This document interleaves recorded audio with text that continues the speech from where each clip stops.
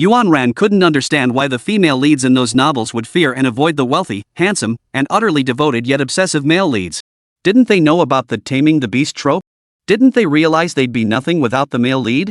So when she spotted the reborn female lead, the daughter of a housekeeper, leaving the male lead's room from a distance, she immediately seized the opportunity and entered. According to the plot, the female lead was supposed to go in and detoxify the male lead. Hui Yong note: Hui Yong may be a recognition error. Context suggests an interaction with the male lead, after which he would force his affections on her. Little did anyone expect this would create an opening for Yuan Ran. Inside the room, Fu Heng's neck was glistening with fine beads of sweat, his Adam's apple bobbing incessantly. Suddenly, a soft, sweet voice whispered by his ear, "President Fu, have some water first." The next moment, Fu Hong saw a pink water cup being offered to him, held by slender, well-defined fingers. His gaze traveled upward and locked onto a pair of bright, captivating eyes. She seemed momentarily startled, then broke into a radiant smile, her phoenix-like eyes sparkling with allure. Fu Heng's heartbeat quickened as he stared at those tempting red lips so close to him, his thoughts stretching into infinity. Veins bulged beneath the sleeves of his arms, sweat rolling down as he asked hoarsely, "What's your name?" "President Fu, my name is Yuan Ran. I'm your personal physician." Fu Heng's slender, well-defined fingers tugged at his tie, his slightly tilted neck revealing bulging veins, his fair skin glistening with sweat. Yuan Ran froze for a moment before immediately pressing her hands against Fu Heng's shoulders, bringing the pink water bottle to his lips. Fu Hong instinctively parted his lips, but as the cool water slid down his throat, the fire in his abdomen only burned hotter. The woman's delicate, boneless hand pressed against his shoulder through his clothes, and Fu Hong gritted his teeth in restraint. "It's so hot, what did you put in the water?" he growled. Yuan Ran seemed startled, her stunningly beautiful face filled with confusion and fear, instinctively loosening her grip on Fu Hong. Narrowing his eyes, Fu Hong seized her slender wrist in a firm grasp. I added boiling water," Yuan Ran stammered, her enchanting fox-like eyes brimming with fear as she shrank back, her body tensing. Seeing the girl's eyes reddening with nervousness and fear like a little rabbit, a hint of amusement surfaced in Fu Heng's dark eyes. The effects of the drug grew increasingly intense within him, his breathing becoming rapid as he asked in a coaxing tone, "Dr. Yuan, how much is your monthly salary?" Yuan Ran exaggeratedly replied, 50,000 after deducting social insurance and housing fund. The confined space seemed to unsettle her slightly, her slender shoulders trembling. The girl wore a fitted white blouse and denim shorts, her long, fair legs accentuated by red high heels. Though her outfit was ordinary, her waist-to-hip ratio was exceptional, her slender waist seemingly graspable in one hand. Looking further down, Fu Heng's breathing grew increasingly erratic, his mouth dry, his heart pounding painfully fast. He bluntly asked, "Dr. Yuan, have you considered changing careers?" "What?" Yuan Ran wore an expression akin to a trapped animal. "Be my wife, and all my assets will be yours. I've kept myself pure, I'm 27 and have never had a girlfriend." Fu Heng's mind spun with dizziness as he struggled to suppress the wild impulses surging within him. If not for fear of frightening her, he would have pinned Yuan Ran beneath him right then. Watching her seemingly deep in thought, his Adam's apple bobbed. The sight of her flushed cheeks made him lose control. With a forceful tug, the girl let out a startled cry and landed on his lap. Fu Heng's scorching lips pressed against the curve of her ear, his hot breath washing over her sensitive earlobe. Ran, have you thought it over? I'll never cheat. You'll be my only woman, everything the Fu family owns will be yours." Yuan Ran's small hands pressed against Fu Heng's chest, her warm fingertips accidentally brushing over his firm pectorals. Wide-eyed with nervousness, she asked, "Really?" The girl before him was soft and pliant, her natural sweet fragrance lingering at the tip of his nose. Her faintly blushing cheeks and dewy, glistening eyes made her as delicate as a rose blooming at dawn. The sight left Fu Hong parched, his roaring desire threatening to devour what little rationality he had left. Gripping her chin, he rasped, "It's true. Will you?" Observing the beast-like desire in the man's eyes, Yuan Ran curled her lips and wrapped her delicate arms around his neck. "President Fu, you'd better keep your word." Fu Hong could no longer restrain himself. He tore her blouse apart, bit her earlobe, and whispered hoarsely, "You're mine now." Gripping the back of her neck with dominance, he pressed her down like a ferocious predator pouncing on its prey. Yuan Ran was pushed onto the bed, her vision filled with the swaying brilliance of the crystal chandelier as she struggled to escape from beneath him. With a soft click, her delicate, boneless hand turned off the light. Immediately, a large, strong hand, its bones clearly defined, enveloped hers. Fu Heng's cold lips pressed against her crimson, burning earlobe as he rasped, "Don't turn it off. Let me see you." Beads of sweat dotted Yuan Ran's fair forehead as she met his wild, crimson gaze, panting heavily. The next moment, a mischievous smile played on her lips as she leaned in to kiss him. She wanted to see Fu Heng's expression, torn between restraint and exhilaration. Zhang Wei ran as fast as she could, afraid that she would be slowed down and be targeted by Bo Hong again. After taking a taxi back to Bo's mansion, based on familiar memories, she went up to the innermost room on the second floor of the main building, her spine resting against the doorframe, and her limbs falling limply to the ground. She wipes away the hot sweat on her forehead, her eyes flashing with ecstasy. In this life, no matter what, she should not get involved with Bo Hong one bit more. I'm sure that without her helping Bo Hong today, Bo Hong must be in a lot of pain right now, right? Zhang Wei's eyes crossed a trace of condescension and disdain. In this life, even if Bo Hong kneeled on the ground and begged her, she would never look at Bo Hong one more time. No one can stop her happiness and break up her marriage with her first love. Thinking of her first love, Su Ziyuan, Zhang Wei couldn't help but shed tears of sadness. Her mother, Zhang Cui Hong, had been a nanny in Bo's family for 20 years, and after knowing that Bo Hong had fallen in love with her, she directly took the account book and let her get a marriage license with that demon Bo Hong, despite her wishes. Even if she cried and screamed and went on a hunger strike to commit suicide, Bo Hong, that pervert, was still unwilling to divorce her and imprisoned her in the thin house all day long. After she managed to escape, she went through a lot of trouble to meet with Su Ziyuan, who said that as long as she brought him the confidential documents of Bo's company, he would be able to take the project and set up a new business empire. Defeating Bo Hong and rescuing her. Zhang Wei's eyes overflowed with rich hatred. Originally, as long as she got the secrets of Bo's group, she could successfully help Su Ziyuan. How could she expect that the insidious and cunning Bo Hong had already known about her movements, and actually replaced the original secrets with pirated ones? Su Ziyuan's company went bankrupt, and Su Ziyuan ended up living on the streets. Zhang Wei deeply exhaled a few mouthfuls of turbid air, took out her cell phone, her eyes firmly opened WeChat, just to send a message to Su Ziyuan. The door of the room was bang bang knocked. Who is it? Zhang Wei impatiently yelled. I'm your mom. Hurry up and come out. Is this a place for you to stay? If old Mr. Bo sees you later, you'll be finished. Zhang Cui Hong's sharp voice rings out. Zhang Wei frowns tightly and violently stands up to open the aspect, her face ugly. What do you mean, is this a place for me to stay? This is my room. Is there anything wrong with me going into my own room? You are stupid. Zhang Cui Hong stared at her with wide eyes, looking at her with a look of an idiot. Your room is in the annex building. This is the main floor. The courtyard of the Bo mansion is huge, but there are only two buildings. One is the main building, which houses the Bo family members, while the annex is for the servants. Zhang Wei was stunned. Right, she has now been reborn, back to a time when she hadn't gotten involved with Bo Hong yet. After Bo Hong fell in love with her in the last life, he moved her strongly from the annex to the main building. The main building, her favorite, is the second floor of the innermost room. Bo Hong will be next to a few rooms are open to give her a careful arrangement, even blankets, our 10 million level selection out of the. Zhang Wei pursed her lips and looked back at this room, which is not yet furnished by Bo Hong, but is also 150 square feet large. Hurry up and go back to your room.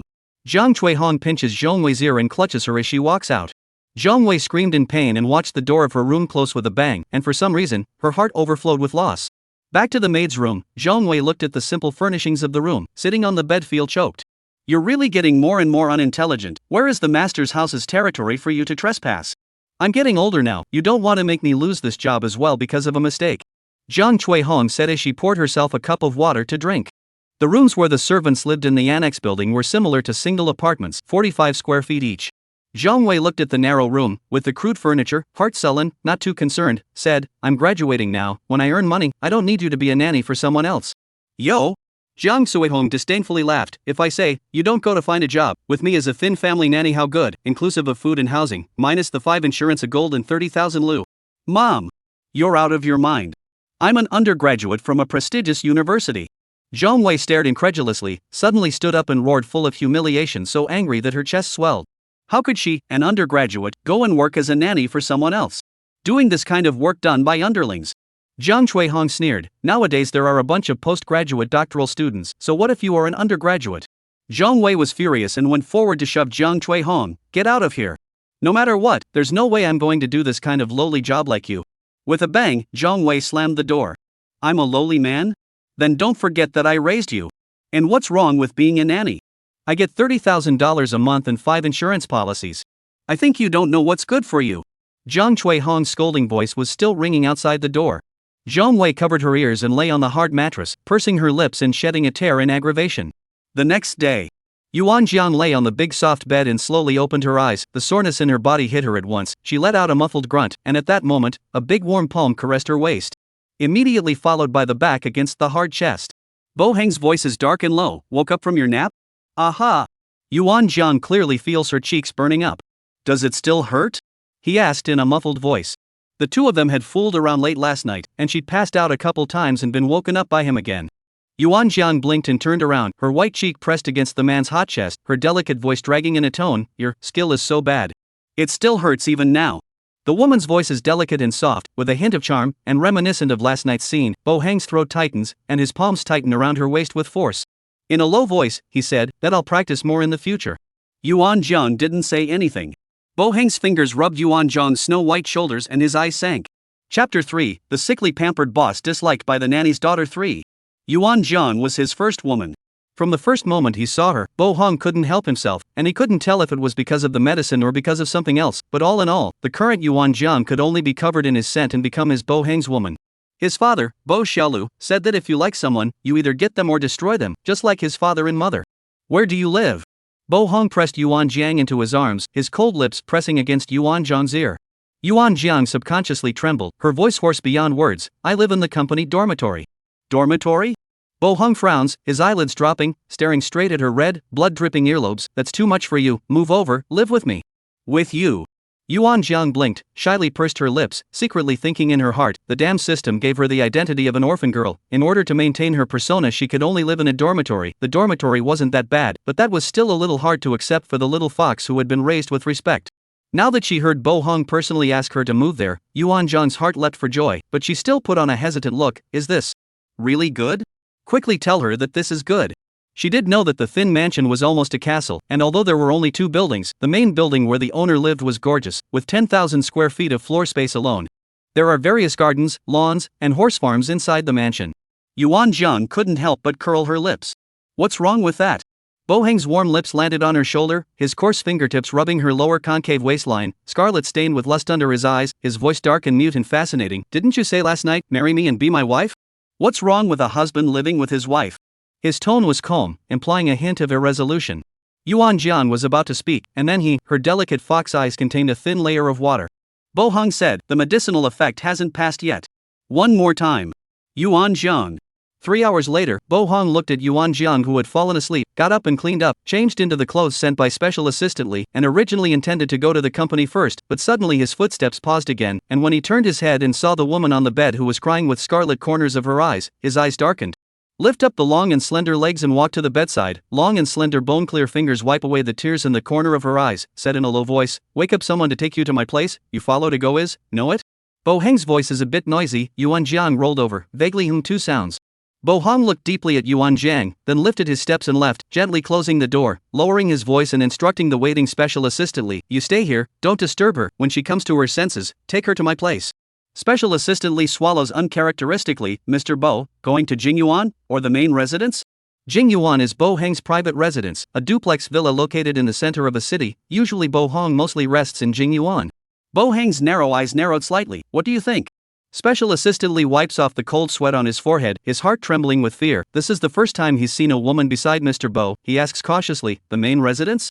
Bo Hang's throat spilled out a golden word, and then took a step to walk out with his long and strong legs. Seemingly thinking of something, he hung his eyelashes, pursed his lips, and his tone was unclear. Find out her information for me. Special Assistant Li, okay, Mr. Bo. Bo Hang has already entered the elevator. The dim light strikes his angular face, half bright and half dark. His cold hard jawline is perfectly beautiful, his deep ink eyes are shadowy and dangerous, his lips as red as peonies are gently opened. He says, remember, nothing is too big or small, from the smallest to the largest. Ding sound, elevator door closed. Li Special Assistant only violently trembled, startled to realize that the back has emerged a large cold sweat. He scrambled to get in touch with his contacts, checking out all of Yuan Zhang's information, including her favorite breakfast place. Special Assistant Li desperately swallowed his saliva. Although it is now a society of law and order, but the Bo family, this kind of era mansion, is not subject to the law, and even secretly, the law and order is only the Bo family's security. Because no one dares to offend the people of the Bo family, especially Bo Hang. Even if the appearance of Thin Honk is a person to talk about, but really cannot resist the treatment of Thin Group as good, even the usual people look down on the cleaning security, and Thin can get after deducting the 5 insurance and gold after 20,000 salary. Li Assistant deeply inhaled a few breaths, quickly opened the cell phone, and saw Thin honored to him transferred 100,000 yuan of hard work. Mr. Bo, you are simply the god of heaven descending. Special Assistant Li instantly stops being afraid again and frantically kisses at the cell phone screen. The fear he had just felt has disappeared. Now he only feels that Bo Hang is the god of wealth. Chapter 4, The Sickly Pampered Boss Who Was Disliked by the Nanny's Daughter 4. By the time Yuan Zhang woke up, it was already 5 hours later. She tiredly got out from under the covers, looked around to make sure Bo Hang had left, and on the bedside table next to her was a clean set of dresses and close-fitting clothes. Yuan Zhang gets up and picks up the intimate apparel to take a look, and a smile emerges from the bottom of her eyes. It seems that you are satisfied with this mission objective. The system coldly voiced out. Of course I'm satisfied, Yuan Jiang said slowly while lifting the quilt and walking into the bathroom. Long, handsome, golden sweet, what woman wouldn't like that? The system has just reached adulthood, and when he heard her words, he immediately rebuked in embarrassment and anger. Shallow woman. Don't be poor, what's the love value? The system checks a glance, 80. It's actually this high already? Yuan Jiang was slightly surprised. After all, yesterday was still the first time they met, and although it was a straight home run, this love value, it was too fast to spike. Bo Hang is not some normal person, he was slept with by you, naturally feels that you are his possession, for his own belongings. 80 love value can only be considered normal. Little fox, don't forget, your mission is to get Bo Hang's 100 love value and accompany him to spend this life happily. Yuan Jiang grunted him, a quick hint of a malicious smile swept across her charming fox eyes as she carelessly cleaned her body. Her skin was like a peeled egg, so tender that it could be pinched out of water. Bo Hong really did not know how to be compassionate, her body was full of traces left by him. Yuan Jiang secretly cursed a few times. By the time she changed into a dress and walked out of this room, it was another 2 hours later. After waiting for most of the day, her feet were numb from standing and squatting on the side of assistantly finally waited for the person to come out, so excited that she was going to cry with joy. When he sees a beautiful and delicate Yuan Jiang, whose temperament is light and elegant, and who attracts people's love, Li's assistant's eyes flash with amazement, and he finally understands why Bo Hang is so special to this young lady. In his place, he was afraid that he would also hide at Golden House. But this is the boss's woman. Special Assistant Li very knowingly introduced himself. Hello Ms. Yuan Jiang, I'm Mr. Bo's assistant, surnamed Li, you can just call me Special Assistant Li. Aha! Yuan Jiang's thick and slender eyelashes flutter lightly as she slowly nods her head, then reveals a confused look. Is there something wrong? It's like this, Mr. Bo instructed me to take you to check into the residence, why don't you follow me? A standard 8-tooth smile appears on Assistant Li's face. Check into the residence? Yuan Jiang gives a slight lurch, having thought that Bo Han would take her to a private residence, but she did not expect that she would be asked to go directly to a residence. For the more noble the status of a son of a family, taking a woman to a residence is nothing more than recognizing the other party's status. Yuan Jiang blinked, she was happy to do so. Yeah, but I need to clean up a bit. Ms. Yuan Jiang, Mr. Bo ordered, you can just move in directly, we will arrange the rest for you. Alright then. Yuan Jiang didn't have much to pack, she didn't have any expensive items worth packing or memorable things to take with her. Besides, she guessed that Bo Hang would go to the dormitory where she was staying. Yuan Jiang arched her eyebrows and followed Special Assistant Li back to the Bo family residence, which was situated in the most favorable location halfway up the hillside in the south of the city of A. The uphill road was lined with scorched maple leaves at times, and a mysterious and lofty castle was hidden among the mountains and forests, with a vast territory. In front of the castle is a green lawn, there are already 2 stone lions, the black and gold skeletonized gate was opened by 4 guards, and Special Assistant Li drove in. Yuan Jiang was led into the main building by Special Assistant Li. Zhang Wei was kneeling on the ground and wiping the floor, mentally cursing. Zhang Cui Hong was assigned the task of mopping the floor today, and halfway through wiping she actually flashed her back. If you take a leave of absence, you have to deduct $2,000 of full attendance and $500 of salary. Her snobbish mother forced her to scrub the floor, but also asked to kneel and scrub. If she doesn't help Zhang Cuihong with her work, Zhang Cuihong threatens her with not paying her a penny in the future. The more Zhang Wei thought about it, the more angry she was. She hadn't found a job yet, and when she did, she wouldn't care about a penny in Zhang Cuihong's hand. Suddenly, a sound of a door opening rang out. Who is it? Zhang Wei turned around angrily, and she saw Special Assistant Li, her eyes showing horror. What was Special Assistant Li doing at the residence? It can't be to look for her. She had clearly avoided the drama of getting entangled with Bo Hong, so why was Bo Hong still looking at her? No, she couldn't go with Special Assistant Li to meet Bo Hong. Chapter 5, The Sickly Pampered Boss Disliked by the Nanny's Daughter 5. Miss Yuan Jiang, I'll take you to Mr. Bo's bedroom. Special Assistant Li holds up the black framed glasses on the bridge of his nose as he walks. Yuan Jiang smiles at Special Assistant Li. Tough luck, Special Assistant Li. No hard work, no hard work. Special Assistant Li saw the smile on Yuan Jiang's small face, the bottom of her eyes once again surfaced in amazement. All these years following Bo Hong has seen so many female celebrities and actresses, actually not half as good looking as the one in front of her, speaking in a delicate and soft tone, like a hook. He thought in his heart, no wonder he could mesmerize Mr. Bo. He was about to go up the stairs when a woman suddenly rushed over, and Assistant Li's brows knit into a frown. Just as he was about to open his mouth, Zhang Wei glared at him with a stubborn face. Special Assistant Li, you'd better die. I will never go with you. Also, you tell Bo Hang that I, Zhang Wei, don't care about his love or his money. In this life, she will never try to mess with me again. Special Assistant Li was shocked and subconsciously went to measure Yuan Zhang's complexion, only slightly relieved when she saw Yuan Zhang's face remained unchanged. She gouged out Zhang Wei with the eyes of a psychopath who came out of nowhere? It's your kind of goods that our general manager Bo can't look at. Zhang Wei's looks were already on the small side, and at this time, wearing Jiang Chui Han's overalls, her hair was messy and her eyes were scarlet, making her look even more like a madman. Special Assistant Lee, this is. Yuan Jiang of course knew that the one in front of her was the original heroine, and looking at the hint of hope hidden under her angry complexion, she couldn't help but hook her lips and smile. Now, the male lead was hers. Ms. Yuan Jiang, this is probably the new nanny. After sizing up Zhong Wei twice, Special Assistant Lee slowed down her voice towards Yuan Jiang. Only then did Zhong Wei notice Yuan Jiang behind Special Assistant Lee. Her body stiffened violently, and a strong uneasiness inexplicably welled up in the bottom of her heart. Who was this woman? Why did Assistant Lee bring this woman to the residence? Assistant Lee, who is she? Zhong Wei questioned angrily, pointing at Yuan Jiang. A touch of cold color flared in Special Assistant Lee's dark eyes, the corner of his lips carelessly hooked up with a touch of arrogance, dutifully blocking Yuan Jiang's body with a smile on his face. It's not the turn of a nanny to be in charge of General Manager Bo's affairs, get out of the way.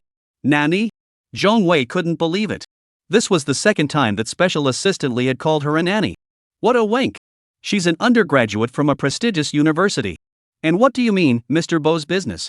Zhong Wei's eyes darted around twice, and all of a sudden, her eyes widened. Special Assistant Lee, what do you mean by that? Are you saying that Bo Hong asked you to bring this woman to the residence? Or else? Assistant Lee frowned tightly in disgust. When did the Bo family recruit nannies without looking at their personal qualities? Zhong Wei clenches her fingers tightly and falls into silence. No, how could it be? Didn't Bo Hong say that he would always love only her? Ha. See, that's a man's lie. Zhong Wei forced back her tears and glared viciously at Yuan Jiang. It must be this woman who took advantage of last night to seduce Bo Hong. Special Assistant Lee, this nanny's eyes are so scary. Yuan Jiang's thin fingers ruffled through the ebony hair on her earlobes, her voice delicate with trembling, sounding helpless and scared. Special Assistant Lee also saw Zhong Wei's eyes, and was instantly annoyed as well. Not caring about being a gentleman, he pushed Zhong Wei away with one hand. The master's family's business. It's also your turn to be in charge of an underling? Get away from me. Zhong Wei was pushed to the ground unawares, staring wide-eyed and trembling with anger. Special Assistant Lee actually dared to do this to her. In her last life, the Assistant Lee, who was respectful in front of her, even apologized to her in a low and kind manner when the temperature of the coffee she drank was not right. Now, not only dared to taunt her, but also push her. Yuan Jiang had a smile on her lips, and under her eyes was an absent-minded smile like a little fox messing around, as if she had casually swept a glance at Zhong Wei on the ground. Zhong Wei looked up full of anger and met her gaze. Between the four eyes, Yuan Jiang smiled and followed Special Assistant Lee up to the second floor. Zhong Wei's heart was subjected to a strong fall, indignantly glaring at her figure, and finally gritting her teeth and cursing darkly as she left. Ms. Yuan Jiang, this is General Manager Bo's bedroom. Special Assistant Lee takes out the key and gives it to Yuan Jiang. The rest of your belongings will be delivered later, you just need to pick them. After saying this, Special Assistant Lee leaves the Bo residence. Yuan Jiang opened the door to the room. The first feeling was simplicity. The bedroom was large, about 200 square feet. The bed alone was a 3-meter king-size bed. The overall color scheme was white. Rolling on the large soft bed, Yuan Jiang squinted her eyes in satisfaction. This big bed was so comfortable. Half an hour later, a group of people came, bringing a room full of the latest clothes and shoes and jewelry. There is no woman who doesn't love these. Yuan Jiang is a little fox with the attributes of a fortune hunter, and immediately started picking out clothes with both eyes, trying them on back and forth, and stinking in the mirror. As for jewelry, Yuan Jiang picked the biggest diamonds to wear. Bo's group. After sending Yuan Jiang safely to Bo's mansion, Special Assistant Lee contacted an informant to find out Yuan Jiang's identity information and rushed back to the company without stopping. Mr. Bo, Miss Yuan Jiang is now at the residence, and the others have been arranged to be sent over. Miss Yuan Jiang is probably still picking out clothes and jewelry at this moment. Bo Hong sits on the sofa, carelessly lifting his long eyelashes, slowly opening his mouth. How's the investigation going? Miss Yuan Jiang was raised in the orphanage, 5 years old when adopted, 10 years old when the adoptive father and mother died in a car accident, some of the family background, but are taken in the hands of the adoptive father's brother. Miss Yuan Jiang itself strived to get ahead, read on the city medical school, but after the second semester of freshman year the adoptive father's brothers decided to break off relations with the Miss Yuan Jiang, said that they are not willing to pay money for the outsiders to read books. Miss Yuan Jiang then studied and worked part-time to finish college. She has an excellent resume, and just joined the Thin family's private doctor some time ago. Lee Assistant Heart gave birth to a few points of sympathy. Never thought that looks beautiful and excellent. Yuan Jiang's life is actually so miserable. Carefully raised his eyes to look at the icy cold Thin Hong. Thin total? Bo Hong faintly swept him a glance, his voice low and dark. What I want to know is not this. Special Assistant Lee was confused. Then what is it that you want to know? Bo Heng's eyelids drooped, his complexion dark and unknown. She likes to eat. Chapter 6, the sickly pampered boss who was disliked by the nanny's daughter. 6. Like, what to eat? Assistant Lee was confused, shocked, and looked at Bo Hong, and the pupils of his eyes widened a bit. Mr. Bo actually played with this set of pure love? Thin Hong stood in front of the floor-to-ceiling windows, dark eyes overlooking the entire city, thin lips pursed, for a long time did not hear the answer, slightly unhappy inclined his head and swept to Lee's special assistant. Speak. Thin General. Special Assistant Lee racked his brain to think back, flipping back and forth, only to find out that Miss Yuan Jiang eats everything. Because of poverty, she has no choice. Watching Mr. Thin's face become more and more gloomy, he wiped off the cold sweat that emerged from his forehead, stuttered and answered, Miss Yuan Jiang is not a picky eater. Bo Hang is silent for a moment, and soon, asks again, so what color does she like? Special Assistant Lee was like an enemy. This. Looking at his stuttering, half unable to speak, Bo Hong felt annoyed that he couldn't even check this small matter and said with a cold face, get out. Okay. Special Assistant Lee's face was happy, pulling his legs and running. Miss Yuan Jiang's information is cleaner than his face. If Mr. Bo continues to ask, he can't answer. May not annoy Mr. Bo. Want him to return the 100,000 bonus? How to do? I'm going to go first. An eerie silence fell over the office. Bo Heng's thin lips held a cigarette, his thin white fingers played with the black heavy metal lighter, tossing it toward mid-air with a single motion, and soon, he lit the cigarette and slowly took a drag, the white smoke lingering, blurring his excessively sharp and handsome features. Vaguely only a pair of narrow ink eyes, the bottom of the eyes rolled scarlet. He sat back in his seat, opened his computer and clicked on a few random places, and the surveillance screen of the thin house appeared. Bo Hong looked thoughtfully at Yuan Jiang inside the surveillance, picking out jewelry. She seemed to like gems. The bigger the gems, the sweeter the smile on her face. The clothes she chose were all white. Bo Hong took a closer look and his complexion turned cold. The clothes she chose either exposed her arms or her thighs, and what's even more excessive, she actually chose a big backless halter dress. The mind flashed out of a large area of the woman's white and soft skin, close to his body sweat stains. Thin Hong snapped sound off the monitor. He wants to go back and personally pick out clothes for her. Meager residence. Zhong Wei stood outside the huge check room with a face full of stifled frustration. Even though she was personally informed by Special Assistant Lee, she was still unbelievable. How could Bo Hong change his heart? These clothes and jewelry should be hers. How can it be another woman who is joyfully picking them out? No one else is allowed to grab what she doesn't want. Zhong Wei rushed over with a brain and said with a black face, hey, what's your name? Yuan Jiang stared back at the annoyed original heroine, her delicate lips hooked and her voice was petite. My name is Yuan Jiang. Did you climb into Bo Hang's bed last night? Zhong Wei's face is filled with disgust, her scrutinizing gaze looking her up and down, and when she sees the red marks on her white neck, her heart inexplicably rises with a sour taste. Yuan Jiang looks at her thoughtfully for a couple of moments, then picks out a pretty dress to compare on her body and says slowly, no. Bo Hong said he wants to marry me and become my husband. What? Zhong Wei is incredulous, so angry that her nose is crooked. Looking at her breezily trying on her clothes, she snatches the clothes from Yuan Jiang's hand and viciously scolds, do you know what kind of person Bo Hong is? How can you climb into his bed? And what kind of person are you? Snap. Yuan Jiang slapped Zhong Wei hard across the face. Zhong Wei's face was immediately red and swollen, and she touched her face, her eyes reddening. Ever since she was a child, no one had ever hit her. And hit her so hard. Especially after being entangled by Thin Hung in her last life, it was all about her slapping others. As for me, I should soon be the mistress of the Bo family, and I heard from Special Assistant Lee that you are the nanny of the Bo family. Yuan Jiang smiles and ruffles the hair hanging down by her ears. In the face of Zhong Wei's anger, she doesn't even change her face for a second, only the color of the eyes under her eyes is a bit cold, and her voice is still warm and soft. Since when can a nanny point fingers at the master's family's business? Zhong Wei was filled with humiliation. I'm not a nanny. Oh? Yuan Jiang surveyed her thoughtfully. My mom is the nanny. Zhong Wei yelled, her heart once again resenting Jiang Chui Hong for why she wanted to be a nanny for someone else's family, such a disgraceful job that made her lose face in front of this. Completely forgetting that Jiang Chui Hong relied on this job to pay for her to attend the Noble Academy and give her $5,000 a month for living expenses. Bo Hong, who had returned to Bo Mansion, had just walked up the stairs when he heard the noise, his slender dark brows furrowed as he walked to the door of the check room and saw a man yelling at his future wife. He looks uncertain. Yuan Jiang immediately notices him, her eyes shining brightly as she walks over towards Bo Hong, an emerald gemstone still in her hand. Bo Hong, you're back. Bo Hong lowers his eyes, her eyes are as bright and watery as gemstones, and the way she tilts her head and gazes at him looks like an adorable Muppet cat. He raised his hand and rubbed Yuan Jiang's head, feeling like he was wooing a kitten. The coldness between his brows faded a few points, containing a few smiles, and as he clasped her wrist, he forcefully pulled the person into his arms. Yuan Jiang let out a cry of surprise, her feet stepped on the new crystal shoes, staggered and her entire body flung into his arms, the tips of her ears reddened in shock. And Zhong Wei's scalp tingles when she hears that Bo Hong has returned, while her heart overflows with a few moments of condescension. As soon as Bo Hong comes back and sees her, he will surely be as deeply in love with her as he was in his last life.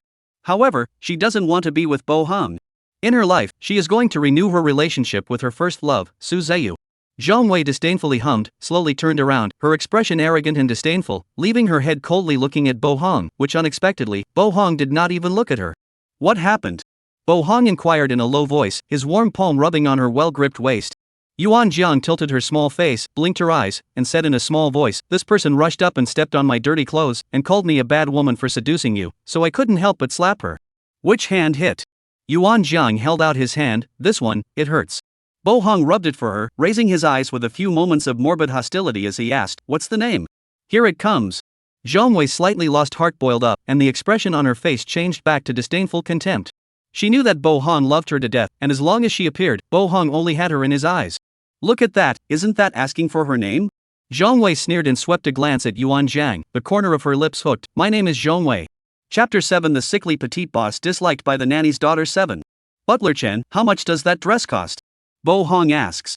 Butler Chen, who is standing at the door, immediately picks up the skirt and looks at the price. "Mr. Bo, this skirt is a limited edition model from Donna Karen, worth 97,000 yuan.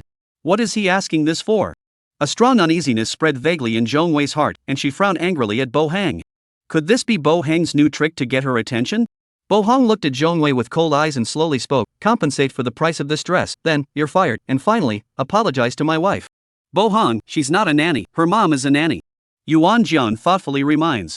Zhang Wei is furious. "Bo Hong, what do you mean by this? Are you trying to use my mother to force me again?"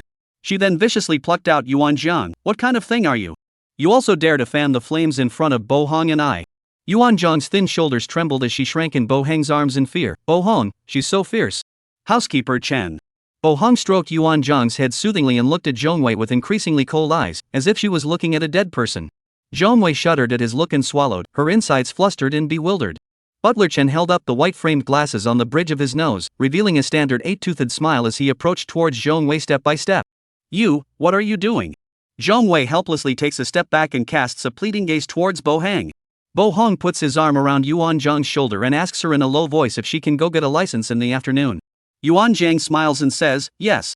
Zhang Wei's scalp tingles. Even if she is stupid, she realizes that Bo Hong has moved on and anger rises within her. These special treatments clearly belong to her. How can thin honored change at the drop of a hat? Zhang Wei's chest rose and fell violently, and then, she thought of something else and looked sympathetically at Yuan Jiang. No, she should be glad that Bo Hong had shifted her target. So what if you're rich? Thin Hong is a pervert. I'm sure this short-sighted woman is looking at the assets in Bo Hang's hands. When Bo Hong reveals his true colors, she waits for this remorseful pain. Butler Chen pressed down on her hand and kicked her in the back knee. "Apologize." Zhang Wei was completely unguarded. Violently her knees went weak. Kneeling on the ground, she was full of anger and was about to curse out. Butler Chen had the extreme eyesight to slap her, grabbed the back of her neck and pressed her to lower her head, coldly warning, "Don't let me say it a second time." Zhang Wei.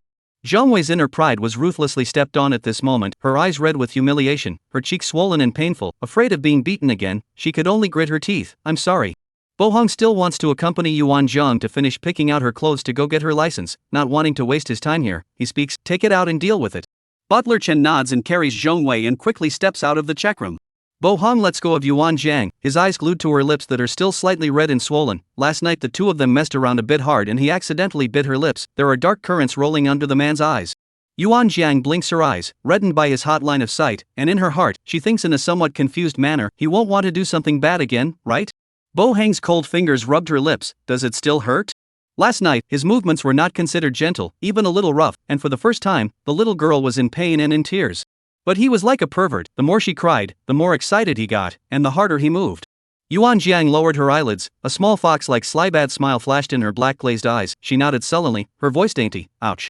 Bo Hang's brows tighten, his arm forcefully wraps around Yuan Jiang's waist, forcing her to stay close to him. His gaze stares deeply at her, his voice low and dark. "I know." Yuan Jiang suspiciously gave a sound, and then? As if seeing her confusion, Thin Honored bent down and hung her head to kiss her on the lips, coaxing with an extremely unnatural look. "I'll pay attention next time." Satisfied, Yuan Jiang hides her fox eyes and nods vigorously, pulling Bo Hang's hand and casually taking a skirt and gesticulating. "Bo Hong, quickly help me pick the best-looking skirt. Aren't we going to take ID photos?" Bo Hong obediently follows her over and patiently picks out a long, conservative dress for her. "I'll change into it for you." "Not this one." Yuan Jiang looks around. This dress is so conservative that she can only show her head on it. She doesn't like it. She chooses a short red halter dress with bright eyes. "I want this one." Bo Hong put away the smile at the corner of his lips, looking at this skirt with so little fabric, his deep pupils became dark and unknown. He gently shook his head. Wear it at home. The implication is, don't wear it out. The little girl looks already beautiful and attractive, not dressing up is already striking enough. If she dresses up carefully again, Bo Hong can guess with her toes that many men will stare at her. Men's inferiority is to be horny. Special Assistant Lee once mentioned that most men like to survey every female with lewd eyes on hot summer days, and Special Assistant Lee's sister was once tailed. Bo Hong thought about it. Lee Tae-suk seemed to have even gone and smashed the lewd man's home, paying out $7,000, and he, as his boss, thoughtfully reimbursed Lee Tae-suk, who then gabbed about the cause and effect of the incident and told him everything in detail. He didn't want to know, but Lee Tae-suk's mouth was like a machine gun, blah blah blah, and finished. In short, Thin Hong didn't want Yuan Jiang to wear revealing clothes that could only be shown to him. Yuan Jiang disgruntledly hugged Bo Hong's arm and pouted. The weather is so hot, I just like this dress. Bo Hong sweeps the skirt twice and nods in approval. This skirt does look good, I'll change it for you. Yuan Jiang blinks hesitantly, and before she can react, Bo Hong rips the dress from her body. You. Yuan Jiang shrinks a little shyly. Bo Hong forcefully curbed her evasive movements and tore the last trace of fabric on her body. Her snow-white skin was covered with traces of red, cyan, and purple interlaced with a red mole on her chest, which Bo Hong liked very much. His eyes were deep, his large palm pressed Yuan Jiang's shoulder forcefully. He bent his waist, hung his head and kissed on the red mole. Then, downwards. By the end of the day, Yuan Jiang was crying again and being carried by Thin Hong on the sofa in the check room after a sweaty battle. Yuan Jiang didn't wear the red dress after all. The little girl was limp on the sofa, and after careful selection, Bo Hong changed her into a collegiate-style white shirt and knee-length red plaid pleated skirt. He himself was still wearing his formal black suit, meticulous. Go get the license. Bo Hong scooped her up and headed out the door. Coming out of the Civil Affairs Bureau, Yuan Jiang holds the marriage license and hasn't even looked at it twice before Bo Hong takes it away, and she glares at him with a puff of air. What are you doing? Chapter 8, The Sickly Petite Boss Disliked by the Nanny's Daughter 8. Afraid you'll lose it, I'll keep it for you. Bo Hong's thick and slender eyelashes fluttered for a moment, carefully glancing at the two marriage certificates before hastily putting them into his pocket, fearing that Yuan Jiang would snatch them away as if they were there. Bo Hong puts one arm around Yuan Jiang's shoulder and walks towards the black Maybach parked on the side of the road while slowly opening his mouth. Jiang Jiang, are you hungry?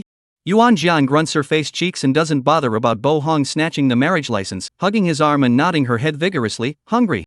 Bo Hong opens the car door and presses the back of his hand against the roof of the car. I'll take you to dinner. Yuan Jiang obediently sits in and sees Special Assistant Lee in the driver's seat. Special Assistant Lee, when did you come? Ms. Yuan Jiang, I just arrived. Come to give you and Mr. Bo as a driver. The latter sentence, the special assistant did not dare to say out, afraid that the next second Bo Hong let him get out. Yuan Jiang nodded, and when she turned her head, she saw Bo Hong staring coldly at the back of Assistant Lee's head, as if she wanted to see through a hole. Special Assistant Lee swallowed unprofessionally and stiffly pulled out a smile. Mr. Bo, where are we going? Water Cloud Pavilion. Bo Hong spared no words. Water Cloud Pavilion is the city's top wetland restaurant, pleasant scenery, birds and flowers. The box presents transparent glass, inside can see outside, outside people cannot see inside. Privacy is extremely strong, individual bosses like to about male models, female models to find excitement here. This place is too extravagant, just low consumption is as high as $500,000, can enter here in addition to money, but also have the right. Bo Hong has an exclusive private box and has never brought anyone in. Yuan Jiang is still the first. Yuan Jiang looks around and stares in curiosity as she sees in the distance a blond man with his arms wrapped around a woman against the door of the box kissing and pushing the door in while undressing. She covered her lips in wonder and let out a wow. Bo Hong followed her line of sight and saw the entangled man and woman. The man dyed bright blonde hair, white-cut chicken body, eyes to see about to take off the skin belt, his face a black, covered Yuan Jiang's eyes and brought people into the box. What's there to see? His tone was a bit hard. Yuan Jiang broke away from Bo Hong's hand and sat on a stool smiling. I think they're bold, and I was curious to look at them more. Bo Hong coldly laughed, his ink eyes deep and gloomy, staring at Yuan Jiang. Yuan Jiang knows that he is sick and doesn't continue to mention it, looking around the box and changing the topic. Bo Hong, so hungry. Bo Hong's eyelashes fluttered for a long time, seeing that she didn't bring up the man from earlier, her tightly furrowed brows slowly loosened, and she coldly said, wait a little longer. The ingredients here are all freshly picked and slaughtered. The vegetables are still in the land 1 second, the next second they are thrown into the pot. The fish are still swimming in the water 1 second, the next second they are smashed over the head to become a delicacy. Bo Hong's narrow eyes are slightly narrowed, the bottom of his eyes are rolling with dangerous viciousness. There is also a hint of gloomy madness, but it is completely hidden when he looks at Yuan Jiang, tugging at the corners of his lips. He warmly says, Jiang Jiang, you wait here, I'll go out and deal with the matter. Yuan Jiang nodded, then you have to come back quickly. Bo Hong hums, then exits the box and walks aside, listening to the ambiguous voices inside, lifts his foot and kicks at the door, the voices inside crashing to a halt. The man is in the most exciting critical moment, suddenly was so a moment, instantly withered, angrily yelled, "Hua!" The corner of the woman's mouth jerked and she covered her face warily. It couldn't be her boyfriend, could it? After waiting for a few moments, no sound was heard. Only then did the woman let go, grunting, and circling the man's neck for a kiss. The man had a dark and sullen face, he would like to, but he had just been scared so hard that he had the heart to do it. His eyes rolled twice, and as he grabbed the woman he made her kneel on the floor and sit with her legs crossed like a dilettante. Inside the box, Yuan Jiang played with her hair in boredom, squinting to look at the periphery. Outside this box is a large wetland, there is a spring, there are black swans and white swans lazily sunbathing, the scenery is excellent. She was a little bit greedy, wanting to go to the secluded green lawn to take a roll. "Zhang Jiang, what are you looking at?" Bo Hong pushes the door in, his face loosening up a few points, not as cold and hard as earlier. Yuan Jiang casually points outside and replies vaguely, "The scenery is good."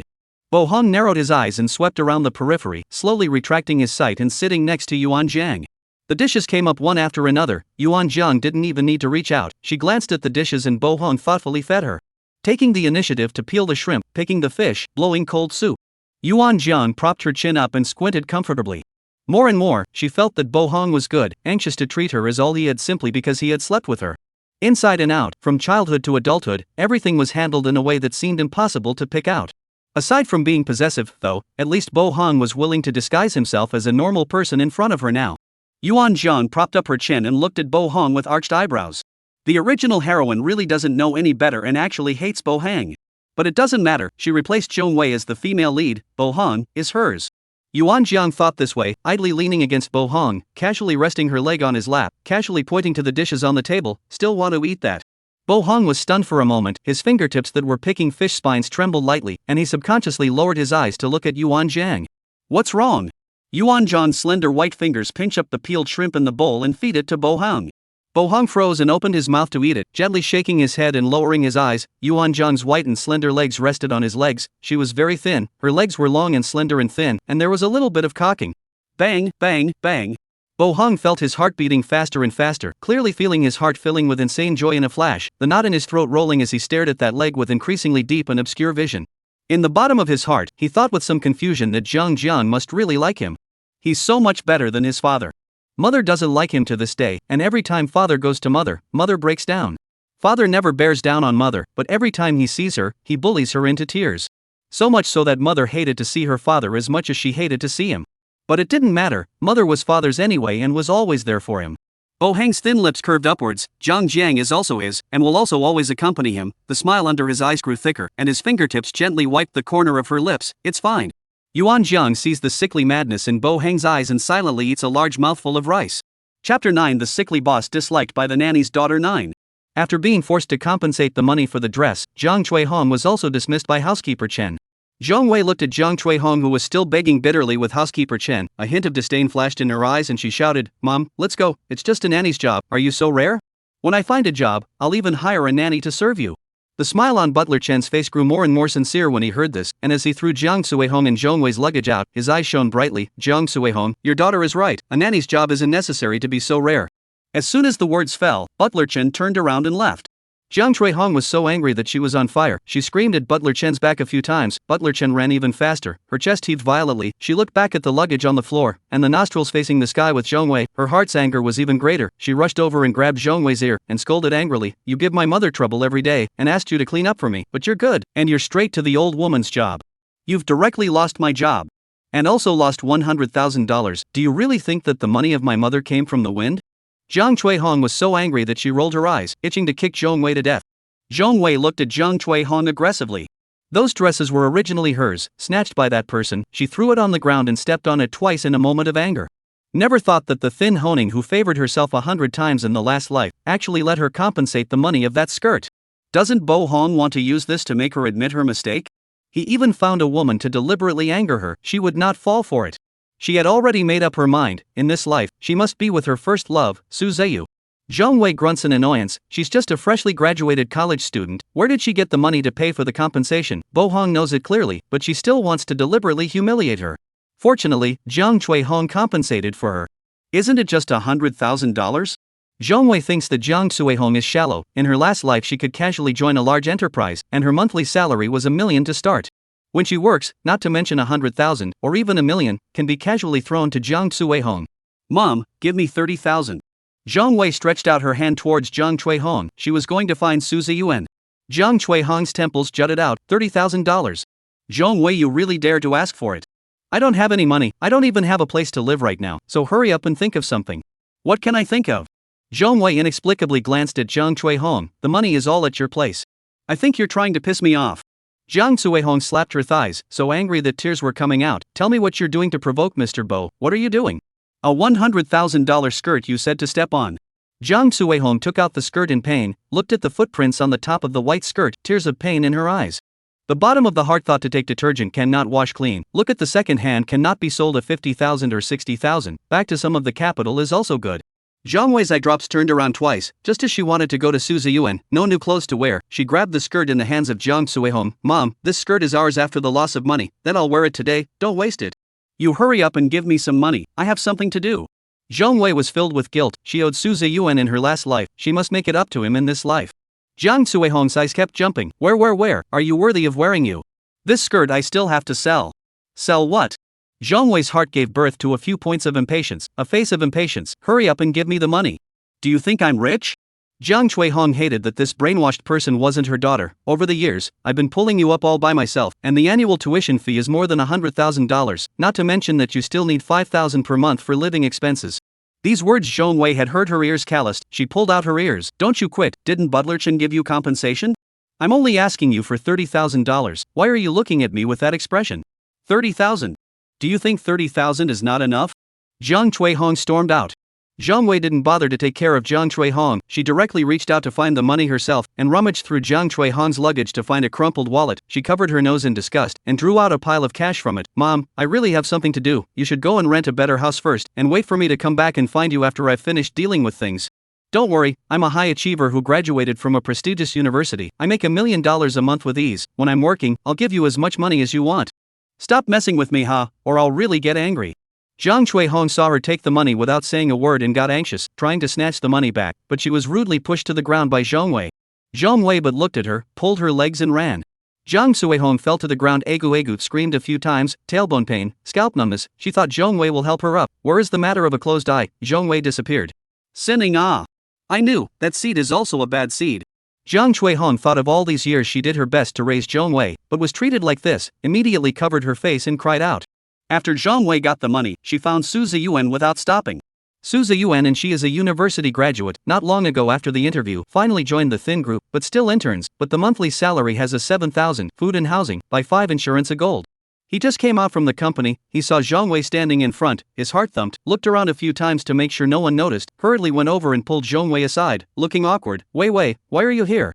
The two had been together since their sophomore year, and were each other's first love.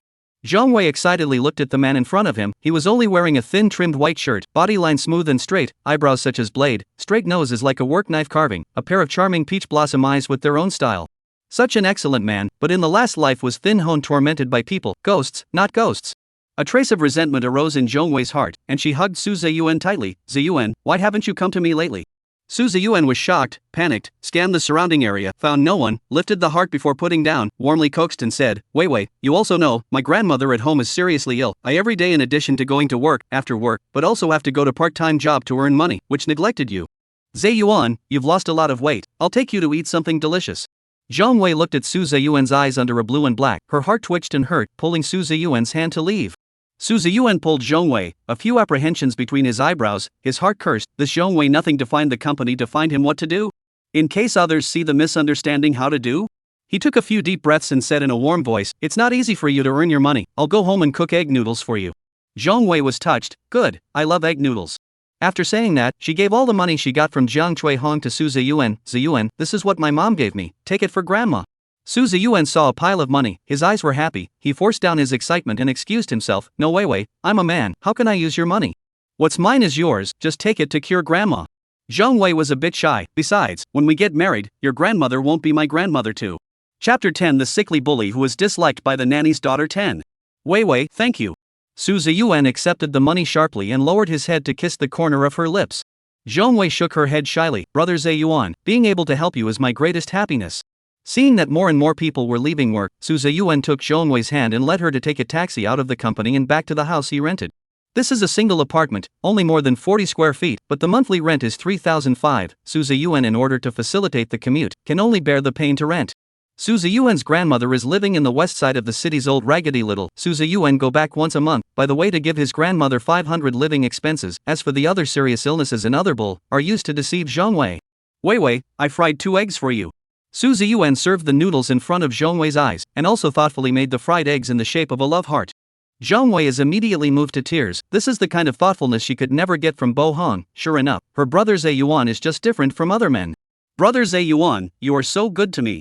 Su Ziyuan smiled and shook his head. Wei, hurry up and eat. Brother Yuan, aren't you going to eat? Zhongwei only saw him cook a bowl. I ate at the company and I'm not hungry yet. Zhongwei has not eaten for a day, hungry chest to back. Listening to Su Ziyuan said so, put down the heart, pick up the bowl and bury the head to eat, and then go into the kitchen to wash the bowl. See, the home is messy, she diligently clean up again. Su Ziyuan poured her a cup of boiled water. Wei, drink some water and take a rest. Thank you, Brother Yuan. Zhongwei happily accepted the water, just took a sip and spat it back into the cup. What is this strange flavor? Su Ziyuan only has a salary of 7,000, spent 3,005 to rent an apartment, and eat and drink as well as buy clothes and shoes. The rest can only be saved and saved. This water is the natural water that he used to boil the kettle to boil. Su Ziyuan pretended not to see, and now it is late. He measured Zhongwei. Zhongwei is, after all, his first favorite woman. Looks are not stunning, small family looks, temperament is fresh as a white lotus, plus she is thin, the body is not shapely, but a pair of long and slender legs is extremely compelling. Su Ziyuan is a leg control, staring straight at Zhongwei's legs. He couldn't help but go up and hug her. Wei, sleep here with me today? The two have been talking for more than 2 years and have yet to hit a home run, partly because Zhongwei says she is a conservative woman and can only have a sex life after marriage, and partly because Su Ziyuan wants to hide his unknown secret. But today, Zhongwei gave him all her money. Su Ziyuan, after careful consideration, decided to tell Zhongwei about this matter intuitively. Whether she can accept it or not, it all depends on her. Zhongwei was shocked when her face turned red. Su Ziyuan's hand wandered over her body. She subconsciously wanted to push Su Ziyuan away, but suddenly thought, her dream all along, isn't it to mend fences with Su Ziyuan and spend a happy and fulfilling life? Zhongwei took a deep breath and took the initiative to circle Su Ziyuan's neck, coming forward to kiss him. Brother Ziyuan, then you have to be gentle. Good. Su Ziyuan couldn't wait to pick up Zhongwei, pulling down the curtains of the floor-to-ceiling window with one hand, and after dropping the person on the bed, he took off his clothes and pressed on. Zhongwei's limbs went limp as he kissed her. After a long time, Su Ziyuan took off his pants. Zhongwei was full of shyness, both nervous and expectant. 2 minutes later, Su Ziyuan panted and hugged Zhongwei. Wei, did I hurt you? The end? Over? Zhongwei's eyes widened. Su Ziyuan. Wei, I was seeing that you were about to pass out just now, and my heart ached for you, so I ended it haphazardly. Su Ziyuan's complexion stiffened, and he hurriedly looked for a remedy. Zhongwei's face at this moment was uglier than eating, doing such a long scene in front of her just for these 2 minutes without the slightest feeling. She didn't even feel whether Su Ziyuan entered or not at all. Su Ziyuan got up and looked at the bedsheet anxiously. His face also became a bit ugly. Wei, how come there's no blood? What do you think? Zhongwei breathlessly rolled her eyes, now facing Su Ziyuan. Her heart was a bit down, she could not care about anything else. She picked up the clothes on the ground and put them on. How do I know? You fooled around with someone else? Su Ziyuan looked at Zhongwei with a disgruntled look of disappointment. Zhongwei's heart was in turmoil, and for a moment she didn't know what to say. She was indeed innocent, as to why there was no blood. She swept a glance at Su Ziyuan's millet peppers, dislike surfaced in the bottom of her eyes, put on her shoes and headed out. Let's not meet for the next few days, let's calm down each other. As the words fell, Zhongwei threw the door open with a bang. Su Ziyuan stared at the bedsheets with a gloomy expression, his fingers clenching tighter. Inside the chilly, gorgeous villa. Day. The eerie footsteps were not fast and furious, and the woman inside the cage sat up violently from the bed and dove underneath it with horror in her eyes. There were no lights on in the room, the entire space was pitch black and eerie, and the woman stared wide-eyed, following her instincts, staring dead ahead in the direction of the door. Click! The door was pushed open, and silver-white moonlight shone into the room, landing on the cold floor and on the heavy golden locks on the golden cage.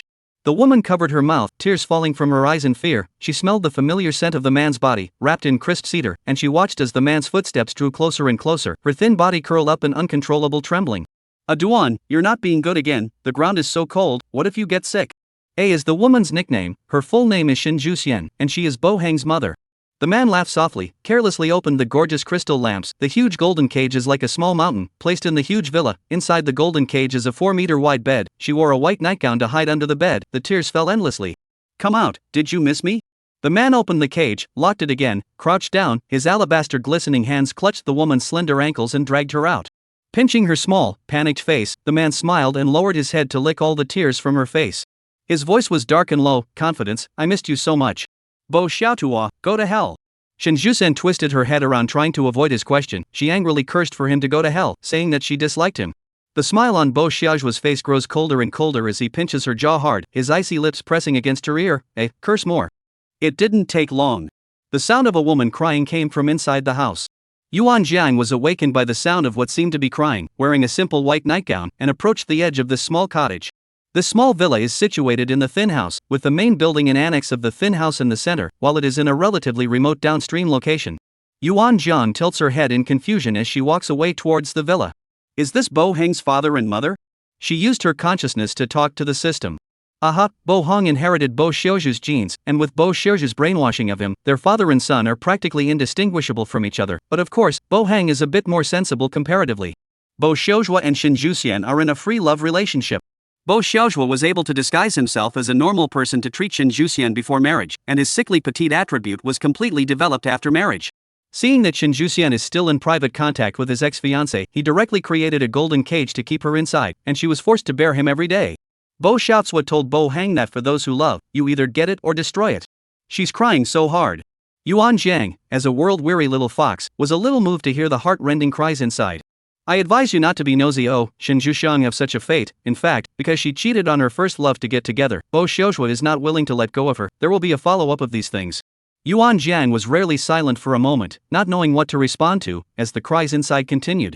Suddenly, Yuan Jiang felt a chill on the back of her neck, followed by cold hands curbing her waist and holding her against the trunk of a tree, his lips as cold as his person, tearing and biting until she tasted blood. Bo Hong pinched her jaw, the bottom of his dark eyes revealing a few shades of coldness as he said, Jiang, what are you doing here at night if you don't sleep? Yuan Jiang was pinched by him and was forced to lift her pathetic little face, her delicate lips red and swollen, her pretty eyes clouded with a layer of mist, and she said in a small voice, I heard someone crying, and I wanted to come over to take a look. She innocently and uncomprehendingly opens her eyes wide and inquires, Thin Hong, who's inside? It seems like there are bad guys bullying the little girl.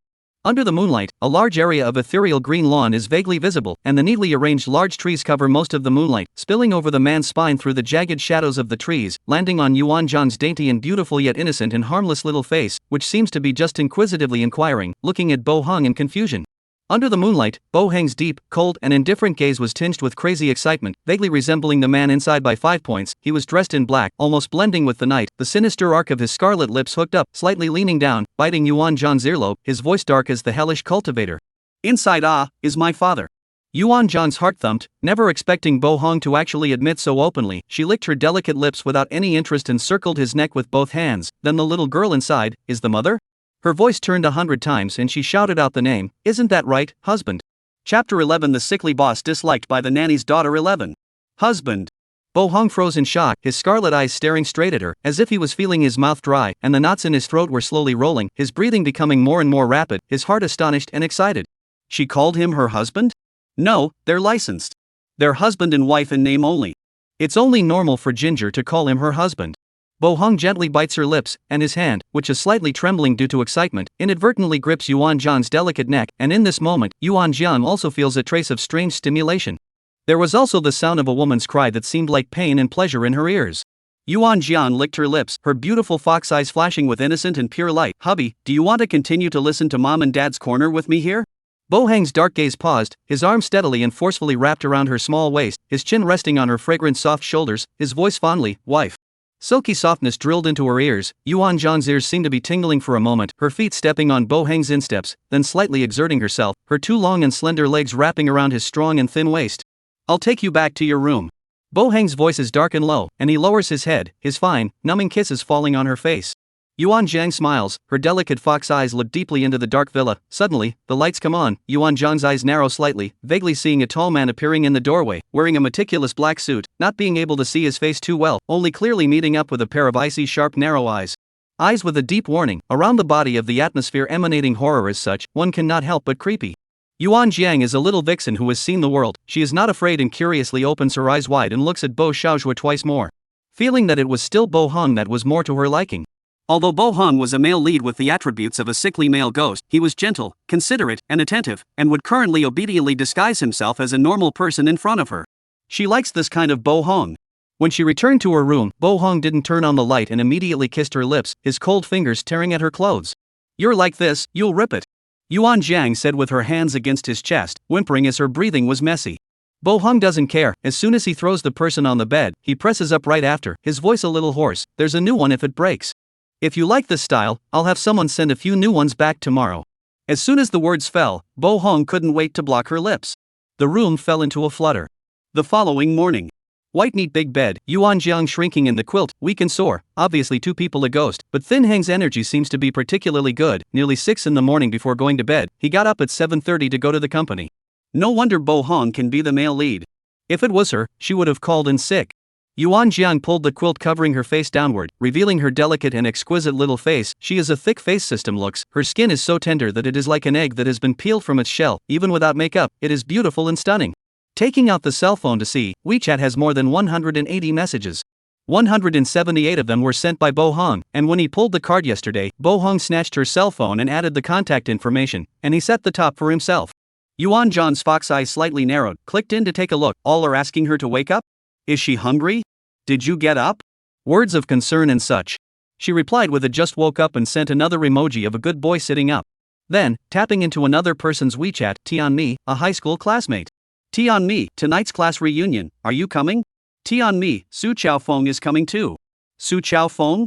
Yuan Jiang hugged his knees and seriously thought about it. In the original plot, Su Chaofeng was a street gangster. In his second year of high school, he fell in love at first sight with the original owner and started a fierce pursuit, but the original owner only wanted to study hard, so he bluntly rejected Su Chaofeng.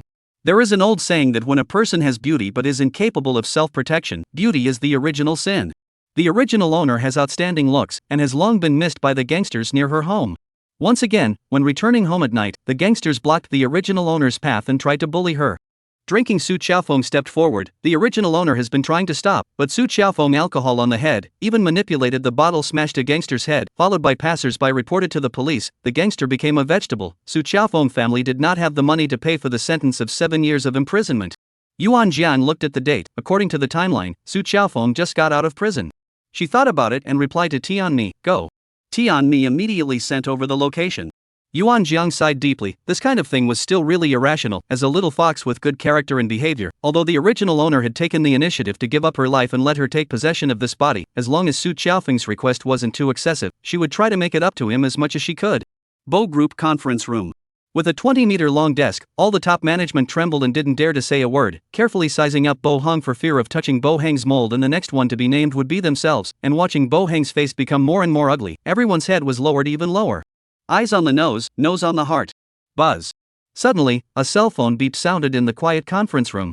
The executives in the room were sweating like a pig, looking at each other to find out which big bastard was the one who didn't set the meeting on mute.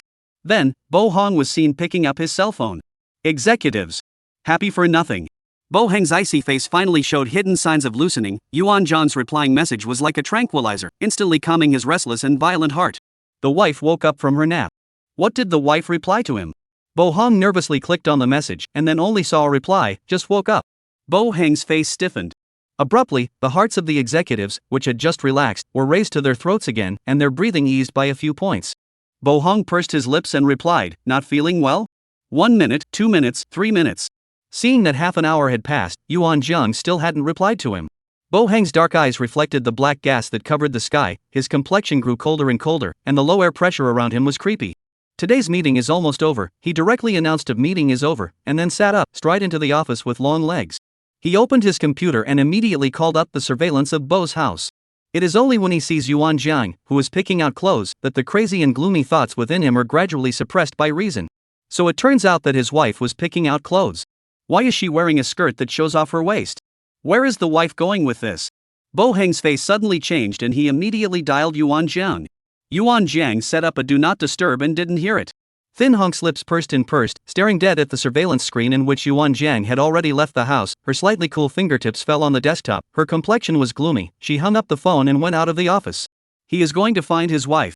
Chapter 12. The sickly boss disliked by the nanny's daughter. 12. The location of the reunion was organized at the expense of the class president, Tianmi, and was set in Yuan, a middle-class bar with 9 floors. The first floor of the low consumption is 10,000, in ascending order. The ninth floor of the low consumption is slightly higher, needing 200,000, which is suitable for most of the people in a city. 5th floor S82. Yuan Jiang carefully looked at the location Tianmi Center, walked into the elevator and pressed the 5th floor. The elevator door slowly closed. Yuan Jiang lowered her eyes and looked at her phone. Bo Hong had been calling her.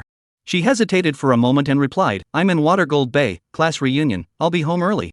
Ding! Suddenly, a hand with alabaster luster blocked the elevator that was about to close, and the elevator door opened again.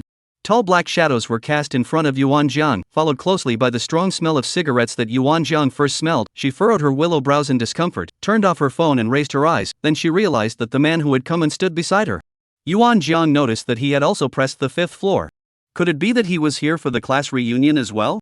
Yuan Jiang's side-eye survey. The man's body is thin, wearing a black punching jacket and pants, slender legs stepped on a pair of brand-name sneakers, hair a little long, messy bangs cover most of the face, skin snow white, is not exposed to sunlight for many years of morbid white. His lips are very full, lip color scarlet. At this time there is little emotion, slightly pursed. Yuan Jiang was puzzled, inexplicably feeling that the man looked familiar. With a ding, the elevator doors opened. The man swept a sideways glance at her, little emotion in his eyes, and lifted his steps out. A strange feeling filled Yuan Jiang's heart. She rubbed her face and muttered strangely, "What was that look in his eyes?" Yuan Jiang took out her cell phone and took a picture. "There's nothing on my face either? That's weird." Yuan Jiang couldn't recall where she had seen him for a moment. A few images flashed vaguely and quickly in her mind, and they were swept away before she had time to look at them seriously, so she simply stopped dwelling on them. When she reached the door of the box and was about to push it in, she heard someone discussing it. "Tianmi, will Yuan Jiang really come? I haven't seen her since graduation." A sharp-voiced female voice asked. Tianmi put down the wine in her hands, a hint of sarcasm flashing under her eyes before she lifted her delicately dressed little face and smiled softly. "She should come. I told her that Su Qiaofeng is also coming." "Hee, you said so. If Yuan Jiang still doesn't come, then she's too wolfish." A rough male voice sneered disdainfully. "Back then, Su Qiaofeng even went in for her, but what about her?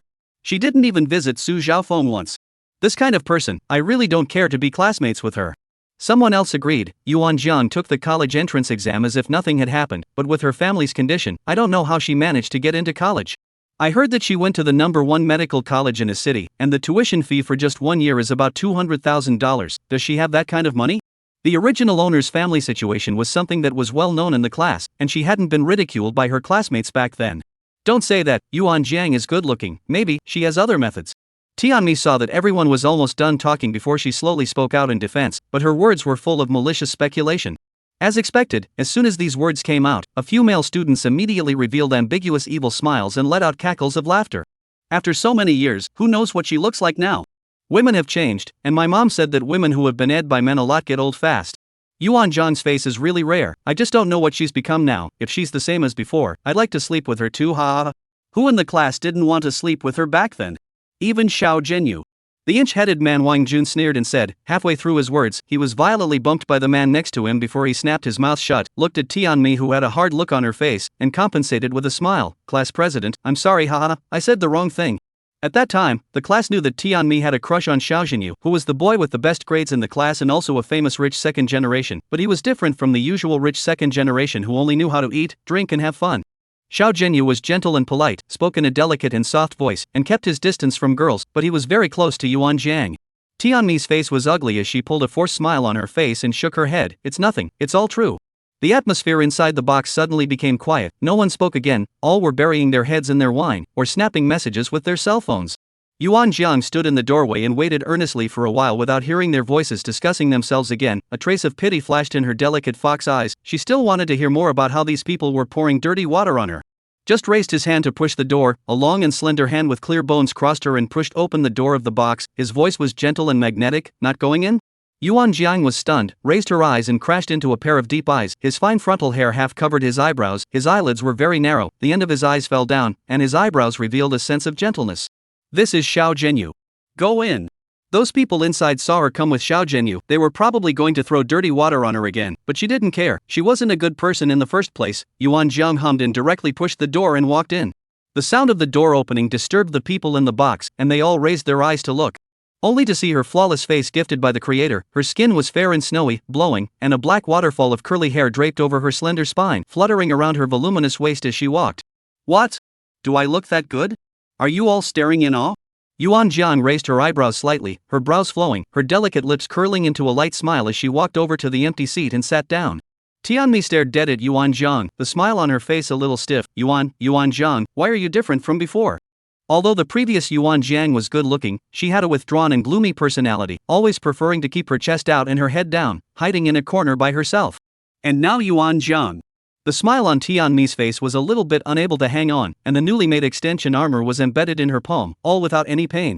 Yuan Jiang was even more beautiful now, too beautiful to be human, like a vixen. Yuan Jiang stroked her chin with one hand, curiously widening her eyes to survey Tianmi, nodding her head fervently. It's different, I'm better looking, and you? Class president, why do you have wrinkles? She covered her lips in surprise, her delicate fox eyes open round, seemingly shocked. Tianmi's smile completely solidified and touched her face as a wave of anger boiled in her chest, but in the next instant, she saw Xiao Zhenyu sitting beside Yuan Jiang. Xiao Zhenyu, you guys came together? Chapter 13, the sickly petite boss disliked by the nanny's daughter. 13. Xiao Zhenyu's gaze faintly swept a glance at Tianmi, raised his step to sit beside Yuan Jiang, and explained in a warm voice, no, I ran into him at the door. Tianmi sighed in relief. It seemed that Yuan Jiang hadn't hooked up with Xiao Zhenyu after high school either. In the next second, she saw Xiao Zhenyu taking the initiative to approach Yuan Jiang for a chat. Yuan Jiang, you've changed a lot. Xiao Zhenyu's looks were very white, his ebony hair was sharp and hung between his eyebrows, his soft gaze was as bright and unadulteratedly gentle as moonlight, and his gaze as he looked at Yuan Jiang carried a hint of personal emotion, but it wasn't too strong. Yuan Jiang's delicate lips curved upwards, tilting her head, her upturned fox eyes revealing a bad smile. Become more beautiful? Well, it's a lot prettier. The distance between the two was so close that Xiao Zhenyu could even smell the sweet scent of her body, and his heart missed a beat and began to beat messily. Tianmi looked at this eyesore scene and was so angry that her heart was on fire, not to mention the fact that there were various other girls sizing her up with teasing gazes, which gave her a sense of embarrassment and anger at being ignored. She snorted heavily and squeezed her butt in between Yuan Jiang and Xiao Zhenyu, stiffening her face and saying, Yuan Jiang, if I hadn't mentioned that Su Qiaofeng would be here, you wouldn't have come to this party, right? With these words, the box was plunged into an eerie atmosphere of stagnation. Everyone was from a high school, and back then, Su Qiaofeng fought for Yuan Jiang and was imprisoned for something that could be completely said to be well known. At that time, each other male students also boldly guessed that when Su Qiaofeng came out, Yuan Jiang will not be in favor of the body. After all, went in, that is equivalent to a lifetime or finished, not to mention Su Qiaofeng is still so young, when he went in when also 17 years old, 7 years passed, but 24. Yuan Jiang glanced at Tianmi and said frankly, well nah, I specifically came to see Su Qiaofeng. Where's Su Qiaofeng? Why hasn't he arrived yet? Traffic jam on the road, I guess. Speaking of which, how do you plan to make it up to Su Qiaofeng? Tianmi deliberately brought it up, looking at Yuan Jiang with a scrutinizing gaze. This is a personal matter between Su Qiaofeng and I, there's no need to tell you, right? Yuan Jiang raised her eyebrows, disdaining Tianmi's hostility, instead, looking at her seriously and proposing, Class president, if you don't want to smile, don't smile, it's so hard to see The smile on Tianmi's face stiffened, looking at Yuan Jiang's smiling appearance, the anger in her heart intensified, wanting to go up and tear her face off and stomp on the bottom of her feet. This is indeed Yuan Jiang's personal matter with Su Qiaofeng. Mentioning this person, Xiao Zhenyu had a momentary lapse of concentration. In fact, back then, he had also seen the scene where Yuan Jiang was being pestered by the punks, only that back then, he didn't have the courage to stand up for himself and chose to turn a blind eye. The next day he heard that Su Qiaofeng had killed a man for Yuan Jiang, and it wasn't really a death, the man became a vegetable, and Su Qiaofeng went in as a result. Xiao Zhenyu's long eyelashes lightly trembled, inclined his head, looking at the smiling Yuan Jiang. His heart also wanted to ask, how does she plan to repay Su Qiaofeng? Will she give her body in return? When he thought that Yuan Jiang might become Su Qiaofeng's wife, Xiao Zhenyu felt a wave of jealousy and disdain in his heart. Yuan Jiang was so beautiful and excellent, while Su Qiaofeng was just a punk who hadn't even graduated from high school, so what was his right? If he had been. Time passes by, Yuan Jiang delayed to wait for Su Qiaofeng, and the cell phone is also out of battery shutdown. Remembering the man of the house, she frowned, side-eye Tianmi hate to fall on Xiao Zhenyu drink, soft tone vaguely threw a hint of impatience. Su Qiaofeng is not here yet? You give me his contact information. Suddenly interrupted, Tianmi said with some impatience. Su Qiaofeng said himself that he would come. What? Are you that impatient to see Su Qiaofeng? Or else? Yuan Jiang asked rhetorically, if you didn't use Su Qiaofeng as bait, I wouldn't have come to this boring party. Tianmi snorted, Yuan Jiang, have you forgotten your origins? Is it possible that you are now on the list of big spenders and don't give a damn about this kind of upscale place? Right, Yuan Jiang, with your status, I'm afraid you've never been qualified to enter this place in your life, right? A girl who played well with Tianmi chimed in. The short-haired man staggered over through his drunkenness, his evil eyes lingering on Yuan Zhang. You're really getting prettier and prettier. At that time, many people said that you were slept with by Su Qiaofeng, that's why he fought on your behalf. Yuan Zhang, tell me the truth, is it true? Yuan Zhang, how much does it cost to sleep with you for one night? It's not like I don't have any. As soon as the short-haired man's words came out, another man with small eyes took out a pile of money from his briefcase and threw it on the table in front of Yuan Zhang, speaking out of turn. The smile on Yuan Zhang's face grew more and more delicate, probably knowing that Su Qiaofeng most likely wouldn't come, and that Tianmi just wanted to use this in order to humiliate her or make her look bad with what happened in the first place. In that case, Yuan Zhang manipulated the wine bottle and smashed it on the short-haired man's head, smiling but not laughing. No virtue in your mouth, I think you don't have parents to teach you. Yuan Zhang, you're crazy. What are you doing? Tianmi Wine instantly sobered up, looking at the short-haired man's bleeding head, and seeing Yuan Zhang looking at her with a smile, fear surfaced in her heart. What do you want? Chapter 14 The sickly boss disliked by the nanny's daughter 14. Yuan Zhang said with a smile. A flash of viciousness flashed in the eyes of the delicate fox, and as soon as she grabbed Tianmi's hair, she threw her towards the ground, snapping 2 slaps down, causing Tianmi to scream in pain. A fiery pain came from Tianmi's face, her whole face was numb with loss of consciousness. Yuan Zhang, you're crazy. Rumor mongering about me in there before you even came in, this mouth stinks so bad, does it want to be smashed by me? Yuan Zhang's alabaster glossy skeletal fingers pinched Tianmi's jaw hard, his pretty little face was clearly full of sister-in-law, but one couldn't help but be creeped out. Tianmi's expression was stunned, she heard it all. Yuan Zhang's delicate lips curled upwards, forcefully shaking off Tianmi's bruised and swollen face, her gaze staring slyly at the several men who had spoken out against her. Without saying a word, she manipulated the bottle and smashed it on the man's head. The men couldn't react in time and screamed in pain. The short-haired man covered his head and cursed, Yuan Zhang, you're looking for death. What is your status? How dare you treat me like this? I, Qingyu, will make it impossible for you to stay in a city. Then we'll see who won't be able to stay in a city first. Yuan Zhang has already lifted the bag and stood at the door of the box, heard this, smiled wryly and raised an eyebrow. His long, well-boned fingers rubbed his jaw carelessly, and the bottom of his eyes were wilted and bad. Tianmi cried Pear Blossom with tears and relied on the side of Xiao Zhenyu. Yuan Zhang these years also do not know what kind of people to fool around with. A little bit of the appearance of the girl is not there, actually so rough. Xiao Zhenyu slightly furrowed his brows and looked at Yuan Zhang with a disapproving face. He also felt that Yuan Zhang's demeanor was a little too reckless and coarse, what can't be said properly, preferring to be so extreme. He sighed softly and was just about to open his mouth to say a few words to Yuan Zhang, when he bumped into a pair of gloomy and moist black eyes. Suddenly, Xiao Zhenyu's pupils widened a little. Surprisingly, it was Su Qiaofeng. He's here. Tianmi also saw Su Qiaofeng, and her face, hideously distorted by anger, stiffened violently, as weakness swept out from the bottom of her eyes. Su Qiaofeng was a lowly gangster, and had been inside for so long, so of course she hadn't invited Su Qiaofeng to this kind of party in a high-end place. At first, she wanted to take advantage of the reunion to get a chance to get along with Xiao Zhenyu, but Xiao Zhenyu didn't give her a reply, so she gritted her teeth and said that Yuan Zhang would also come, and sure enough, Xiao Zhenyu immediately replied that he would come. She also lied to Yuan Zhang that Su Qiaofeng would come, but she didn't invite him at all, so how did Su Qiaofeng know about it? Su Qiaofeng faintly swept a glance at the people inside, thin pale fingers bang sound closed the box door, the knot in his throat slowly rolling, eyes down, looking at the person in front of him, long thick black eyelashes trembling. Yuan Zhang, long time no see. The voice was hoarse to the extreme. Yuan Zhang raised her eyes to survey Su Qiaofeng, so it was him, the man in the elevator. She said why she felt so familiar. He was a lot taller than she remembered, and his skin was white, the kind of pale that doesn't see much sunlight, and you could vaguely see the greenish-purple veins hidden under the skin. Su Qiaofeng, you already saw me in the elevator just now, why didn't you say anything? Su Qiaofeng looked at her, the emotions under his eyes obscure and unknown, silent before he slowly spoke. Say what? Yuan Zhang narrowed her fox eyes slightly. When did you come out? A month ago. You are now. Yuan Zhang was suddenly a little unsure of how to speak, and when Su Qiaofeng saw this, he faintly took over. My parents felt that I was a disgrace to them, so they gave birth to another one the year I was incarcerated. I don't live at home now, and have found a job with food and shelter. Su Qiaofeng raised his eyes and swept the box number, stepping away from his slender legs towards the elevator, hands in his pockets, eyes as cold as his face. Thank you for saving me back then, you just got out, you shouldn't have much money on you either, I have 200,000 here. Yuan Zhang followed Su Qiaofeng's footsteps. While saying that, she pulled out the card in her bag and handed it to Su Qiaofeng. Su Qiaofeng didn't even look at it and pressed the elevator button for the first floor, dropping his eyes, his voice a little cold. You think I'm doing this for money? Staying in the confined space, with the sweet-smelling flavor belonging to her body floating between his nostrils, Su Qiaofeng felt his mouth dry, clenched the corner of his coat, and didn't look at her. Yuan Zhang looked at him sideways for a while and said, other than money, I don't know how to repay you. Back then, the matter was unreasonable. No matter how to say, Su Qiaofeng stood up for the original owner in order to solve the problem. If there is no Su Qiaofeng, perhaps the original owner was bullied by the gangsters back then. But the original master tried his best to stop Su Qiaofeng. Su Qiaofeng was young and vigorous, and drank, and killed someone on impulse. This matter cannot be involved in the end is whose fault. Su Qiaofeng's body was a little stiff, tensed the corners of his lips, still didn't look at the bank card Yuan Jiang handed over, and dumbly forced her to ask, Yuan Jiang, all these years, why didn't you come to see me?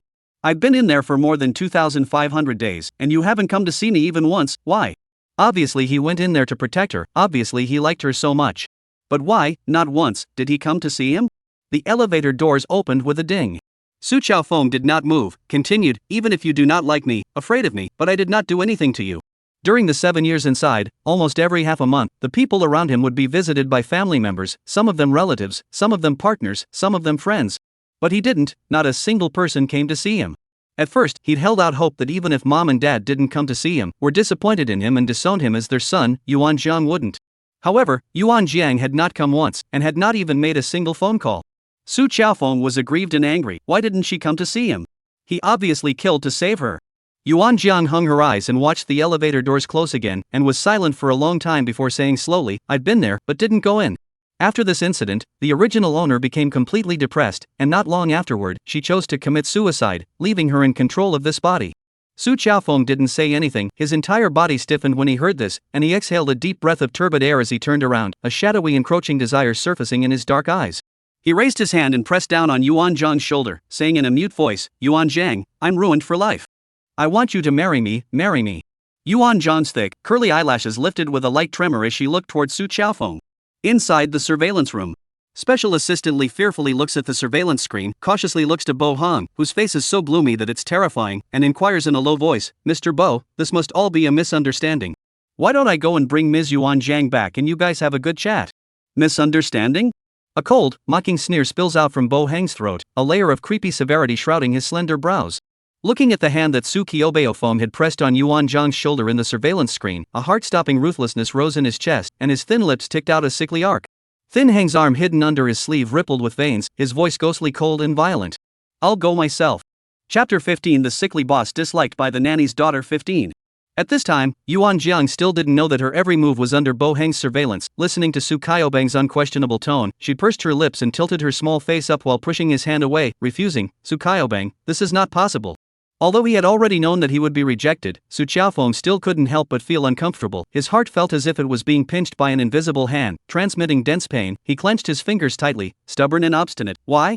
Yuan Jiang, I really like you. Because I'm already married. Yuan Jiang once again handed the bank card to Su Qiaofeng. If it's not enough, you can make another request. As long as it's not excessive, I'll fulfill it. Married? These two words were like a landmine exploding in Su Qiaofeng's mind. He couldn't help but stare blankly, and then a wave of anger and unwillingness lingered in his heart. His eyes steeply turned scarlet, and he forcefully pressed down on Yuan Jiang's shoulders, yelling lowly out of control, marriage? Yuan Jiang, what are you talking about? How can you get married? The man's strength was rough, holding her shoulders down with deadly force. Yuan Jiang couldn't help but let out a pained cry, followed closely by her back hitting the cold, hard wall. She furrowed her brows. Su Qiaofeng, let go. How can you get married? Do you know that you owe me?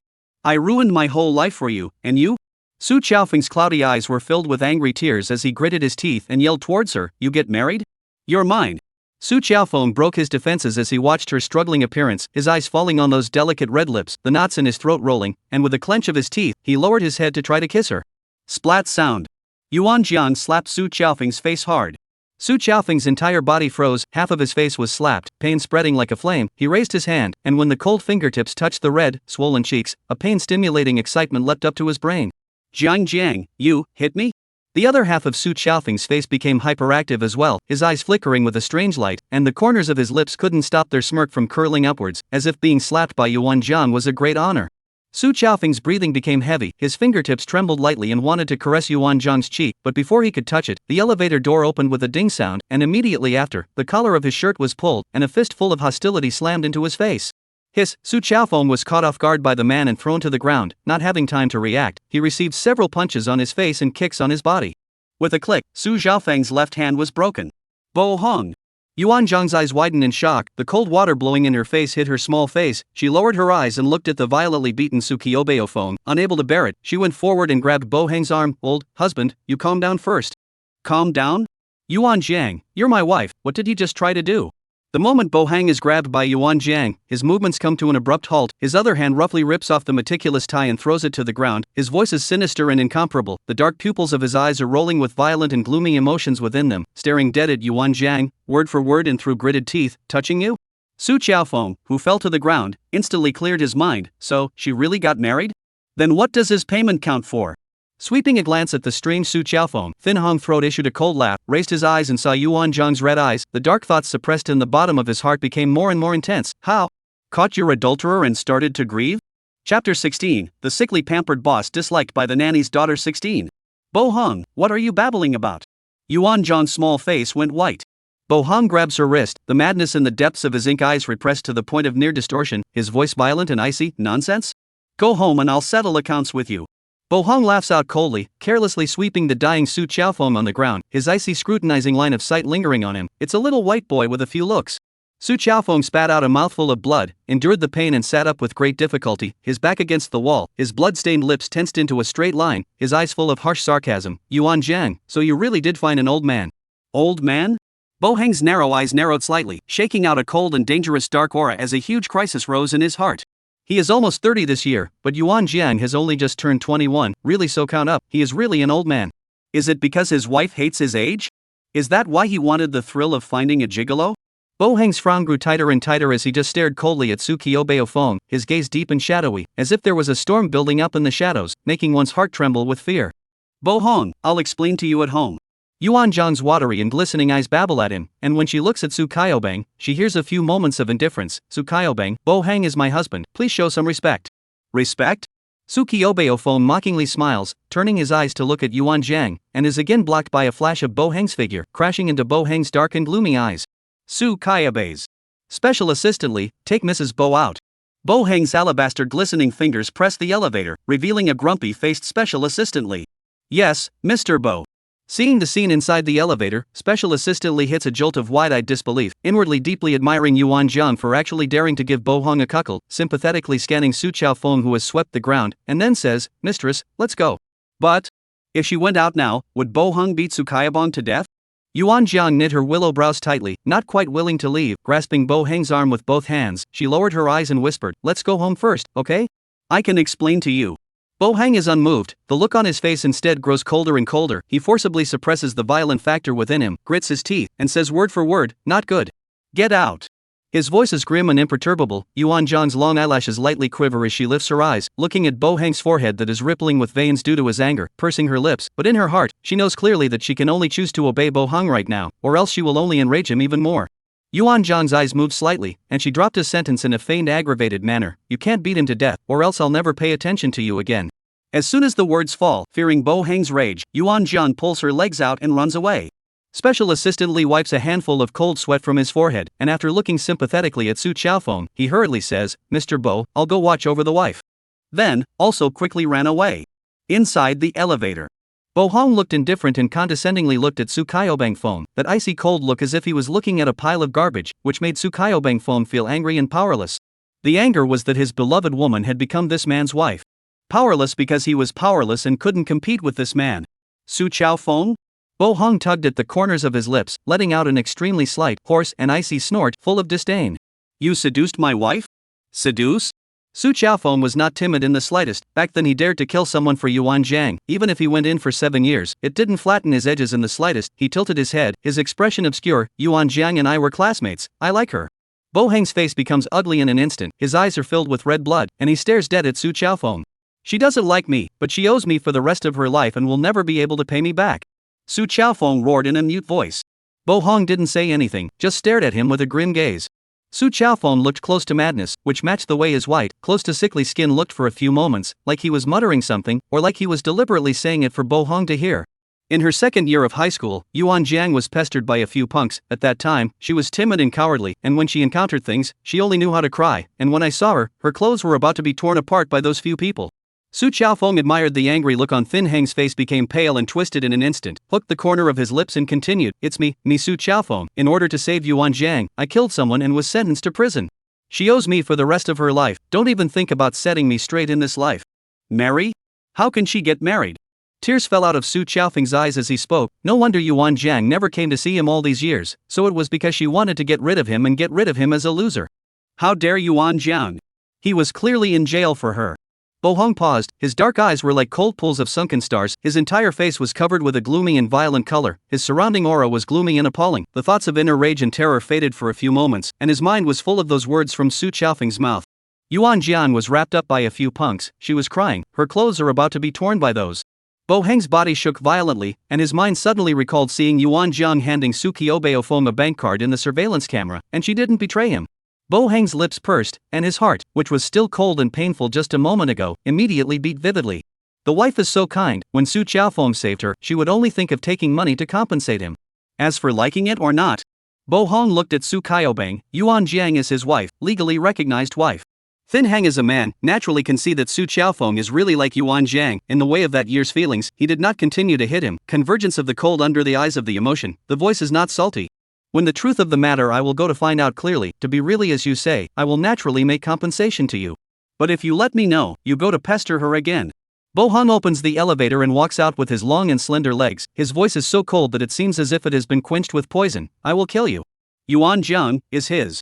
The elevator door closed with a ding. Su Qiaofeng, who was sitting paralyzed on the floor, had a momentary distortion on his face when he heard Bo Hong say that he wanted to find out the truth about that year. Yuan Jiang sits in the car anxiously, lying on the window eyeing the entrance of Watergold Bay. When she sees Bo Hong walk out, her dark fox eyes instantly light up, opening the car door and pouncing into Bo Heng's arms as if she were a small butterfly. Hubby, you really misunderstood people tonight. I can explain it to you, don't get angry. Chapter 17 The sickly bully who was disliked by the nanny's daughter 17. Angry?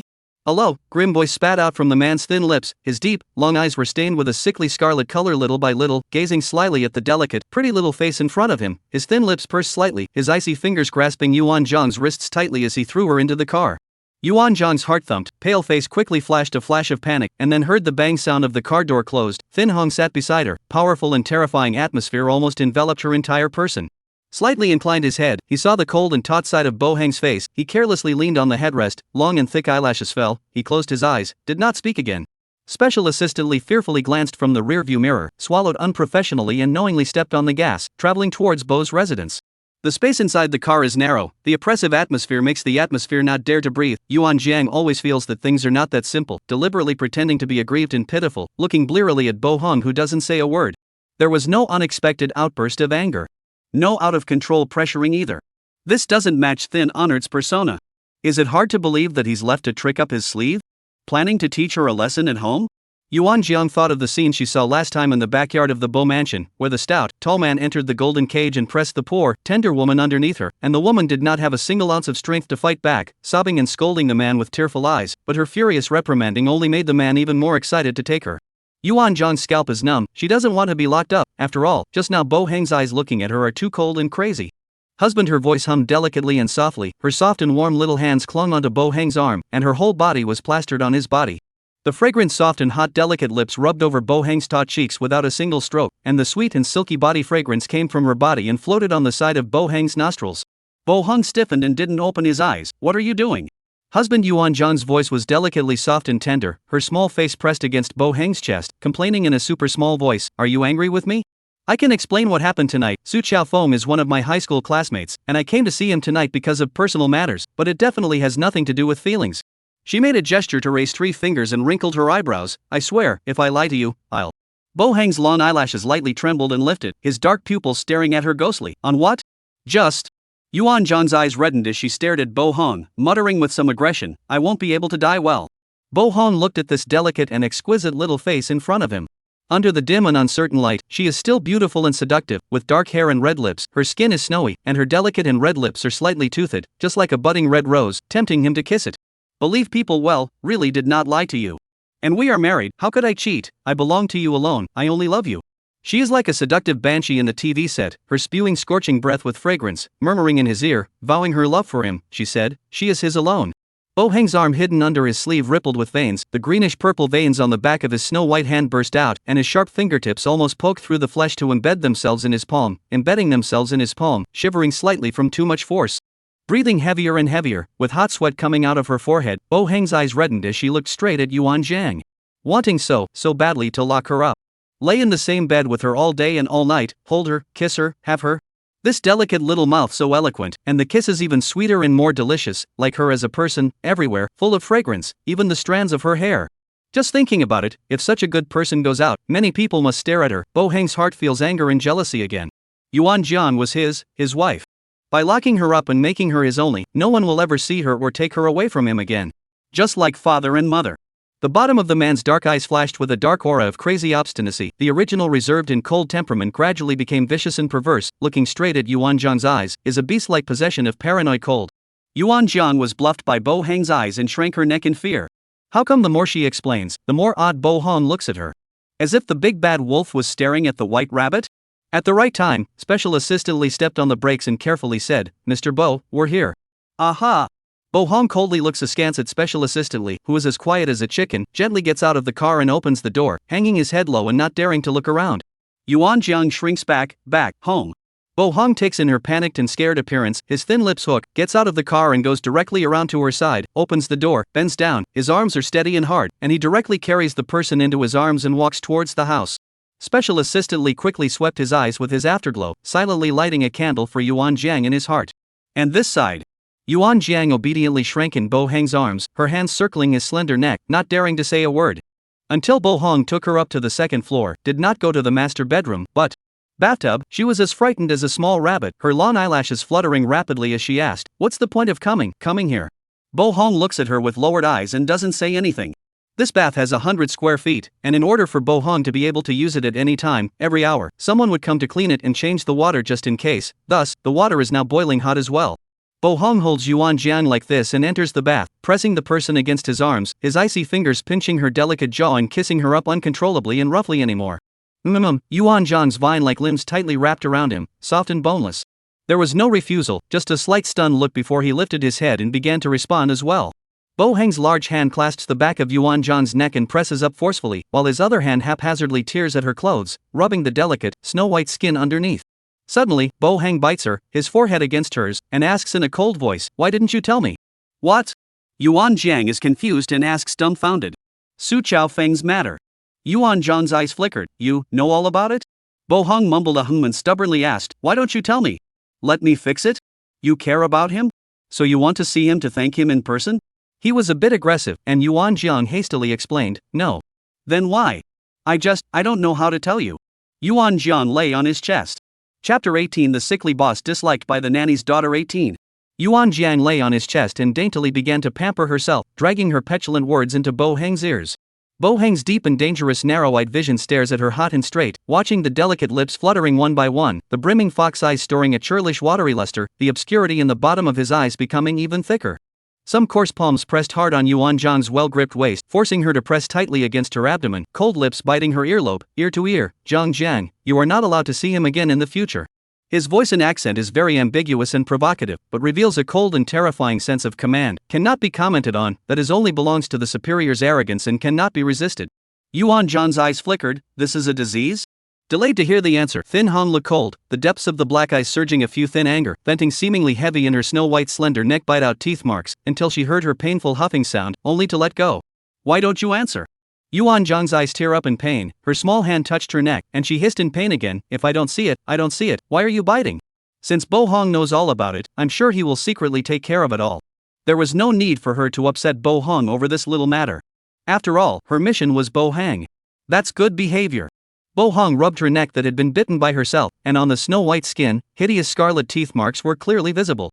Bo Hang's deep gaze slowly moved to Yuan Jiang's small face and said in a mute voice, "Don't worry, I will solve everything for you, but only if you are obedient." "I am most obedient." Yuan Jiang lay softly and bonelessly on Bo Hang's chest, blinking her big watery eyes at him. Bo Hang slowly lowers his head, the white shirt on his body is completely soaked, white to the point of getting whiter, vaguely visible pectoral muscles, the wet tips of his hair sticking to his forehead, and his excessively delicate scarlet eyes emitting an almost morbid chi-wu. Yuan Jiang's eyes brightly, can't wait to hold Thin Hang's tie, tilting his head up to kiss him. She's a vixen. She loves to post with the son of luck. Thin Hang froze, then responded violently, and in a matter of seconds, took over as the main attacker. Next day. When Yuan Jiang wakes up in a daze, Bo Hang has already left for the office. She lazily lies on the big bed, her snow-white skin covered in red marks, and after fooling around in the bathroom last night, she's still a little slowed down, her body aching and her limbs weak. Host, you clearly know Bo Hang's nature, why do you still want to go to see Su Qiaofeng alone? The system couldn't help but blah blah blah out. I like to have fun. Yuan Jiang rolled over, her snow-white slender little feet swaying a little, her hands propped up on her chin, her pretty fox eyes shining brightly. Besides, didn't I already coax Bo Hang last night? The system snickered. Are you sure? Yuan Jiang frowned suspiciously. Last night she was super proactive and cooperative. Bo Hang himself promised not to be angry. Why did the system still look as if it was watching the fun? The system didn't have eyes to see and was too lazy to bother with this playful little fox. Yuan Jiang called out to the system several times, but the system didn't make a sound. This time a bad feeling of foreboding welled up in her heart. Yuan Jiang licked her pink lips, lifted the covers and walked quickly to the door to open it. Ka-ching! The door rippled. Yuan Jiang's eyes widened. Bo Hang actually locked her in her room. Yuan Jiang doesn't believe it and tries to open the door again. The door still doesn't move. She grits her teeth and kicks the door furiously, then tears fall from her own eyes from the pain. Damn! You can't trust a dog in bed. Yuan Jiang gritted her teeth in hatred and limped back to the bed, clenching her fists. It seems that last night's incident had still irritated Bo Hang. Right now, it's not possible to force it, so we can only find a way to make Bo Hang take the initiative to let her out. Yuan Jiang sighed quietly. Sure enough, a sickly girl is not to be messed with. Bo's group. Inside the office, there is no sound. Bo Hang looks at the picture in the monitor and sees Yuan Jiang's confused and delicate appearance when she just woke up from sleep, and her heart follows and softens into a peace. The wife is so cute. The corners of Bo Hang's lips couldn't help but curl upwards, and immediately after, he saw Yuan Jiang's bare feet get off the bed, and his brows furrowed in displeasure, and then, he saw Yuan Jiang walk to the door. Bo Hang's heart instantly lifts. Although last night his wife had repeatedly assured him that she wouldn't leave him, that she would report to him wherever she went, that messages would be returned in seconds, and a series of unequal promises, Bo Hang always felt uneasy. There are so many sinister and cunning white men out there is no guarantee that there will be a type that his wife likes.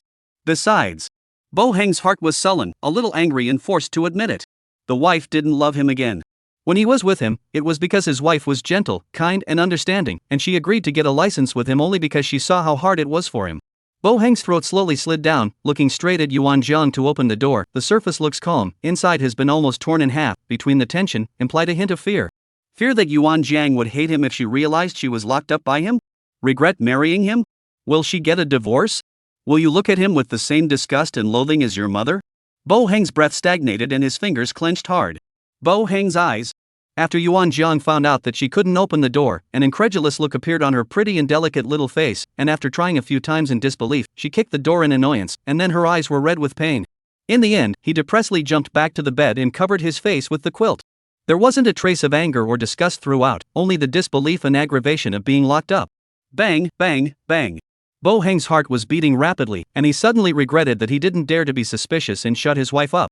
It's normal for a wife to be young and unintelligent and playful, and it's that little white boy Su Qiaofeng who dares to try to seduce his wife that's to blame. Bo Hang thought about it, and thin anger surfaced on his handsome face again. Bo, Mr. Bo? Special Assistant Lee knocked on the door timidly. Come in. Special Assistant Lee gulped, holding a thick stack of information in his hand, tiptoeing in, carefully surveying Bo Hang's expression. Mr. Bo, I've investigated everything you ordered. Last night in the middle of the night, Assistant Lee was about to kiss his new girlfriend when his cell phone buzzed underground. As soon as he heard the message tone, he knew it was Mr. Bo. Without even kissing his mouth, he opened his cell phone with his hands and feet, and saw the message from Bo Hang. Mr. Bo, investigate Su Qiaofeng, bonus $50,000. Special Assistant Lee did not dare to delay in the slightest, a foot of gas to send his girlfriend back home, then non-stop to find a special investigator, after 7 hours, and finally all the information Su Qiaofeng investigated. Thin Hung eyes slightly dark, turned off the monitor, took off the bridge of the nose of the gold-framed glasses, cold eyes staring straight at Lee. Special Assistant, slowly open, when Su Qiaofeng went to save Mrs., is not a deliberate design? Chapter 19 The sickly bully who was disliked by the nanny's daughter 19. Mr. Bo, you're as good as God, it was indeed Su Qiaofeng who directed himself. Special Assistant Lee flips through the documents and finds the page and hands it to Bo Hang. Back then, Su Qiaofeng adored his wife, and after he was rejected by her 3 or 4 times, he devised a heroic means of rescuing her with his friends and foxes, wanting to gain her favor. Who knows, Su Qiaofeng did not pay attention to the proportion, causing a death. His parents are just ordinary workers, cannot get money to compensate, can only let Su Qiaofeng jail. Special Assistant Lee said while gauging Bo Hang's expression, and as expected, saw his cold expression ease for a few minutes. Thinking of the delicate and pitiful Yuan Jiang, he didn't hold back and said a few kind words. Mr. Bo, Mrs. is kind-hearted and doesn't know the truth of the matter. She must have gone to see Su Qiaofeng last night in order to repay the favor. Bo Hang coldly looks askance at Special Assistant Lee. Why do you need to say that? Accompanying the king is like accompanying a tiger. Special Assistant Lee has a hard time speaking, holding his tongue as he continues. Mr. Bo, you're right.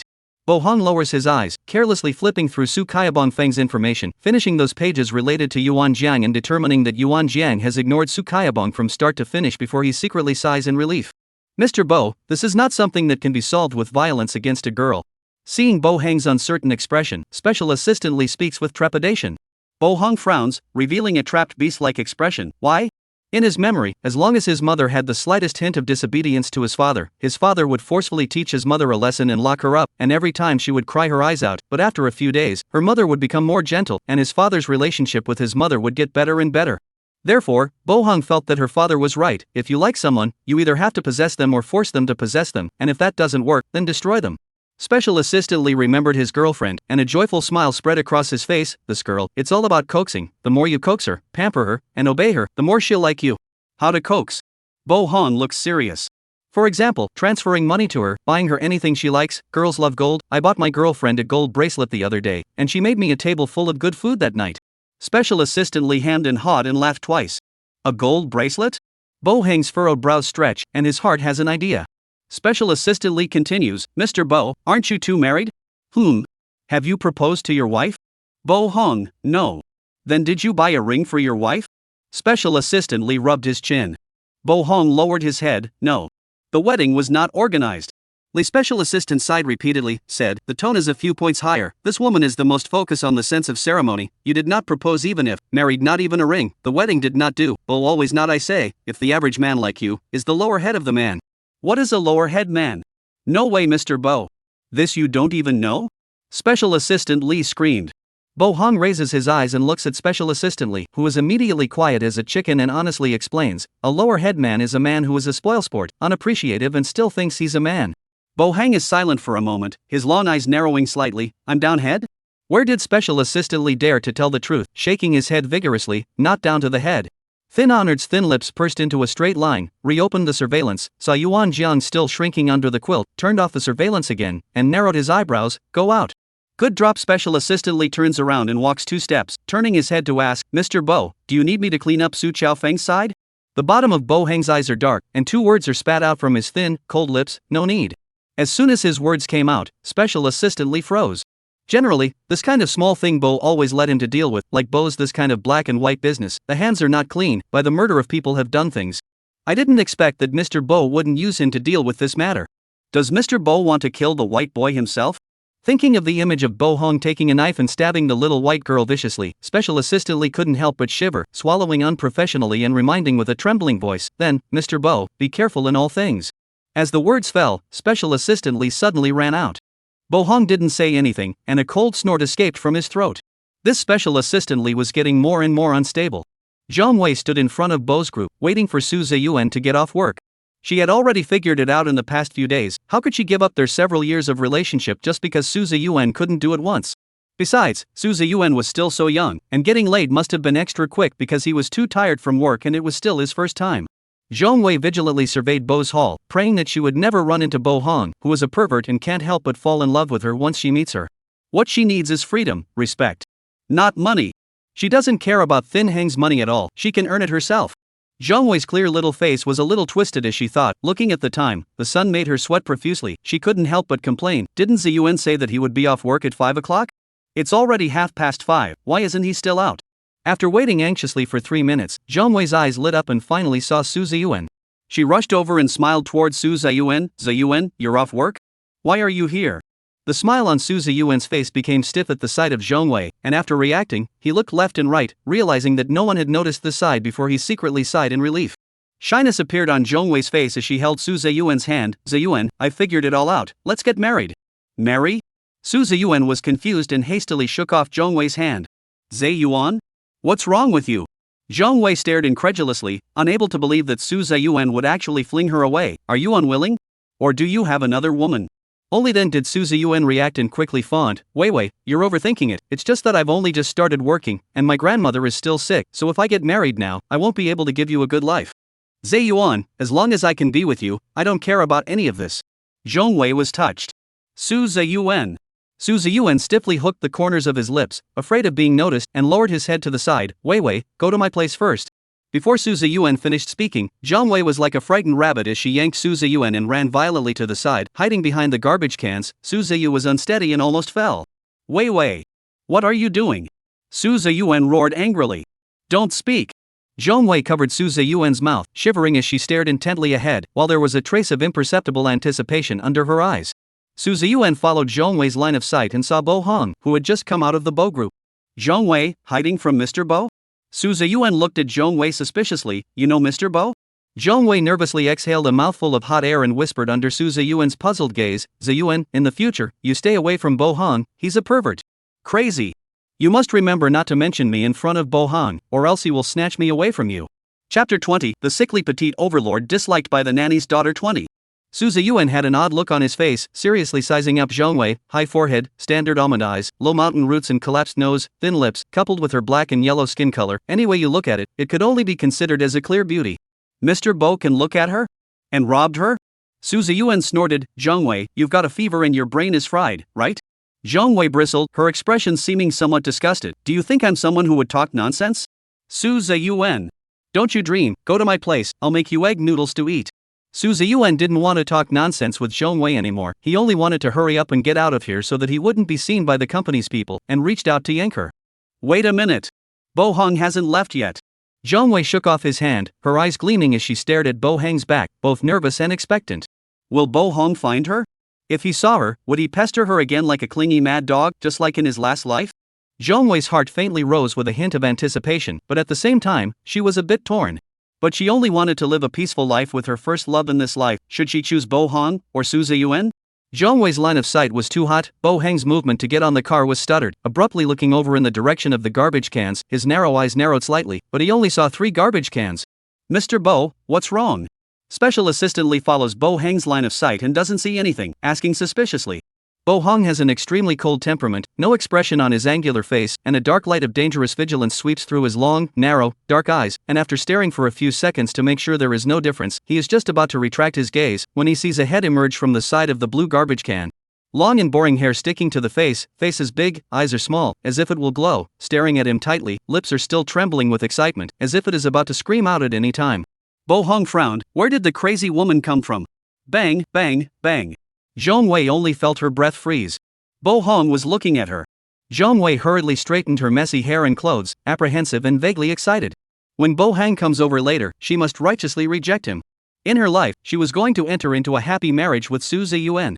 Zhang Wei exhaled a deep breath of turbid air and stood up nervously, suppressing the wildly rising corners of her lips. Slowly raising her eyes, she saw the Maybach that sped away. Bellwether was confused.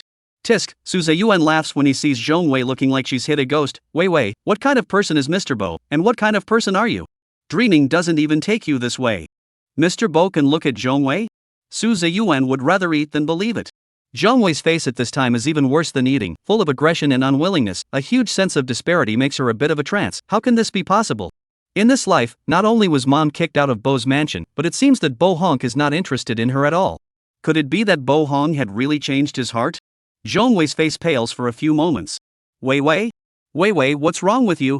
Seeing her disoriented, Su Ziyuan impatiently pushed her. Without controlling her strength, Zhang Wei almost fell without standing still, but fortunately she was quick to hold onto the trash can to stabilize her center of gravity. What are you pushing me for? Zhang Wei looked at Su Ziyuan accusingly. Su Ziyuan, it's not like I did it on purpose, what's all the fuss about? You! Zhang Wei is annoyed and can't help but remember that in her last life, although Bo Hong had a strange, radical, and extreme personality, he was extremely good to her, not to mention pushing her, even touching her was careful. Money was also given in tens of millions of dollars, and for houses alone, she had hundreds of them in a city. Which like now, can only live with Jiang Sui Hong in a narrow 2-room hall, only 1 dish and 1 soup per meal. Su Ziyuan is still so no gentlemanly. Zhang Wei thought more and more aggrieved, red eyes staring at Su Ziyuan with an accusing face. Su Ziyuan was observing his surroundings vigilantly, fearing that someone would notice his side. After waiting for a while, but not waiting for Su Ziyuan to comfort her, Zhang Wei was instantly aggrieved to the point that her tears fell, and roared in a vent-like manner, Su Ziyuan, let's break up. Su Ziyuan's expression was stunned. Break up? You don't have any patience with me now, you've changed, you just actually pushed me, how dare you push me? Are you sure you want to split? Su Ziyuan frowned, not coaxing Zhang Wei, and asked in return. Zhang Wei was infuriated by Su Ziyuan's unconcerned attitude, glared at him fiercely, and dropped a breakup. She left without looking back. Looking at Zhong Wei's angry back, Su Ziyuan turned around and went home as if nothing had happened. The more Zhong Wei thought about it, the more angry she got, and after running away for a long time, she didn't wait for Su Ziyuan to come after her to apologize, and turned around suspiciously, but she didn't see Su Ziyuan. Su Ziyuan didn't follow her. She went back and searched for Su Ziyuan, but there was no Su Ziyuan in the same place. Now she was completely confused. Was this really Su Ziyuan? Obviously in his last life, even with Bo Hong breaking it up, Su Ziyuan was dead set against breaking up with her. He's such a gentle, gentlemanly, wonderful man, how could he do this to her? Zhong Wei returned home on unsteady feet and in a trance. Just opened the door, Zhang Suihong hit her with a coat hanger. You dead girl, what did you do to steal my money again? You have now graduated from university, when exactly will you go to look for a job? How can a job be that easy to find? Zhong Wei reacted in pain and threw the $10,000 in her bag to Zhang Chuihong. Seeing the money, Zhang Suihong hurriedly dropped the hanger and picked up the money that fell on the ground. Didn't you say you graduated from a famous university? Find a job simple? Zhong Wei, my job was lost by you. I can tell you, you must go out to work for me and earn money to support me. You've really fallen into the eye of money. Zhong Wei sneered disdainfully, returned to her room, closed the door with a bang and locked it, sat on the bed, took out her cell phone, looked at the single-digit balance. Zhang Suihong's cursing outside the door was still going on. She could not help but feel a little tired. She couldn't help but think of Bo Hong again. Zhong Wei is really too aggravated. She doesn't want to live in this house anymore. It's small and shabby, and the soundproofing is still poor. Where in her last life had she suffered this kind of aggravation? Zhong Wei, with a sour nose, took out her cell phone, bit her lips, and with trembling fingertips, cast her resume to Bo's group. Yuan Jiang spent the day in her bedroom, but she had a little temper, and she didn't eat a single bite of the meal the maid brought in. Click, the sound of the door lock twisting. Yuan Jiang's back was turned to the door, her long, thick, curly eyelashes trembled, and when she felt a strong, ghostly aura coming from behind her, she grunted and retreated back under the covers. Bo Hang's long, dark brows knit together as he walks over to the bedside, looking at the bulging mass under the comforter, remembering that the maid said Yuan Jiang hadn't eaten anything all day today. His voice can't help but be cold. Why didn't you eat? Chapter 21, The Sickly Pampered Boss Disliked by the Nanny's Daughter. 21. Yuan Jiang, who was hiding under the covers, blinked and didn't say anything. Bo Hang's eyelids drooped, his eyebrows staring deeply at her, unable to see his emotions. For a long time, she still refused to speak or come out. He was afraid that she would be smothered. His white and slender fingers lifted the quilt and reached out to hold her in his arms. Dragging Yuan Jiang's hips to secure the person in his arms, Bo Hong then sits on the bed smoothly, seeing her shrinking in his arms, still not saying anything. His fingers glowing with alabaster luster pinch her jaw, forcing her to look up. Are you angry? Why are you shutting me down? Yuan Jiang wrapped her hands around his neck, her delicate fox eyes looking at him wetly, aggrieved and pathetic. Bo Hang's pitch-black pupils are tinted with difficult emotions as he looks at her without a word. The gloom in the bottom of his eyes thickened, and along with it, his face sank hard, and the hand that had been gently pinching Yuan Jiang's jaw suddenly turned into a strong and domineering vice. Yuan Jiang furrowed her willow brows in pain. You're hurting me. The voice was delicate and soft, not like an accusation, but more like a petulance. Bo Hang's line of sight fell on her jaw that was pinched red by herself. The deep eyes paused, and then moved to her wet eyes, flickering and flickering. The pupils of the watery bright eyes were pathetic. He let go of her, but his eyes grew darker and darker. Because I shut you down, so you're on hunger strike? Don't digress, why did you shut me down? Yuan Jiang stared at him with a puff of anger. There are still decades in the future. She doesn't want to sleep in the same bed with a man who may have an attack at any time, in case one day Thin honored himself as sulking. The more he thinks about it, the more wrong he is. In the middle of the night he climbs up and strangles her. How can he do it? Just thinking about it makes Yuan Jiang's scalp numb. Bo Hang's body paused, the bottom of his eyes were luridly gloomy, his handsome features flushed with coldness, and deep under his eyes, a few sickly dark auras surged. Bo Hong, don't play dumb. Yuan Jiang belatedly waited for him to open his mouth, and aggressively pinched his cheeks, opening her big watery eyes with an accusing face. You're just a hooligan. Rascal? Thin Hong froze. Lying me to the bath last night, in order to coax you to be happy. I did everything you said. You obviously said you wouldn't be angry, but as a result, your heart is still dissatisfied with me. Yuan Jiang's big watery misty eyes are full of aggrieved helplessness, pitifully grabbing his arm and scratching it hard. Once I woke up from my sleep, I didn't even see a single shadow of you, and that's even if it's not enough. I wanted to go downstairs to look for you, only to find out that you've locked me up in my room. Can I not be angry? You're just a big hooligan who doesn't recognize when he puts on his pants. Yuan Jiang aggressively and disgruntledly hit him a few times. So she was angry because of this? Bo Hang's eyes darkly crossed to joy, tightly circled her small hand, lowered his head close to her, warm lips slightly sniffing on the side of her neck. Yuan Jiang instantly tensed her body, not daring to move. Jiang. Bo Hong voiced dark and low, clearly saw her all over the icy skin and jade bones on the hickey and scratches, neck at a few places are broken skin and see blood. Is last night he bit through. Think of this. Bo Hang's eyes more and more dark. I'm sorry. He recognized his mistake too quickly. Yuan Jiang did not react. Bohong can't help but laugh dumbly as he looks at her dumbfounded appearance, lowers his head and kisses her on her red and swollen lips, hugs her tightly and mumbles, "I'm sorry." Where was it wrong? Yuan Jiang climbed up the pole. Bohong pondered and slowly spoke, "I'll wake you up next time." Yuan Jiang. Wake her up and lock her in the house again? Asshole. I meant no locking me up. Stupid. Yuan Jiang's delicate little face was flushed red, and in exasperation, she got off of him and reached out to kick him. Bohong simply takes hold of her kicked ankle in a smooth manner and rolls her over, controlling her underneath his body with a confused expression. Jiang, you're saying all this for the purpose of making me not turn you off? Or else? Yuan Jiang struggles hard, but Bohong's strength is too great, she can't move at all, she can only be angry and red-eyed and grunt heavily towards him. "I'm your wife." Which one of them locks his wife up at home? Bohong frowned, but that's what his father did, but whenever his mother didn't listen, his father would lock her up. Suddenly, Bohong remembered Special Assistant Lee's words again, girls like men who are gentle and gentlemanly and understanding. No wonder mother doesn't like father. But put the wife out, what if another gigolo seduces her? Wife is too young to be tempted. Just thinking about having a white boy near his wife makes Bohong so jealous that he wants to go crazy. I know. Are you having a mistress outside? Yuan Jiang's red eyes pooled with tears. Bohong froze in shock. What mistress? You just have a mistress. So you locked me up in order to prevent me from finding out about the woman outside of you, right? Yuan Jiang babbled, biting his arm hatefully. It didn't hurt at all. The bottom of Bohong's pitch-black ink-like eyes gathered a touch of scarlet red with excitement, and his hoarse voice carried a tremor. There's no mistress, wife, bite the focus again. Chapter 22. The sickly petite overlord disliked by the nanny's daughter. 22. You, pervert. Let go of me. Yuan Jiang's small face reddened as she glared at him in shame.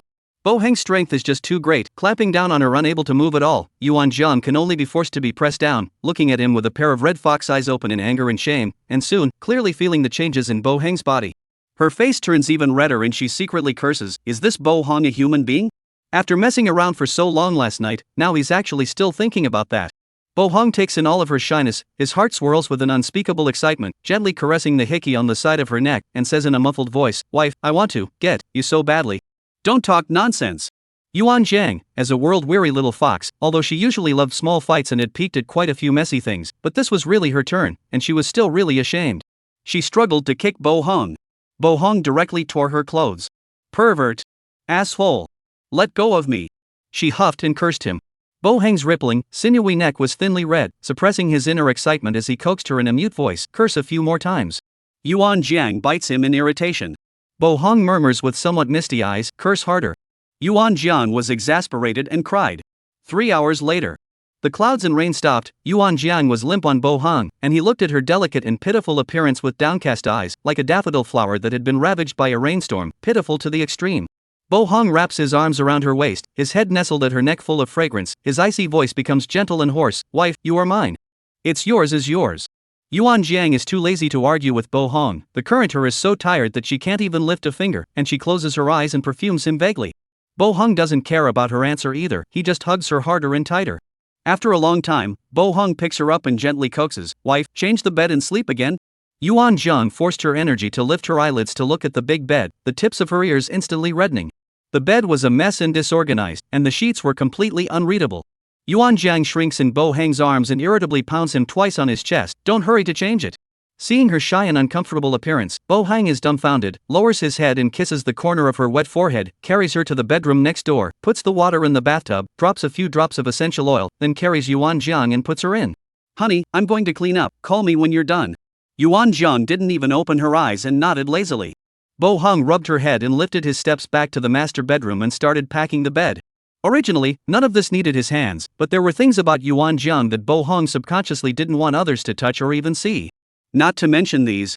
After Bohong cleaned up, he cleaned up again in the master bedroom before going over to pick up the drowsy Yuan Jiang, changing her into her pajamas and blow-drying her hair before placing her on the bed. "Sleep." Bohong lightly coaxes. Yuan Jiang ignored Bohong and directly slept. Bohong looks down at the soundly sleeping Yuan Jiang, his thin lips can't help but curl upwards, his dark and shadowy eyes repressing a morbid paranoia, his icy fingers caressing her snow-white neck, murmuring in a low voice, "Wife." For the next half a month, Yuan Jiang didn't step out of the master bedroom. Yuan Jiang also intentionally did not mention going out, every day obediently stayed in the bedroom. She knew that Bohong every day will be through the surveillance monitoring her, so she intentionally pretended to be sad and lost, look out of the window. When Bo Hong returned, she pretended to be sad and depressed, but kept her mouth shut about going out. Another week passed. Bo Hong opened the door to his room and saw the thin and delicate Yuan Jiang standing barefoot by the floor-to-ceiling window, staring blankly at the outside world, her pale and delicate face covered with gloom. She was thin, her skin was so white that it was close to sickly, and the golden sunlight spilled through the glass, making her look like a fragile ceramic doll. Hearing the movement of the door opening, Yuan Jiang's petite body trembled. "Wife, what are you looking at?" Bo Hong frowns and raises his steps to Yuan Jiang's side with a worried tone. Following Yuan Jiang's line of sight, he only sees the servants who are weeding and planting flowers in the manor. Could it be that his wife is trying to weed? Yuan Jiang's thick and curly black eyelashes gently trembled, the delicate little face lost its previous freshness, full of sadness, even her voice became delicate. "Nothing." Thin Hong muttered, "His wife has not been out of this room for almost a month, her nature has become more and more sullen, and she has lost a lot of weight in her eyes." If the wife and mother is loud, or to him and beat and scold, perhaps he did not feel guilty, but the wife these days, every day obediently, not even a questioning. "Wife, why don't we go out for a stroll?" Bo Hong slightly tilts his head sideways, his tentative eyes lightly skimming over her face. Yuan Jiang's eyes flashed with a trace of delight, but the surface was without ripples, and when she looked sideways at Bo Hong, her small face was still cautious and apprehensive. "Husband, is it really okay?" "Of course." Bo Hong is irritated by Yuan Jiang's apprehension and immediately grabs her hand, responding to her with a certainty in her tone. "You're my wife, what you want, you only need to tell me." "Really? Well, as long as you don't leave me." Bo Hong's heart aches, and he compassionately kisses her on the forehead, taking her into his arms. Feeling her obviously thinner figure, the guilt and self-blame in Bo Hong's heart goes straight to the top, and he can't help but start to wonder if he was too harsh. Obviously his wife didn't do anything? How can he doubt his wife when she loves him so much? She lies softly and bonelessly on Thin Heng's chest, quietly revealing an absent-minded smile, but sighed softly when she raised her eyes. "Husband, if you don't want me to go out, then I won't go out. I'll just stay alone in the room and obediently wait for you to come back." Hearing her say this, Bo Hong furrows his brows and takes her hand and leads her outside. "I'll take you for a stroll." Special Assistant Lee had said that the little girl's family's favorite thing was to shop and buy. Yuan Jiang looked at Bo Hong's obviously anxious figure, which half of the sadness and loss was still there on her pretty little face. She secretly and arrogantly hummed. She knew that Bo Hong would eat softness but not hardness. The largest shopping center in a city. Zhong Wei stood in front of a luxury store with a crying face. All the resumes she had sent out were sinking like a stone, including the ones she had submitted to Bo. At first she couldn't believe it. In her last life, she clearly relied on her own strength to enter Bo's, so how could she not be able to get in this life? So she angrily called over to question her, and it turned out that Bo's HR had a burst of output on her, belittling her at every turn. After not finding a job for most of the consecutive months, Zhong Wei was forced to come to the mall to find a luxury sales job due to Jiang Chui Hong's threats. She can now join almost half a month, not even a single out-of-the-store manager look at her eyes more and more disdain. Zhong Wei heart alarmed, and so on. She estimates that the job cannot keep. Zhong Wei heart is struggling when Tangled heard a familiar female voice. Hubby, let's take a stroll around this place." Chapter 23, The Sickly Boss Disliked by the Nanny's Daughter 23. Surprisingly, it was her. The expression on Zhong Wei's face became hideous and twisted in an instant as she coldly watched Yuan Jiang walk towards her with her hands grasping the ice-cold-faced Bo Hong. The man's handsome face was temperatureless, his narrow eyes were so cold that they were almost cool, his face was like an ice sculpture, his spine was straight, and the woman beside him was chattering, her entire body itching to stick to Bo Hong. Zhong Wei clenched her fingers. After this period of time, she is also a little tired. In a trance, she realized that without Bo Hong, her life was surprisingly a mess.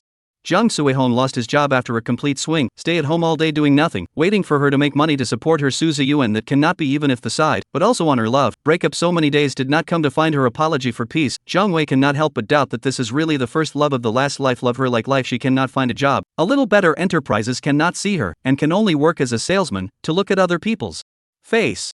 Eating. Zhong Wei's eyes reddened in aggravation. Where did she suffer this kind of aggravation after she followed Bo Hong in her last life? Outside, it's never been anyone else who is submissive to her, even Bo Hong. As long as she doesn't go to Suzy Yuan, Bo Hong will coax her.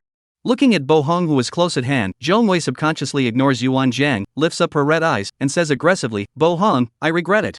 Yuan Jiang has long since seen the original female lead, and the naturally playful little fox naturally won't let go of such a fun play, so she gleefully drags Bo Hong over with her. Thinking of the original heroine's initial avoidance of Bo Hong, Yuan Jiang couldn't help but cover her mouth and snicker, but now it's too late to regret. The male lead has already been snatched away by her.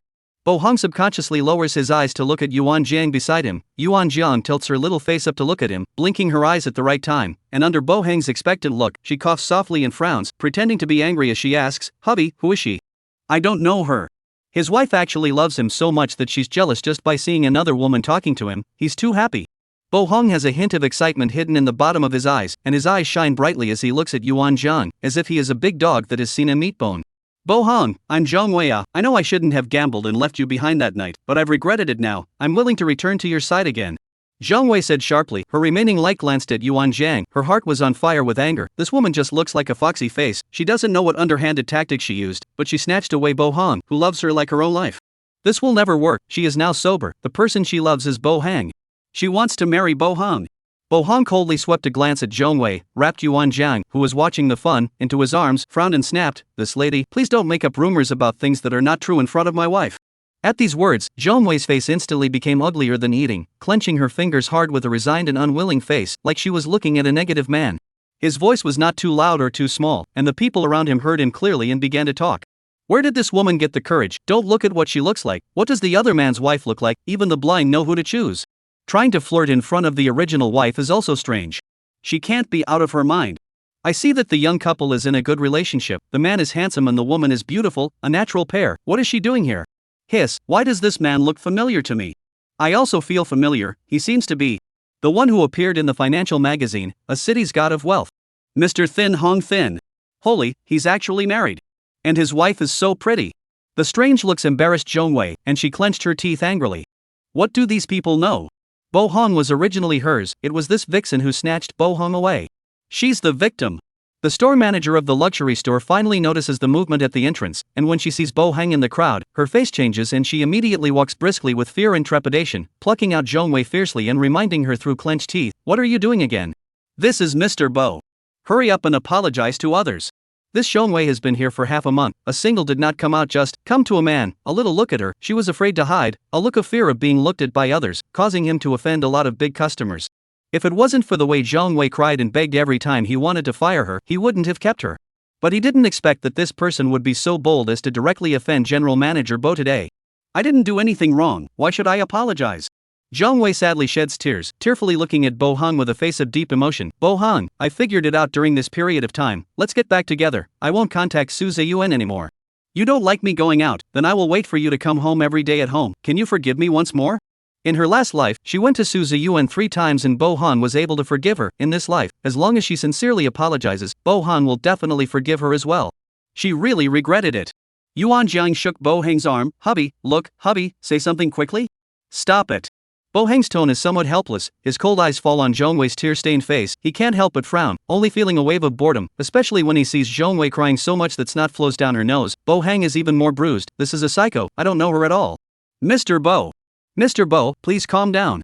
The store manager wipes a handful of cold sweat from his forehead. His heart hates Zhang Wei with a passion, and resolves to sack him later no matter how much Zhang Wei cries.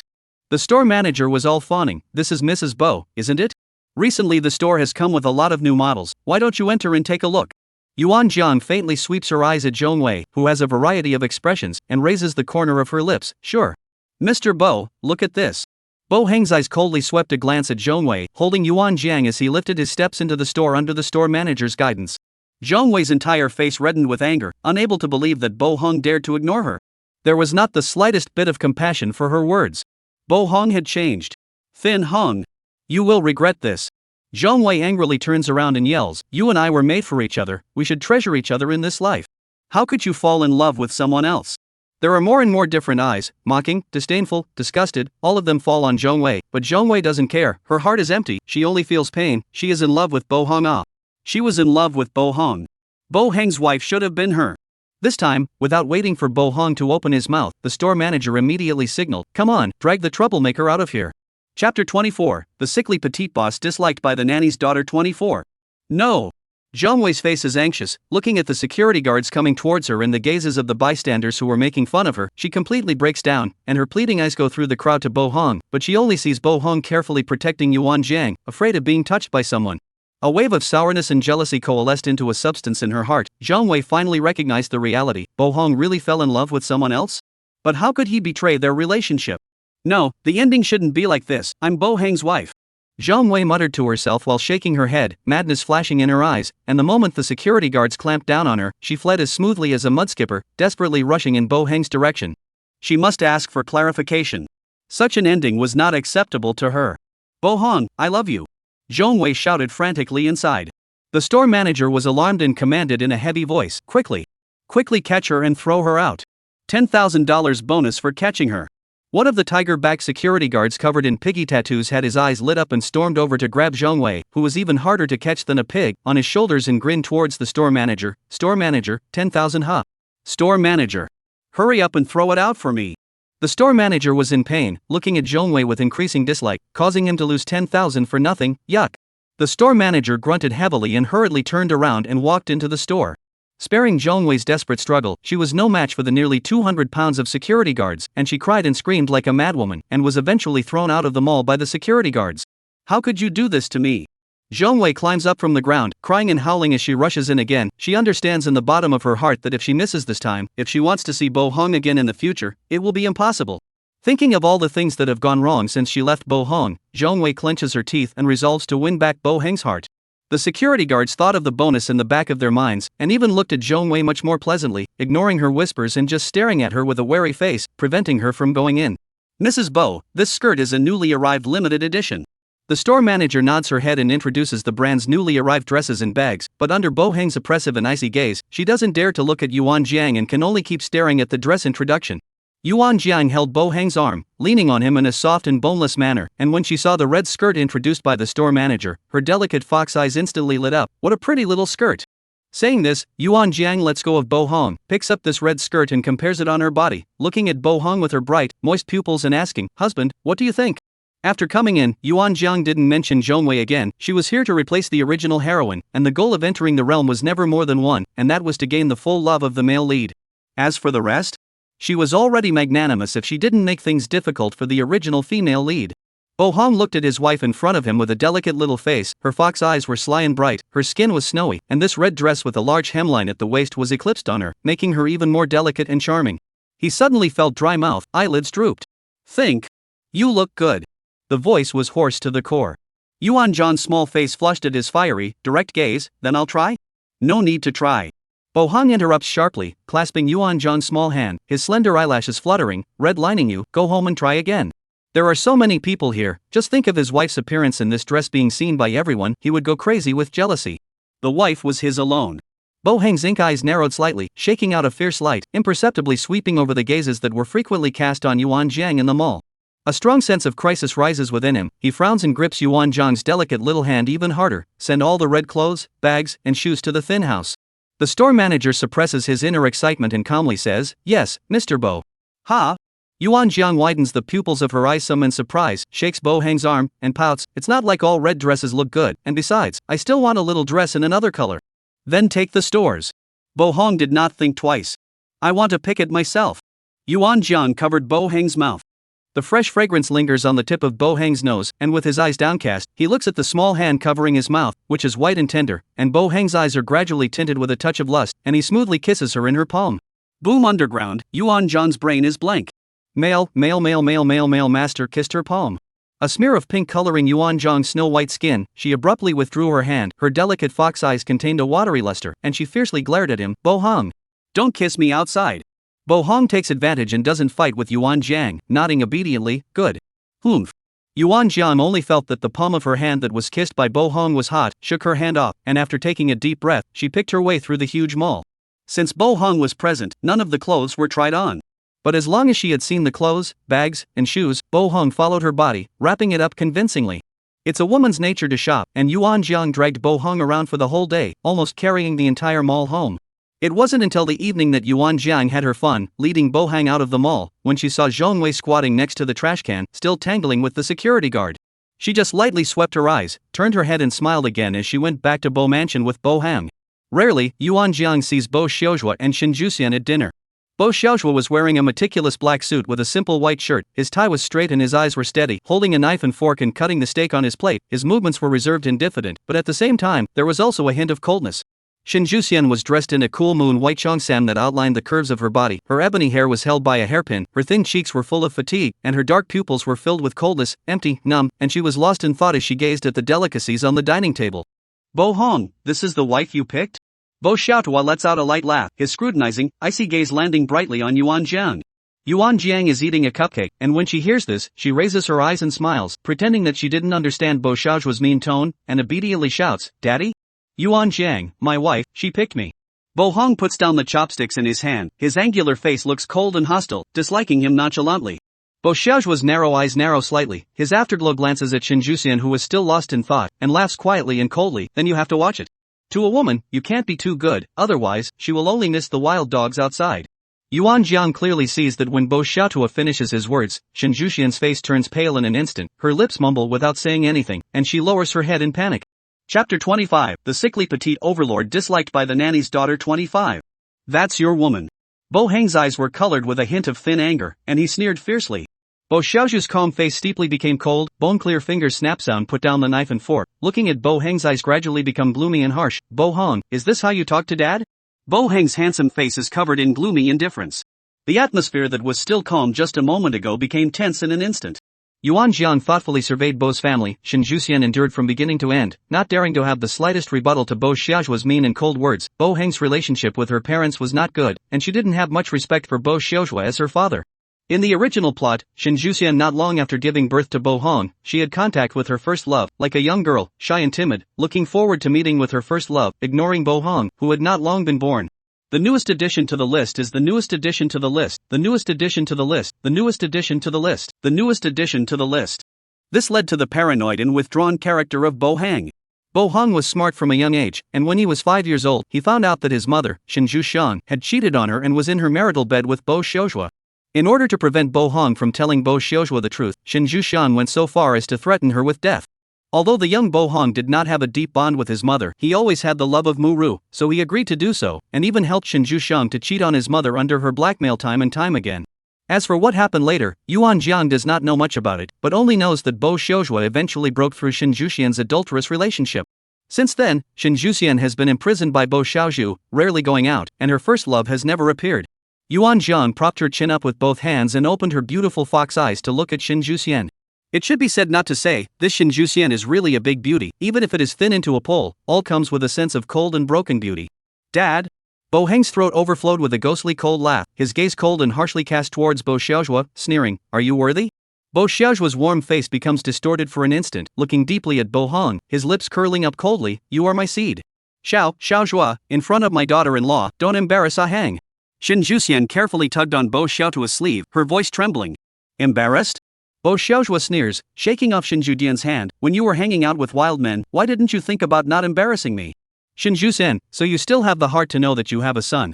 Shen Juxian steeped in tears, covering her face and crying bitterly, but not saying a word of defense. All these years of dueling, she had long since resigned herself to the fact that Bo Xiaojue would not let her go.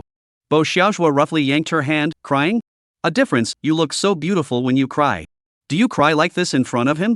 At the mention of that man, Bo Xiaojue's face is almost twisted, jealousy and hatred leaping to his heart as he savagely clamps the thin Shen Juxian in his arms and strides outside. With a hateful voice, "What were you like when you cried when he was messing with you? Tell me." The door slammed shut. The room was instantly silent, as if Bo Xiaojue and Shen Juxian had never appeared.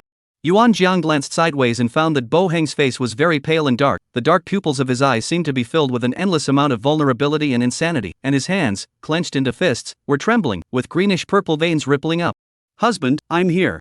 Yuan Jiang took hold of his cold hand and gently hugged him. Bo Hong firmly held Yuan Jiang down, as if in this instant, Yuan Jiang was his lifesaver. His head nestled in the side of her fragrant soft neck, feeling her soft and warm body close to his own. Bo Heng's eyes tailed with a scarlet red color as he once again hugged her hard and tightly. He hated to rub her into his body. Yuan Jiang quietly hugged him and gently patted his back. "Wife." Abruptly, a hoarse and icy voice rang out, "Will you betray me?" Yuan Jiang was stunned, shook her head and said, "No." The air suddenly freezes, and only Bo Heng's breathing can be heard gradually becoming ragged. "Liar. All liars," he said suddenly and fiercely. With a steady force in his arm, Bo Hong fiercely picked up Yuan Jiang and forcefully held her in his arms, striding up to the second floor and straight to the bedroom. Yuan Jiang did not resist, instead she gently went to kiss him. Gently and firmly, she told him, "I am your wife, I will never betray you, you have to trust me. Believe."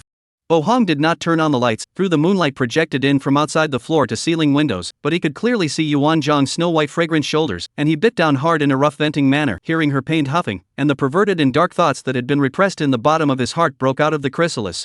Father used to believe in his mother with all his heart and soul as well. In the end, it came down to betrayal. Bo Hong can never forget the scene when Bo Xiaojue took him to do a paternity test. Husband, it hurts. Yuan Jian wasn't afraid of him at all, she just daintily shrunk into his arms, accusing him pitifully.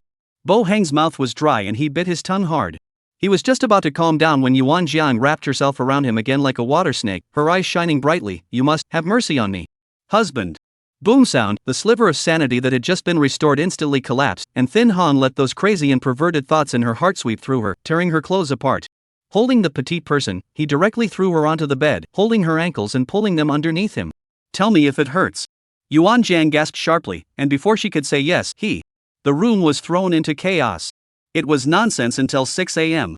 Yuan Jiang was drowsy when she realized that the person beside her was rolling around like a volcano. She fought to lift her eyelids and touched Bo Hang's forehead. To her surprise, she realizes that Bo Hong has a fever. Bo Hong? Bo Hong? She patted Bo Hang's face. Bo Hang's thick and slender eyelashes suddenly lifted, his eyes filled with harshness and indifference as he looked straight at Yuan Jiang. Old husband, you have a fever, get up.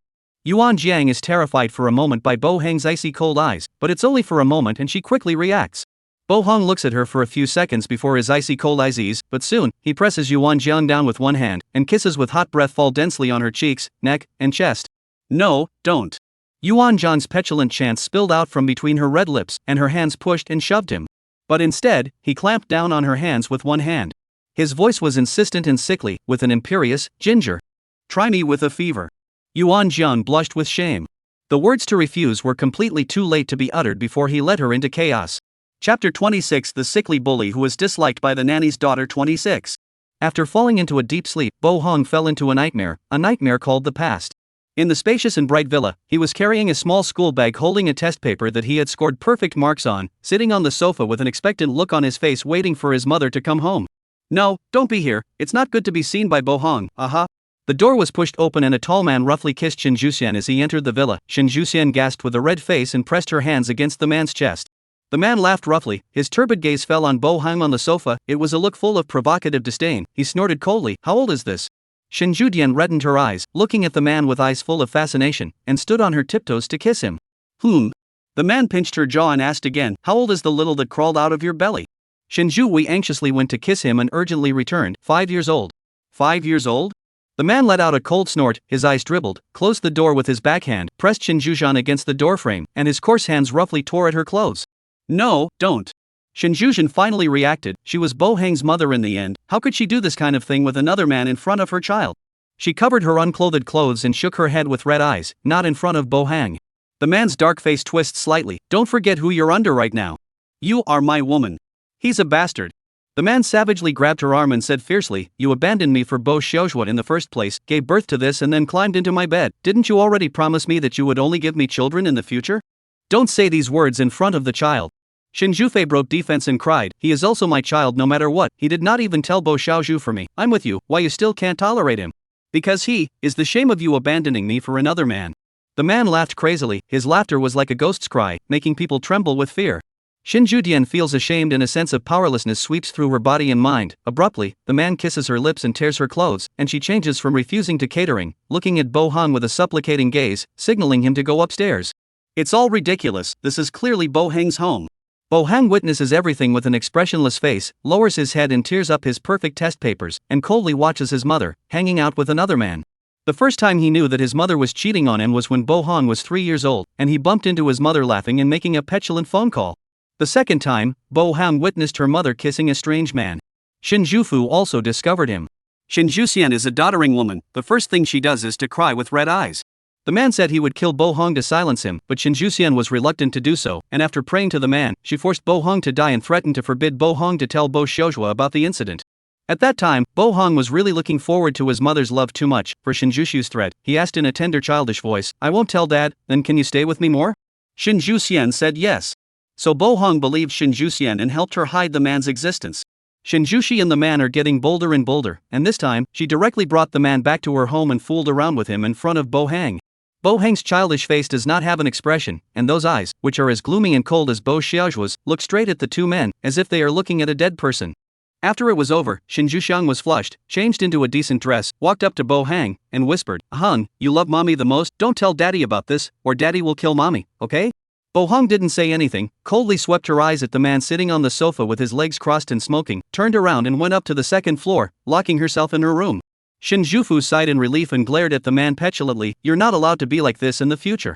Bo Hang is still born to me no matter what. If you act like this again, then we won't contact each other again in the future. The man coldly snorts disdainfully, seeing that she's really angry, and nods perfunctorily. Okay, get me $1 million, I'll use it for business. Why do you want money again? Shinju Dui frowns, but still takes out the bank card and stuffs it to the man. This is the last time, these are all given by Bo Xiaozhu. If it's too many times, I'm afraid he'll be suspicious. Okay. The man stuffs the bank card into his pocket, wraps Shinjujan into his arms and smiles. He slept with Bo Xiaozhua's woman, spent Bo Xiaozhua's money, and cursed Bo Xiaozhua's son for being. He is an ordinary man, but Bo Xiaozhua is a piece of trash. Half a month later. Bo Hong stood in the doorway, listening to the ambiguous sounds of a man and a woman in the master bedroom, returned to his room with a tight little face, picked up his cell phone, and called Bo Xiaozhua. Dad, Mom cheated on you, in your wedding room, with her clothes off. At that time, Bo Xiaozhua had just taken over Bo's business and was so busy that he didn't even have time to eat, and when Bo Hong called, he was dealing with important documents from abroad. It was raining heavily that day, and Bo Xiaozhua came back in the rain, his eyes so scarlet that he kicked the door open and ripped the two people still entwined in the bed apart. The man was beaten by Bo Xiaozhu to the point of paralysis, and Shinju Dian was naked and crying. Bo Hong stood in the doorway, coldly watching this farce. Afterwards, Bo Xiaozhua imprisoned Shinjujan. He was not willing to let go of Shinjujan. Even if this woman had already slept with another man, he just wore this hat and was not willing to let go. And the man, a few days later there was no news. Bo Xiaozhua took 5-year-old Bo Hong to the hospital. Paternity test, in an hour, I want to see the results. Bo Xiaozhua sits on a stool in the corridor, his handsome face cold as ice. Bo Hong stands in front of him, pursing his lips. When did you find out? Bo Xiaozhua asked him. Bo Hong, when I was 3 years old. Bo Xiaozhua kicks him to the ground and angrily asks, why didn't you tell me at that time? Bo Hong didn't say anything, his dark eyes looking straight at him. You better be my seed. Bo Xiaozhua gritted his teeth, with the intention of killing Bo Hong. Bo Hong sat on the ground, his head lowered, still not saying anything. An hour later, the results came out. Bo Hong is Bo Xiaozhua's child. Bo Xiaozhua sighed in relief and hugged Bo Hong. The smile on his face was a little creepy. Ah Hong, you are my son. The laughter was eerie and cold, like a sticky wet viper wrapping into Bo Heng's ears. Ah!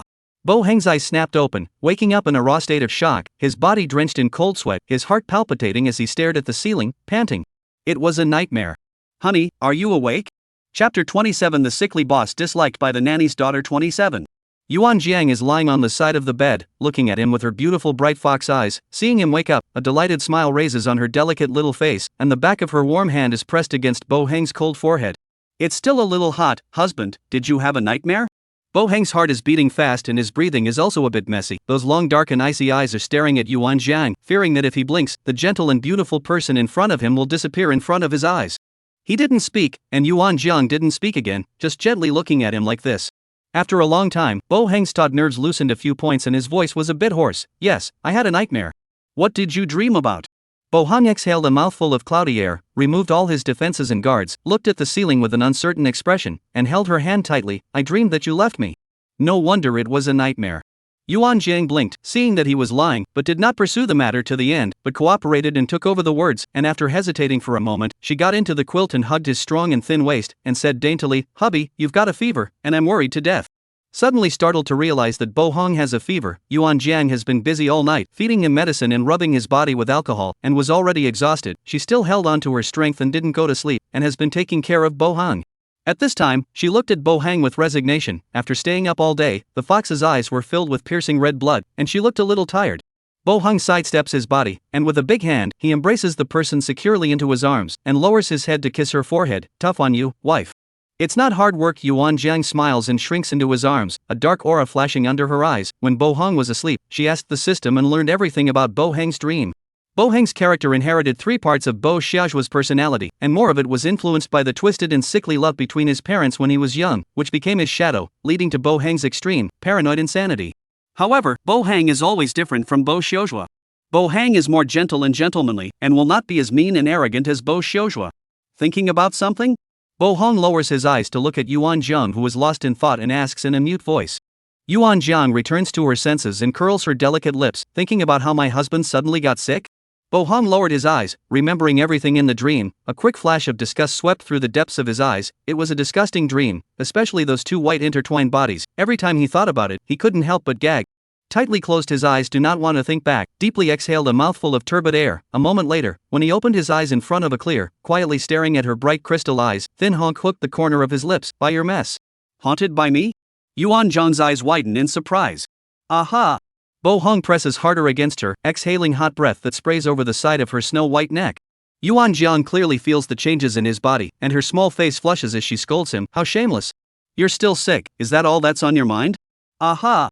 Her scarlet lips keep blah blah blah blah, but Bo Hong can't listen to a single word, and when he sees her, he wants to nim. The hot temperature on his body is transmitted through the thin pajamas, and his muscle lines quickly tighten up, and his body is all hard. At the same time, he lifted her dress regardless. Legit, wife. Soon, Yuan Zhang's snow-white skin was flushed, and she breathed heavily as she looked at the man in front of her who was alive and well even when he was sick. She liked it. Competent men. Taking advantage of being sick, Bo Hong didn't go to the office for 3 days.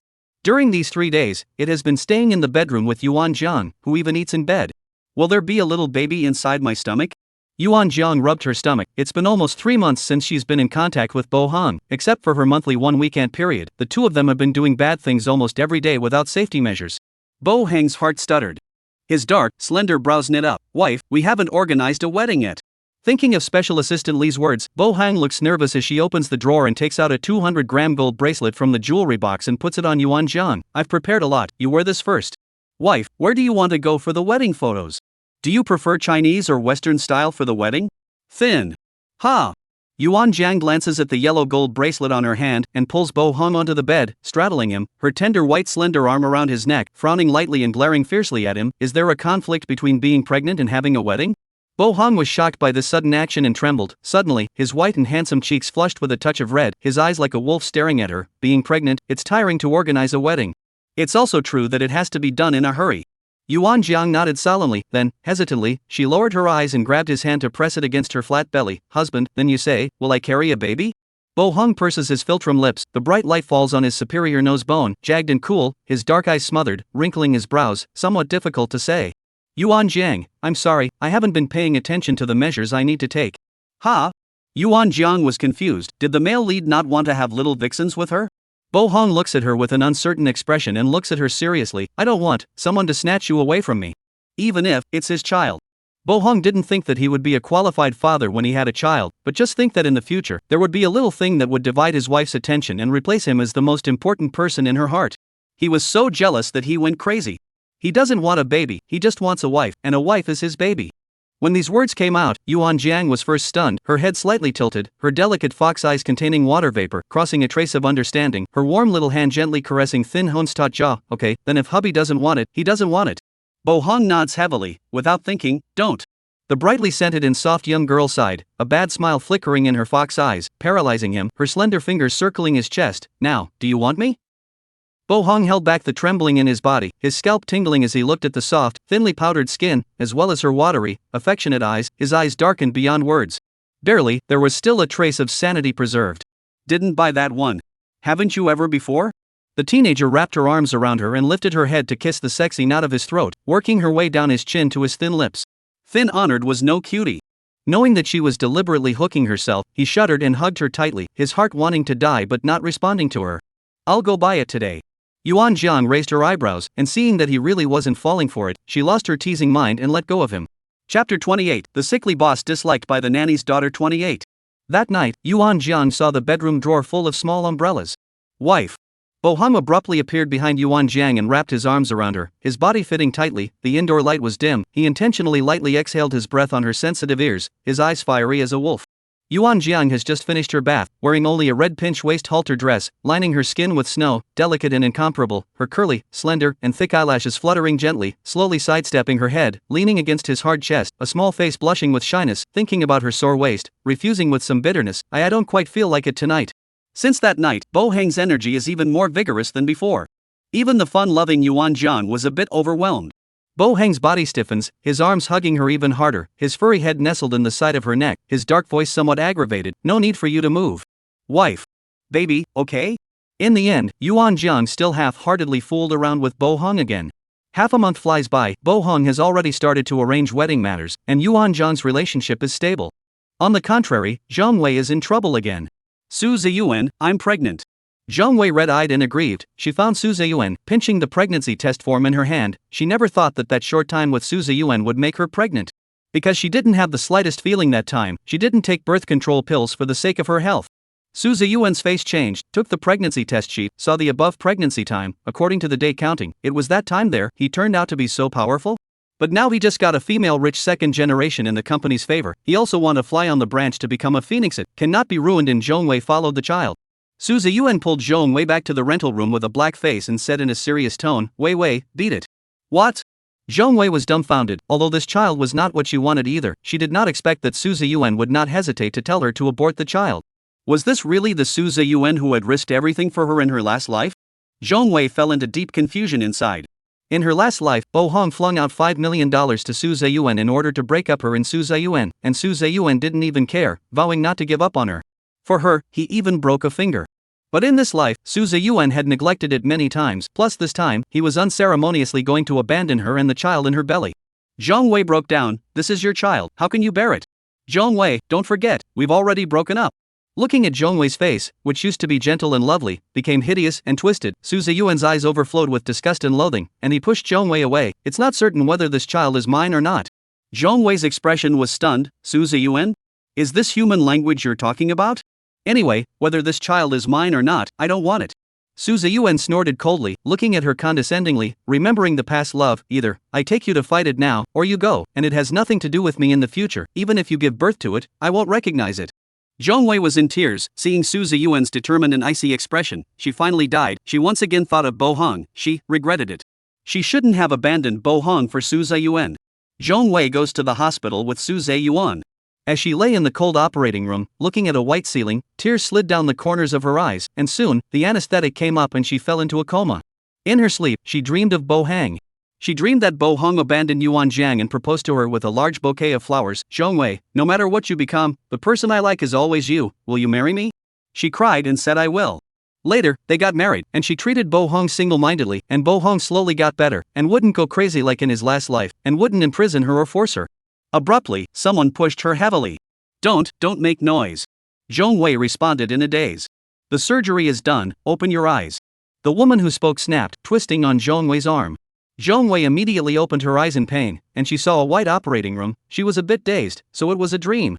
The hospitals carried her off the operating table. After leaving the operating room, Zhong Wei was late to see Su Ziyuan. She anxiously looked for a nurse and asked, Hello, where is the man who came to the hospital with me?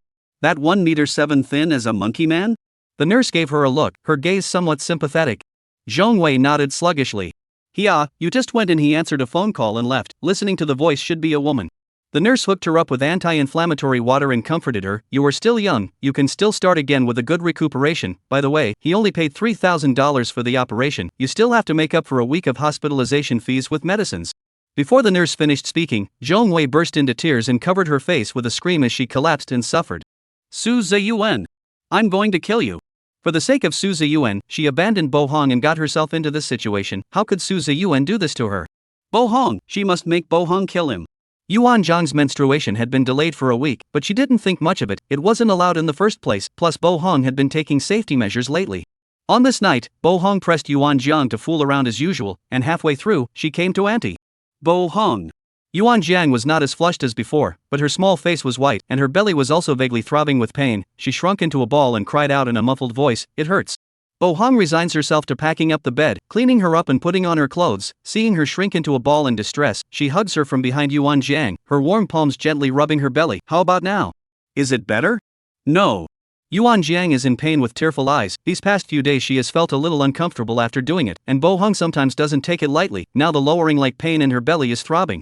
Bo Hong finally noticed that something was wrong. In the past, although Yuan Zhang's physiological period would also hurt, it was not that serious. Let's go to the hospital. Bo Hong lifts off the quilt and casually puts on his pajamas, hugs Yuan Zhang and violently goes downstairs, driving his car straight to the hospital. An hour later, Bo Hong looks at the weak Yuan Zhang on the hospital bed with complicated eyes, gripping her cold hands tightly, the emotions under his eyes obscure and unknown. The dean next to him mutters, Mr. Bo, as a big man, you have to endure when you need to. Mrs. Bo is only a month or so pregnant. How can you be so reckless? If it wasn't for my excellent medical skills, I'm afraid this little doll would be. Bo Hong throws a cold eye over, and the dean is instantly as quiet as a chicken. Knowing that Yuan Jiang is pregnant and the child in her stomach was almost lost to him, Bo Heng's face was dark and uncertain, looking at Yuan Jiang's flat abdomen with complex and indistinguishable eyes, without the slightest joy. On the contrary, it was also a bit gloomy. Chapter 29, The Sickly Pampered Boss Disliked by the Nanny's Daughter. 29. The hand hanging down the side of her leg curls up, staring at Yuan Jiang's pale little face for a long time. Bo Hong finally sighs softly in helplessness. The dean leaves with great insight, muttering in his heart, General Manager Bo is really stable, and he doesn't even fake it when his wife is pregnant. Yuan Jiang only felt the pain in her abdomen, and after sleeping for a long time, the pain disappeared. She opened her eyes in a daze, and met Bo Heng's dark and complicated eyes. Does it still hurt? Bo Hong sits on the side, the bottom of his eyes are green and black, his narrow black eyes are also covered with red blood. He has been guarding Yuan Jiang, not moving an inch. At this time, he sees her waking up, his tense and uneasy heart finally falls back into his stomach. Yuan Jiang blinks her eyes, her long waterfall hair spills messily over her body. She sits up with a white face and reaches out towards Bo Hong, frowning pitifully. It still hurts a little bit, I want to hold it. Bo Heng's deep black eyes looked straight at her, not daring to embrace her waist, so he had to press her shoulders into his arms. Husband, what's wrong with me? She slumps down on his body in a sticky manner, her voice line is delicate and soft, with a hint of aggression, drilling straight into Bo Heng's heart. Bo Heng's head is buried in the nest of her neck filled with fragrance, the knot in his throat sliding slowly, his voice a little hoarse. Wife, you're pregnant. What? She has a little vixen-law? Yuan Jiang's body stiffened violently as she pushed Bo Hong away and carefully touched her flat stomach. Bo Hong, who was pushed away by her unpreparedness, changed his face, his thin lips pursed into a straight line, his complexion became more and more dark and uncertain, and his skeletal fingers clenched into fists. Not yet born, the wife cares more about the child. Yuan Jiang's beautiful fox eyes shine brightly as she grabs Bo Heng's hand and presses it against her stomach. Hubby, we're having a baby, feel it. Looking at her joyful appearance, Bo Heng is not happy no matter what, but he can't bear to let her spoil the fun, so he perfunctorily touches it twice. It's just an embryo, what's there to touch? But my wife's stomach is soft, her skin is smooth, and she smells good. Thin honed lips couldn't help but tick upwards again, but his brows were still knitted together. It wasn't that he didn't like children, and it was still a child of his in Yuan Jiang's common blood, but as long as he thought that a child would dominate Yuan Jiang in the future, and that Yuan Jiang would love a child more than he did, he was jealous and scared. Yuan Jiang vaguely noticed that Bo Hong is not right. In the past, Bo Hong always liked to stick on her body to ask for kisses, like skin hunger, like a moment is not willing to separate from her, and today he is very silent. She looked up in a daze, but the bottom of her eyes was suddenly stabbed. She saw the bottom of Bo Heng's reddened eyes. Bo Hong, do you not want a baby? Yuan Jiang fiercely recalls Bo Heng's previous words about not wanting a child. The elation on her small face fades away and her willow brows knit up. She didn't take any measures before, and this pregnancy is really unexpected. It's not like I don't want it. Bo Hong denied that he didn't have a clue in his heart. Bo Xiuzhua and Xin Zhujian didn't do a good job of parenting, causing Bo Hong to grow up in a deformed environment. He didn't quite understand what to do with a child who had the blood and bones of him and his lover, and he didn't want anyone to steal Yuan Jiang's love for him. It's his fault for not taking measures and creating a child. Thin Hong hate to go back to the past, ruthlessly slapped the original self a few slaps, anxious that half of the time for what? Yuan Jiang curled up her lips and smiled, leaning softly and bonelessly in Bo Heng's arms, gently guiding. Why is that? Bo Heng is silent for a moment, looking down at Yuan Jiang in his arms, holding her delicate little hand. He is afraid that after he speaks his inner Thai thoughts, Yuan Jiang will look at him with eyes that look at foreigners. But now, he desperately needs Yuan Jiang's assurance. He wants Yuan Jiang to promise that she will always love only him, and that the child will only come after him. Bo Heng hesitates for a long time before saying in a hard voice, I'm afraid, it will steal you away. You are my wife, all of you should belong to me. I can't accept that you love someone else more than me. After saying this, Bo Heng was finally relieved. Yuan Jiang realized, raised her head and kissed Bo Heng. Her lotus root white hand circled his neck, her whole body lying softly on his body. Bo Heng, what are you imagining? You are my husband, of course I only belong to you ah. And, what snatch away not snatch away, I will be very good, always accompany you, no one can snatch away. Secretly tell you, in fact, I also do not like children, I just like to have children with you. Yuan Jiang smiles and teases him, husband, don't you want to see what kind of baby we can have with our genes? Bo Heng coldly thought about it, perhaps it will be a daughter, looking exactly like his wife, dainty and softly clinging to him. Thinking this way, it seems, not bad. The loss in the bottom of Bo Heng's eyes was a few points less, and with it came a huge surprise. His wife even coaxed him, and said that she only belonged to him alone, and said that no one could snatch her away, and most importantly, she said that she would just love to have children with him. How could he doubt that his wife would stop loving him just because of the baby? He's so not a thing. Bo Heng was enlightened, and the eyes that looked at Yuan Jiang's stomach were finally softened, gently touching it. I know. Yuan Jiang see him finally knot a sinew into a dead end, mentioning the heart is finally put down, smiling sweetly thought, she and Bo Hang's baby, will there be a small fox tail? Thin honored to hold Yuan Jiang, the heart of some confused to think, wife good fragrance. After 2 days in the hospital, Yuan Jiang can finally be discharged. Special assistant Li followed behind Yuan Jiang Bo Hong with a big bag and a grumpy face. Bo Hong carefully held Yuan Jiang and led her outside. In the distance, Zhang Wei, who had just been discharged from the hospital, suddenly froze in disbelief, looking at Bo Hang's appearance of supporting another woman, the only firm belief in her heart collapsing. She rushed over like a madwoman, stopping in front of Bo Hong, and questioned in a stern voice with wide eyes, Bo Hong, how could you appear here with her? No. How could Bo Hong betray her? How could he really fall in love with another woman? Obviously in her last life, no matter what mistakes she made, Bo Hang would have unconditionally forgiven her and waited for her to turn back all the time. Zhang Wei has already thought of immediately finding Bo Hong after this time to apologize for her mistakes and immediately stay with him to make it up to him. But now, Zhang Wei's chest rose and fell violently, and she glared fiercely at Yuan Jiang with a face full of indignation and resentment. It's all because of this woman snatched away Bo Hang. Bo Hong is hers. It's her Zhang Wei's.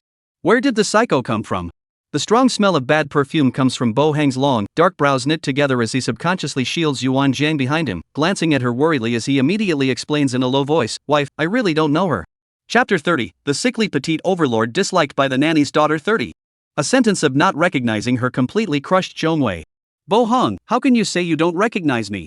You clearly said that you only love me as a woman, how can you fall in love with someone else? Marry and have children with another woman. Zhang Wei's eyes are filled with red bloodshot, her whole body looks crazy, hissing in anger and unwillingness, just because I was confused that day and didn't save you? If you hadn't imprisoned me, controlled me, and forced me like a madman in your previous life, how could I possibly fear you in this life? Thinking of Zhang Chuihong kicking her out because she couldn't earn enough money, Su Zeyuan's indifference and heartlessness towards her, and the child that was aborted just after it was discovered, the hatred in Zhang Wei's heart grows, and it's all Bo Hang's fault. If Bo Hong wasn't sick, how could she be so afraid of him and thus all this happened? If Bo Hong had treated her well, then she wouldn't have suffered all of this. She, Zhang Wei, should be as high and mighty as she was in her last life. Wearing gold and silver. This is all because of Bo Hong. Because of Bo Hong. The onlookers are getting more and more people, individuals are not clear about the situation, heard these words, also thought that Bo Hong cheated on his wife, Yuan Jiang as a mistress, and Zhang Wei as the original spouse, lowered his head and talked to each other, casting a gaze full of malice towards Yuan Jiang. She's so pretty, so she's a lowlife who seduced her married husband. Looking at this body, you should be very good in bed, right? A man with a fat head and brain revealed an obscene gaze. Look at that vixen's looks, she must have had her whole body fixed. Listening to the crowd siding with her, Zhang Wei's face was grim as she excitedly stretched out her hand towards Bo Hong with a look of anticipation. Bo Hong, no, husband, I'll definitely live a good life with you, I'll listen to you in everything from now on, and I'll never think of Su Zeyuan like I did before. Seeing Zhang Wei leaning closer and closer, Bo Hang's cold and sulky face flashed with disgust, and viciously kicked Zhang Wei in the knee. Get lost. With a bang, Zhang Wei violently fell to the ground, and at the same time, her knee broke with a click. She was drenched in sweat from the pain, staring incredulously at Bo Hong. Bo Hong, actually hitting her? Did Bo Hong really not love her anymore? It hurt so much, and her heart ached. Yuan Jiang looked at this farce indifferently, as if the person Zhang Wei had falsely accused was not her, and it was only when Bo Hong threw a worried look at her that she softly lay on Bo Hang's chest, tugged at his lapel, and said in a small voice, husband, you talk to her. I simply don't know her, I don't even know what her name is, this woman should be mentally ill or have hysteria. Bo Hang's heart thumped, pressed not to look at Zhang Wei's side, nervously explaining to Yuan Jiang, itching to cut out his heart and hold it out to her. Afraid of her anger, Bo Hong gazes at Yuan Jiang helplessly and nervously, wife, don't be angry. Yuan Jiang smiles with a pft and grips his hand tightly, her soft voice carries a soothing tone, alright, of course I believe you. Bah! You two adulterous couple. How dare you hit someone on the spot? Do you still want to lose face? A short-haired woman volunteered, shouting with a disgusted face. Right. This dares to bully people like this in public, in private there's no telling how they're bullying this poor woman, we must call the police. Send this pair of dogs in. An old man with gray hair had cloudy eyes and a face full of justice. This is really shameless. The crusading voices were vibrant, and Thin Hang's icy gaze swept over these self-proclaimed righteous onlookers one by one, her thin lips pursing into a straight line. Zhang Wei saw so many people helping her speak, moved to tears falling, but when she saw Bo Hang's gloomy and vicious face, the fear from the soul once again enveloped her. She lowers her head in fear and trembles. In the face of this group of people's foul language, Bo Hang's pitch-black eyes are like cold pools of sunken stars, covering Yuan Jiang's ears with one hand and holding her down into his arms, while his other hand takes out his cell phone to make a call, and 3 minutes later, dozens of uniformed people surround the place in a circle. 3 doctors in white coats picked Zhang Wei up. Zhongwei's eyes went black. She saw that the nameplate of this white coat was engraved with Director of the Psychiatric Hospital. Bo Hong. Bo Hong was actually going to send her to a mental hospital. No, don't. Bo Hong, I was wrong, don't do this to me. Zhongwei finally feels scared and cries her heart out, yelling. She finally realized that this life Bo Hong was not the same as the last Bo Hong. But how could she be willing? So loving Bo Hong loved someone else. She loved Bo Hong, only she woke up too late. Why can't she be given a chance to make amends? Zhongwei stubbornly looked towards Bo Hong, so aggrieved that she cried out, Bo Hong, I'm the one you love, I regret it, I really regret it, Bo Hang. Bo. The director of the mental hospital has the extreme foresight to cover Zhongwei's mouth, and then busily and in a panic, he and his two companions drag Zhongwei out and bring her back to the mental hospital. While watching the crowd of people spitting evil words, see this scene on the spot dumbfounded, especially surrounded by dozens of uniforms, their faces have flowed out of the blank and innocent look. At this time, a young woman panicked, who just cursed, hurry to come forward. This is a real offense, this is the person in charge of a city's Thin group, Thin Hung. A little bit on the net to pay attention to finance and economics, who does not know Thin Hung? When the woman said this, everyone was stunned. The old man who had just mouthed off swallowed his saliva and chided, why didn't you just say that? I didn't mean to. Me too, I just couldn't stand to watch, so I helped out with a few words. It's all that woman's fault for putting on such a show and misleading me. Mr. Bo, I'll take care of it here. Special Assistant Lee is dusty and sweaty, with a decent smile still raised on his face. As we all know, in front of the top position of power, whether it's a small family mansion or a uniformed rank of all sorts, they are all just security guards for the top mansion's power holders. Aha! Bo Hong has little temperature in his eyes, and with his hands carefully wrapped around Yuan Jiang, he leaves the place surrounded by a group of bodyguards.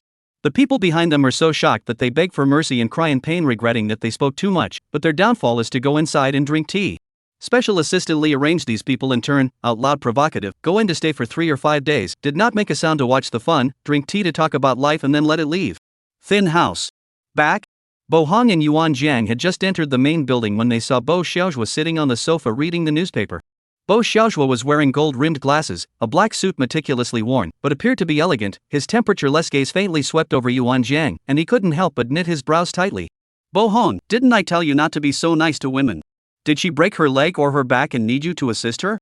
Chapter 31 The Sickly Bully Who Was Disliked by the Nanny's Daughter 31. My legs aren't broken and my waist isn't broken, husband, he's just simply heartbroken. Yuan Jiang hooks her delicate lips and smiles in a well-behaved manner, leaning softly and bonelessly against Bo Hong, her voice glutinous as she replies, if it wasn't for my daughter-in-law blocking the way, hubby, he would have hated to carry me home.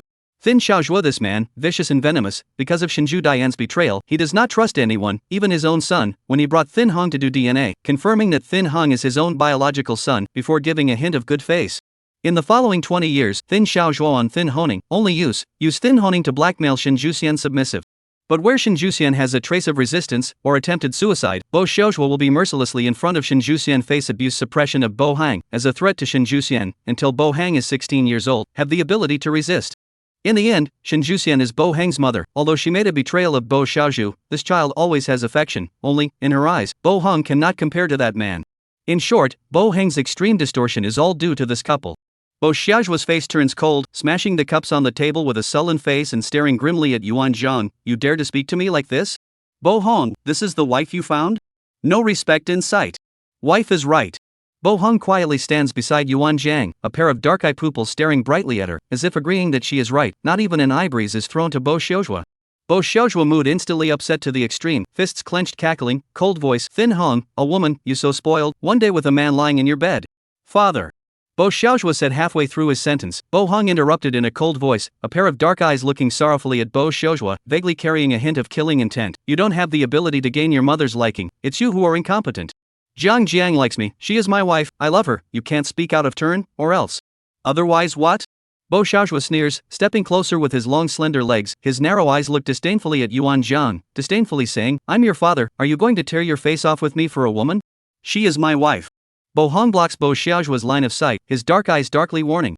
Yuan Jiang furrowed her brows, this Bo Xiaozhua is really sick, other people's fathers are hoping for their own children's families to be happy and fulfilled, this Bo Xiaozhua is a strange person, provoking her in Bo Hang's conjugal relationship in front of her. No wonder when Bo Hong was 18 years old, he directly snatched Bo's group from Bo Xiaozhua's hands and became the newly appointed head of the group. Xiaozhua, what are you guys talking about? At this moment, Shinjuxian, wearing an apron on her body, comes out from the kitchen. Seeing this scene, her pale little face whitens a few more points, her voice weakly mumbling, her head hanging down as she carefully walks to Bo Xiaojua's side. As soon as Shinjuxian came, the coldness on Bo Xiaojua's face eased for a few moments, and he snorted coldly, "He's warning your son, don't be so nice to women, lest he be like me and help his beloved woman raise an adulterer." Shinjushu's thin body gave a lurch, but today, strangely did not show a sad and upset expression, just looked at Bo Hong with an unknown color. Hong has been understanding since he was a child, and Yuan Jiang, this child is also smart and beautiful, he will definitely be able to do well in the future. I have not taken on the responsibility of a mother, Yuan Jiang, Hong is a good child, you have to treat him well. Her words come out strangely. Yuan Jiang frowns tightly in puzzlement, but nods and smoothly confesses a wave of love to Bo Hang. "Don't worry mother, my husband and I have a good relationship." "What are you saying this for?" Bo Xiaotua impatiently interrupts. "Bo Hong, your mother has come to her senses today and even offered to cook for you. You're afraid, it's still the first time you've eaten a meal cooked by her, right?" Bo Hang glances at Bo Xiaojua with a calm expression, and his line of sight moves back to the apologetic Shinjuxian, but quickly moves away. He carefully and thoughtfully wrapped his arm around Yuan Jiang and walked inside. Yuan Jiang swept back a glance at Shinjuxian and said in a super whisper, "Hubby, why do I feel weird?" "They're pumped up." Bo Hong said indifferently. For the pair of parents, Bo Xiaojua and Shinjuxian, they could no longer stir a single ripple in his heart. Shinjuxian skipped over Bo Xiaojua and jogged into the kitchen to bring out the ready meals, setting them out in front of Bo Hong as much as possible. She made a total of 18 dishes, more onions and spices. "Ah Hong, eat more, taste how mom's cooking tastes?" After Shinjufu picked up her chopsticks, she was busy without stopping, chucking dishes into Bo Hang's bowl. "Doesn't he have hands? Won't he clip it himself?" Bo Xiaojua's face becomes more and more ugly, delayed in seeing Shinjushu Dianzi give him the dishes. His heart is furious and he is on fire. Only then does Shinjuxian remember, and awkwardly pinches a chopstick of food for Bo Xiaotua. Bo Hong looks at this scene expressionlessly and only finds it ironic. What kind of drama is this trying to sing? Mother's kindness and son's filial piety? "Hubby, try this, it's not spicy." Inside the 18 courses, Yuan Jiang picks an egg custard and scoops it into Bo Hang's bowl, smiling with arched eyebrows. Bo Hong lowered his eyes, saw the dishes in the bowl, and muffled a hum, before picking up his chopsticks to eat. When Bo Hong was a child, Shinjuxian and Bo Xiaotua didn't pay attention to him, and the nanny at home naturally didn't pay any attention to him, so he was often hungry and full, and Bo Xiaotua's madness from time to time made Bo Hong even more often unable to eat a full meal. Soon, Bo Hong was young and had a stomach problem. He couldn't eat spicy and stimulating food, but this was something that Bo Xiaojua and Shinjuxian never noticed. Shinjuxian's face stiffens, and she says sardonically, Hong, you don't eat spicy food?" Bo Hong glanced at her with calm eyes and nodded, "Aha." With this word, Shinjuxian's heart feels like a knife cut, and her eyes look fondly at Bo Hong, a guilty look appearing on her face. Late night. On the soft big bed, Bo Hong holds Yuan Jiang tightly, his head nestled in the side of her neck full of fragrance, one hand pressed against her flat belly. Delayed in falling asleep, he slowly opens his eyes and raises his hand to poke Yuan Jiang's white and pink little face. "Wife." "Aha." Yuan Jiang rolled over and nestled her entire body in his arms, yawning lazily. "Why are you still awake?" After confirming her pregnancy, I don't know if it was a psychological effect, Yuan Jiang always felt like she could fall asleep quickly, and there was still a lot of sleepiness. Bo Hong pinches Yuan Jiang's face and says in a mute voice, "Thinking about what to name the baby? The baby is still small, hurry up and go to sleep." Yuan Jiang said vaguely, one hand resting on the side of Bo Hang's waist, and fell into another deep sleep. Bo Hong let out a light laugh, closed his eyes and wrapped his arms around her with force. For some reason, he was always a bit distracted. Under the tossing and turning, he half dreamed and half woke up, dreaming of being locked up by Bo Xiaojua in the past, dreaming that Shinjuxian pushed him away for that man. After having several dreams in a row in one night, Bo Hong turns around and wakes up. Suddenly, the sound of heavy, rapid steps rang out, and the maid knocked hard on the door of the room. Bang bang bang. "Bo, Mr. Bo. Old Mr. Bo and Mrs. Shen are dead." Chapter 32, The Sickly Boss Disliked by the Nanny's Daughter. 32. The pupils of Bo Hang's eyes widened a bit, his narrow dark eyes filled with bewilderment, and his entire body sat up in shock as the urgent voice of the maid outside the door continued. "Mr. Bo, you quickly go and take a look. So much blood." After a few seconds of slowing down, Bo Hong finally reacts to the fact that Bo Xiaojua and Shinjuxian are dead. The knot in his throat slowly rolls, and only then is he startled to realize that a large cold sweat has already broken out on his body, and he froze and lowered his eyes to see Yuan Jiang, who had been woken up. "Honey, are you alright?" Yuan Jiang frowns tightly, her eyes showing worry, and at the same time, she feels shocked. This thing happened too unexpectedly. Shinjuxian and Bo Xiaotua actually died? How did they die? Yuan Jiang holds Bo Hang's hand, feeling him vaguely trembling. A trace of strangeness crosses her heart, and her warm little hand caresses his cold cheeks. "I'll go with you to take a look." Bo Hong only felt that the area in front of him was all black, and his mind was also a messy mess, and when his dark and shadowy vision landed on Yuan Zhang's worried little face, only then did he slightly slow down, forcing himself to calm down, but the voice he made revealed a fragile trembling. Good. Yuan Zhang puts on a long white dress and leads Bo Hong to follow the servants to the backyard, and from afar, she sees a dozen or so servants gathered around and discussing, with individual servants vomiting next to them. A dozen meters away, a smell of blood floated on the tip of Yuan Zhang's nose, her stomach churned with nausea, and Yuan Zhang subconsciously wrinkled her brow. Bo Hong only felt chills all over his body, his cold and obscure gaze looking straight in the direction surrounded by the servants, and as he approached, his preserved sanity made him stop. He presses Yuan Zhang's shoulder, his voice hoarse, "Wife, wait for me here. I'll accompany you." Yuan Zhang gently shook her head. "No need." Bo Hong didn't forget that she was pregnant now, and his afterglow glanced at the 3 or 4 maids crouching and vomiting on the side. His eyes darkened a little more, and he vaguely felt a hint of fear as well, as he said forcefully, "Behave." Yuan Zhang raised her eyes in a daze, and after hesitating, nodded, "Okay, I won't go over." Only after hearing her assurance does Bo Hong withdraw his trembling hand, stiffly turning around and lifting his heavy steps to walk away. When the servants saw Bo Hong coming, they all sidestepped to the sides to make way, looking at him with a sympathetic gaze. Shen Juxian and Bo Xiaolu died in a really undignified manner. This is a moon-starry night. Bo Hong motionless face to the ground that blurred blood, straight spine downward pressure curved a little, dark eyes in a dead silence, lips pale. Bo Hang's eyes. A pool of black and red blood under Shen Jushu's body, her head smashed on the spot, revealing a morose white skull and apricot white brain matter, mixed with scarlet blood emitting a strong smell of decay. Her limbs fell in a twisted manner, but upon closer inspection, one could see her slightly upturned lips. To the left of Shen Juxian, there is Bo Xiuzhua. The back of Bo Xiuzhua's head fell to pieces, even his eyeballs rolled down on the brain pulp, his heart pierced with a sharp dagger, the blood has not yet flowed dry. Bo Hang's eyes calmly watched this scene, his body resembling a wind-dried sculpture. Ever since he was a child, Bo Hang's relationship with Bo Xiuzhua Shenju Dian was not close, but at this moment, his heart was throbbing fiercely, his hand hanging at his side trembling, his eyes scarlet. He didn't shed a single tear, and a hint of eerie excitement was hidden in the bottom of his eyes. Yuan Jiang saw this scene through the crowd, a trace of surprise crossed her eyes, her pink lips pursed slightly, and a strong worry flowed from her delicate little face. Seeing her parents die such a tragic death with her own eyes, Bo Hang's heart must not feel good. A maid who had taken care of Bo Xiaotua for decades cried her heart out, "He committed suicide. I saw Mrs. Shen jump down with my own eyes, and the boy jumped down with her. How can you be so dead-eyed?" The maid breaks off and says the scene she witnessed with her own eyes, and Shen Juxian, no longer able to endure Bo Xiaotua's strong and morbid control, leaps down from the roof of the building, her head against the hard ground, while Bo Xiaotua doesn't hesitate in the slightest, and leaps down right after her. The maid cries mournfully, sobbing and tearful, and looks at Bo Hong with heartache. Bo Hong lowered his head deeply, the white hazy moonlight sprinkled on his face half bright and half dark, vaguely outlining the contours of his delicate and handsome side face, a beautiful curve of his jaw, and a dark and gloomy look. The maid subconsciously shivered and took a few steps back in fear. How could anyone see their parents die in such a cold manner, without even a hint of sadness on their face? "Bo, Mr. Bo, don't be too sad." The maid brainwashes herself that Bo Hong must be showing this expression because he is too sad. Sad?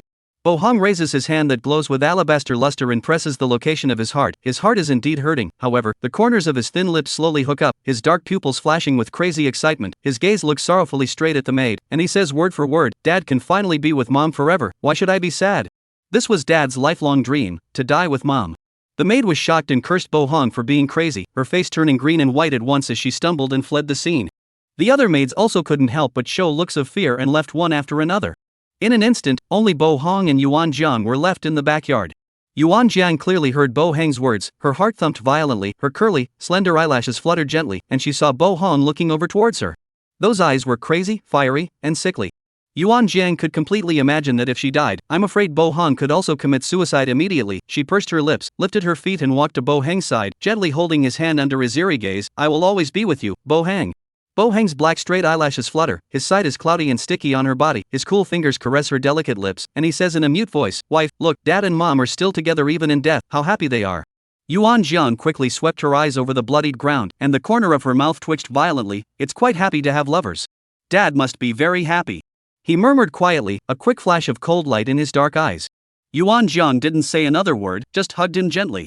Bo Hong wrapped his arms tightly around her, as if he wanted to rub her into his body, and it was at this moment that Yuan Jiang clearly realized that his body temperature was icy cold, and he was still shivering vaguely. Yuan Jiang sighed and gently patted Bo Hang's back, telling him, "You still have me and the baby, husband." Bo Hong didn't say anything, his head nestled deep in Yuan Jiang's neck nest. After a long time, Yuan Jiang stood a little numb and was just about to push Bo Hong away when she felt a cold teardrop on the side of her neck and her body instantly stiffened. Chapter 33, The Sickly Pampered Boss Disliked by the Nanny's Daughter. 33. Thin Hong, crying. Yuan Jiang's breath was blocked in her heart, and her fingertips trembled as she once again hugged his strong and thin waist, quietly accompanying him. Thin Hong body blood flow backward like cold, like falling into the ice lake. Yuan Jiang is like his life-saving straw. He dead embrace Yuan Jiang, forehead seeped out layers of cold sweat. In the dimly lit backyard, beside Bo Xiaozuo is the two repulsive corpses that are tugging at Shinju's conflicting hands, and his face is hidden on the side of Yuan Jiang's neck, unable to see half of his expression.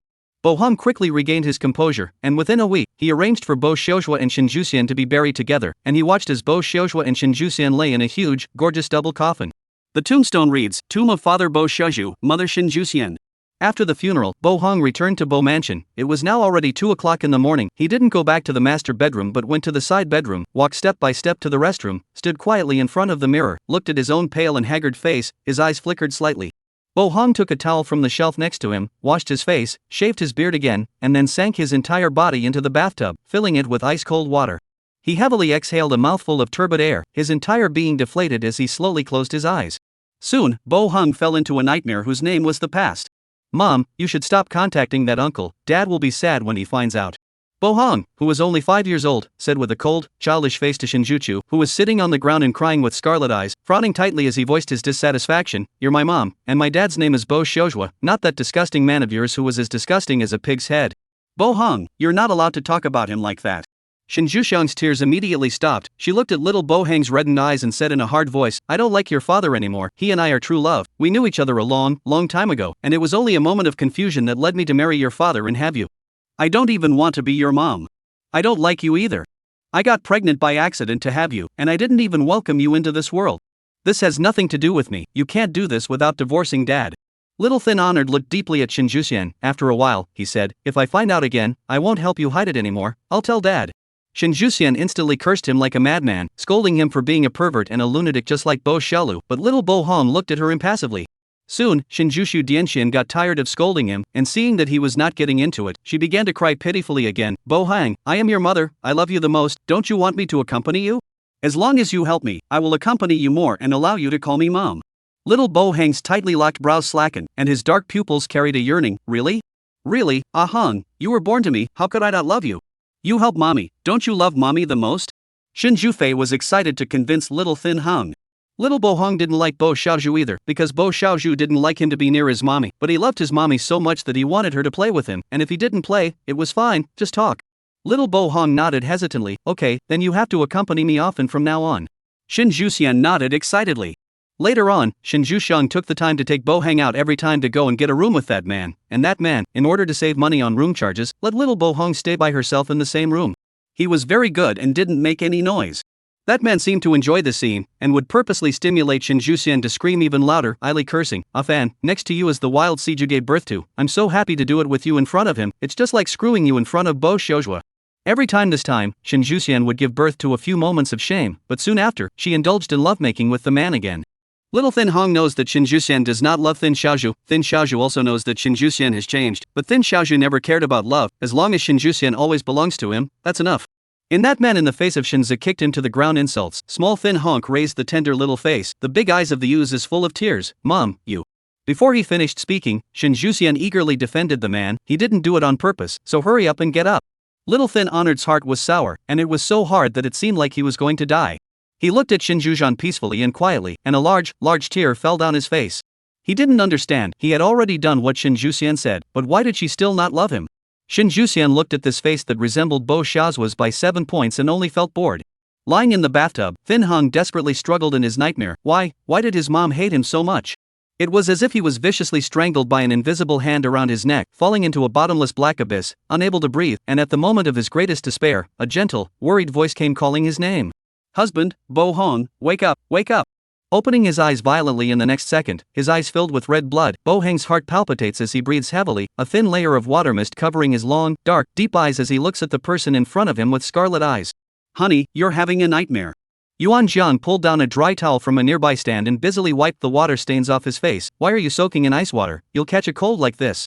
With a thud, Bo Hong fiercely got up and hugged Yuan Jiang, his voice choking. Yuan Jiang, don't leave me. What are you talking about? I am your wife, how could I possibly leave you? Yuan Jiang keenly sensed his uneasiness and once again told him gently and firmly. I will always and forever be with you, Bo Hong, don't be afraid. Bo Hong closed his eyes tightly, his eyes scarlet and frightening, his entire body terrified from the uneasiness, revealing his vulnerability and insecurity to Yuan Jiang. Yuan Jiang gently coaxes him, husband, can you get out of the bathtub first? Now it's almost late fall, the temperature at night is as low as a dozen degrees. Bo Hang is the body is no longer good, but also can't withstand this kind of tossing and turning, not to mention, since the Shinjuwi Bo Shoujua died, Bo Hong has not rested. Bo Hong looked at Yuan Jiang with unblinking eyes. Newton obediently came out of the bathtub.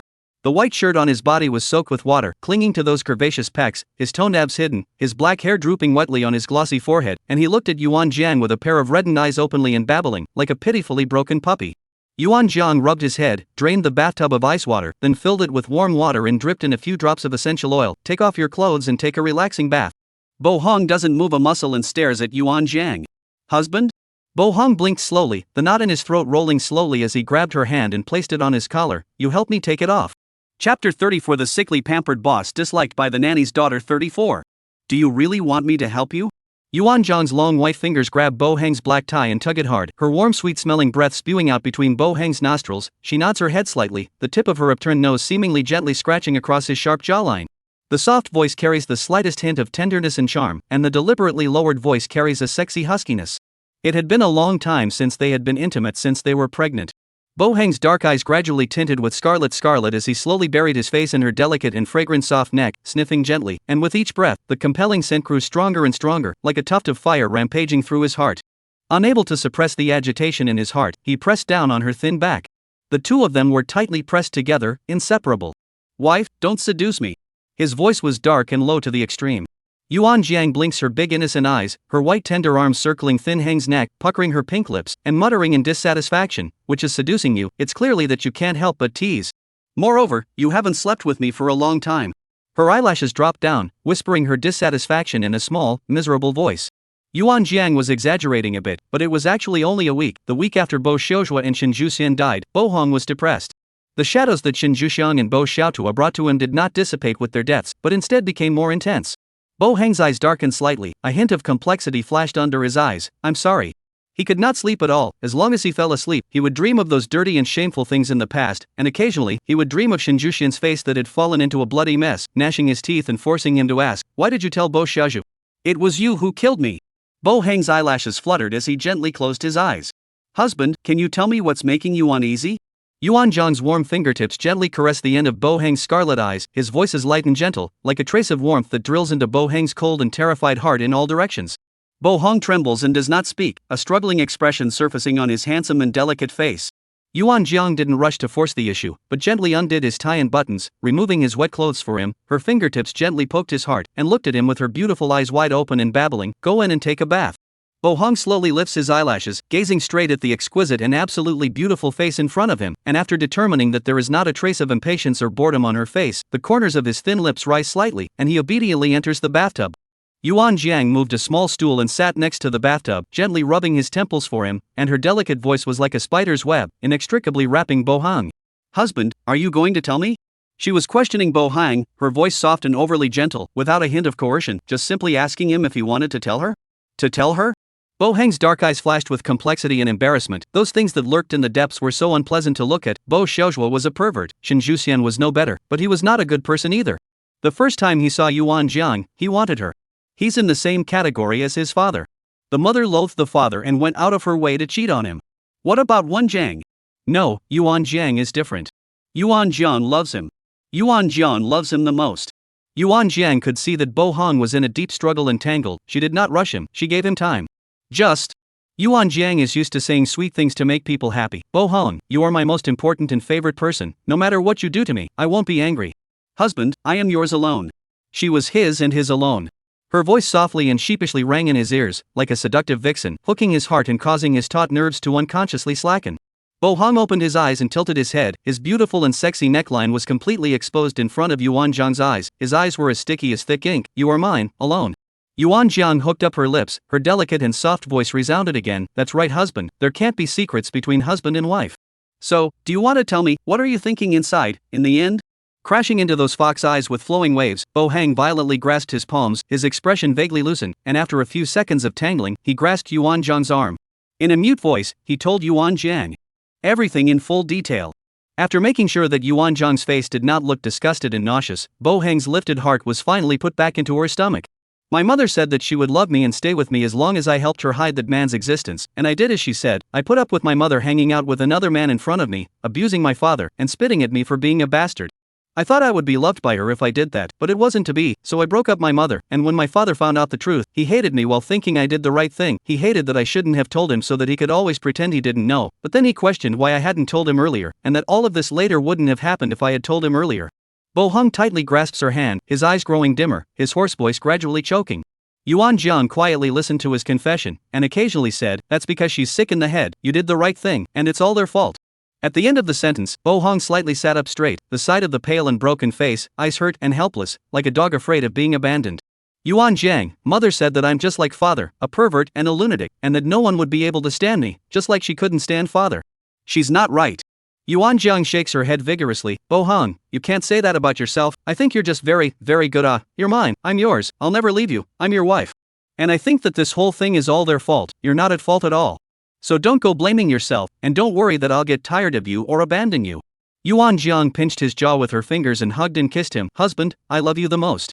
Her fingers gently traced over the knot of his throat, his pectoral muscles, and Bo Hong couldn't help but probe upwards, wanting to kiss her more fiercely, his deep eyes carrying a mesmerizing and sickly madness. "I love you too." Yuan Zhang hooked her lips and laughed lightly, covering his thin lips that came up, raising her eyebrows with a hint of a bad smile. "No kissing." Bo Hang's eyes flashed a dark color and immediately kissed in her palm, then honestly sat back, and after saying all the things hidden in his heart, his whole person was like a weight off his shoulders, and for no reason he relaxed a lot. He did not forget that his wife was still pregnant with the baby, and after briefly wiping himself clean, he wrapped a towel around him, his arms steady and hard, and carried her back to the master bedroom. Chapter 35 The sickly boss disliked by the nanny's daughter. 35 Finished. "Hubby, be good and sleep, all these things are in the past." Yuan Zhang covers Bo Hong with the quilt and her entire body shrinks into his arms, grasping his hand and pressing it tightly against her flat belly, daintily pampering herself. "You have me and the baby, and both the baby and I will always be with you." Bo Hang's large palm that ripples with veins gently caresses this delicate and compassionate little face in his arms, and lowers his head to drop a kiss on her delicate forehead. "Good." He slowly closes his eyes and tightly embraces her to sleep. This night, he didn't have any more of those messed up dreams. The boulder in his heart was finally moved away, and after the depressing things were vacated, only the infinite tenderness and favoritism of his lover moved in. Yuan Zhang wrapped her arms around Bo Hang's strong and thin waist, and without realizing it, she also fell asleep. The deaths of Bo Xiuzhua and Shin Juxian didn't cause much of an impact, and none of the servants who witnessed their deaths that night resigned. Because the treatment given by Bo Hong was too good. After deducting the 5 insurance and 1 gold, an ordinary maid will be able to get more than 30,000 yuan with food and accommodation, which is an extremely rare treatment even in a city. Moreover, the servants were surprised to find that after Bo Xiuzhua and Shin Juxiang died, Bo Han looked more and more like a normal person. "Hey, have you noticed, Mr. Bo has been acting strange lately?" A maid who was weeding the lawn muttered in a low voice to the maid who was watering the flowers next to him. "Where is it weird?" The maid who was weeding tightly frowned and lowered her voice. "What day didn't Mr. Bo used to have a stern face? But you know what? Yesterday. I was just delivering a morning tea to his wife, and when Mr. Bo saw it, he actually said thank you to me. He even smiled. Laughed?" The maid who watered the flowers has eyes like copper bells. Mr. Bo's dead fish face, he would still smile? "I don't believe it. I knew you didn't believe me, but Mr. Bo has really changed lately. I'm enjoying working here more and more now. I've decided I'm going to work here until I die." The maid watering the flowers bristles. "Who wouldn't? But I still don't believe it. I'll have to take a look at the time to send a plate of snacks to Mrs. to see if you're telling the truth." The flower watering maid made up her mind. She finds the right point in time and watches as Bo Hong enters the master bedroom and goes up to the second floor. The servant anxiously goes to the kitchen to bring a plate of freshly made rose shortbread and carefully goes up to the second floor. The door to the master bedroom was left open, and through the gap, she could vaguely see that Yuan Jiang had just woken up from her nap, and Bo Hong was sitting on the edge of the bed, her eyes gently coaxing Yuan Jiang to get up and walk around a bit. After 2 months of pregnancy, Yuan Jiang began to feel uncomfortable. No matter what she ate, she vomited, and when she walked for a while, she became dizzy. "Don't, Bo Hong, don't you disturb me." Yuan Jiang grabs the quilt and covers her face, kicking him angrily. Seeing the small white and delicate foot sticking out, Bo Hang's eyes darken and he reaches out and smoothly takes hold of her warm ankle. "Wife, be obedient. Just take 2 steps, okay?" Bo Hong lifts her quilt and carries the puffed up and sullen her into his arms, his palm touches her belly, his dark and slender brows knitting slightly. "If I had known she was so disobedient, I would have." Don't want her. Bo Hong. No talking nonsense. Yuan Zhang's eyes were quick to cover his lips, her brimming, watery fox eyes glaring at him fiercely, her hands pinching and kneading his cheeks in exasperation. Bo Hang wasn't annoyed either, casually venting on her, looking at her quirky appearance, his thin lips curved upwards. It doesn't hurt at all. His wife's heart aches for him. She really loves him. The maid who watered the flowers was so dumbfounded that one didn't notice and scared. Steeply, Bo Hang's sharp and icy eyes swept over. Who? The maid who watered the flowers was startled, fearfully carrying the plate in her hand, her voice trembling. Bo, Mr. Bo, the rose shortcake is ready. It's what Mrs. usually likes to eat. The wife's favorite food? Bo Hang's tightly wrinkled brows instantly stretch. This maid is really getting more and more knowledgeable. His cold demeanor melts away as he warmly says, good, hard work, send it in. Seeing the freshly scented and fluffy rose shortcake, Yuan Zhang's beautiful fox eyes suddenly light up. Bo Hong has been paying attention to her expression. Seeing this, he gently shakes his head helplessly and dotingly, pinching up a piece of rose shortcake and feeding it to her. Wife, open your mouth. Yuan Zhang wails and bites on it, frequently praising, yummy. Bo Hong picks up the dinner plate and puts it on the bedside table, looks at the maid watering the flowers with eyes that are a few points milder, and says in a pleasant manner, you go down first, and look for the housekeeper to get the 10,000 yuan bonus. The maid's eyes widen a bit. Dumbfounded, she walked out of the master bedroom and closed the door behind her before snapping to attention and clenching her fists in excitement. Mr. Bo not only smiled at her, but also gave her a $10,000 bonus. The dead fish face really changed. The maid who watered the flowers was prancing around like an excited pony monkey. Even Bo Hong, who was in the master bedroom, heard the unpleasant and rude cries, and he couldn't help but furrow his brows. This maid is really getting more and more unstable. Wife, have you been frightened? Yuan Jiang is induced by his solemn expression to let out a pft and shrink into his arms with a delicate laugh. Wife, what are you laughing at? Bo Hong looks down in confusion at his wife's laughter, but when he sees her happy, he can't help but curl his lips as well, his hands pinching her waist and lifting her up, his forehead resting against hers. Wife, quickly tell me what you're laughing at. How am I that timid? And you've given people a bonus, so you still don't allow them to be happy? Yuan Jiang hugged his neck and kissed him heavily on the cheek. Skin to skin, Bo Hong trembled like he was electrocuted. A tingling sensation went straight to his spine. His eyes gradually became dark, not moving as he grabbed her hand downwards. Wife, let me be happy too. He coaxed softly in a mute voice against her ear. Bo Hang's dark pupils were lit up bit by bit with scarlet, and without waiting for her to respond, he clasped the back of her head and kissed her forcefully, while his other hand was thinking? Yuan Zhang's red lips were slightly open, her delicate fox eyes were watery and glistening, the upturned tails of her eyes were flushed with scarlet, and her voice was soft and seductive. Husband. The exhaled aroma is all seductive. Bo Hong stared tightly at the delicate lips, and the knot in his throat rolled heavily. Missed you. Seeing his emotional yet restrained appearance, Yuan Zhang's breathing gradually becomes rapid and she swallows without a breath, her delicate red lips coming up to bite his red blood-dripping earlobe, murmuring in a seductive manner in his ear, husband, if you beg me, I'll help you. What a siren. Bo Hang's arm hidden under his sleeve rippled with veins and pressed her hand harder, saying obediently, wife, please. A sleepless night. End. We'll write an extra. Chapter 36, Thin Hang's Extra. It started a long time ago. Bo Hong knew that he was different from normal children, and his parents were different from normal parents. His father didn't love him, his father only loved his mother, and his mother didn't love his father or him, she loved another strange man. When he was very young, his father told him, Thin Hong, if you fall in love with a woman in the future, either get her or destroy her, or she will betray you and be with another man. The first time he met Yuan Jiang, Bo Hong only felt that his entire heart was so excited that it was about to jump out of his chest, and the blood in his body was screaming madly, want her, get her.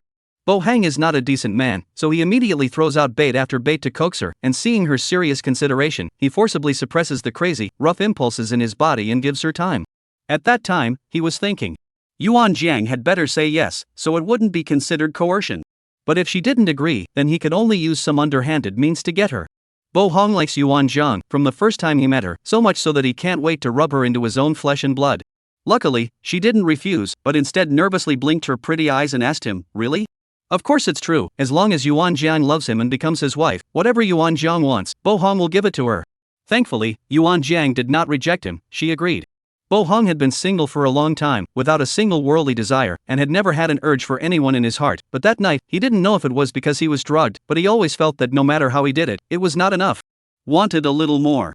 Longer and deeper with her. Especially when looking at her red eyes scolding him, Bo Hong will be even more excited, his heart is a little misty thinking, wife scolding is also cute The next day, he took her to the Civil Affairs Bureau to get a marriage license, he has a wife, his wife is Yuan Jiang. He was so excited that night that he couldn't sleep, touched the marriage certificate, put it under his pillow, and then pulled his wife to fool around for a night. The two of them have been getting along very well, and Bo Hong can always see the clear love and fondness in Yuan Zhang's eyes. He was so happy but didn't dare to show it, so every time Yuan Zhang finished pampering him, he ran to the bathroom and washed his face with cold water, and when he looked at himself in the mirror, he blushed to the point that he almost smoked. Still, something unpleasant happened.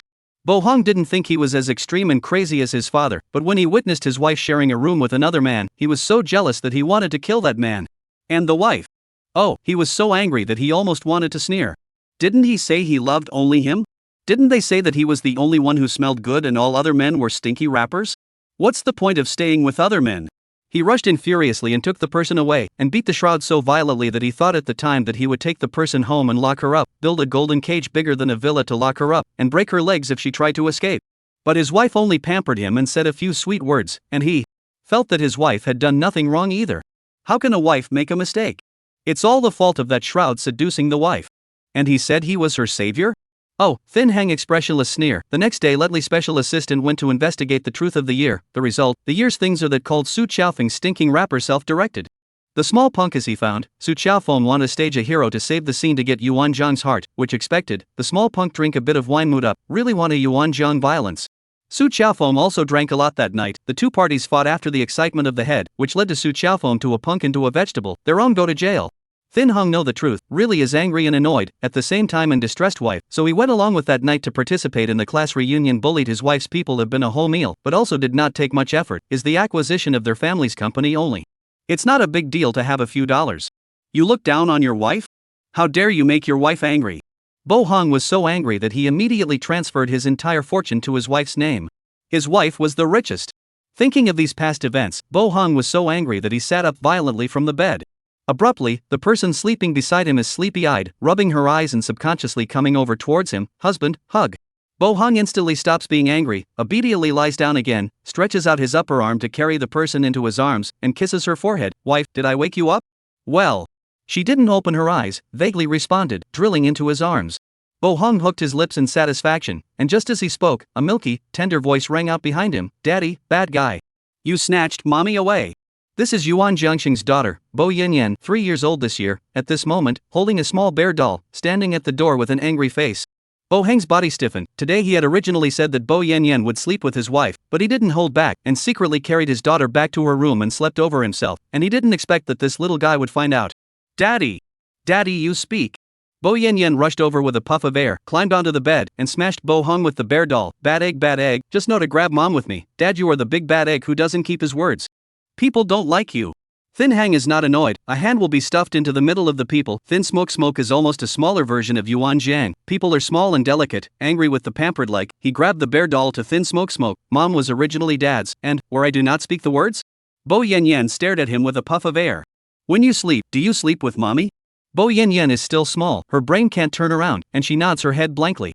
I promised to let you sleep with mom, so is it sleeping? Bo Hong follows the temptation. Bo Yanyan. Yes.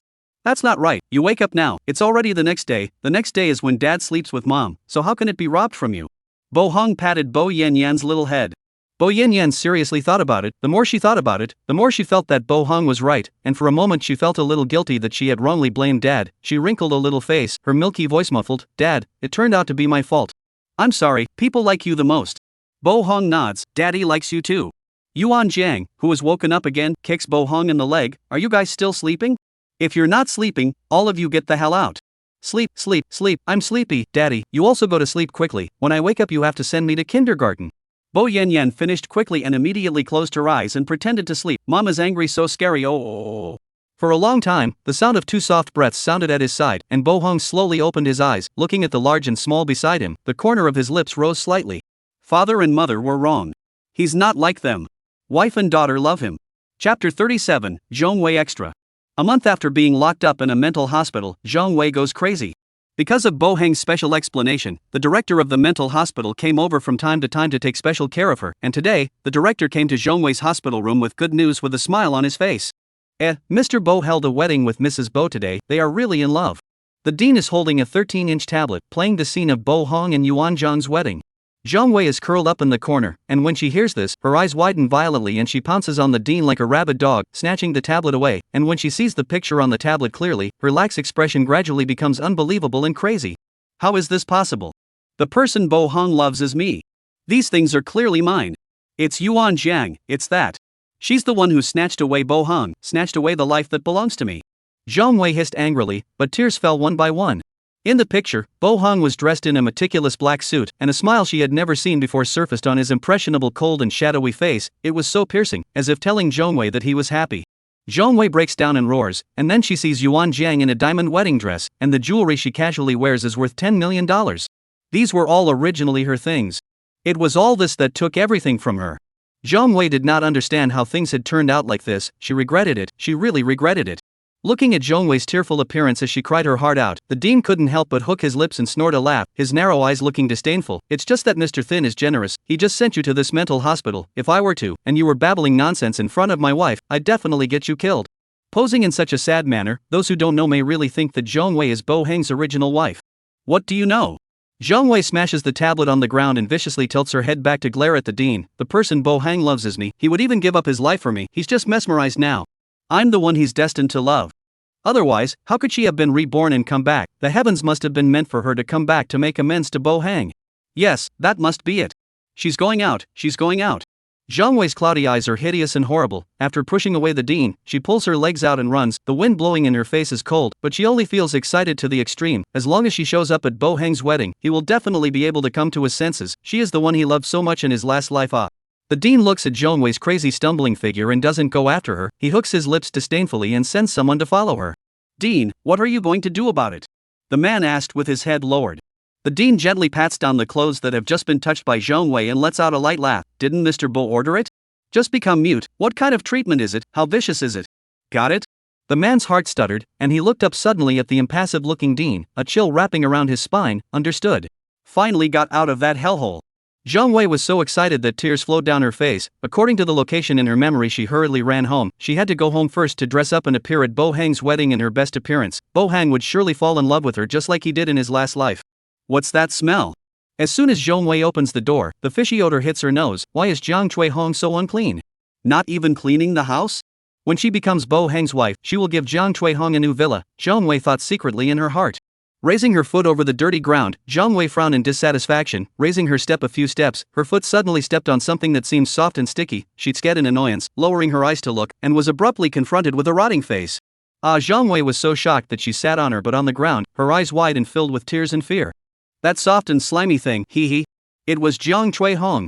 The air seemed to carry the putrid odor of a corpse. Jiang Chui Hong's body had long been bitten to pieces by rats and cockroaches, but a face had not been bitten, and the two glaring eyes looked as if they had been inlaid on the eye sockets, glaring at death, and the white bones were vaguely visible.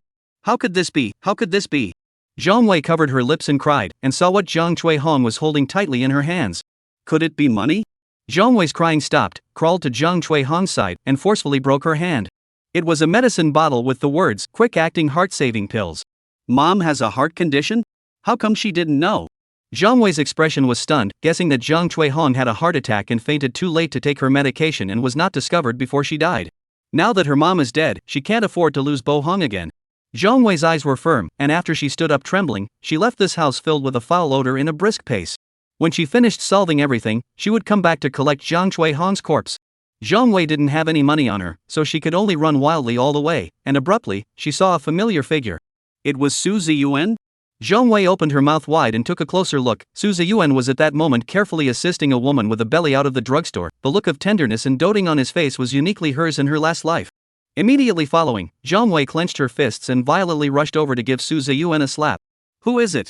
Inexplicably slapped, Su Ziyuan was furious. Covering his face and raising his eyes, he saw a skinny, bony and dirty face.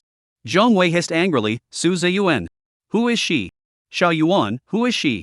The woman asked, holding her stomach and covering her nose in disgust. Hearing this familiar voice, Su Ziyuan's heart thumped. This was actually Zhang Wei. How could Zhang Wei be here? No, must not let her know Zhang Wei's existence. Su Ziyuan's face hurriedly raised a pleasing smile. I don't know where the crazy woman came out from. How dare you call me a crazy woman? Su Ziyuan, you cheated on me, didn't you? You took me to get an abortion, causing me to lose my child, and behind my back, you're screwing a woman who can be your mother. The expression on Zhang Wei's face was hideous. Where did you get a mad dog from? Get lost, I don't even know you. Su Ziyuan pushed Zhang Wei away, his brows furrowed in a stern voice. Turning around, he put on a gentle and doting look on his face. Baby, let's go. The woman shot Su Ziyuan a thoughtful glance, and seeing his innocent and pleasing face, she tugged at the corner of her lips. Let's go. As he left, Su Ziyuan gave Zhong Wei a cold glance with a warning look. Zhong Wei's cloudy eyes gradually colored with indignation, staring at Su Ziyuan's back. Why did Su Ziyuan harm her like this, and still alive and well? The person who was like a beggar in the last life should be Su Ziyuan. Bang, bang, bang. For a moment, Zhong Wei's mind was in chaos, constantly flashing Su Ziyuan's face. She became like this, all because of Su Ziyuan. If Su Ziyuan did not seduce her, how could she have abandoned Bohang? Su Ziyuan killed her, caused her to lose her child, and made her this way. Zhong Wei looked crazy, and after screaming in pain, she frantically darted over and ran to the middle of the road with Su Ziyuan in her arms. Drop! A whistling big truck slammed up. There was a loud thud and blood splattered everywhere, a blur of blood. The crimson blood slowly flowed out from the bottom of the van amidst the terrified screams from all around. When the woman saw this scene, she only frowned slightly, gently stroking her stomach and muttering, "It seems that we can only find a new father for the child." As the words fell, the woman turned around and left. With just 3 seconds of Su Ziyuan's time, how could her child be Su Ziyuan's? She just wanted to find a legitimate father for her child. In the far corner, the man watched the scene and scratched his head in bewilderment. He hadn't even done anything yet. Why was he dead? Chapter 38. The End Times Big Brother disliked by the waste green tea canary 1. Damp male ghost End Times Big Brother vs violent Lolita who impersonates credit.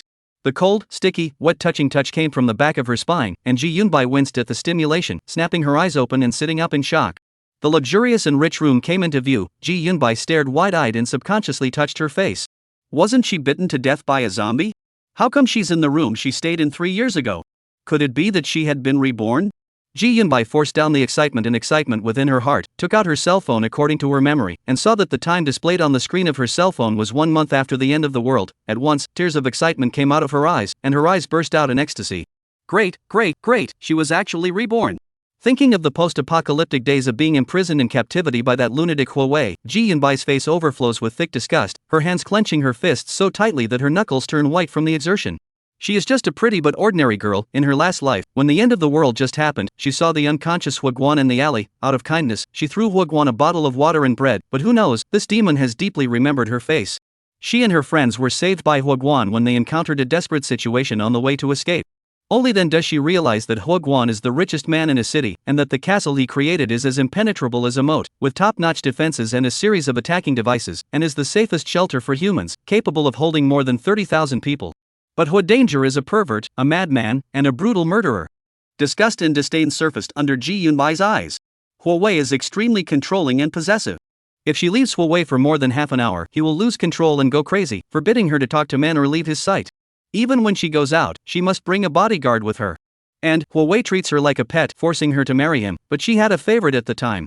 But she was just a girl with no hands, and forced by Huguan's power, she could only painfully become his canary. Although Huguei lets her feed and clothe herself in the post-apocalyptic world, and she doesn't have to worry about her safety, what she wants is freedom. It's respect. Days like this were torture for her. But now, she was reborn. This time, she would never have the slightest bit to do with Huawei.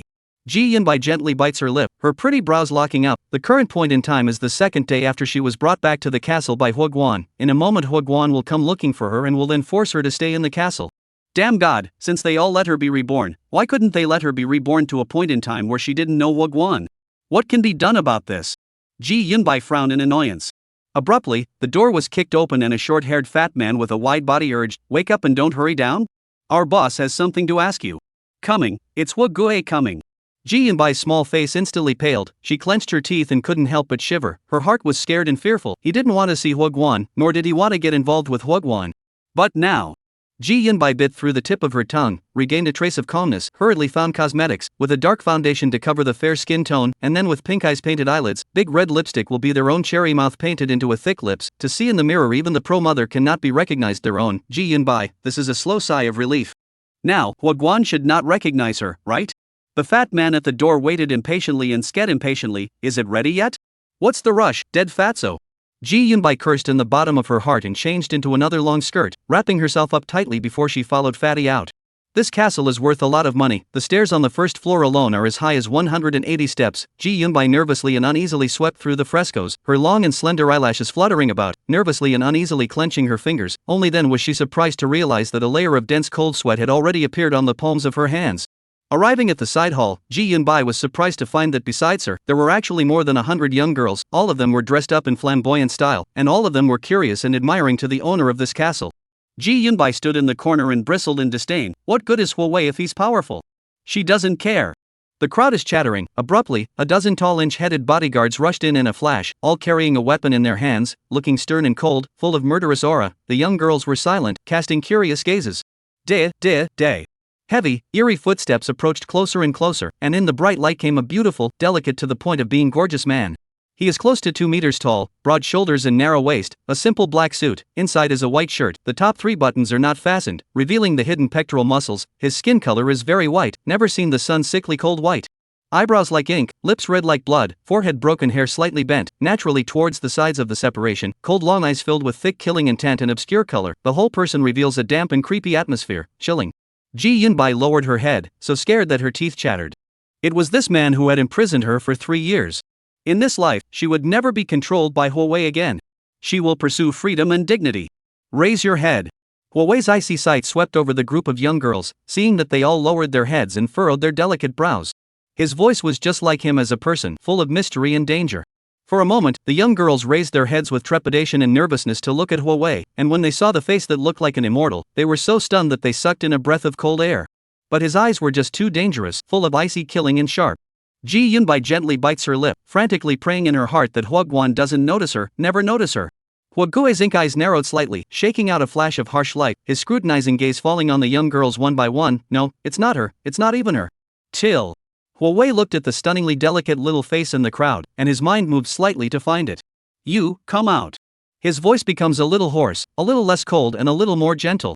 Ji Yunbai is suddenly stunned and looks at Huo Guan in shock, and sure enough, she sees that Huo Guan is looking at her at this moment. Intense despair permeates her heart. What should I do, or have I been discovered? Why did Huo Wei just refuse to let her go? Her eyes immediately filled with water droplets as she stubbornly roared, Huo Gui, in this life, I am absolutely not going to be at your mercy again. Huo Gui furrows his brows, seeing that the petite human being is startled by this raucous voice, dark eyes flash with overwhelming killing intent, his voice once again cooled down, come here. Ji Yunbai clenches her teeth, does Huo Gui not understand human language? Abruptly, the young girl standing beside Ji Yunbai took 2 steps forward, her petite body looking shaky and weak, a head of seaweed like long black hair flowing around her plump waist. Just by looking at it, she was endearing. Ji Yunbai suddenly froze. The person Huo Guan was talking about was her. What was this woman doing? Chapter 39, The End Times Big Brother Disliked by the Waist Green Tea Canary 2. Yuan Zhang's thin little shoulders gently shrugged, slightly raising that pale but delicate and absolutely beautiful little face, her thick curly eyelashes slightly fanned out, casting a small dark shadow underneath her reddish eyelids. Her hair was like black jade with a faint luster, her skin was as delicate as beautiful porcelain, her neck was slender and fragile, and her whole person looked weak and fragile, like a pathetic doddering flower.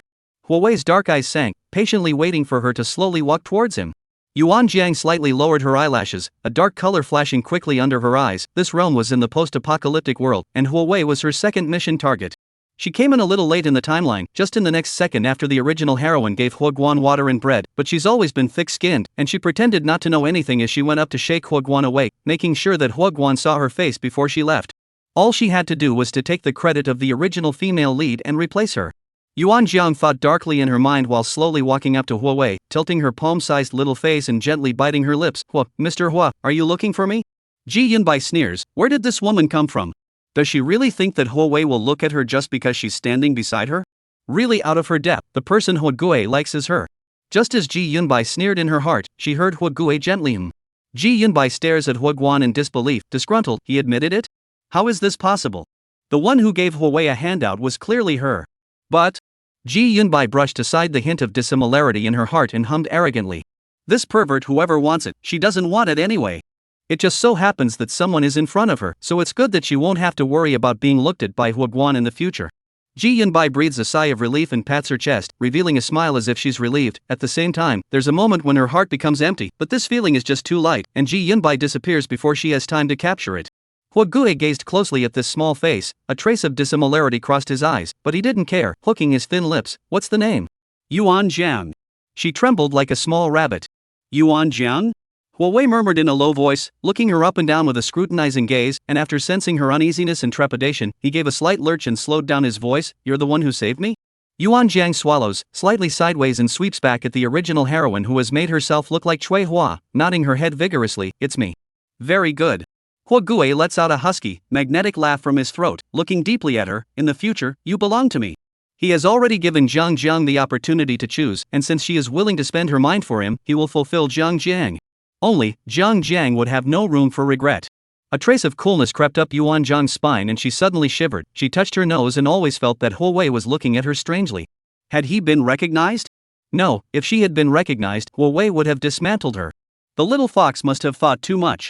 Yuan Jiang managed to talk herself out of it, blinking her big, beautiful eyes innocently at Hua Wei. The knot in Hua Gui's throat slowly rolls a bit, his eyes darkening as he extends his hand towards her. Yuan Jiang, follow me.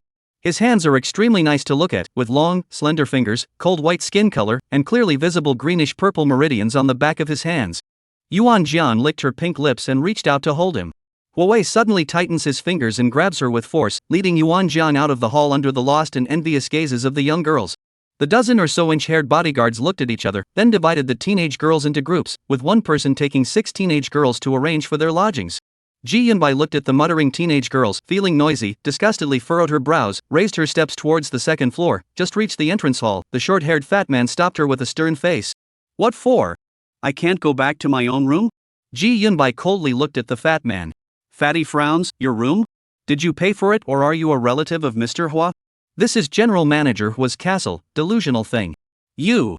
Embarrassment flashes on Ji Yunbai's face, secretly clenching her teeth. This dog-eyed fatso, who was subservient to her in the last life, and without Hua Guan in this life, actually looks down on herself so much. Bring her to the low-cost housing for me. The fat man waves towards a bodyguard. The bodyguard immediately came over and didn't even look at Ji Yunbai. Follow me. Low-cost housing? The dead fat man actually wanted her to go live in low-cost housing. Low-cost housing, in short, is after the outbreak of the end of the world. In the castle in the remote corner of the establishment of the bungalow, 4 to 8 people are arranged to live there. Where it is a big bunk, everyone sleeps together, there is no space of their own.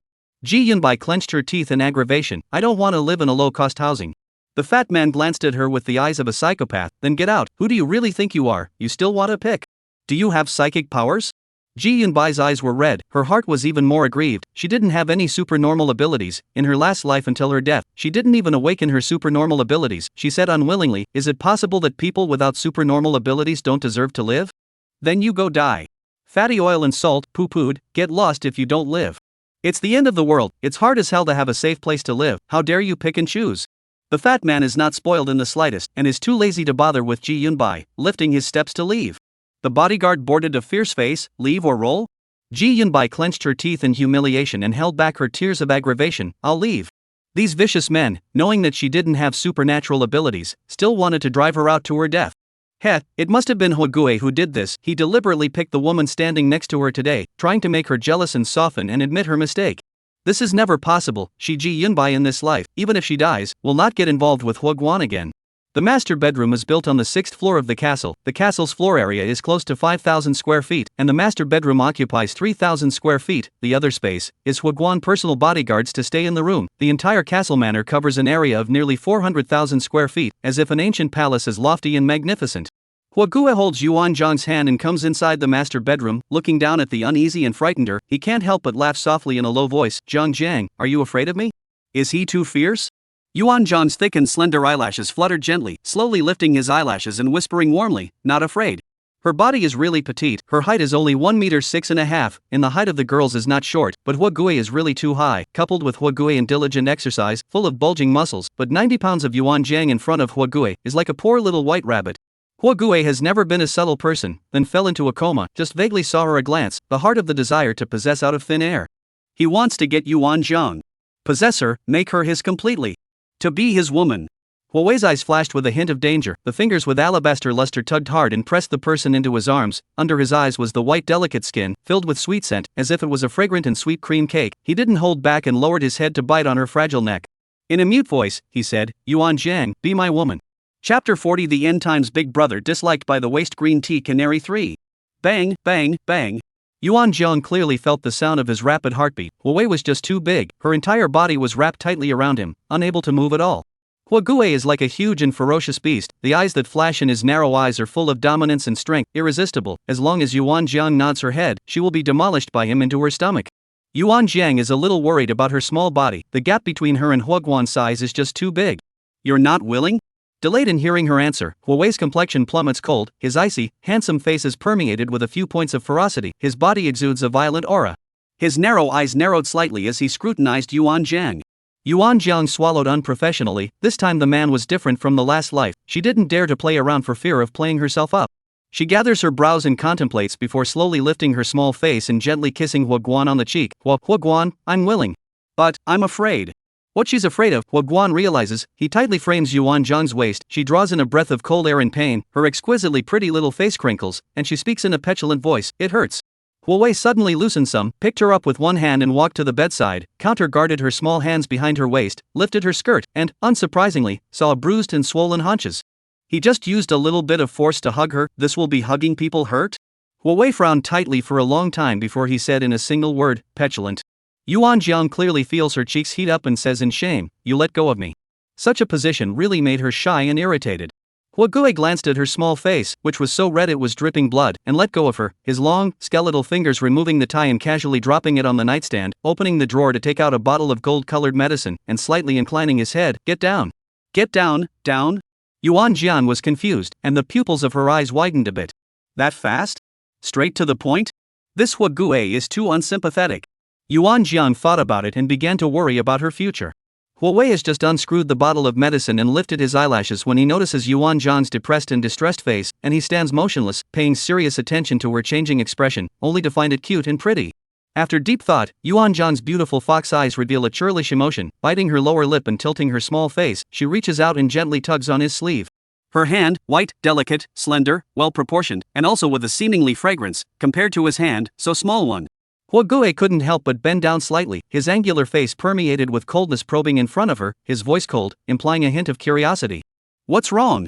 With the two of them close at hand, Yuan Jian's breathing tightened, his fingers gripping the sheets beneath him, and he lowered his voice. Aren't you going to kiss me? Ah? Huawei was a bit confused. Ginger asked him to kiss her? No drugs? Is she really okay with the wound on her back? Or did Ginger already like him and that's why she was in a hurry to ask him for a kiss? Huguei looks at her watery, glistening fox eyes, the knots in his throat rolling up and down, the desire that was originally suppressed deep within his heart breaking out of his chrysalis once again. He raises his hand and presses the back of Yuan Jiang's head, saying, kiss. Just after the words fall, Huawei aims at those delicate red lips and kisses them roughly. His kiss was just like him as a person, strong and domineering, and irresistible. Yuan Jiang is pressed against him until she can't breathe and her tongue starts to go numb, then she struggles to resist with her hands against his chest, but Huawei doesn't care, eagerly, ferociously, wanting more. He wraps his arms tighter around the man, feeling the changes in his body, his forehead rippling with veins. Only when the person in his arms whimpered and gasped for breath did Huawei reluctantly let her go, his icy fingers caressing the ends of her tear-streaked eyes, his eyes as black as dots of paint tinted with a few shades of lust. This is crying? Yuan Jiang looked at him, her eyes wet and hot and aggrieved, her body as if she had no bones, letting him hold her, her body's cozy scent even stronger, tickling his numb. She complained accusingly. Completely unable to resist, Huawei buried his head at her slender neck and pressed himself against her, his body screaming madly. Want her. Chapter 41 The End Times Bigot Disliked by the Waist Green Tea Canary 4. Huawei wraps his arms around her slender waist even harder, lowering his head to gently lick the teardrops that float out of her clean, and her frightened, thin shoulders shrug slightly as she gasps in a delicate voice. I'm not ready. She shrinks in Huguei's embrace like an innocent and pitiful cub, soft and boneless, looking at him with the pure and beautiful pupils of her eyes wide open. Huguei's breathing becomes more rapid, his body tingling as if he's been electrocuted, and because he's trying his hardest to hold back, sexy veins ripple up at his slender neck, covered in layers of crystalline beads of sweat. Didn't say I wanted to touch you.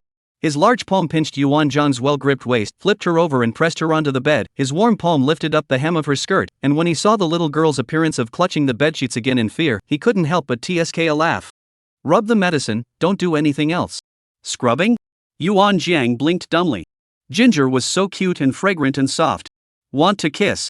Huawei takes Yuan Jiang's dumbfounded expression into his eyes, his lips as red as peonies gently curving upwards, his dark vision sticking to the slender white waist, the bruises on that snow-white skin really getting in the way. It's all his fault for being so rude. That's why Ginger wasn't ready. Next time he will treat Ginger gently. After the ointment was rubbed in, Yuan Jiang hurriedly rolled over, smoothed out her skirt, and sat on her knees on the clean, white, wide bed, her long, black, thick hair like seaweed draped over her slender spine, her whole person petite and gorgeous. Such a beautiful scene is deeply reflected in Huawei's eyes, his breathing tightens, his long dark eyes gradually stain with a touch of scarlet, and the desire that has just subsided rises again. He forces himself to avert his eyes, but he can't. Yuan Jiang, are you willing to be my wife? Huawei's voice is hoarse as he inquires about Yuan Jiang's willingness, only he knows that he's only asking as a courtesy. No matter if Yuan Jiang refuses or agrees, she belongs to him the first moment he sees her. Even if he dies, he will firmly bind the person to his side. Yuan Jiang cocked her head, her glistening fingertips poking his stiff arm. Didn't you already ask? You only need to answer. What he wanted was willingness. So many people were watching at the time. Zhang Jiang was guaranteed to agree to him in confusion because she was scared. Huoguan's narrow eyes narrowed slightly, shaking out a touch of dangerous light, his mute voice following the temptation. Now is the end of the world, like you such a beautiful young woman. Once there is no one to protect you, maybe the next second will die. Those disgusting men outside can be different from me. They are hypocritical, cowardly, selfish. Maybe they will give up on you for a bottle of water, but also maybe they will utilize you to save themselves, using you to block the zombies. I heard today that some people are so hungry that they eat human flesh. Hua Gui's low, magnetic voice is gradually colored with a hint of menace. A fragrant and soft little girl like you should be something many people want to eat. Don't you say it. Yuan Zhang's beautiful fox eyes round, violently tilting her body up, tightly grasping Huawei's arm. I'm willing. Her pretty brows lock tightly as she asks with uneasiness and apprehension, Hua Gui, you're not going to throw me out, are you? Satisfied with Yuan Zhang's pale and panicked little face, Huawei hooks his lips. Of course I won't, I like Zhang Jiang the most. As long as Zhang Jiang becomes my wife. Yuan Jiang grunted her face cheeks. This Huawei is quite dark, actually scaring her, a simple and cute little fox. However, she was happy to the extreme. Yuan Zhang's white arm circled Huawei's neck, and Huawei bent down obediently, his forehead resting against her white forehead, his deep pupils repressing a crazy imperative. I'm willing to be your wife. Yuan Jiang raises her jaw and kisses Hua Gui's cheek, her thick and slender eyelashes dropping. She slowly closes her eyes and rubs his cheek full of dependence. The bottom of Hua Gui's eyes darkened suddenly, emotions darkening under his eyes. He wasn't a decent man in the first place, and now Zhang Jiang is still seducing him so blatantly. It was simply impossible to restrain. But my wife just said she wasn't ready. If he doesn't care about his wife's wishes and only thinks about satisfying his own selfish desires? What if he angers his wife and she is afraid of him and doesn't like him anymore? Hua Gui's complexion becomes grave, and even his face becomes stiff and unsightly as he lets go of Yuan Jiang and takes a few steps back, and only after the rich, cozy scent fades a bit does he slowly breathe a sigh of relief. Why is it still so hot? Huoguan single-handedly ripped off his tie and took off his suit jacket, his shirt cuffs rolled up to the crook of his arm, revealing a small arm full of muscular and strong, bulging muscles, rippling sexy veins. The whole person exudes a super hormonal aura. Yuan Jiang stares intently at Huoguan's small arm, thinking with some confusion in the back of her mind, no wonder he was able to scoop her up with one hand, so the body hidden under his clothes is so sturdy and ferocious. Why are you so far away from me? She looked at him aggressively. Huoguan's newly tense desire almost tilted out again, his fingers clenched into fists, and he coughed lightly twice against his lips. A week from now, we'll have a wedding. You prepare for it in these few days. Organize a wedding? Organize a wedding in the post-apocalyptic world? Yuan Zhang's fox eyes were round. Well, marriage, wife, sleep. Hua Duanjian said horrified, fragrant and soft wife is right in front of him, cannot sleep. Yuan Jiang is shocked by his revealing words and her little face turns red, nodding her head obediently, got it. You, sleep here tonight, I'll go outside and keep watch. Huawei contemplates for a moment before speaking these words with difficulty. He, for one point, doesn't want to go out. But stay in a room and he's guaranteed to. Wife was too good to be his wife to frighten her and make her afraid. It's just the beginning of the day. Take your time. There's plenty of time for that later. Huawei deeply exhaled a mouthful of turbid air, looked at his wife's innocent and beautiful little face, secretly cursed, fiercely stepped forward and clasped the back of Yuan Zhang's head, and kissed it again roughly and ferociously. This is compensation. It was an hour before Huawei left in a fit of lust. Yuan Jiang sits dumbfounded on the bed, her fingertips touching her red, swollen lips, and she huffs out a cold breath in pain. At the same time, he cocked his head in confusion. Why can't we sleep together? Chapter 42 The End Times Big Brother disliked by the Waste Green Tea Canary 5. Early in the morning of the following day, Hua Gui leads an alien squad out in search of supplies and doesn't return until almost dark, his neat clothes stained with blood and his cold, shadowy face exuding an aura of solemnity. Nearly 10 truckloads of supplies had been obtained, and the survivors living in the castle had revealed hungry and excited gazes, eager to see what Huoguan had brought back this time.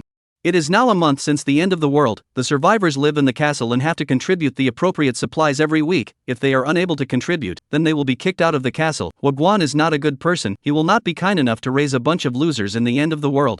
The people with special abilities have been recruited by Yuan to go out and look for supplies or kill zombies, and there is also a research institute in the castle, which is specifically used to study zombies.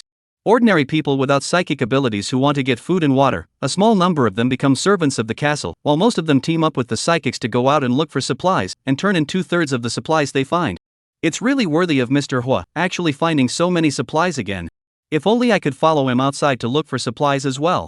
The one who spoke was a short-haired girl with fire-type psychic ability, both eyes shining brightly as she gazed at the large truck full of supplies. Who wouldn't want to go out with Mr. Hua? But Mr. Hua usually goes out on a mission once every 3 days. He just went out yesterday. Why is he going out again today? A man swallows his saliva. His skinny and bony face is filled with a thirst for food. If only Mr. Hua would be willing to share some food with him. Ji Yunbai, who was squeezed in the crowd, couldn't help but roll her eyes when she heard these people's words of appreciation for Huguan. What's the point of Huguan being powerful? It's not like he's going to share the supplies he finds with everyone. Goo goo goo goo. A hungry growl came from Ji Yunbai's stomach. She covered her stomach in embarrassment and bit her lips in aggravation. From yesterday until now, she hadn't eaten anything and hadn't even gotten a drop of water. In her last life, she was imprisoned by Huawei, and she unexpectedly didn't know that Huawei was actually so selfish that he didn't even share a bit of food with everyone, just letting everyone starve.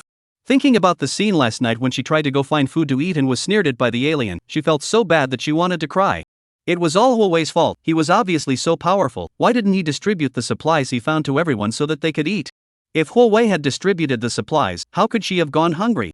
Ji Yunbai clenches her fingers, her eyes aggrieved and angry as she looks across the 100 meters at Huguan coming down from the SUV. Boss, do we start setting up now? The fat man who got off the truck right after Huguan is still carrying a machine, shutter, and gun in his hand, and the people on the truck get down, yelling and carrying the supplies off the truck. Huawei's narrow eyes narrow slightly. Well, within 5 days, set up the wedding site for me.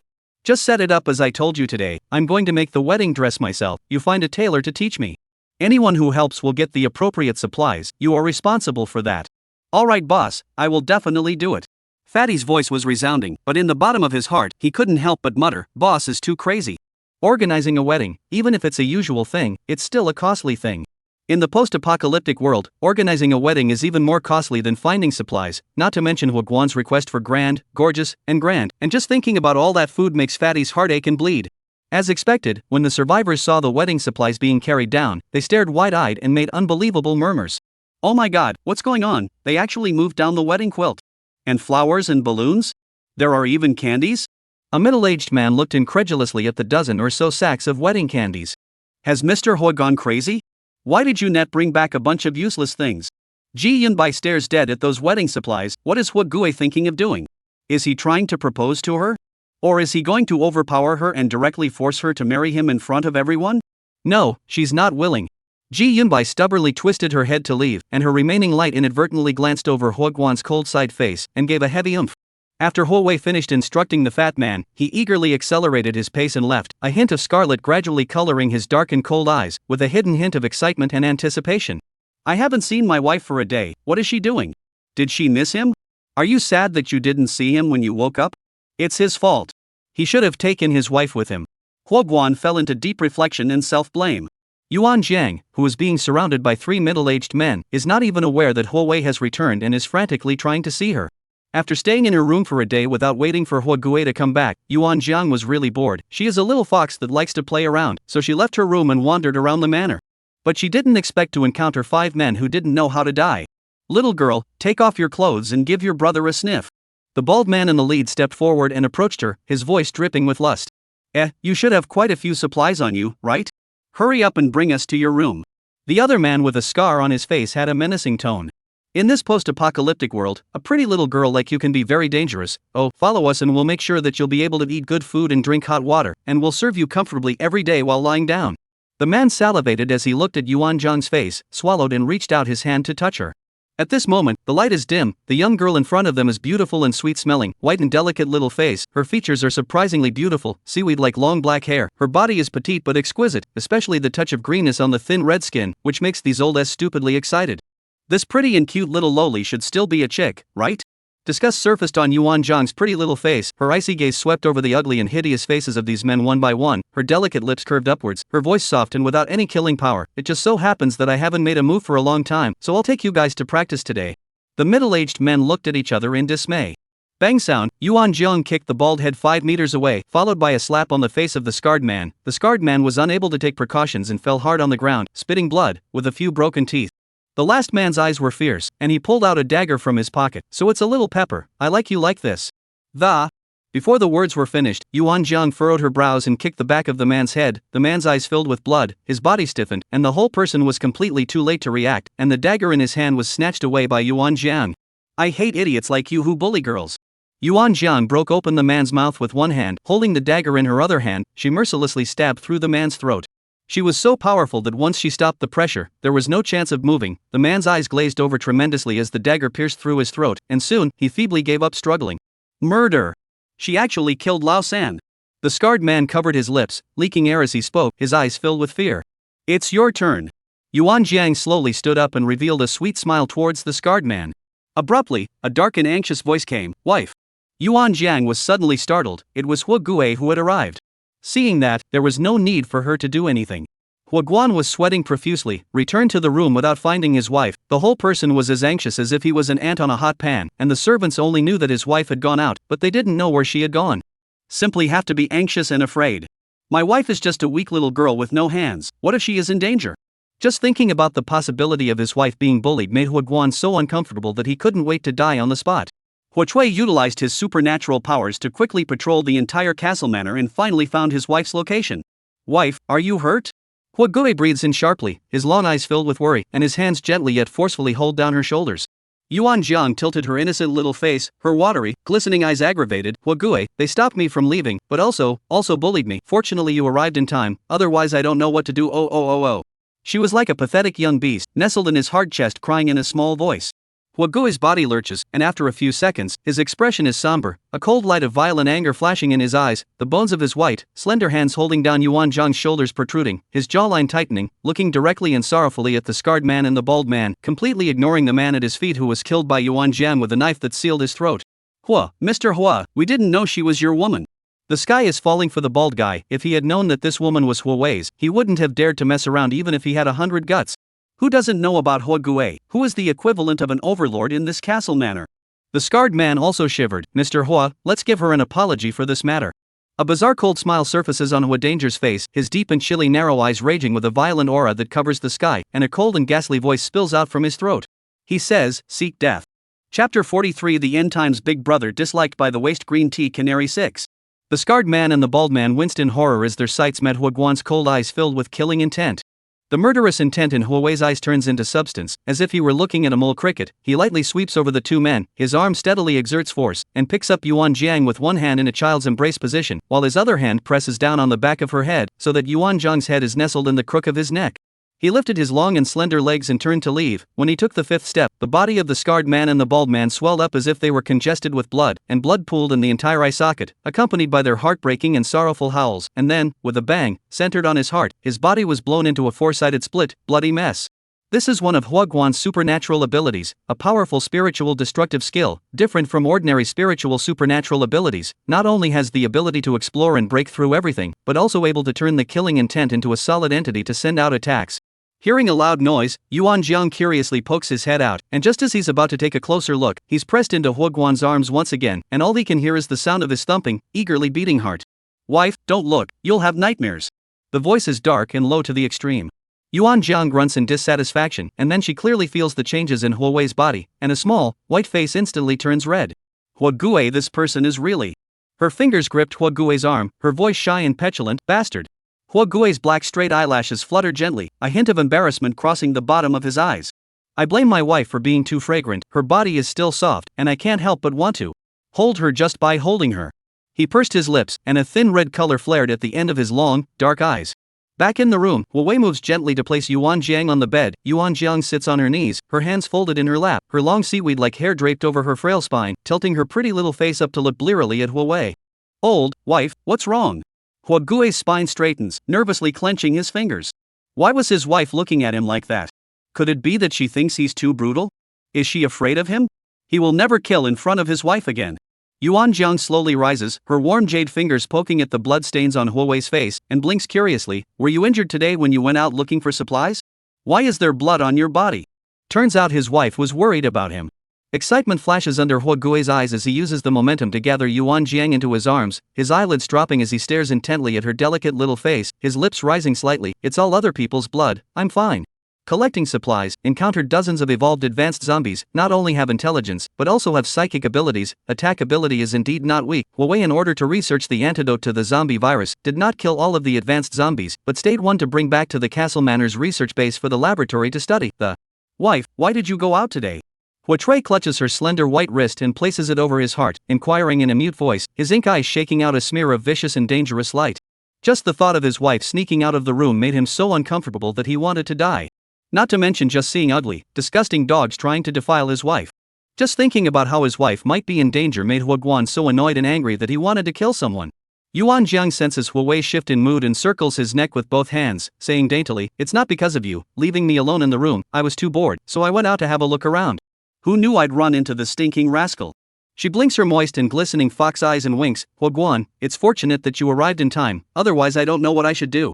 With these words, Huawei instantly falls into a deep self-reproach, frowning in chagrin, the tip of his tongue resting against his back teeth. After thinking for a few seconds, he said, "I'll take you with me wherever I go from now on." In the post-apocalyptic world where people's hearts were treacherous, it was indeed unsafe for his wife to stay alone in the castle. Only by staying by his side could he ensure his wife's safety 100%.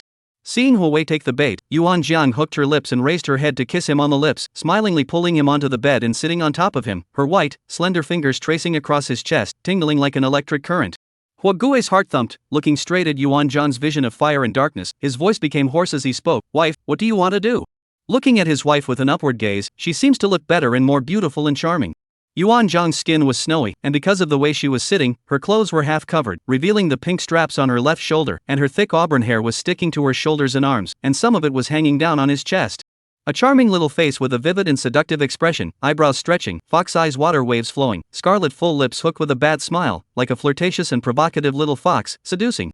Hua Gui's breathing became rapid, grasping her arms, big hand veins bulging, neck is covered with a layer of dense beads of sweat, sexy throat knots rolling up and down. "Wife, come down." Since he had promised his wife last night that he would give her time, he was going to do it. Save it for the wedding night. He's not a violent, selfish man like his father, he has to respect his wife. Listen to his wife. Yuan Jiang gently shook her head, she could see clear lust and possession in Huawei's eyes, but he had been holding back, which made the little fox a little frustrated. Was she not attractive enough? She was the best and most seductive little fox. She didn't believe that Huawei could really hold back. Yuan Jiang, two long white legs slightly clamped on his waist side, beautiful moist eyes dense with water vapor, through the soft and charming innocence. Her voice is sweet and delicate. "Husband, do I look good?" "Lao, gong." Hua Gui's dark pupils rapidly shrunk, his body tensed to a terrible state, a ball of fire leaped haphazardly in his chest, and the string in his brain that represented sanity vaguely showed signs of breaking. "Why don't you say anything?" Yuan Jiang furrows her pretty brows in confusion, her body tilts down to slightly press on top of Huaguan's chest, her softness pressing against his hard pectoral muscles, her warm fingertips half gripping his rippling sinewy neck. The breath she exhales carries a warm scent. "Brother, looking at you like this, I so want to kiss you, hug you, see. You. I like you so much, husband? Brother? Want to tie you up and ravage you, kneel before me and call me sister, stay in bed with you all the time all the time." The words that came out of her mouth were bold and revealing, but her voice was just too dainty to be uncomfortable. On the contrary, Huawei was so excited that his ears were red. "Why don't you say something, husband?" After a long time of not hearing an answer, she shyly pinches his cheeks with a haughty tease in her eyes. "I really like you, you don't even know, I dreamt about you last night. In the dream you brought me to the bed, you not only kissed me and touched me, you also asked me to be gentle with you." Huawei is so irritated by her petulant soft words that his temples are bruised, and he raises his hand to cover Yuan Jiang's chattering lips, his entire body sweating hotly with excitement and irritation. Eyes scarlet and fiery, he looks at her and says in a muffled voice, "Wife, stop talking." Chapter 44. The End Times Big Brother disliked by the waste green tea Canary 7. Suddenly, the palm of his hand was warm. Huawei's breath stuttered with irritation, and his other hand clenched tightly into a fist, trembling slightly from too much force. Yuan Jiang even stretched out the tip of his warm and soft tongue, gently licked the palm of his hand. Huawei's dark and cold eyes became confused and scarlet, his body was like being attacked by electric current. Trembling lightly, the head layer of his brain was stimulated to numbness, and ghostly swallowed, only to feel that his mouth was dry and tongue was dry. Huawei clearly saw Yuan Jiang's delicate little face showing a bad smile of mischief success, beautiful big eyes watery looking at him, both innocent and bad brightly. "Hubby, your face is so red." Yuan Jiang grabs Huawei's hand with both hands and doesn't give up on teasing him, instead she kisses his rough fingertips. Like eating sweet and mushy marshmallows, she opens her small mouth and bites the edge of the marshmallow before licking it slowly. The taut strings in Hwagui's head completely snap, his dark eyes filled with scarlet desire. He pulls out his own fingers, looking at the little girl's stunned and dissatisfied expression. His thick eyelashes fall, pointing to his own lips, those translucent and deep eyes looking straight at her. He said, "Honey, kiss me." It was clearly an order to Yuan Jiang, but the voice was husky and uncharacteristic, implying a hint of a request. Yuan Jiang slightly pouted her delicate lips and shook her head, refusing to meet her. "Don't." Hwagui only felt his breathing become difficult. His wife was clearly rejecting him, but he could hear the meaning of petulance. He raised his hand and grabbed her slender waist. His entire being became mesmerized, as if he had fallen into lava. And Yuan Jiang, seeing that he hadn't acted yet, furrowed her brows in annoyance and lowered her head to kiss the knot of his throat, sapping away the last vestiges of Hwagui's sanity. Hwagui violently loosened the tightly clenched hand, pinched her delicate and compact jaw, and went up to kiss the sweet scarlet lips fiercely. He pinched Yuan Jiang's waist and kissed her harder and harder, and the sky was covered in gloom on his colorful brows. Between the sky and the earth, the two swapped up and down. The petite and tender Yuan Jiang was completely suppressed, and Hwagui was like a ferocious beast, completely covering her delicate body. Because of the long hours of exercise and exposure to the sun, Hwagui's skin color was clearly wheatish, in stark contrast to Yuan Jiang's white as snow skin color. Yuan Jiang froze. She guessed that Hwagui might not be able to restrain himself from kissing her, but she didn't expect him to be so rough, and soon, her lips began to tingle, and the oxygen in her lungs was getting less and less, suffocating her with a small red face that didn't even give her a single chance to catch her breath. It was like he wanted to take her whole into his body. Obviously she was the dominant superior, but once Hwagui counterattacked, the two swapped positions, and Yuan Jiang was so weak from kissing that she pitifully voiced out to stop him. Don't kiss. It's so hard, hubby. Stop it." But what she didn't know was that her delicate voice was tinged with a hint of May, which was more like seductive charm for Hwagwan. Hwagui completely lost his mind. The hem of the dress was lifted up, his big hand rubbed in. At first it stayed on her waist, and then suddenly it went up, holding that piece of softness. He no longer indulged in her lips, but lowered his head and went to kiss her slender neck. Yuan Jiang grabs Hwagui's head and tilts her head slightly, her face filled with a thin red color, and the ends of her eyes are even seeping with water. "Wife." His voice is low and muffled as he calls out to her. A hard, pouty grunt spilled from her throat, her scarlet lips slightly parted as she gasped sharply, uncountable red marks covering her pale neck. Hwagui suddenly stops, breathing heavily, looking at the traces on that slender and graceful neck, his already obscure eyes flowing with a hint of absolute possession and morbid excitement. The four eyes met each other. Hwagui hooked the corner of his lips, looking at her soft and boneless look of affection, the bottom of his heart to reach the peak of satisfaction. Tightly will be the body soft into a puddle of water like a person to hold tightly in the embrace. "Wife. Why don't you continue?" Yuan Jiang's watery eyes flashed with doubt, and she was weak, but she didn't ask. Yuan Jiang is both excited and scared about Hwagui's physical strength, excited because she can feel Hwagui's powerful to terrifying ability, and scared because she is afraid that her small body will pass out. Hwagui looks at the gorgeous ceiling, his body screaming madly that it's not enough. He drops his eyes and collects his mind. The next second he suddenly raises his eyes, the hard muscles on his arms are engorged with blood, his skeletal sense of clarity in his palms once again gripping her waist. He lowered his head and pressed his body downward. His voice was hoarse. "Honey, I'm sorry." Yuan Jiang didn't have time to react before he took his breath away again. The next day, Yuan Jiang opens her eyes in a daze. The curtains are pulled open by Hwagwan, and the dazzling sunlight shines through the large floor-to-ceiling windows, brightening the entire bedroom. The bed is in disarray, all of the bedside ornaments are disorganized on the floor, the torn clothes have become rags, and the white camisole Yuan Jiang is currently wearing is still the one Hwagui forced on her in the middle of the night. Unfortunately, they didn't hit a home run last night. "Wife, you're awake." Hwagui stands at the door, a bowl of seafood congee in his hand, his eyes shining brightly as he strides over to Yuan Jiang. "Like a big, well-behaved and docile dog, I'll carry you to wash up. This is the congee I made, you'll try it later?" Yuan Jiang frowned her willow eyebrows and arrogantly hummed. She hasn't forgotten that last night, although Hwagui didn't do that kind of thing, but tricked her into using other ways to do it for him. Just thinking about it made the little fox blush with shame. How could Hwagui be like this? He's simply too bad. "Wife, are you angry?" Seeing his wife ignoring him, Hwagui's heart thumps, anxiously placing the seafood congee aside, and with a large palm, he holds the petite Yuan Jiang in his arms. "Hit me and scold me if you're angry, don't ever sulk." Yuan Jiang grunted her face cheeks, looking at this tense look of his. She was amused, tooting her lips on his broad shoulders, wrinkling her brows and saying, "It hurts." "Does it still hurt?" A trace of chagrin flashed across Hwagui's face. Last night he was too unaware of the importance of the situation. Only after it was over did he see that his wife's legs, her heart, had all been rubbed through the skin, and although even though he had rubbed medicine on them, there were wounds that must have hurt. "I'll rub some more medicine on you." Huawei carries Yuan Jiang into the bathroom with big strides. Yuan Jiang doesn't actually hurt anymore, she just wants to pamper herself, and when she sees this look of concern on his part, so she badgered herself and went back to pretending that it hurt like hell. This can put Huawei extremely bad, hate a few slaps on his face, kneeling in front of his wife to apologize. Looking at Huawei's appearance like a scared bird, Yuan Jiang really couldn't hold back, covering her lips and laughing. 3 days later. Ji Yunbai looked at the busy people with a worried face, and when she saw the piercing red happy words, she was even more melancholy and annoyed to the extreme. Ji Yunbai, aren't you going to help set up? You'll be able to receive a pound of pork and self-heated rice for a day's work. The girl sleeping next to Ji Yunbai asked curiously.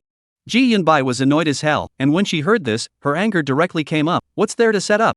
Isn't it just a caddy of pork with self-heated rice? Do you know who Huawei is marrying? You don't know anything. Chapter 45, The End Times Big Brother Disliked by the Waste Green Tea Canary 8. Ji Yunbai's eyes reddened in aggravation, covering her hungry stomach and curling up in a corner. Why did Huawei just refuse to let her go? She just wanted to live a normal life and didn't want to be controlled. He's obviously already found a fake to replace her, so why does he still want to forcefully marry her? Could it be that in this life, she still can't escape the fate of being haunted by this pervert, Huawei? Tears of sadness flowed from the corners of Ji Yunbai's eyes, but at the same time, a hint of hidden anticipation rose in her heart. Reborn back to the present, she didn't even have a mouthful of hot rice to eat, even bathing has no water source. It's been 4 days since she took a bath, and her body is emitting a rancid odor.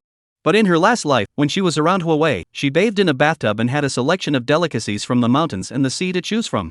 The more Ji Yunbai thought about it, the harder it became, and her stomach was rumbling with hunger again. Nuts, isn't it Miss Yuan Jiang that Mr. Hua is going to marry?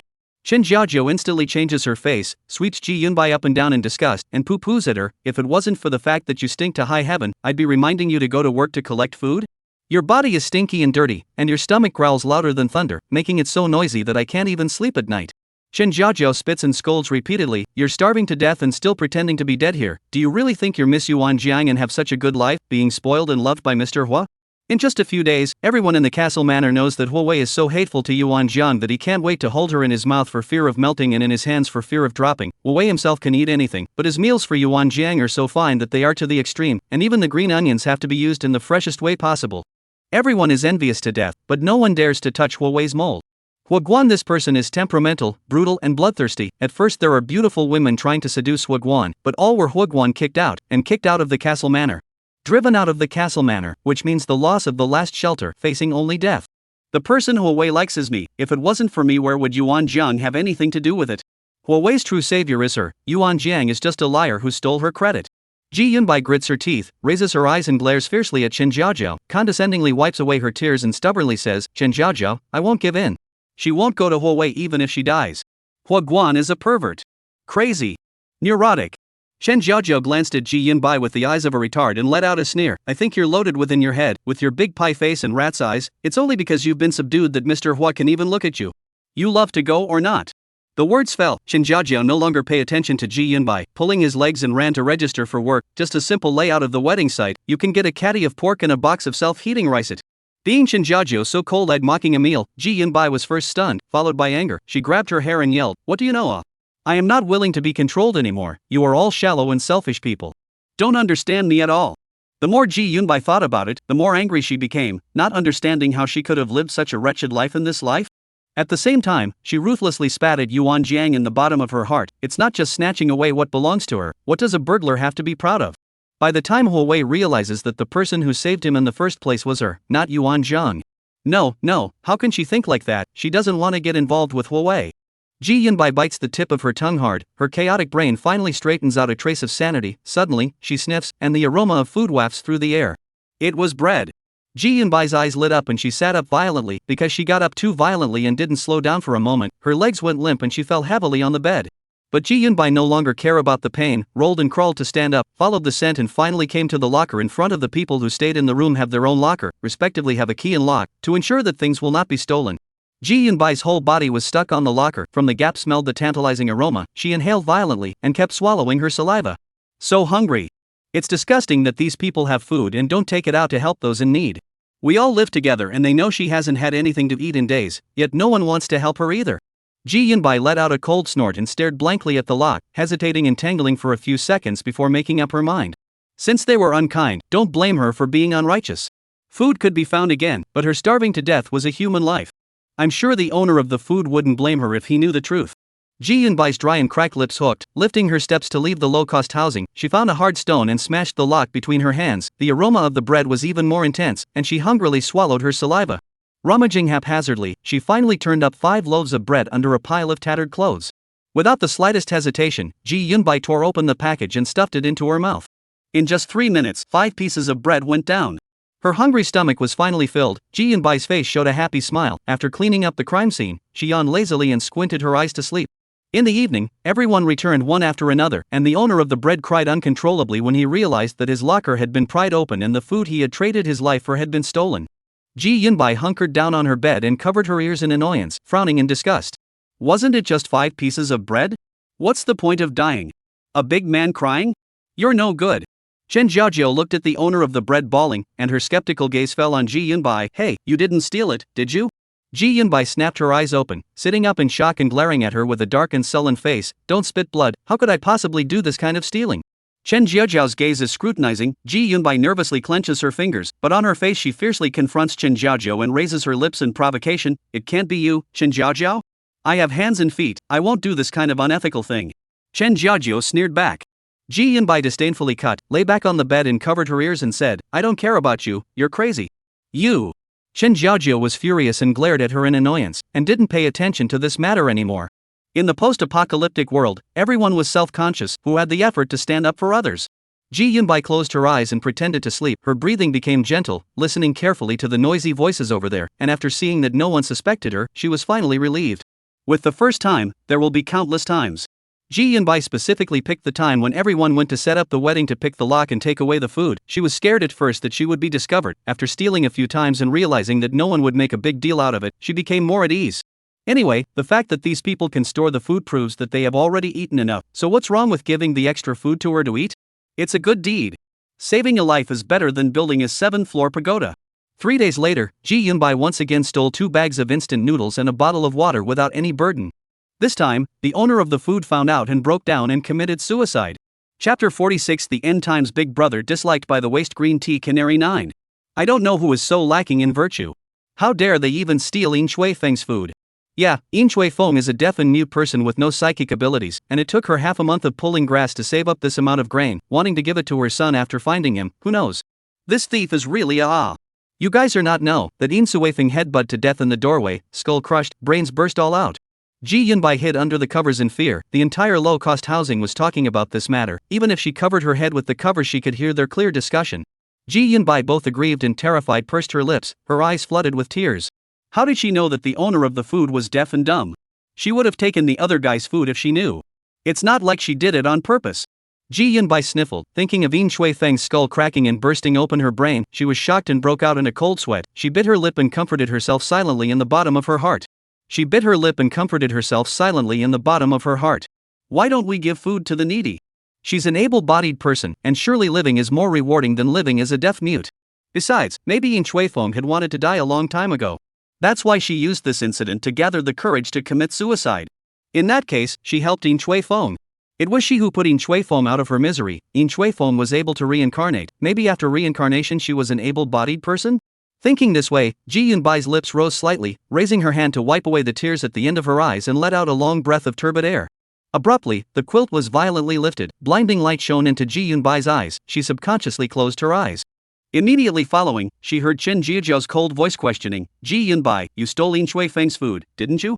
Ji Yunbai was shocked and sat up violently, snapping her neck and snapping, Chen Jiajiao, you're having a brain fart again. Do you have any evidence? You're just talking nonsense.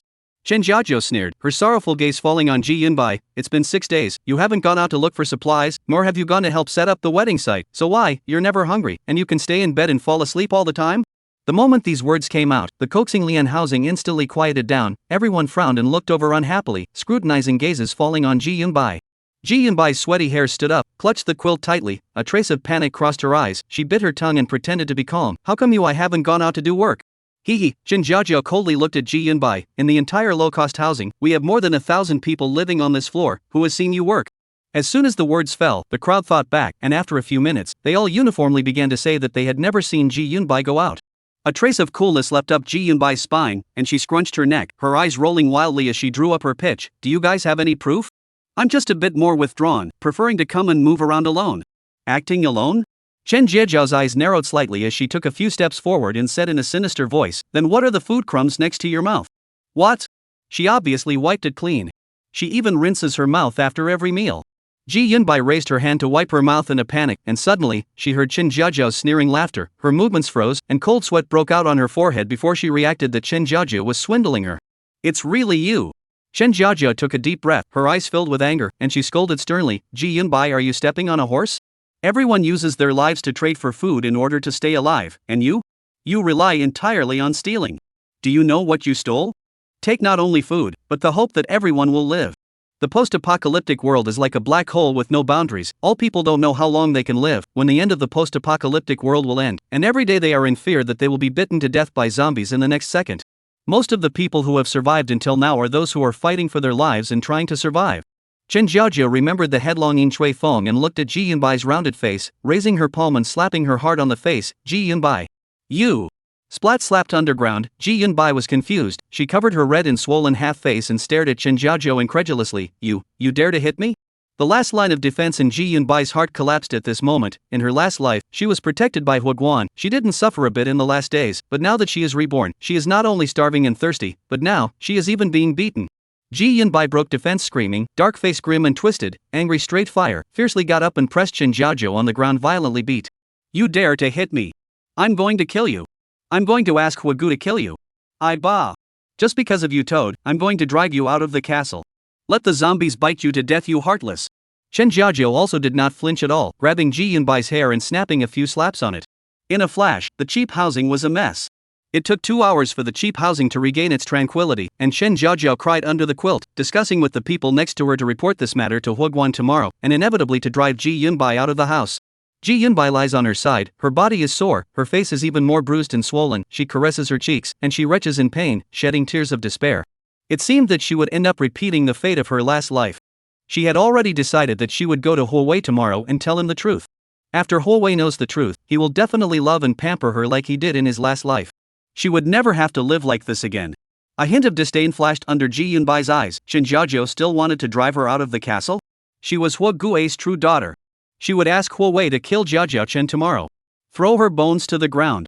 Huawei's right eye, who was coaxing Yuan Jiang to drink milk in the master bedroom, jumped violently twice, and he rubbed his eyes, which immediately flushed with red blood, covering the hint of morbid excitement at the bottom of his eyes. Hua Gui kneels on one knee in front of Yuan Jiang, his left hand holding a cup of hot milk, his other hand tightly holding Yuan Jiang's slender wrist, tilting his head back and looking straight at Yuan Jiang, coaxing softly in a low voice, "Wife, just take a sip, it's really not hot anymore." "I've said I won't drink, it means I won't drink it." Yuan Jiang furrowed her willow brows, her pretty little face covered with displeasure. "I hate drinking milk the most." "Wife, be obedient, just take a sip." A hint of hesitation flashes under Huguan's eyes, but soon, he picks up the cup again and dislikes it to Yuan Jiang's lips, a hint of supplication under his eyes, "Just one sip. Wife is so thin, drink more milk to supplement her nutrition." Yuan Jiang grunted, and when she saw that he was not relenting, the pupils of her pretty eyes flashed a bad smile, and she laughed softly and said, "Yeah." Huguan's eyes are delighted. Then, he saw Yuan Jiang come up and take a mouthful of milk, and the milky white milk stains stained her delicate lips, and she seemed to notice, furrowing her brows and slowly sticking out the tip of her scarlet tongue. Chapter 47 The End Times Big Brother Disliked by the Waste Green Tea Canary 10. She stretched out the tip of her scarlet tongue and rolled the milk stains on her delicate lips into her lips. Her full lips were covered with layers of crystalline water, looking like the morning dew on rose petals. This charming and provocative gesture was tantalizing, but on the other hand, the little girl was looking at him with her big, watery eyes open and innocent and pure. Hua Gui's abdomen tightened, secretly cursed the sound of his dark eyes containing love, tilted his head and knelt in front of Yuan Jiang, looking at the milk that was still left in a small half cup, and the knot in his throat slowly rolled up and down. He said, "Wife, is the milk good?" "It's good." Yuan Jiang smiled and curled her lips, her thin shoulders shrugged, her upper body leaned back, revealing her white and fragile neck. Her skin was glowing, able to clearly see the dormant blood vessels inside, glowing with a faint greenish color. Her voice was petite and soft, as if she were a compelling vixen. Hua Gui violently grasped the palm of his hand. His heart is like being fluffy, repeatedly ruffled and scratched, itchy limbs are like electrocuted, like tingling. He was silent, black straight eyelashes drooped, soon, and then lightly trembled and lifted. The burning gaze made Yuan Jiang shrink. "Honey, can I drink milk?" He thought for a moment, then added seriously, "Just this one." Yuan Jiang blinks, and before she has time to agree, she hears Huguan speaking again sharply, "Honey, I'm mainly a bit thirsty, and I want to drink milk if I don't want to drink water." He just thought that the milk his wife drank would smell better and be sweeter. The pupils of Yuan Zhang's eyes widened a bit and deliberately teased him, grunting and not speaking. Hua Gui's side is like a dank and sticky snake wrapping around her body. Wife, if you don't say anything, I'll take it as your consent. As the words fall, Hua Gui raises his eyes to see that Yuan Zhang didn't reject it before moving the milk. Yuan Zhang just didn't finish drinking over, his thin lips parting to stick on the cup's mouth where the red marks are imprinted. The knots in his throat rolled up and down as he swallowed all the remaining milk into his stomach. Delicious. Hua Gui puts the cup on the side, licks his lips, a look of unfulfilled desire, a look of pity slips under his eyes. If he had known, he would have drank it slower. The milk that his wife drank is really better than the usual milk. Humph, Yuan Zhang daintily grunted, lifting her small foot to kick at Hua Wei's heart. Hua Wei's long eyelashes trembled. The little girl's feet are white and beautiful. Gently kicked on his chest does not hurt at all, and even some. He felt a little hot, a layer of hot sweat on his forehead. His warm big hand grasped her slender ankles, and with a gentle tug, Yuan Zhang leaned forward violently, her delicate little face covered with panic and dismay. Honey, I caught you. Hua Wei pinches her waist with both hands, causing Yuan Zhang's entire body to hang onto his. Hua Gui sits on the edge of the bed, burying his head in the side of Yuan Zhang's neck that's filled with a warm scent, inhaling deeply. The color of his eyes is viscous as thick ink. He pauses, then opens his mouth and takes a bite of that delicate, translucent skin. Hiss. Yuan Zhang was caught off guard, her willow eyebrows gently furrowed, her hands against his chest, trying to lean back to escape. Hua Wei presses down on her frail back, forcing her to stick to his body tightly, the pitch black in his eyes engulfed by the scarlet of madness until he tastes a hint of blood, and only then does he let go of her with reluctance. Honey, I love you so much. His voice was hoarse as he hugged her, itching to rub her into his body. Yuan Zhang touched the teeth marks on her neck and was so angry that her teeth itched, and she slammed her little face and fiercely attacked him. What are you biting me for? Hua Gui lowered his eyes were dark and sticky. The teeth marks on Yuan Zhang's neck were left by him, and the splash of red on the white neck was so striking, as if it had left a brand that was unique to him. In the bottom of his heart, a desire for abuse arose, but looking at the little girl's disgruntled and aggrieved expression, Hua Gui instantly came to his senses, and did not dare to look at her in a vain manner. Hua Wei, you don't pretend to be cute. You're really a bad egg. I'll bite you to death too. Yuan Zhang shouted as she pinched his cheeks with both hands unhappily, but her delicate voice didn't have much deterrent power. Instead, it was like she was pouting. Hua Wei feels so happy. Right after that, Yuan Zhang hugged his shoulders, wailed and opened his mouth, biting heavily on his neck. The little girl's teeth were sharp and showed no mercy, and soon, scarlet blood flowed down Hua Wei's neck. Only then did Yuan Zhang satisfactorily let him go, tilting her pretty, delicate little face up, with the blood froth belonging to him still on her lips. Hua Gui, if you dare to bite me again in the future, I'll bite you to death. She threatened in a vicious voice. Hua Wei is dumbfounded, the desire that was suppressed deep inside is boiling. Okay, bite harder next time, wife. The wife bit him. She didn't mind at all. She licked his blood in. The wife must love him very, very, very much. That's why she doesn't mind him at all. Yes. Yuan Zhang grunted arrogantly, letting go of the hands circling his neck and leaning her body, which was tightly pressed against his chest, back in an attempt to separate from him. But how could Hua Wei let her go? When she leans back, Hua Gui presses up in response. He's like a big, clingy dog that wants to stick with Yuan Zhang at all times. Wife. The pupils of Hua Gui's eyes plummet, his dark and deep eyes become dark and deep, the large hand that is strongly pressed on Yuan Zhang's shoulder tightens uncontrollably, his fingertips tremble, and his voice, low and hoarse, carries a hint of thirst. Wife, help me, please. Yuan Zhang senses his change, smiling and demonic fox eyes staring straight at him, the hot breath exhaled from her delicate lips spewing out on his jaw. She lowers her voice with an innocent but badass teasing. Husband, how do you want me to help you? The day after tomorrow we can get married. Hua Gui's voice is permeated with excitement. He swallows frantically, looking at Yuan Zhang underneath him, his entire being tense to the extreme. He holds Yuan Zhang's small hand and leads her down. There are still 2 more days to endure. Help me like this first. I promise, just once. He dropped his eyelashes and begged pitifully, honey, okay? Yuan Zhang snorted a laugh, her fox eyes filled with a mischievous and successful smile as she twisted her plump little waist and shook it hard against his hard waist and belly. Only when she clearly saw the veins popping out on Hua Wei's forehead from enduring to the extreme, as well as the hot sweat dripping down her small face, did she mercifully let him go. Yes, husband. Feeling that softness, Hua Gui finally exhales a cloudy breath as if relieved, his eyes flickering with an ethereal light that flickers brightly and darkly as he moves up and kisses her low. The room is thrown into chaos. 2 hours later. Hua Gui, you're annoying. Yuan Zhang daintily lies on Hua Wei's chest, looking at the palms of her hands that have been worn through the skin, glaring at Hua Wei with anger. Chapter 48, The End Times Big Brother Disliked by the Waist Green Tea Canary 11. The veins on Hua Wei's forehead were still bulging, and his slender arms were rippling with hard, hormone-filled muscles, with beads of sweat tracing over the greenish-purple veins. Wife, sorry. The hot beads of sweat from his body dripped down onto Yuan Zhang, and she gave another delicate wooing cry. Hua Gui's hands tightly embraced Yuan Zhang's slender shoulders, ambiguously gently rubbing the delicate to the core skin, the bottom of his obscure eyes hiding a crazy love and lust. He bit Yuan Zhang's earlobe, delicately sticky grinding. The day after tomorrow, it will be. The day after tomorrow, it will be possible to do happy things with his wife. Hua Guan had some kind of unseen eagerness under his eyes. It was like he had skin hunger. As long as he saw Yuan Zhang, he could not wait for his entire body to be wrapped around hers, not separating for a moment. He was such a pervert that every time Yuan Zhang took a shower, he had to stay in the bathroom and couldn't help but tremble with excitement when he felt himself completely immersed in the space that belonged to Yuan Zhang. He secretly picks up Yuan Zhang's fallen hair and hides it in the safe, and looks at it before he goes to sleep. He likes to eat food that Yuan Zhang has eaten. It seems that food that she has bitten into becomes more fragrant and flavorful. However, what he likes the most is that Yuan Zhang beats him up and scolds him, and this will make him feel deeply that Yuan Zhang loves him. Hua suddenly feels that his father is right. Loving someone does make you crazy. He is a pervert and so is his father. Zhang, baby, wife. Hua insatiably wraps his arms around Yuan Zhang's waist, pressing down on her, kissing her down, not even letting go of his fingertips. Yuan Zhang doesn't tire of responding to him. But sometimes when Hua pisses her off, Yuan Zhang kicks him out of bed, like say now. With a thud, Hua was kicked to the floor in a daze, his clothes untidy and a few red marks on his chest. He looked blearily at the exasperated Yuan Zhang on the bed, a hint of aggravation coming through in his low, hoarse voice. Wife, what's wrong? Hua Gui, are you finished? Yuan Zhang gasps and glares at him. Seeing his innocent and clueless look, she is directly infuriated and laughs. It's not even if he's been sticking on her all the time these days. The first 2 days he knew to restrain himself and not disturb her sleep. Tonight, after fooling around for so long, he's still pestering her all the time, his mouth muttering words of love. It was almost dawn, and he was still kissing her. Kissing normal places is just fine. He actually kissed her. Yuan Zhang, ashamed and angry, grabs a pillow and smashes it in Huawei's face. You're going out to sleep tonight. Ah.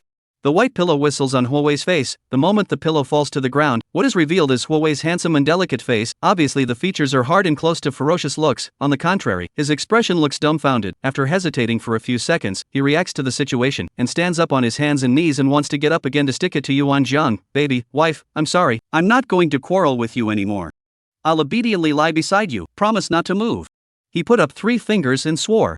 Yuan Zhang sneered. You get out and sleep. Twist it into a twist will do. Hua, wife. He wanted to speak. Yuan Zhang turned on his side and covered his face with the quilt and muffle. You go out and sleep tonight or don't even think about kissing me tomorrow.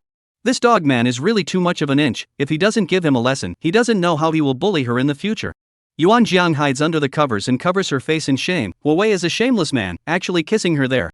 Hua looks at the person who was shrunken into a ball on the bed. The bottom of his eyes flows through a thick dark color, and he lowers his eyebrows and thinks about it. His wife is definitely shy, and yes, he is a bit excessive tonight. It would be bad if he made his wife anxious. Rabbits will bite when they're anxious, let alone a fragrant and soft wife. Honey, then I'll sleep on the couch tonight. He took a step back. It was hard enough not sleeping in the same bed as his wife. If he went out to sleep, he'd die of embarrassment. Yuan Zhang vaguely then heard a rustling sound. She secretly lifted the corner of the quilt and saw Hua Guan holding a blanket and pillow, strutting on the sofa. Fortunately, the couch is large enough to accommodate Hua Guan's physique and height. Seeing him finally stop, Yuan Zhang finally breathes a sigh of relief and slowly closes her eyes, falling into a deep sleep. The sound of long breathing rings in his ears, and Hua Gui's tightly closed eyes suddenly open as he tentatively shouts twice, Wife? Zhang? After a delayed response, Hua hooked his lips, lifted the blanket and grasped the pillow with one hand, so he skillfully slept next to Yuan Zhang. Before long, Yuan Zhang's entire body is shrunk in his arms. Holding his fragrant and soft wife, Hua curled his lips in satisfaction and finally fell asleep. The next day, Hua led the alien squad out to look for supplies today, and Yuan Zhang was bored alone, so she lay in the garden eating snacks and drinking flower tea, squinting her fox eyes comfortably. Abruptly, a sharp voice came out from outside the garden. Yuan Zhang, give Hua back to me. Yuan Zhang paused and idly got up, turning her head slightly sideways. She saw a woman dressed in wraparound clothes in black and yellow. She blinked in confusion. You're. Halfway through her sentence, Yuan Zhang turned her words around. Where did the beggar come from? This is the original heroine of? After leaving Hua, she doesn't seem to have had a good life either. Yuan Zhang fox eyes slightly curved, the corners of the lips smile ripples lightly pull, slender white fingers hooked black hair, thoughtfully. Isn't it disgusting to dislike Hua? Now this is regret? Ji Yunbai's eyes were filled with cynicism as her gaze fell on Yuan Zhang's seaweed-like black hair, her stunningly delicate little face, and her gorgeous and exquisite clothes, all of which, originally, were hers. She now regrets it, and she wants to return to Huawei's side again. Enjoy everything that belonged to her in her last life. Before that, she's going to dismantle Yuan Jiang. Ji Yunbai takes a deep breath and thinks in her heart that Yuan Jiang had better just be smart and take the initiative to leave Huawei so that she won't have to dismantle her at the wedding. Embarrass her. After all, it's not honorable to take away someone else's credit. Yuan Jiang is a mistress, and she's Huawei's true love. Yuan Jiang, give Huawei back to me. I'm the one who saved Huawei's life. You're just the imposter who took my place. Ji Yunbai walks forward and sternly explains her intentions. Seeing Ji Yunbai's righteous demeanor, Yuan Jiang can't help but cover her lips and laugh lightly, her fox eyes curving. So what if I've taken your place? Huawei is now mine, and you, don't even think about it. The system was to blame for this, teleporting her a few minutes late. However, so what? Huawei had already been snatched away from her, and Huawei was hers. You! Ji Yunbai burst into a rage, her vicious eyes like knives gouging at Yuan Jiang. Do you think Huawei really loves you? He only treats you well because he thinks you're his savior. I'm now giving you the opportunity to take the initiative to confess the truth. If I take the initiative to find Huawei, Ji Yunbai sneers, a condescending provocation in her eyes. At that time, I'll want Huawei to kick you out of the castle manor. Chapter 49 The End Times Big Brother disliked by the waste green tea canary 12. Yuan Jiang's dark-eyed pupils widened a bit, and in mock horror and fear, she raised her hand to cover her lips and said exaggeratedly, "That's too scary. I'm so scared." Seeing Yuan Jiang's timid and fearful demeanor, Ji Yunbai skimmed her mouth in disgust, raised her jaw condescendingly, and said in a cold voice, "It's only because I'm doing this for your own good that I'm kind enough to privately approach you for a discussion. Otherwise, why don't I just go to Huawei? Everything you've gotten now was taken from me, and all I want is to get back what belongs to me." Ji Yunbai thinks for a moment and mercifully says, "Don't worry, I won't make things difficult for you. When I get married to Huguan, I'll ask Huguan to find you a good place to go." Yuan Jiang surveys Ji Yunbai's brazen face with interest, her slender, white fingertips rubbing her chin as she looks at her with a skewed head in doubt. Ji Yunbai was late in waiting for an answer. The smug and proud look on her face lurched and she frowned in displeasure to see Yuan Jiang's delicate and pretty little face covered in curiosity. In the bottom of her heart, inferiority complex and jealousy arose. Although Ji Yunbai's looks are not bad, but Yuan Jiang's looks are really too beautiful, so beautiful that it can overwhelm anyone. Yuan Jiang's beauty is the kind of beauty that can never be forgotten after a glance. Why wasn't this face hers? Ji Yunbai's chest clogged up and her tone of voice was thick with impatience and annoyance. Are you deaf? Why don't you answer? Because. Yuan Jiang furrowed her pretty brows and spread her hands helplessly. I think you're just too brazen. The person who disliked and spat on her at first was Ji Yunbai. The person who took the initiative to give up on Huawei was also Ji Yunbai, and the person who regrets it now is also her. Unfortunately, there is no medicine for regret in the world. Huawei, she snatched it, then it can only be hers. What do you mean? Ji Yunbai's heart suddenly tightens, glaring at her unhappily. Yuan Jiang hooked her lips and said carelessly, "Of course it's because I like Huguan and I want to marry him. You're not afraid that I'll break you up? Yuan Jiang, you have to think clearly." Ji Yunbai looks at Yuan Jiang with intense contempt and disdain. She sneers in the bottom of her heart, knowing that Yuan Jiang can't let go of everything she has now. This thief, snatching away what belongs to her and still not willing to return it. Then don't blame her for being merciless. When she marries Huguan, let Huguan drive Yuan Jiang out of the castle manor, and I'm sure that without Huguan's shelter, Yuan Jiang, even if she's beautiful, will only end up as a zombie's ration. Aha! Yuan Jiang's beautiful fox eyes glisten with water, emitting a small fox-like haughty humming sound. You have the face to come in front of me and say these words. How can I be afraid? Ji Yunbai looked at Yuan Jiang's unresponsive demeanor and became furious, saying several good words through clenched teeth and threatening fiercely. Then you'll just wait. Profit-oriented. The words just fell. Ji Yunbai pulled out her legs to run. Yuan Jiang hooked her lips and sneered. Her figure flashed, swiftly arriving in front of Ji Yunbai, raising her hand to grab her shoulder. You want to leave after provoking me with your words? Where's the face?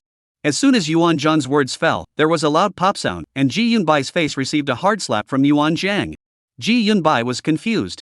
This snatched her things, and even dared to hit her, and hit her so hard? Ji Yunbai's eyes immediately filled with aggrieved tears, so angry that her body trembled. Before she could speak, snap sound, the other side of her face received a hard slap from Yuan Jiang. You're crazy! She hissed angrily. The beating is for you. Yuan Jiang grunted lightly, and seeing that she was still able to speak with a clear tongue, she sharply added a few more slaps up. Finally, Yuan Jiang kicked Ji Yunbai to the ground and slowly walked up and squatted in front of her, her fox eyes curving up and spreading a gentle smile. You Hai Shangkan Senma? Ji Yunbai was beaten up, and when she saw Yuan Jiang come over, she subconsciously shrank her shoulders in fear, unable to cry. This was actually so ferocious that he hit her so many times. When she marries Huawei, she will definitely frustrate, bone, raise, and dust Yuan Jiang. The corners of Yuan Jiang's delicate lips curved upward slightly, raising her hand to wipe away the blood froth flowing from the corner of Ji Yunbai's lips with her fingertips, her voice dainty and sweet. You're bleeding, it should hurt, right? Ji Yunbai covered her face and glared at her viciously. Don't worry, I was able to marry Huawei so smoothly thanks to having you. Yuan Jiang innocently opens her big beautiful eyes and smiles gently and sweetly. I'm not going to beat you to death, this is just a lesson for your outburst at me. Ji Yunbai gritted her teeth and clenched her fists. I'm waiting for you to tell Huawei the truth oh. Yuan Jiang smiles with arched eyebrows and moves warmly to stand up. The sunlight bathes her body as if gilding her with a layer of gold, her whole person bright and eye-catching. Watching Yuan Jiang's departing figure from afar, Ji Yunbai then let down her guard, her face hurt, remembering the aggression she had received during this period of time. She couldn't help but let out a loud cry. Why did they do this to her? She obviously had the good intention to discuss with Yuan Jiang, and Yuan Jiang didn't agree to give Huawei back to her. Even so, she even beat her. The more Ji Yunbai thought about it, the more aggrieved she became, her eyes reddened with tears, and she became even more determined in her heart to tell Huaguan the truth, to return to her last life of food and clothing, and then to order Huaguan to sell Yuan Jiang to those men in the low-cost housing. Pay back the aggression she suffered today 1,000 times over. The time was quickly approaching the night before the wedding. Hearing the sound of long breathing ringing in his ears, Huagua suddenly opens his narrow eyes that are as black as thick ink and looks down at the soundly sleeping Yuan Jiang. He can't help but curl the corners of his lips as he lowers his head and kisses her on the forehead. After half an hour of staring earnestly at Yuan Jiang, Huagua gently lifts off the quilt, casually puts on his pajamas, and walks down the long flight of steps with long, strong legs to the basement of the castle's -1 floor. The eerie basement is a far cry from the splendor of the castle. It's sunless, dark, and damp, and the air is filled with the smell of blood, as well as the heavy smell of rust. The dim light shines on Huaguan's angular face, only a pale and delicate jaw can be clearly seen. His tall and robust figure walks unhurriedly in the long corridor of the basement, his long eyes covered by the darkness contain a morbid coldness. Suddenly, Huagua stops in front of a heavy metal door. The smell of blood in the air is even more intense. His lips curl into a cold smile, inserting the key and slowly opening the door. Inside is a wide cell. The walls are rough yellow clay mud, only a weak incandescent lamp illuminates, vaguely visible as a silhouette huddled in the right corner of the cell. His entire body was curled up in a ball, the white shirt on his body was soaked with blood, his black suit pants were tattered and torn, and both his hands and feet were cuffed by thick and heavy chains, just like a puddle of mud. Seemingly sensing the movement of the door opening, he stiffens and slowly struggles to rise, turning his head sideways, his cloudy gaze landing on Huaguan. What are you doing here? His voice is hoarse to the extreme, implying disgust and hatred. The dim light outlined Huagua's exquisite profile, the look in his narrow eyes cold and gloomy as he walked nonchalantly to the man, speaking as he did so. Of course I'm here to greet you. Huawei stops in front of the man, eyes downcast, looking at him condescendingly, word for word, Lord Father. He is Huawei's father, called Huo Qingsong. Ha ha ha ha ha ha ha ha. The bottom of Huo Qingsong's eyes are filled with mockery as he tilts his head and lets out a piercing sneer, glaring at him with hatred. Father? You still know I'm your father. You helped that escape, and locked my old son up here to torture him. Huawei, you'll be punished by heaven. Huawei's eyes stared straight and sorrowful at Huo Qingsong. The in Huo Qingsong's mouth is Huawei's mother, Lu Wanqing. Huo Large Size and Lu Large Size are childhood sweethearts. Huo Large Size has been in love with Lu Large Size since she was a child, but Lu Large Size doesn't like Huo Large Size, and Lu Large Size prefers a well-mannered son of a family. Back then, when Huo Qingsong found out about Lu Large Size's love affair with the son of a prominent family, he was furious and forced Lu Large Size to stay in an unknown prison, forcing her to stay there day and night. Not long after, Lu Large Size became pregnant. She wanted to abort the child in her belly, but Huo Qingsong was guarding her all the time. There was no chance at all. Lu Large Size can only give birth to this child that she doesn't welcome, which is Huo Duan. After a long time under the control of Huo Qingsong, Lu Large Size has gradually become delirious. At first, she would even design to ask Huawei to help her to escape, but under the failure and torture, Lu Large Size has completely worn down.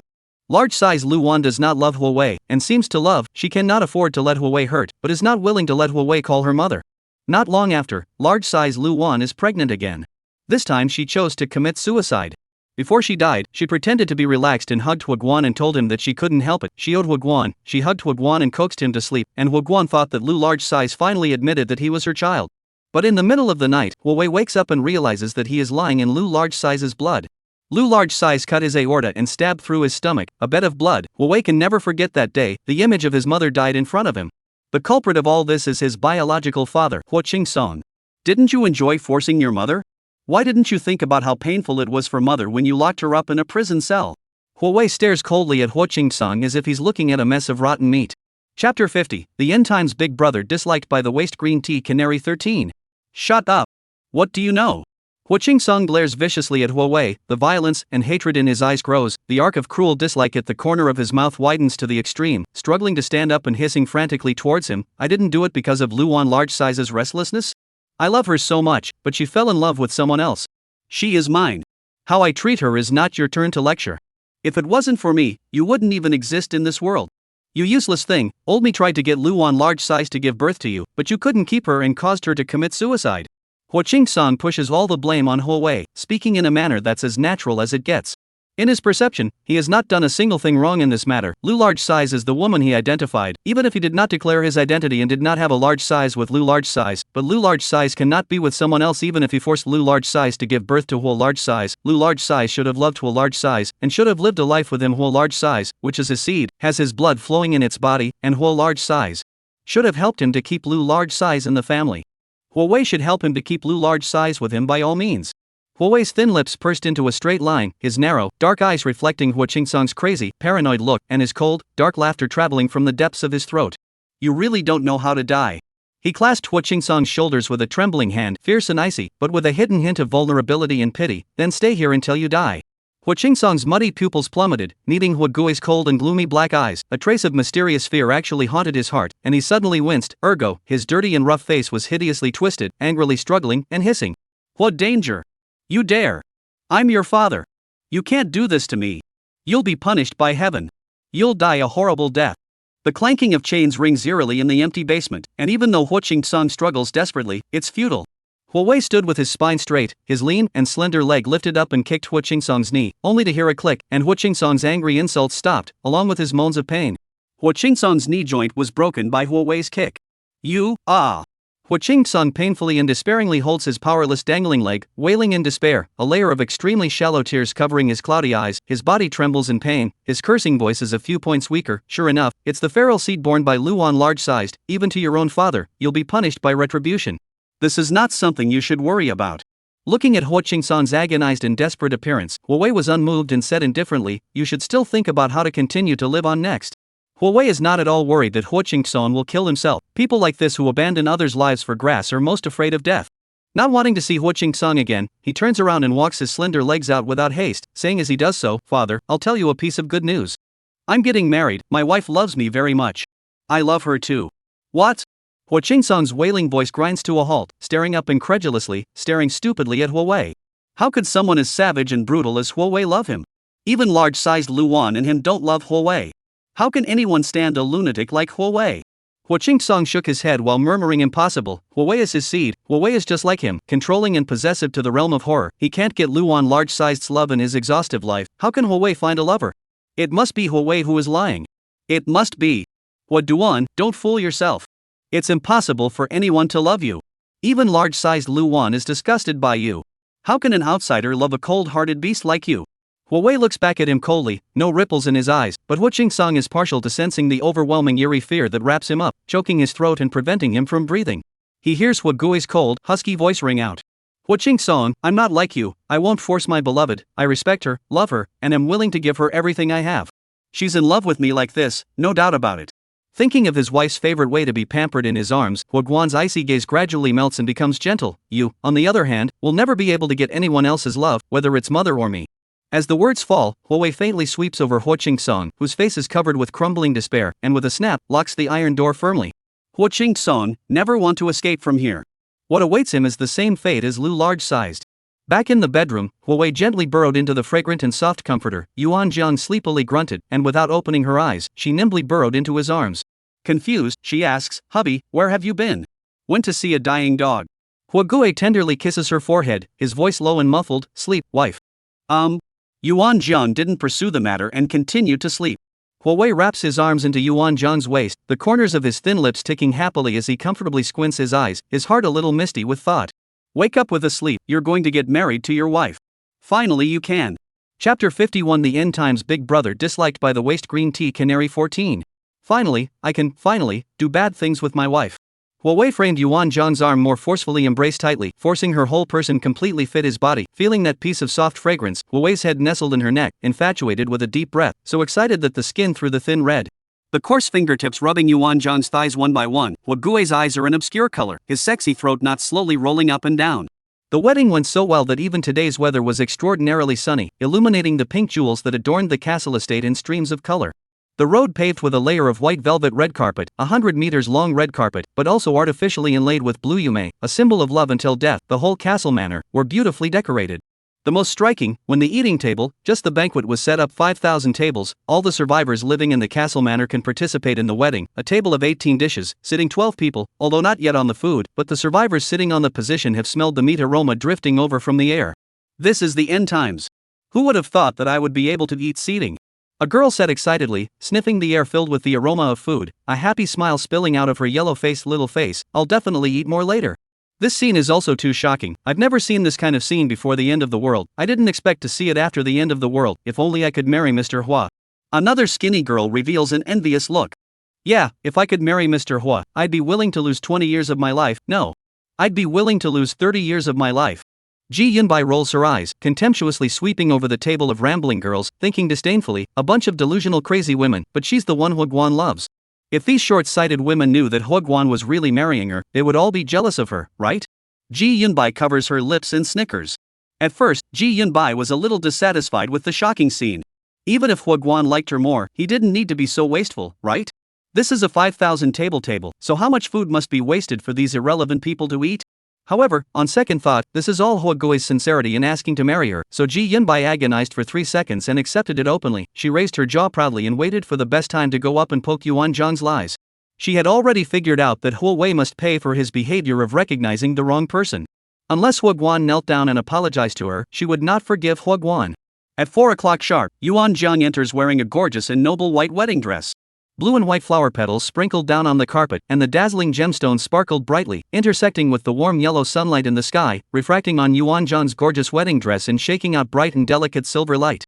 Huogui stood above and couldn't help but be lost in thought when he saw this scene. Yuan Zhang itself is beautiful, stunning, holy, and pure wedding dress attached to her shapely figure, more set off by the delicate beauty of the people. The arc of the beautiful design of the bust more appear to be a small waist surplus, the hem of the skirt dotted with flowers and vines like a flower of white roses, a head of seaweed like hair coiled into a princess head, covered with a layer of inlaid with silver diamonds of the veil. A dozen meters away, Huawei clearly saw Yuan Zhang's delicate lips, and he couldn't help but clench his fingers. So eager to kiss. Huawei's eyes darkened, striding to Yuan Zhang, dropping his eyes and staring blankly, his voice a little hoarse. Wife, you're so beautiful. So beautiful that he, for one, can't wait for it to be night right now. You bow your head. Yuan Zhang curled her lips. Ah. Huagui's eyes flashed with ecstasy as he thought Yuan Zhang was going to kiss him, eagerly lowering his head while going to lift her veil. Now is not the time to kiss. Yuan Zhang grabbed Huawei's hand. Huawei. Oh. So what's the wife up to? Huawei stared curiously at Yuan Zhang. Yuan Zhang's slender mitts are covered in white handveil, pinching the blue petals on Huawei's head and smiling. It's better now. Huaguan dully touches his hair, so it's the petals in his hair. His wife is really good to him. Alright, take me away. Yuan Zhang looks at his frozen appearance and covers her lips to snicker. Huawei nods his head in confusion, only then realizing that he's taking his wife on stage on his arm, and hurriedly wraps Yuan Zhang's hand into the crook of his arm as he sprints forward. Watching this scene, the jealousy in Ji Yunbai's eyes overflows as she grits her teeth and glares at Yuan Zhang with a face full of indignation. All of this was originally hers.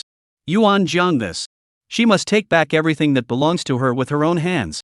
Thinking of how Yuan Zhang would look when Huguan knew the truth and abandoned her later on, and Yuan Zhang would have no face left, Ji Yunbai couldn't help but snort out a laugh. The master of ceremonies for the wedding was Huawei's brother Fatty, and the music was turned off at the signal of Fatty, who was articulate and spoke beautifully. The process went very smoothly. Next, it was Huawei's turn to say the vows. Huawei's fingers were trembling with nervousness, his black straight eyelashes trembling as he met Yuan Zhang's curious and expectant gaze. He exhaled heavily, his fingertips trembling as he pulled out a piece of paper from his pocket, filled with the words of love he had to say to Yuan Zhang. Yuan. Before Huawei could even say the second word, he was interrupted by a sharp, high female voice. Wait, I have something very important to say. Ji Yunbai leaps to her feet and strides forward, stubbornly tilting her head and disdaining everything as she stares at the couple on stage. Suddenly interrupted, Huagui's narrow eyes narrow slightly, shaking out a flash of harsh light, looking at Ji Yunbai as if she were looking at a dead person. Ji Yunbai's scalp is numb from Huawei's cold eyes. What's going on here? Why is Huagui looking at her with such eyes? It must be because Huagui doesn't know the truth of the matter yet. When she tells Huagui everything, Huagui will definitely admit his fault to her. Ji Yunbai secretly cheers herself up in the bottom of her heart, gathers her courage and says in a loud voice, Huawei, Yuan Zhang lied to you. The person who saved you in the first place wasn't her at all, it was me. She claimed my credit fraudulently. I'm the one who saved your life. The person you like should be me, and the person you want to marry is also me. What did you say? Huagui's dark and slender brows condense slightly as he looks at this woman who suddenly appears on the stage, thinking hard. A hint of realization flashes under his eyes. How is it that he's still alive? Ji Yunbai clasps her hands on her shoulders and dejectedly raises her eyebrows towards Yuan Jiang. See, she told you that the person Guan really loves is her. She's Huawei's true destiny. Yuan Jiang's delicate red lips hooked up a light smile, slender jade hand hooked up a strand of sideburns scattered in the air, delicate fox eyes eye wave loose swept over Ji Yunbai, all of a sudden bewitching to seductive soul. It is really naive, from the time she entered this realm, the male lead is her. The guests on the stage were shocked, seeing this scene of Shura, staring wide-eyed and holding their breath to watch the show. Delayed until Huawei drives Yuan Jiang away to apologize to himself, Ji Yunbai frowns unhappily and rebukes in a condescending tone, Huawei, is there nothing you want to do? Yuan Jiang lied to you, she's a fake. I'm the one you really want to marry. Chapter 52, The End Times Big Brother Disliked by the Waste Green Tea Canary 15. I do have to do one thing. Huagui's slightly furrowed brows gradually unfurl, his deep eyes emitting a shadowy, icy aura as he stares sorrowfully at Ji Yunbai. The corner of Ji Yunbai's lips curls up high, and she looks disdainfully at the smiling Yuan Jiang, snorting coldly in the bottom of her heart. See, she said that the person Guan really loves is her, as long as she is willing, and beckons towards Guan. Guan will abandon everything and turn his head to choose her. Then hurry up and drive this out of the castle, otherwise, I won't marry you. She snorted. Under Ji Yunbai's excited and thrilled gaze, Huagui hooks his lips in a cold smile, exuding a dark and stern aura, slightly squinting his long eyes. The entire person looks like he's shrouded in a layer of black mist, his eyes chilly. Ji Yunbai could not control his lips to grin an arc of excitement. In the bottom of his heart madly shouted, fast. Quickly drive this out of the castle. Huagui's long and slender hand abruptly pinched Ji Yunbai's neck, his eyes shadowy, like a cultivator coming out of hell. Say, why did you pop up to disturb me in my wife's wedding? He didn't care who threw him the bread and water in the first place, because he didn't even ask for it. All he remembered was that his wife's small, soft hands pressed on his shoulders and shook him awake, telling him to remember her, and he obeyed, and he remembered that his wife was the prettiest, sweetest-looking girl in the world. When he first met Yuan Jiang in the castle for the first time, he controlled his inner perverted urge to take his wife by force and gave her a chance to choose. If she didn't recognize it, then he would use other methods to get his wife. However, his wife claimed the name of having saved his life, and at that moment, Huawei was as happy as a kitten's world-reigning small fish. The wife actually remembered him. From the beginning, he hadn't cared who had thrown him the bread and water, all he had cared about had been the girl who had forcibly shaken him awake. His wife was willing to lie to him, spend her heart and soul for him, and coax him, and that was not because she loved him. Ji Yunbai was pinched so hard that she couldn't catch her breath, her face reddening and gradually taking on a blackish-purple color as she stared unbelievably, her hands vigorously slapping Huaguan's arms, hissing in horror and disbelief. Huaguan, what are you doing? I'm the one who saved your life, your benefactor. You can't do this to me. You can't. The bottom of Huagui's deep eyes were colored with a scarlet red, the arm hidden under his sleeve rippled with veins, and he pinched Ji Yunbai even harder, directly strangling her. Don't know how to die. You. The oxygen in Ji Yunbai's chest cavity is getting less and less. She realizes that Huawei is really trying to kill her, and begs for mercy in horror. No, don't. Kill me. How could this be? Shouldn't the person Huagui truly loves be her? Why has everything changed in this life? A crowd under the scene was in an uproar, but they did not dare to discuss Huawei's matter. They could only look at Ji Yunbai with sympathetic eyes, who in the castle manor did not know that Huawei regarded Yuan Jiang as more important than his own life, and even dared to slander Yuan Jiang with such an empty mouth, and really don't want to die. Yes, all the people present do not believe Ji Yunbai's bull. Ji Yunbai looks can only be counted as a small family, and Yuan Jiang, skin delicate snow, looks gorgeous and exquisite, temperament is more elegant and elegant, love, is an individual to see the Yuan Jiang, cannot help but believe in her, to do her most devout believers. Boss, today is your wedding with your sister-in-law, it is not appropriate to see blood. Fatty's heart thumps and he rushes over to Huagui's side and reminds in a low voice, sister-in-law is still here, boss you pay attention to your image. He's usually used to seeing Huawei's murderous demeanor, but he's definitely never seen a girl as delicate as his sister-in-law. In case his sister-in-law finds the boss intimidating and wants to run away from the marriage, it will be over. Fatty glanced back at Yuan Jiang apprehensively. He saw that Yuan Jiang hooked her lips towards him and smiled. Fatty blinked. His sister-in-law looked much better when she smiled than Big Brother did. Huawei was stunned, and his expression was slightly dazed, and he suffered, and his wife was still looking at it. The wife will not hate him. What blood or not, Fatso, what are you slandering? What dangerous eyes lightly throws Ji Yunbai away, frowning nervously, and holding Yuan Jiang's hand tightly. Wife, I just wanted to chat with this crazy woman, I didn't want to do anything. Fatty. It's a wonder my sister-in-law would believe such a poorly written lie. Yuan Jiang gently smiles and shakes her head, holding back Huaguan's hand, lowering her voice and pouting daintily. Huaguan, my legs are numb from standing. Then I'll hold you. Huagui urgently says, his long, narrow black eyes filled with caution and tenderness. Seeing this scene, Ji Yunbai is so jealous that her eyes glaze over. She can't believe that Huagui would actually treat her like this. She covers her neck, which is about to be strangled, stumbles to her feet, and just as she is about to hiss angrily in question, Fatty is quick to take off his shoes and force them into Ji Yunbai's mouth. Vomit. Ji Yunbai was smoked by the pungent stench, her stomach churning to vomit out, and was again forcefully covered by Fatty's mouth. Throw her out. Fatty gestured towards the two bodyguards. The two bodyguards stepped forward, one grabbed Ji Yunbai's legs, the other gripped Ji Yunbai's hair, and threw Ji Yunbai out of the castle at the speed of a 100-meter sprint. The scene finally returned to tranquility. The wedding ceremony continued. The fat man swimmingly brought over the uncertainty of earlier. He brought out that classic vow of no matter how poor or rich, and after the rings were put on each other, it was time to kiss the bride. Huawei is a little nervous. He pinches Yuan Zhang's veil, the knot in his throat slowly rolling up and down as he stares straight at her. After waiting for a long time, he didn't lift it. Yuan Zhang blinked, thinking he was nervous, and reminded him in a whisper, "Hubby, you can lift the veil and kiss me now." Huawei pinches the veil tightly and gently shakes his head, turning his eyes coldly to look at Fatty. "Boss, what's wrong again?" Fatty is a bit confused. "I'm going back to my room to lift." The wife was his, and he was going to go back to his room alone to lift the veil. Fatty understands, and after a few more words of scene, Huawei tightens his face and picks up Yuan Zhang, lifting his slender legs to sprint away, while over here, the table opens. An exquisite and delicious dish is orderly served on the table. No one opens their mouths to say a word, frantically clamping their chopsticks to start the battle on the dining table. This was in the end times. It's not even if they can eat a banquet. Eating all the mountainous delicacies that they normally can't eat. Back in the bridal chamber, Hua Gui had just placed Yuan Zhang on the bed when he couldn't help but kiss her fragrant soft lips through the veil, the bottom of his eyes full of dark, crazy colors of lust. "Wife." Yuan Zhang sat on the bed, obediently tilting her little face up and looking at him with big watery eyes. "Husband, is there nothing you want to ask me?" She was referring to the matter of fraudulently claiming credit. Hua Gui gently shook his head, his long, bony fingers pinching her veil, his low voice spilling out from the depths of his throat bones. "I don't have to ask." Yuan Zhang furrows her willow brows and grabs his hand. "It wasn't me who saved you in the first place. It was you that I liked, it was you that I saw. I didn't take that piece of bread with the water, I only remembered you. You called my name, you grabbed my shoulder, you wiped away the blood on my cheek. From the very beginning, I knew it, but I didn't care because all I wanted to get was you." As the words fall, the repressed desire in Huawei's heart finally breaks out of the chrysalis. He lifts Yuan Zhang's veil and roughly kisses the delicate lips. His lips were warm, as if they were carrying electric current, covering Yuan Zhang's lips, the tip of his tongue prying open her teeth and exploring hard inwards. Yuan Zhang circled her hands around his neck, actively responding to him. His kisses were rough and violent, so forceful that they were aggressive and ferocious, as if he wanted to swallow Yuan Zhang into his stomach.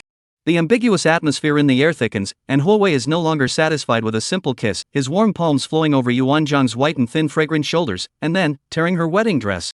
Chapter 53. The End Times. Big Brother disliked by the waist. Green tea. Canary. 16. Yuan Zhang's onion-white fingers slowly traced over Huawei's raised throat knot, and her delicate gasp seemed to carry electric currents drilling into Huawei's ears, stimulating his whole body to be tingly and unable to resist, trembling gently. "Ginger, wife." He murmurs her name in a sharp gasp, sentence after sentence. Yuan Zhang's limp body was pressed by his strong and domineering pressure, inseparable. The wedding dress was torn and thrown on the ground, the pair of seductive fox eyes brimming with water, the tails of her eyes showing a thin scarlet red. She tilted her slender white neck, and Hua Gui's dense kisses fell. Their breaths intermingle. Huawei's obscure eyes are filled with fascination and thirst, and he clasps Yuan Zhang's waist tightly. "You're mine alone." He murmurs over and over again, as if he's telling her and as if he's saying it to himself. Yuan Zhang's body shrinks. Although she has already prepared herself mentally, she still can't help but be nervous when Hua Guan really wants to do something bad with her. It was really because the difference in size between her and Hua Gui was too great. Huawei was like a big, strong gray wolf, and her petite body just looked weak. Huawei had one hand and could hold her entire waist. Yuan Zhang's tear-stained eyelashes fluttered gently. Hua Gui. What's wrong?" Noticing her uneasiness, Hua Gui raises his eyes and stares blankly at her beautiful, delicate face. Under the white light, her racing snow skin transmits a pink color as if it were a ripe peach. The pair of seductive and beautiful fox eyes are red. The watery light contained in them makes her ebony pupils crystal clear as if they were black jewels, and even more so by mentioning the delicate lips that are red, swollen, and trembling lightly, as if they were luring him to kiss them. Beads of sweat rolled down from the knot of Hua Gui's throat, dripping on Yuan Zhang's small white face. She seemed to be scalded under the cowering, fearful and uneasy like a lost deer, her white and tender cheeks pressed against his rippling sinewy palms. "I'm afraid of." She was really scared, this time not pretending. Huawei was just, well, too strong. Seeing her in this terrified state, Huawei's love-filled brain jolts awake for a few moments, and he endures, taking in Yuan Zhang's apprehensive appearance underneath him. On one side, he is even more stimulated by the boiling delusion, and on the other side, he is told to restrain himself and not to scare his wife. But how could he hold back? Tonight was his wedding night, and he dreamed of her every day. Huawei stares at her with dark eyes, his voice becoming a little hoarse. Zhang Jiang, I promise, I'll listen to you. If you're not comfortable, just say so, and I'll stop immediately. Yuan Jiang nodded with red fox eyes and leaned towards him with full dependence. Huawei lowered his head and captured it again. As it turns out, what men say is all coaxing. Yuan Jiang cried with scarlet eyes and let him be for a while, but Huaguan was like crazy and became more and more intense. The room resounded with the sound of a woman's petulant and weak sobbing, accompanied by a man. At 5 o'clock in the afternoon of the following day, the sun was about to set, emitting a soft, 10,000% light that refracted through the curtains and vaguely illuminated the room. On the soft and cozy bed, Huague hugs Yuan Jiang tightly on his side, his head nestled in the side of her fragrant neck, feeling her white and warm body. He loved this feeling of skin-to-skin contact. Huawei slowly opens his eyes, and through the faint light, he sees that Yuan Jiang's white and slender neck is covered with red marks, and he can't help but hook his lips as he gently touches it. Yuan Jiang's curly eyelashes fluttered and lifted, her eyes were still red and contained watery mist. She had cried so much that her voice was now hoarse beyond words. Huague. Her eyes met, and Huawei's throat rolled as he raised his hand to touch her face. Yuan Jiang then cowering into his arms, shaking her head violently. No, don't. She looked up accusingly. It hurts. Her whole body felt like it had been run over by a car, and she was so sore that she couldn't even lift a finger. Yuan Jiang almost thought she was going to die, and when she opened her eyes and saw Huawei, she subconsciously trembled and rejected him in fear. Huagui's heart breaks, his movements gently touching her ebony hair. I know. Wife, I was too excited, didn't pay attention to the proportion, that's why I hurt. Seeing that he was about to say those shameful words, Yuan Jiang fiercely reached out to cover his lips and muffled her voice with a red face. Don't you say it again. Seeing her shyness, a hint of a smile flashes under Huaguan's eyes. Fine, I won't say it anymore. Hungry? After a day of no food and a lot of exercise, she passed out a few times, and he didn't stop when she woke up, and it wasn't until after 10 in the morning that the two stopped fighting for good. Yuan Jiang nodded, well behaved like a kitten, hungry. My stomach is starving. She had never been this hungry before, so hungry that her chest was pressed against her back. Huawei hooks his lips into a smile, lifting a corner of the quilt to put on his pajamas, going to the bathroom first to wash up before returning to the bedside, carrying the shrunken Yuan Jiang in his arms and walking into the bathroom. Huachui holds her with one hand, while his other hand picks up a pink toothbrush and squeezes in toothpaste. Open your mouth. Yuan Jiang is too meek for words and obediently opens her mouth, revealing her white and neat teeth. Huachui helps her brush her teeth in this way, and after 2 minutes of brushing, Huachui picks up a cup to catch the water again and lets her rinse her mouth. Want to take a shower? Huachui glances at Yuan Jiang. Her white skin is full of red marks and scratches, revealing a bizarre conflagration of beauty. Unable to help it, Huawei again. Yuan Jiang's dark pupils plummeted. You. Huawei looked at his brother who couldn't stand the temptation, and cursed. What's the point of being so uptight? Wait will really scare the wife out of the shadow, not let him that what to do. Yuan Jiang struggles to get off the ground and shoves him. I want to take a shower, you get out.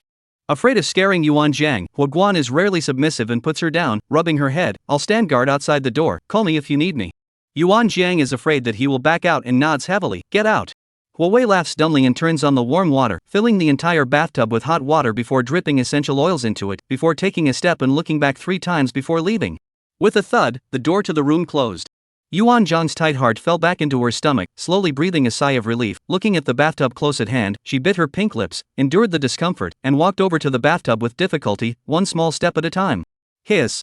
Looking at the unpleasant marks, Yuan Jiang secretly gritted her teeth. She must exercise properly and strive to bully Huawei in the future. She will eat 3 bowls for all her meals in the future. With dissatisfaction and indignation, Yuan Jiang took a big step aggressively, but the ground slipped, and she let out a shriek of horror as her expression was dismayed and her hands panicked. Bang sound. Yuan Jiang fell heavily to the ground. Yuan Jiang. Yuan Jiang is really crying this time, crying her eyes out. Huagui's heart thumps when he hears Yuan Jiang's voice, followed by the sound of falling to the ground, and he has absolutely no time to react before he kicks the door open and rushes in. Chapter 54, The End Times Big Brother Disliked by the Waste Green Tea Canary 17. Huawei rushes in and sees Yuan Jiang looking at him accusingly and tearfully, her small face covered in accusations. It's all your fault. Blame me. Huagui squats in front of her, his warm palms rubbing her red, swollen knees, the bottom of his eyes filled with worry, his slender brows knitted. I'll help you wash it. Seeing that she's about to reveal a horrified little expression again, Huagui hastily explains, I promise not to do anything. If I lie to you again, I'll sleep on the sofa for a month. Last night, he said enough many times, but every time, he lied. Yuan Jiang was practically crying her eyes out, never having felt so many tears in her eyes. She hoarsely sobbed in her voice, then you have to keep your word, or I'll really ignore you. This was the last time she trusted Huawei. She swore. Don't worry about it, last night was all an accident, I'll definitely keep my words now. Huawei also knows he's in the wrong, gently coaxing Yuan Jiang, the color of his narrow eyes dark. Yuan Zhang's eyes timidly meet him, seeing his face of assurance and seriousness, before slowly raising her arm to circle his neck. As soon as he picks her up, Gue carefully places her into the bathtub, where the tub's warm water submerges her entire body. Those aches and pains are relieved at this moment, and Yuan Zhang's tightly knit brows finally loosen a few points, releasing Huawei's neck. Gue glances at her to make sure she's not in discomfort, and squeezes shampoo on both hands to clean her seaweed-like ebony hair, one board at a time, looking like he really doesn't have anything else on his mind. After waiting for a few minutes, Huawei sneakily glanced elsewhere, his eyes darkened, and he hurriedly closed his eyes, out of sight, out of mind. Frantically admonished himself in the bottom of his heart, last night lied to his wife so many times, and now he must not break his word, or else his wife will never believe in him again in the future. How to do it? Huawei slowly opens his eyes, and firmly squeezes shower gel all over his hands, bending down to clean Yuan Zhang. Yuan Zhang is so tired that she doesn't want to move a muscle, and obediently and meekly lets Huawei do as he pleases. Half an hour later. Yuan Zhang got a little annoyed. Still not washed? Honey, wait a little longer, it's almost done. Huawei concentrates on cleaning Yuan Zhang's feet. Her feet are small, only 36 yards, her skin is crystal clear, and you can vaguely see the green veins. Gui's rough fingertips rubbed, his eyes darkened, he gave Yuan Zhang a quick look, and when she wasn't looking, he fiercely kissed her on the back of her foot. Happiness and excitement narrowed his eyes, it smelled so good. Asshole. Yuan Zhang deflated in exasperation and lifted her foot to kick Huawei hard in the face. Gui doesn't dodge and lets her kick her in the face, grinning like a dumbass. Wife, it doesn't hurt. Seeing how thick-skinned he is, Yuan Zhang proudly and heavily humphed, turning her head and urging him sharply, hurry up and wash it. I'm starving to death, I'm tired and want to sleep. Okay. Huawei agrees with a full mouth, immediately washing her, putting on her pink halter nightgown, carrying her back to bed, and going downstairs to bring fresh food up. It's made by his own hands, seafood porridge. Yuan Zhang tasted it and her pretty fox eyes shone brightly. It's delicious. Then wife, eat more. This is a 10% seafood congee that he asked the chef and learned for 2 days, just waiting for this moment to give his wife a drink. After eating and drinking, Yuan Zhang comfortably squints her fox eyes, covers her face with the quilt, and warns Huawei in a fierce gesture, don't disturb my sleep, or I'll ignore you in the future. Huawei puts up 3 fingers to guarantee, I promise not to disturb my wife's sleep. How can anyone talk with such a nice voice? The wife is still pampering him. Seeing his convinced look, Yuan Zhang yawned lazily and closed his eyes to sleep. After Huawei hears Yuan Zhang's long breaths, he hooks his lips and packs up his things before gently laying down next to Yuan Zhang, carefully holding her, wary of waking her up. After waiting for a few seconds, Yuan Zhang shows no signs of being woken up. Huawei then closes his eyes in peace and falls into a deep sleep. Sure enough, hugging his wife and sleeping is a happy thing. Yuan Zhang and Huagu Zhang are sticky, while Ji Yunbai is suffering. After being thrown out of the castle manor by the fat man, Ji Yunbai, full of grief and anger and fear, found a worn-out SUV, and she drove the car according to the route she remembered to a city more than 20 kilometers away from the castle manor. Along the way, she only met a dozen zombies. Ji Yunbai's foot gas pedal, the zombies run over. After a lot of hard work, she finally came to a supermarket. But after going in, she realized that this place has actually been swept, not to mention food, even a bottle of mineral water have not found. Ji Yunbai despair and collapse paralyzed on the ground, chest violently undulating, expression grimly looking at the cluttered supermarket, dead clenched fingers, finally, lost his voice and cried out. Why? How could Huawei do this to her? Shouldn't she be the one he loves? Why did it turn out like this? Huawei actually kicked her out of the castle manor for that vixen. Is he suffering from insanity? Ji Yunbai falls into deep regret, her stomach still growling. She has no psychic abilities. If she finds shelter, she'll die at the hands of a zombie sooner or later. Ji Yunbai is strong and wipes away the tears on her face, her eyes firmly sneer. Huagui must be protecting her in the dark. There is no way Huagui would not love her. Huawei must still be angry that she pushed him away with her own hands. That's why he pretended to be reserved and pushed her away. Just wanted her to properly apologize. She wasn't going to fall for that. If Huawei wasn't willing to apologize to her and admit her mistake, she would never go back. Even if Huaguan had sent a dozen people to protect her in the dark, it would be useless. Huaguan had hurt her fragile and sensitive little heart. Ji Yunbai snorted coldly and cautiously glanced outside, and as expected, she saw a dark shadow, and she hooked her lips in disdain. Sure enough, as she expected, she knew that Huagui would not love her. Even if she drove her out of the castle manor, she still could not let go of her heart and sent a bodyguard to secretly protect her. Abruptly, there were noisy sounds from outside, and a dozen tall men rushed into the supermarket from outside. Seeing this, Ji Yunbai lifts her chin condescendingly and struts over, saying with a stubborn face, "You guys die, go back and tell Huawei that I won't go back until he comes to pick me up in person." Chapter 55 The End Times Big Brother disliked by the waste green tea canary 18. Where did you get a female lunatic? A man with a rugged appearance and dark complexion frowned and said sternly, his black eyes flickering with scrutiny as he stared closely at Ji Yunbai, looking her up and down. only to see it was a hideous and condescending woman with her hair messed up into a chicken's nest, cloudy eyes filled with disdain, jaw raised high, nostrils facing the sky, all in a gray and black rag like short-sleeved and long pants, an overbearing appearance. Boss, she doesn't have any psychic abilities. Chen Hu used his spiritual power and did not detect any fluctuations in Ji Yunbai's body's psychic abilities. Withdrawing his wary gaze, he carefully said to the man at the head, Gu Chao. What's going on? Weren't they sent by Hogwarts to guard her? How come they don't know she's just a weak girl with no hands? Ji Yunbai frowned unhappily, her scrutinizing gaze looking towards the man in the lead, and she saw a tall man in a black punching jacket, his narrow brows knitted, his eyes deep and cold, and when he lifted his eyes, his sharp and cold gaze seemed to be able to penetrate through everything, making one shudder. Ji Yunbai suddenly clenched his fingers, the momentum of a few points of weakness fearfully shrunk his neck, chest hanging head, at the same time, the root of the ear flushed, the heart poof poof poof chaotic beating. Good charismatic man, he will not look at her, right? Gu Chao's cold, icy sight retracted from Ji Yunbai, his searching gaze swept around, making sure that Ji Yunbai was the only one here before his tightly knit brows relaxed a little, he lowered his dark, straight eyelashes and faintly ordered, kill it. Yes, boss. Chen Hu replied sternly, his gaze fierce as he drew the chang from the waistband of his pants and took a step towards Ji Yunbai. Ji Yunbai's face changed drastically, weren't they sent by Huawei to secretly protect her? Seeing that Chen Hu's chang were about to be pressed against her forehead, Ji Yunbai's face turned pale, her legs trembled as she shrank back, her tears suddenly leapt out and she cried out, no, don't kill me. Where is all the nonsense? Cry cry cry, the blessings are all gone for you. Chen Hu pooh-poohed, pulling the trigger, hard against the center of Ji Yunbai's forehead. In a flash, Ji Yunbai's scalp went numb, seeing that Chen Hu was about to fire the chang, her heart was in a mess, and she yelled in a broken voice, I'm Huoguan's woman, if you guys dare to kill me, Huoguan will definitely kill you. Huawei's woman? Gu Chao narrowed his eyes, Chen Hu, stop. Boss. Chen Hu looked Ji Yunbai up and down in disgust, disbelief written all over his face, Huoguan can look at someone like that? I'm really Huawei's woman. You can't judge a person by their appearance. You can't measure the sea. Ji Yunbai held back the fear in her heart, straightened her spine, and met Chen Hu's skeptical eyes with a firm and haughty gaze, Huoguan treats me like a treasure, if you guys do anything to me, beware of Huoguan's retaliation. Treat you like a treasure? Let you stay here alone? Letting you wear raggedy beggar's clothes? Chen Hu snorted, slowly putting away the chang, laughing so hard that tears came out. Huawei is not sick in the head, but also regards you as a treasure. Ha ha ha ha ha ha. Ji Yunbai's face was full of embarrassment, clenching her fingers in anger and shame, straining her neck and yelling, that's just me pissing him off, he's just giving me a punishment. Chen Hu and the brothers behind Gu Chao looked at each other and laughed. Gu Chao stared straight at her, what proof do you have that you are Huawei's woman? Evidence? Ji Yunbai swallowed her saliva, a layer of cold sweat broke out on her forehead, and after a few seconds of contemplation, she said in a firm tone, believe it or not, you won't know if you take me to see Huawei? I can tell you, Huoguan loves me to the point of madness, if you dare to touch a single cold hair of mine, he will kill your whole family. Ji Yunbai licked her dry cracked lips and hummed heavily in arrogance. Gu Chao narrowed his eyes and shook out a fierce light. Boss, you won't really believe this crazy-ass words, right? Chen Hu's heart thumped, this was something that no one would believe, the boss wouldn't believe it, would he? It's not like that Huoguan has a bubble in his brain to be able to look at this kind of goods.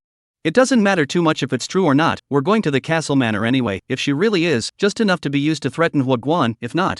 Gu Chao's tone is dangerous, his ghostly gaze gazing tightly at Ji Yunbai, it's not too late to kill again. Chen Hu deflated, okay. Ji Yunbai finally let out a breath of relief, and the next second, Chen Hu blared at her fiercely, what are you standing here for? Why don't you go find something to eat? Ji Yunbai looks at Gu Chao in aggravation, all the food here has been swept away by Huoguan and the others, not even a drop of water. Afraid of revealing herself, Ji Yunbai hastily adds, I made Huoguan angry, that's why he temporarily left me here, wanting me to take the initiative to admit my faults and apologize to him. I really am Huoguan's favorite woman. Gu Chao's lips twitched violently, but he didn't bother to count the truth or falsehood. First enter the castle manor and then say, their line of 16 people, all of them are dual system adepts, powerful, all the way, the zombies were all killed by them cleanly. This time, they came to the castle manor, in order to kill Huawei and become the new owner of the castle manor. Who doesn't know that Castle Manor is the hardest shelter constructed other than the national base, and as long as he becomes the new owner of Castle Manor, he will be able to build out his own kingdom in the post-apocalyptic world. Gu Chao gradually withdrew his thoughts, his afterglow swept Ji Yunbai and sat down on one side to rest. Everyone rest first, recover your strength, and set off again in the morning. Obey. Boss. The crowd spoke in unison. Ji Yunbai's taut spirit finally loosened up, letting out a long breath of turbid air. Castle Manor. Yuan Jiang lazily leaned against the floor-to-ceiling windows, her curly, slender eyelashes gently lifting up as she looked at the large, ornate manor and loosely stretched out. Downstairs was the garden, where the 5 or 6 survivors who had volunteered to become servants were picking flowers and talking about something with their heads down. Yuan Jiang was not too interested and withdrew her gaze in disinterest. Boring, so boring. She had to stay in the castle manor, she couldn't go anywhere. Yuan Jiang is so bored that she wants to follow Huo Wei out to tear the zombies apart by hand, her hands propped up on her chin, wrinkling that pretty little face in a continuous sigh. Honey, what's wrong? Huo Gui just came in and heard Yuan Jiang sigh, frowning as he strides over, his big warm hands grasping her plump waist, and he carries the person into his arms. Lowering his eyes to look at her, Huo Wei tenses. Yuan Jiang's delicate fingers run over the knot of his bulging throat, raising an eyebrow, bored. Here, I can only play with my husband, I can't do anything else. You want to go out? Huo Wei keenly caught the implication of her words. Seeing his nervous appearance, Yuan Jiang can't help but giggle softly, raising her head to nuzzle the knot of his throat, her fox eye shining brightly. That's right, husband. Chapter 56 The End Times Big Brother disliked by the waist green tea canary 19. Thinking about it? Huo Wei's voice becomes hoarse, his eyes light up with excitement and darkness, his long arm reaches out and wraps around her waist with one hand, the other hand instead resting on her hips to prevent her from falling off. Yuan Jiang's long and white legs wrapped around Huo Gui's strong and thin waist, soft and boneless against his chest, tilting that pretty little face, blinking her moist and glistening fox eyes as she delicately said, I don't want to. Not that it's boring? Huo Gui raises an eyebrow and carries her to the bed. Yuan Jiang laughed at his exasperation, grabbing his cheeks with both hands and glaring at him in exasperation. It's boring, but doing this kind of thing can't relieve boredom. Which can't? Huo Gui frowns suspiciously and looks at her seriously with downcast eyes. I feel like doing it with you would be fun, not boring, interesting. Yuan Jiang's little face turns red with shame, covering his lips and hammering his chest with her other hand in annoyance. You're annoying. Shameless. Stinking rascal dead pervert. Full of only this kind of thing in his mind. Huo Gui's breathing becomes ragged, and when he feels her delicate little hand with its cozy scent, he can't even react in time, and subconsciously kisses her heavily on the palm of her hand. Like an electric current, Yuan Jiang suddenly felt electrified, her body became tingly, she delicately clenched her hand, glaring at him with red ears. You really are.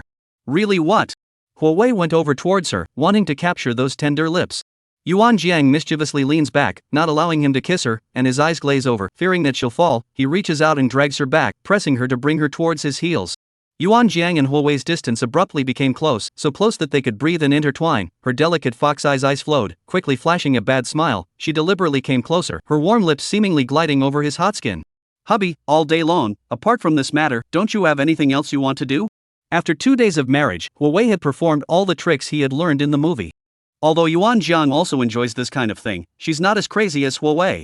She even suspected that if it weren't for the fact that she couldn't stand it, Huo Guan would hate to get it 24 hours a day. Huo Gui, which can afford to be tempted by her like this, his dark eyes become more obscure, holding her with more strength, hate to rub her into the body. Wife, don't seduce me like this.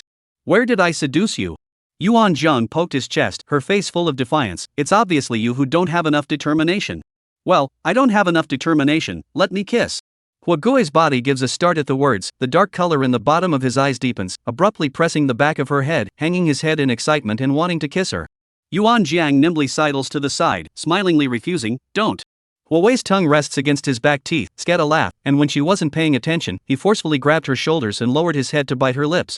It wasn't until she was nestled daintily in her arms, even her speech breaking, that he slowly let her go, his skeletal fingers pinching her jaw. Honey, be good and let me kiss you. His voice was hoarse and permeated with gentle doting, along with patient questioning. Yuan Jiang cooed down her cheeks, her white cheeks pressed against his heart, listening to the sound of the thumping and rapid beating inside, and hooked her lips. Didn't you just finish kissing? Not enough.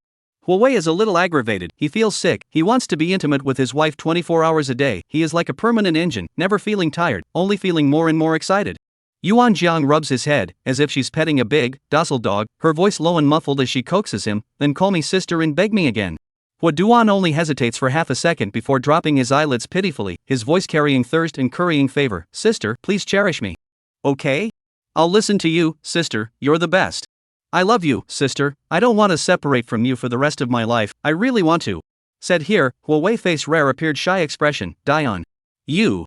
Yuan Jiang doesn't feel fleshy at all, on the contrary, she also curls her lips and responds to him fervently, Brother Huo Gui, I love you too. Oh.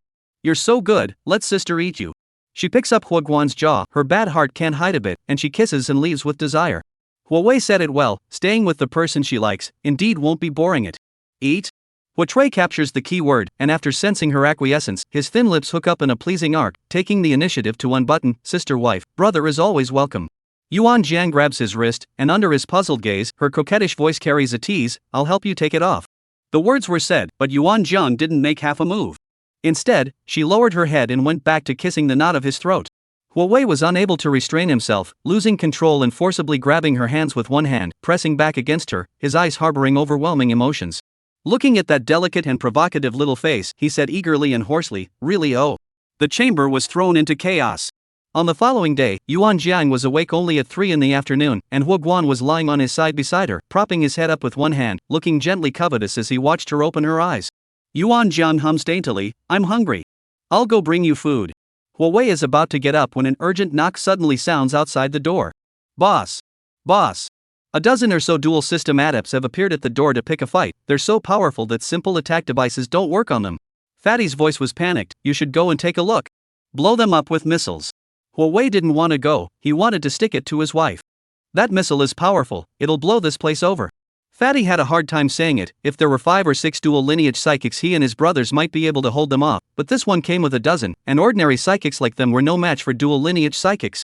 What's more, the other party's rank was much higher. Fatty's heart thumped, always feeling uneasy. Now he could only look at the boss. Huo Guan sniffed his body. Go, brother Huogui, let's go and take a look together." Yuan Zhang's fox eyes shine brightly. Excitedly grabbing Huogui, he lifts the covers and gets up, casually putting on a long-sleeved white dress, putting on a silk scarf to encircle his neck, and heading out in a flurry of excitement. "Wife, I'm still not dressed." Huawei is a bit aggravated. Is watching the fun more important than him? Yuan Jiang then reacted, and hastily took a set of civilian clothes for Huawei to put on, finally grabbed Huawei to leave the master bedroom, came to the entrance of the castle, across the 10-meter-high gate, and unsurprisingly saw a group of people who came aggressively Gu Chao. Chapter 57, The End Times Big Brother Disliked by the Waste Green Tea Canary 20.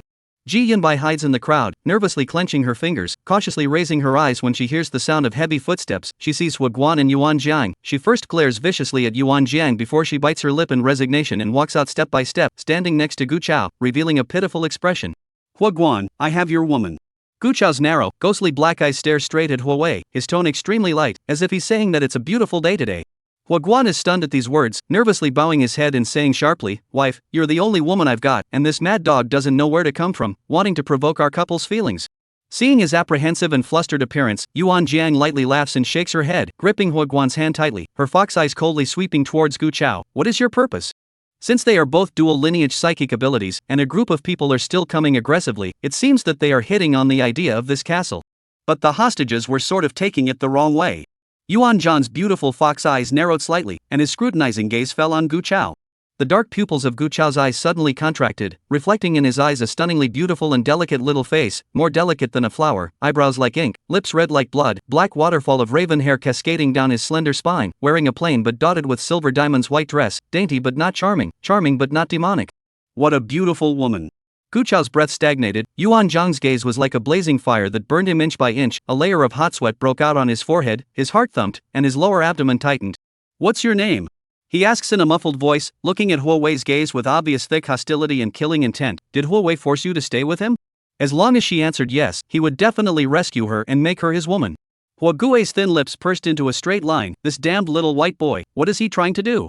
Prying the corner in front of him. How will the wife reply? Will his wife leave him and go with this shameless white boy? Huogui's eyes flashed a sickly scarlet red, looking expectantly and uneasily at Yuan Jiang. Yuan Zhang's willow brows knit tightly, her delicate voice containing a hint of coldness. "You've come to cause trouble, are you looking for death?" Gu Chao's wild and muddy gaze was thick, the knot in his throat slowly sliding. Not caring about Yuan Zhang's fierce words, his gaze lingered on her slender neck. When he saw the red marks on that white and delicate skin, his gaze suddenly shrunk, his body releasing a chillingly terrifying aura. She must have been forced. Huawei has a cold heart and a face like a rakshasa. She's just a petite little woman who inevitably has to rely on men in order to survive in the post-apocalyptic world. Since she can commit herself to Huo Guan, she will certainly be able to commit herself to him as well.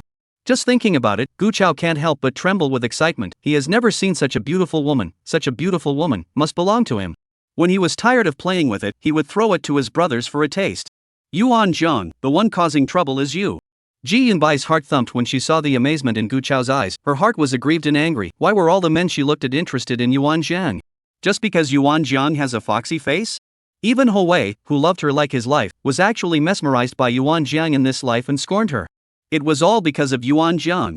If it wasn't for Yuan Zhang, how could she have ended up in such a mess? She wanted Yuan Zhang to die. Huawei, I'm your Yun Yun, you obviously loved me so much in the last life, how can you do this to me in this life? I was the one who saved you in the first place. It was my mistake, I shouldn't have given you up to someone else, I regret it now. You give me another chance, I will treat you well. Ji Yunbai reddened her eyes and gazed deeply at Huo Wei. Gu Chao stretches out his scarlet tongue and licks his dry, cracked lips, looking at Yuan Jiang with the eyes of a prey, adding fuel to the fire with a disdainful sneer. Huo Guan, it seems like you've had quite a few affairs. Arch the castle up to me and I'll let your woman go. Or else. Killing intent flashed in his eyes. The dozen or so dual lineage exalts that followed behind him looked at Huo Wei with their chins raised in disdain and condescension.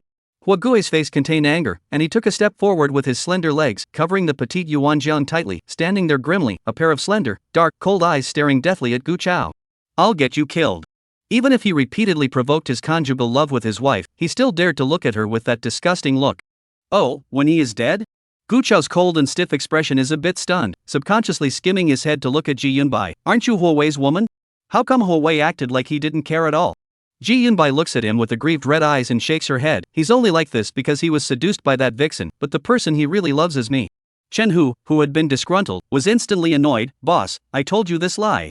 It's not like Huo Wei has a brain problem, and looks at her. Gu Chao's heart rises in anger, his face sinks down. Before he can utter a question, his legs are tightly entangled by the vines that come out of thin air from the ground. He is shocked, and when he looks down, he sees the vines that are growing out of the wild, and he subconsciously uses the fire to burn them. But the plant was surprisingly not afraid of fire. Instead, it increased its force and desperately pulled him towards the ground. What danger! You are surprisingly so devious. Sending an attack while I'm off guard. Gu Chao's eyes grew huffy. Rubbish. Huo Guan looks at him, his eyes deep as ink, containing overwhelming coldness and killing intent. Do you have to ho-ho twice before a zombie bites you to death? Huo Wei. Huo Wei, quickly let me in. Give me a chance, I will treat you well and live a good life with you. When Ji Yunbai saw this, she was so shocked that she burst into tears on the spot, and she frantically went up to the door and slapped it. These people were all brought by Ji Yunbai. Although her crazy wife doesn't believe in her, she will definitely be unhappy if she hears it too much. This kind of scourge, it's not too much to kill. Huo Gui's eyelids gently lifted, contrary to the face of the waves of unperturbed, the dark pupils of the eyes shrouded in intense killing intent and cold, long eyes slightly narrowed, Ji Yunbai's throat as if by the invisible hand stranglehold general, cannot breathe.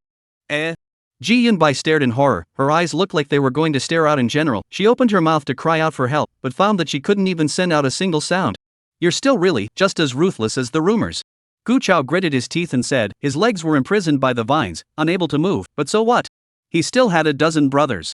Gu Chao sneered and ordered sideways, Chen Hu, smash this door with your brothers. Kill Huo Wei and this castle is ours. Chen Hu nodded heavily, yes boss. Hua thief. Die. The others also cast their supernatural abilities. Gu Chao looked at Ji Yunbai, whose face was as blue as pain, and gathered a flame in his palm, his face flushed with indifference and anger as he said, word by word and through gritted teeth, how dare you lie to me, go to hell. Chapter 58, The End Times Big Brother Disliked by the Waste Green Tea Canary 21. Ji Yunbai shook her head in horror and fear, but realized that she was completely unable to move, and could only stare helplessly with her eyes wide open and tears pouring out. No, she didn't lie. Obviously the only person Huo Guan loved the most in her last life was her, and she didn't know why Huo Guan would change his heart in this life. She regrets it. She doesn't want to die. Woo-woo. Gu Chao pressed and didn't want to look at Ji Yunbai again. The flames in his hand coalesced into a sharp blade of flame, even his body around him was ablaze with fire. He held this blade made of flames, and with a flick of his fingertips, he ruthlessly pierced Ji Yunbai's throat.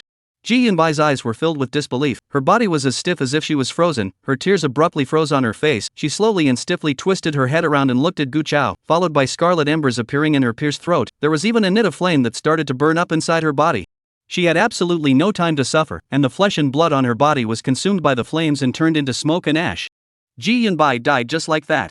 Gu Chao didn't look away, his gaze filled with crazy killing intent, coldly looking at Huo Wei. Even if Huo Guan was more powerful, there were more than a dozen dual system psychics around him. Outnumbered and outnumbered, they can still wear him out in a wheel battle. Huo Wei coldly looks at this group of dual system psychics with the peacock open screen like to perform their own psychic abilities. The cold eyes have no ripples, just his wife is still there. He thought about it and whispered, Fatty, take the lady back. The wife is just a soft and beautiful little girl, fighting and killing, can't let the wife see. What if you have nightmares at night?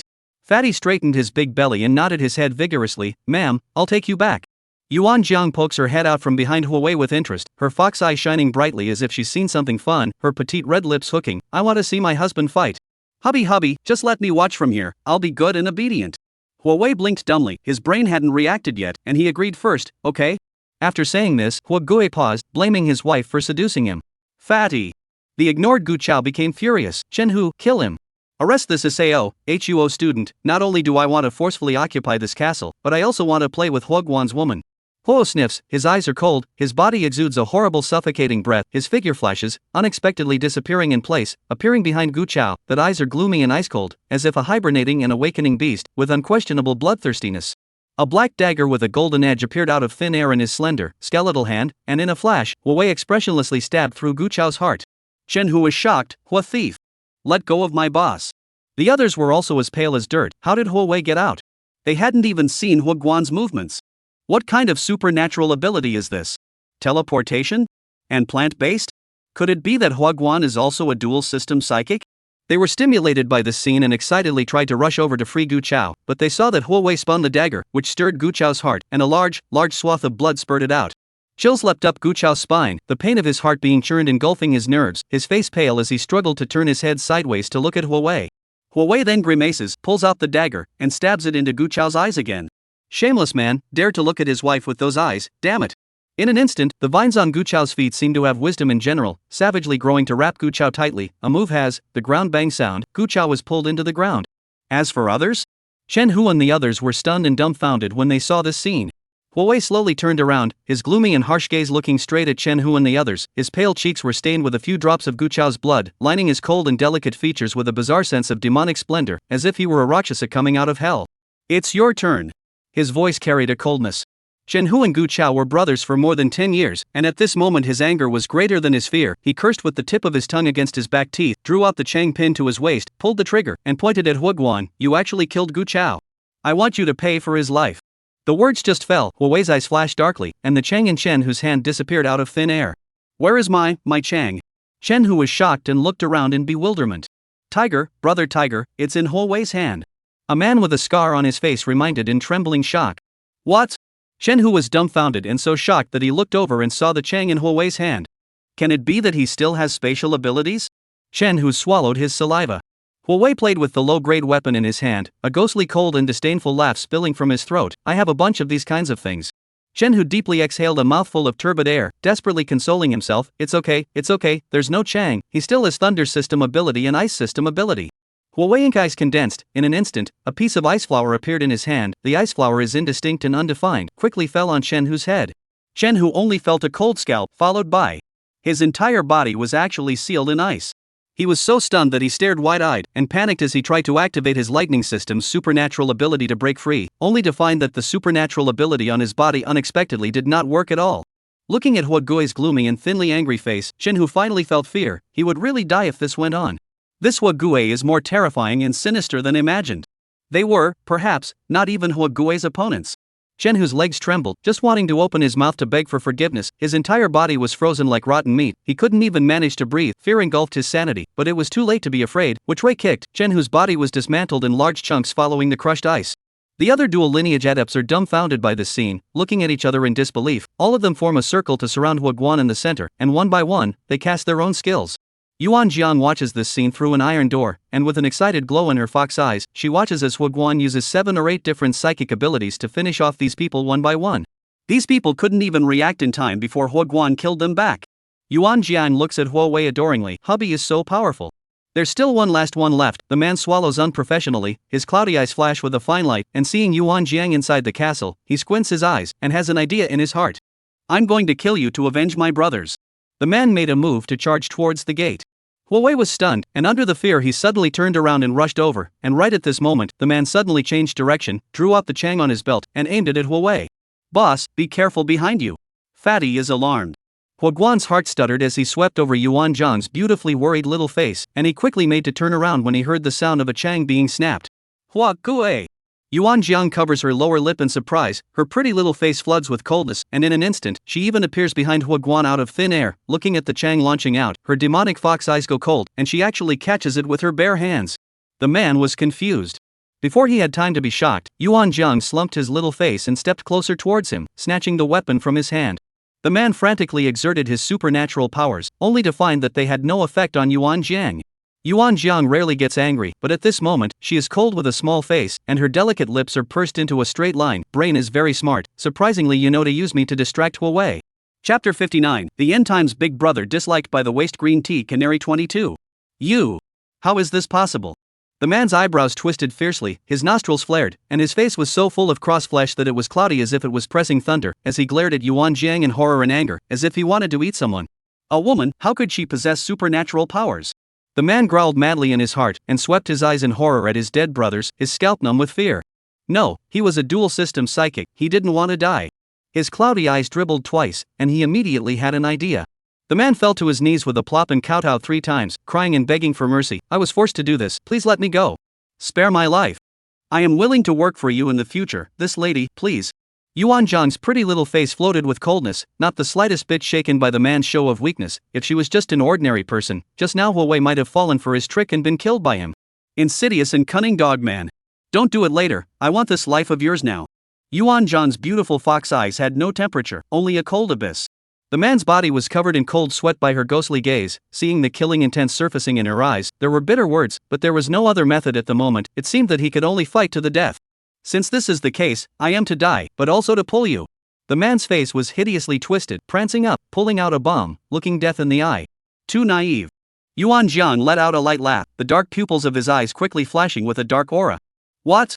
The man gave a jolt of shock, realizing that he couldn't actually move, as if he was immobilized, and only his eyes could move.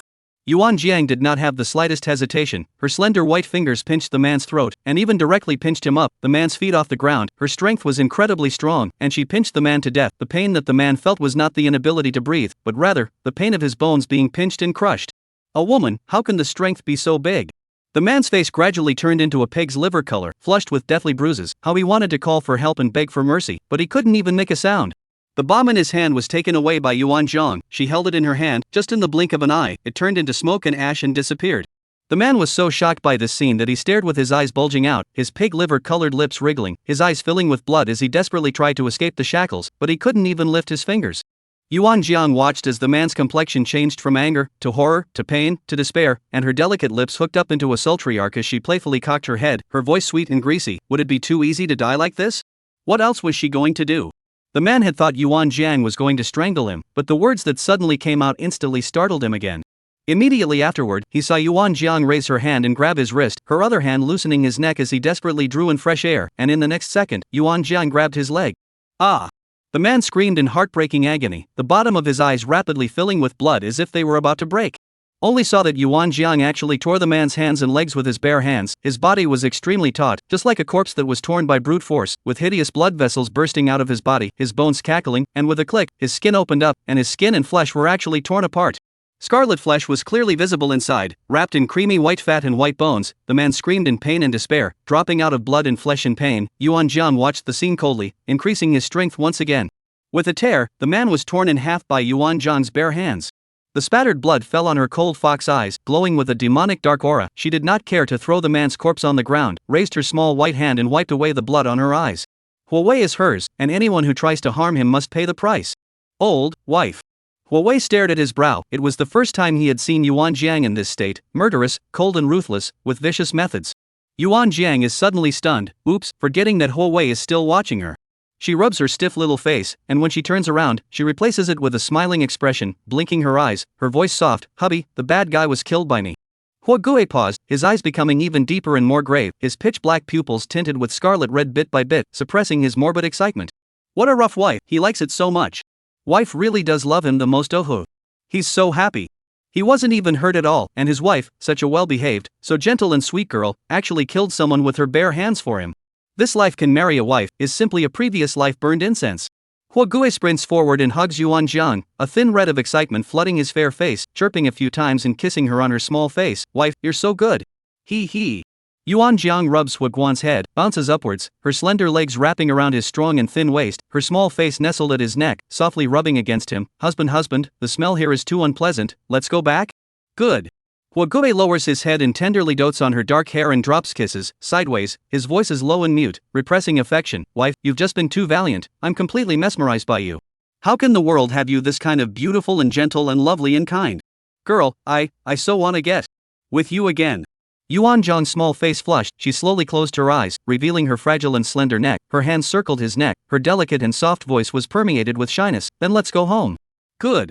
The wife agreed. Huawei is filled with excitement, hugging Yuan Jiang tightly, his body flashes, and he rushes back in a monkey's rush. Fatty, who witnessed everything, was so shocked that he opened his mouth so wide that he could stuff down a duck egg. He rubbed his eyes incredulously, looked at the direction Yuan Jiang had left, then looked at the corpse at the door, and swallowed in horror. It really is a lover's eye. Madam is so fierce, but the boss says she's gentle and lovely?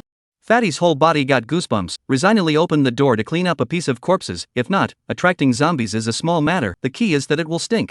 5 a.m. Yuan Jiang vaguely hears a rustling sound, she hums daintily, and sleepily opens her eyes to see Huawei opening the door of his room and going out. The door of the room is hidden, he didn't close it. What is Huawei going to do? Yuan Jiang lies on the bed and contemplates for a few seconds before lifting the covers and getting up. Her body is still a little sore, she rubs her legs and quickly follows. Yuan Jiang licked her lips nervously and followed Huawei as she descended to the first floor, opening the secret passageway and realizing that there was actually a basement here. This basement is incredibly wide, the air is filled with dampness and the smell of blood. There is not a single ray of light, but Huguan seems to be as skillful as if he has walked through it countless times, not needing any illumination, and walks to the end in a breezy manner. There was a snap and the sound of an iron door opening. Yuan Jiang held her breath and followed, hiding in the doorway and poking her head out to look inside. Father, you're wrong. Huawei's gloomy, dark voice rings out. Chapter 60 The End Times Big Brother Disliked by the Waste Green Tea Canary 23. The dimly lit basement was like a prison cage, lit only by a weak incandescent lamp, and the strong smell of rust mixed with the sour rot of sweat was sickening. The dim light hides Huawei's cold and stern features, projected on his broad spine, strong and thin waist, vaguely outlining the exquisite angular profile of the side of the face, can only see a section of the white and delicate jawbone, the temperament of the tyrannical and shadowy, and the expression of the inexplicable and unknown. Huaguda carelessly lowered his eyes, coldly looking at the dirty Hua Qingsong curled up on the ground. When he saw him covered in a smoky stench, yellowed in vicissitudes of the face, a trace of disgust flashed through the dark, deep eyes, his jaw lightly raised, his tone icy cold. Father, you are wrong. I told you, I'm not like you, my wife loves me very much, you don't know, she actually dared to kill someone today for me. Whenever Huawei thinks of Yuan Jiang's scene of tearing someone apart with her bare hands, he can't help but hook the corners of his lips in excitement and fulfillment, as if he's showing off. My wife is just a girl with no hands, but she actually dared to kill someone for me. Father, I'm so happy. I knew that in my wife's heart, I am the most important person. Hua Qingsong frowns tightly, raising his head stiffly and numbly, his vision cloudy with hatred. Is that so? Hua Duan, are you sure she really loves you? Or is it just to trick you into believing her? Hua Qingsong sneers and provokes. He won't believe that anyone would fall in love with Huawei. He is convinced that Huawei is his seed, but he is also as perverted and savage as he is, capable of doing whatever it takes to get his beloved, just as he forced large size to lock up large size in the first place. Large size preferred to commit suicide to escape from him rather than love him, so how could anyone love Huawei? It's never possible. What he didn't get, Huawei can't get either. Father, all of this is true. Huawei didn't get angry, but told him very seriously, his shadowy, delicate face radiating happiness and fulfillment as he said patiently, my wife loves me very much, and I love her very much, I will be happy with her all the time, and I'm going to give her the best things in the world. Hua Qingsong's scrutinizing icy gaze falls on Huawei, incredulity wrapped in thick jealousy, his aged face grimly twisted, his body swaying vainly as he stands up, and at the same time, the rustling sound of chains rattling resounds. This can't be. Huawei, you're lying to me, aren't you? You're my seed, I know best what kind of goods you are. How can a woman love you with all her heart when someone like you is brutal, ruthless, and will do anything for a purpose? Hua Qingsong sternly questioned, one sound more than the other roared, tearing his heart out, his cloudy eyes penetrated madness. I'm so good to Luan large size that she's treating me like this, how can you possibly be better than me? Huawei looks at his crazy appearance and sneers, hooking his lips, wife, she just truly loves me. It doesn't matter if you believe it or not, I just want to tell you that I'm different from you. Huawei recalls Lu large-sized. His mother was a poor woman who was raped by his father to give birth to him, and was locked up in this dark basement for the rest of his days. The only thing that awaited her was endless darkness and coercion. From childhood to adulthood, Hua Qingsong has told him time and time again that as long as he likes a person, whether she is willing or not, he has to do whatever it takes to get it, and only what he really gets belongs to him. Huawei knows Lu large size is suffering, and he doesn't complain that Lu large size doesn't love him, so he also doesn't want to be like Hua Qingsong, who treats his beloved as a pet. My Jiang Jiang is a very, very good girl, I love her, I'm willing to give my all for her. Father, you don't have to be in a hurry to contradict me. Beneath Hua Gui's eyebrows, a light scarlet color floods out, concealing a ghostly cold and hostile aura. You won't be able to die for a while, and will be able to witness 100 years of goodwill between me and my wife. You. Hua Qingsong bursts into fury, his bloodshot and cloudy eyes transmitting a brilliant light of indignation, his face grimly twisted, glaring at Huaguan, a dull pain emanating from his chest. He is infuriated. Yuan Jiang stood outside the iron gate and watched the scene with her own eyes, her pretty little face coldly flaring up as she glared fiercely at Hua Qingsong. This damned old thing actually dared to try and provoke her and Huawei's conjugal feelings. When she entered the realm, she learned all the information about Huowei. Huowei's unfortunate childhood and Lu large-sized misery can be completely attributed to Huo Qingsong, this man. If Huowei is a sickly and crazy woman, then Huo Qingsong is a complete lunatic, raping Lu large size, treating Lu large size as a tool to give birth to a child, and even treating his own child cruelly. This old man didn't expect to be locked up here by Huo. Who? Get out! Huo Qingsong scolds sternly, his narrow eyes shaking out a vicious light. Sensing an icy line of sight clinging to him like a viper, he frowns tightly and sweeps his cold eyes over. He sees a beautiful woman standing outside the dirty iron gate. Huo Gui's heart thumps, a coolness leaps up his spine, his scalp tingling in shock. Stiffly following Huo Qingsong's line of sight, his breath freezes, and the dark pupils of his eyes suddenly shrink. How is the wife here? Yuan Jiang blinks dully. She was just so angry that she forgot to hide it, but she has always liked to play innocent, and when she blinks her big, beautifully moist eyes, she opens the iron door and immediately puts out her hands towards Huo Guan's body. Hubby, I woke up from a nap and you weren't around. I'm so scared. I don't know how I got here. It's so dark. Cuddle. As soon as Yuan Jiang's soft and delicate voice comes out, Huo Gui, who still has half of his senses, frowns tightly and walks to Yuan Jiang, embracing her into his arms, his eyes thick with worry. Don't be afraid. Huo Qingsong's eyes narrow slightly, flashing a flash of light. He'd scat a laugh and snapped, You're my son's woman? Do you know that he treats me, his father, as a pig dog locked up here, treating me like a general? Little girl, seeing as you're still young, uncle advises you to leave this Huowei this before it's too late. Huo Qingsong's hoarse voice is thick with threats, otherwise, sooner or later, he'll treat you like he treats me. Treat you as a G-girl. Slut. A tool for giving birth to children. When the time comes, it will be too late for you to even regret it. Chapter 61, The End Times Big Brother Disliked by the Waste Green Tea Canary 24. No, wife, I won't. Huo Gui's brows wrinkled fiercely as he grabbed Yuan Jiang's wrist and said reverently with downcast eyes, his dark and deep pupils gazing at her earnestly, his scarlet thin lips pursing into a straight line in aggravation. This old undead just can't see that he is good, jealous that he has a wife. Sooner or later, he'll be stripped bare of his teeth.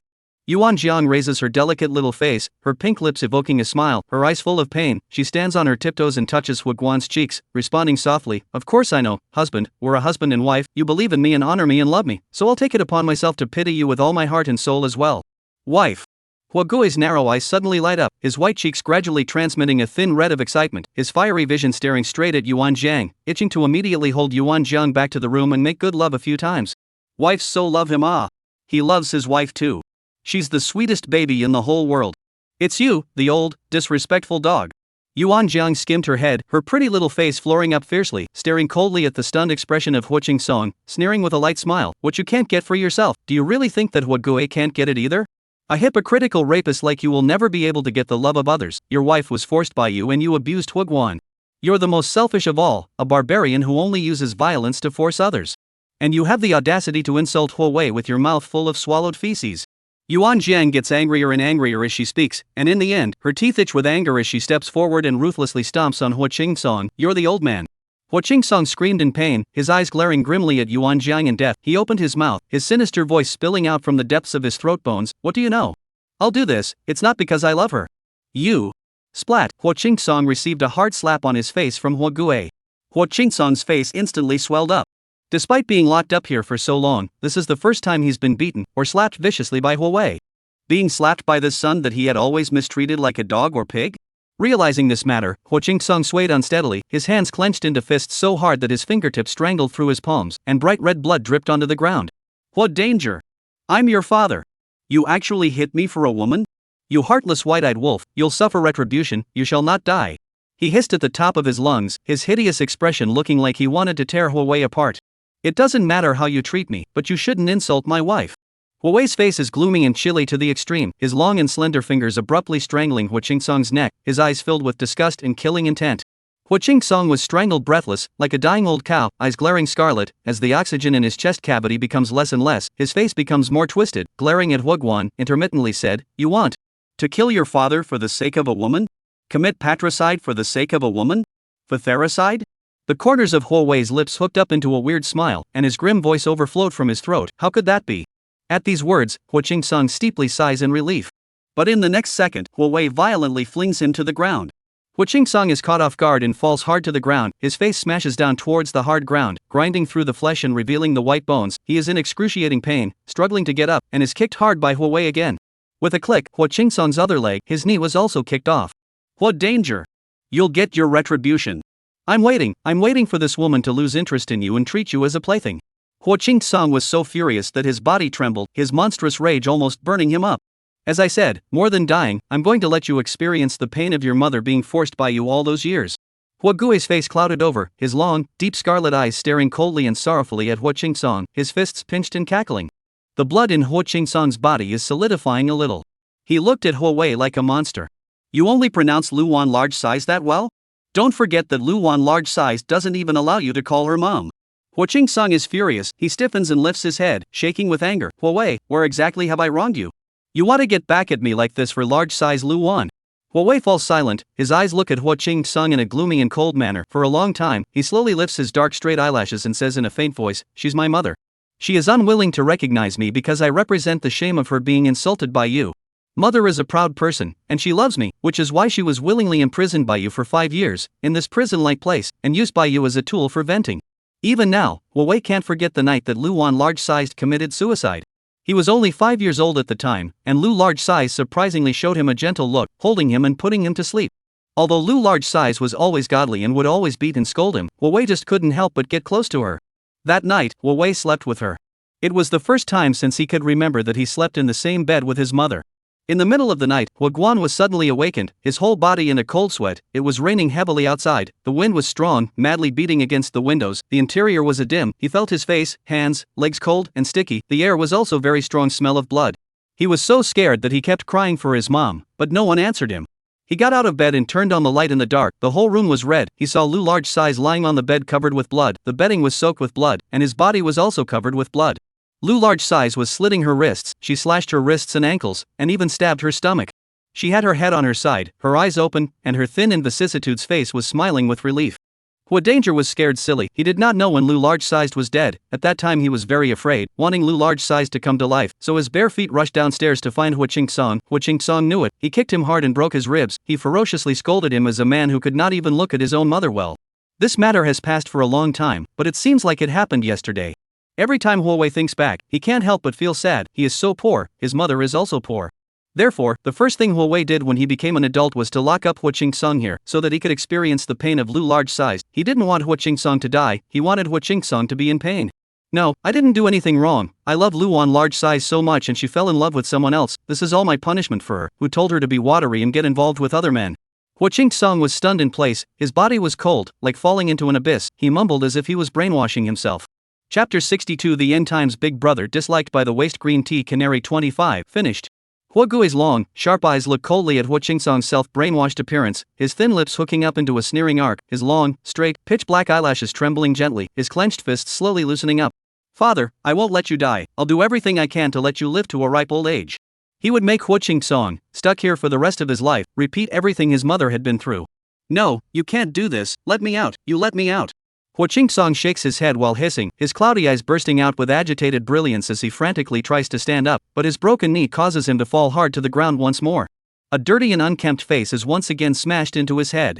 Huo Gui no longer looks at Huo Qing-sung, he turns his head sideways, his long deep dark eyes staring straight at Yuan Jiang, stretching out his long slender skeletal hand and gently rubbing her head. Wife, let's go back. Aha! Yuan Jiang obediently nods her head and arrogantly gives a cold snort towards Huo Qing-sung, then takes Huo Wei's hand and leaves. Huo Gui is too meek for words, being led by her out of the cage, the noise of Huo Qing-sung's broken defense and curses ringing out behind him, which he treats as inaudible. With a bang, the iron door was closed tightly. Huo Wei didn't look back, followed Yuan Jiang, and returned to his room. Yuan Jiang backhanded the door closed, the sound of the lock ringing in the ears, did not turn on the lights. Surrounded by darkness, Huo Wei stayed down, his back was against the hard door, while in front of him, but the soft and fragrant old wife? Huo Gui's throat knot slowly rolled, rippling sinewy long arms tightly wrapped around Yuan Jiang's slender little waist. His brain was messed up, but his wife hugged him, he was so happy. Before Huo Gui can laugh out loud, his lips are blocked, it's Yuan Jiang kissing him. He bends his waist and lowers his head, not sending out a counterattack, obediently being kissed delicately and tenderly by Yuan Jiang. My wife's lips are so fragrant and soft, just like jelly, so sweet. Huo Wei, forced to suppress the urge to counterattack, quietly kissed by Yuan Jiang. After a long time, Yuan Jiang kissed. The fox eyes are flooded with watery light, his body is soft and flopped on his chest, and vigorously whacked his chest a little. Wife, what's wrong? Huo Wei smoothly grabbed her small hand and kissed it against his lips. Yuan Jiang's small face nestles in his embrace, her voice muffled. It's just that I feel that Huo Qing-sung is too bad, and my heart aches for you. She suddenly understood the meaning of redemption. Wei was obviously so good, but because of the shadow caused by what Qing Song caused a twisted and extreme character, those from childhood all the horror of darkness, will never disappear, but will always be tightly sewn to affect Wei's whole life. Heart take me ah. Wei paused, raised his hand and pinched Yuan Zhang's rolling earlobes, his icy lips seemingly crossing the tip of her ear. Then listen to me later, in the bathroom. Hua, danger. Yuan Jiang shouts out his name word for word, shyly biting heavily on his neck. When he didn't cry out in pain, she bites harder until the taste of blood spreads in her mouth. She grunts daintily and lets go of him, her tone soft. How come your mind is full of all these messy things? Doing it endlessly every day and every night, is Wei really not tired and not weak? Wei can't help but smile when he sees her fierce look and nestles his head in the side of her fragrant soft neck, his husky sexy voice reaching Yuan Zhang's ears. Wife, there's no need to feel sorry for me, and it's true that I'm no good. If Yuan Jiang had not been willing to risk her credit to stay by his side in the first place, perhaps he would have done whatever he could to get Yuan Jiang. In the end, he was just as bad as his father. He likes Yuan Jiang, he wants Yuan Jiang, he wants her as a person. No matter what the cost, he was willing to pay. Luckily, his wife loved him. How can? Yuan Jiang pursed the corners of her delicate lips, softly and gently coaxing, you are the best and finest person in the world, otherwise how could I love you so much? What Duan, I love you the most. I only belong to you. Her voice was in his ears, like a hook drilling into Wei's heart, hooking his entire heart. Gui simply can't stand her sweet words. He leaps over his head and lifts his jaw to come over, gently landing on the center of her forehead, his shoulder blades taut, the veins between his neck faintly emerging. Wife, you say so many nice words. Make me seem like you. Yuan Jiang helplessly lets out a soft sigh. Never mind, Wei is in a bad mood today, just coax him. She cupped Wei's face with both hands, her moist and glistening fox eyes looking blearily at him, her delicate voice with tenderness. Husband, then you can have mercy on me. The wife promised. Gui's dark eyes suddenly light up, and while kissing her heavily, he holds her hips so that her entire body hangs on him, and walks towards the bathroom in the dark, and he forcefully presses her against the cold wall, not giving her a single chance to escape, and is forceful and domineering. Yuan Jian also catered to him, taking the initiative like hell. Wei was so excited that he couldn't help but shudder. Soon, the bathroom was thrown into chaos. Because of Yuan Zhang's remark about wanting to go on a shopping trip, Wei spends 3 months researching an antidote to the zombie virus. When the world gets back on track, Wei is clingy and pesters Yuan Jiang for a reward. Wife, just reward me. Yuan Jiang lazily lies in the endless prairie, cozily squinting her fox eyes at the boundless blue sky and white clouds, and hooks Guan's jaw up to give him a heavy kiss. Hubby's so awesome. Tough on you. Gui touches the corner of his lips that have been kissed and can't help but reminisce. He lies beside Yuan Jiang, grasping her small hand, his low husky voice transmits sweetness. Wife, the reward is only a kiss? Well. Yuan Jiang thoughtfully stroked her chin and thought about it. In the last 3 months, Gui has indeed worked hard, in order to research the antidote, while going out of the castle to catch high-level zombies, while going to the institute to participate in the research, and while going back to her room to coax her to sleep. The whole person has lost a circle of weight. That might as well be. Let's just tell Hogwarts the good news. There's one more, you'll love it. Yuan Jiang turns her head sideways, her big watery eyes crashing into Wei's long, deep, dark eyes. Gui's throat tightens, and his eyes fall on Yuan Jiang's softness that has recently plumped up quite a bit, unable to hold back his shyness. Could it be that his wife wants to be with him tonight? Yuan Jiang grabs Wei's hand and places it on her flat belly, smiling with arched eyebrows. I'm pregnant with a baby. Oh. Ah. Completely confused, Guan jolts to his feet, blinks handily, swallows hard, his fiery eyes staring intently at Yuan Jiang's belly, incredulously saying, Wife, we're having a baby? Aha! She also just found out not long ago she's going to have little fox cubs. Yuan Jiang narrowed her fox eyes and smiled. Wei stared deeply, shocked and excited, even thinking it was a dream. He raised his hand and slapped himself hard. Exclamation point. Yuan Jiang is dumbfounded and rushes to her feet, looking painfully at his red and swollen face. What are you doing? Why are you hitting yourself and hitting so hard? He used 10% of his strength for this slap, his cheeks swelled up high, and thin lines of blood came through under his skin. Yuan Zhang's emotions became much more sensitive after she became pregnant, and she was instantly heartbroken and teary-eyed. Gui comes back to his senses, his thin lips curling upwards frantically, and seeing the tears in Yuan Zhang's eyes, he is startled again and hastily explains, Wife, I'm just so happy, I thought I was dreaming. Not only do I have a wife who loves me, but later on I will have babies who have our blood and bones. Wife, I am so happy, thank you. Stupid. Yuan Jiang holds back her tears, glares at him furiously with red eyes, holds his hand and walks back. She's going to take Guan, this idiot, back to rub the medicine. Wei is so excited that he's incoherent, staring tightly at Yuan Jiang in front of him, only to feel a wave of warmth wrapping him up. This feeling, it's happiness. This happiness. Only his wife can bring him. Ends. Do you want to read the extras? Chapter 63, Wei Extra 1. Wife. Guan jolted awake from his nightmare. Looking around, he realized that the room was silent and he was alone, cold sweat rolling down from his white forehead accompanied by an unspeakable fear. His long, dark, deep eyes instantly reddened in a circle, chill spreading from his spine, his hoarse voice wrapped in vulnerability. Wife, where have you been? Since marrying Yuan Jiang, they have been very loving and have never quarreled or argued, but the shadow left by Huo Qingxong has never disappeared. He habitually sleeps with Yuan Jiang in his arms, afraid of waking up to see blood, and he has to see Yuan Jiang when he opens his eyes, or else he will be scared and overwhelmed. Especially in these 4 years, Huo Guan was pampered by Yuan Jiang. This moment did not see Yuan Jiang. Unexpectedly, the tip of the nose is sour, shivering, red eyes looking at the door. Where did the wife go? Where's the wife? Why hasn't she shown up yet? As he murmured sentence after sentence, a round head suddenly appeared in the doorway of the room, a little boy. Holding a glowing Ultraman in his hand, the little boy furtively peeks out his milky little face, looks at Huawei with big watery eyes, blinks his eyes, and growls mid-sentence, Mommy. Puppy is crying. This is most Yuan Jiang and Huawei's little fox cub, a little boy, just turned 3 this year, inherited Yuan Jiang's beautiful fox eyes, firm high nose inherited from Huawei, a small child, likes mom the most, generally likes dad. Most. The expression on Huo Guan's face changes, gritting his teeth and shouting most's name word for word, with the appearance of wanting to punch a child who's crying. You'd better open your eyes and see clearly. Huo Best ran into the room with his pouting buttocks and short legs, and looked at Huo Guan with his head tilted up adorably, and after a while, he frowned and said petulantly, I've seen it clearly. Poa's nose is red and his eyes are red, that means he's been sniffling. Mom said, be honest. Huawei glances at the righteous Huo most, frowns slightly, and impatiently pats his little head, I'm dad, not poop, where's mommy? Poop is poop? Mommy's home. Huo most high smiles as he climbs onto the bed, his small lotus root white hands pulling at Huawei. Puppa, I wanna ride a big horse.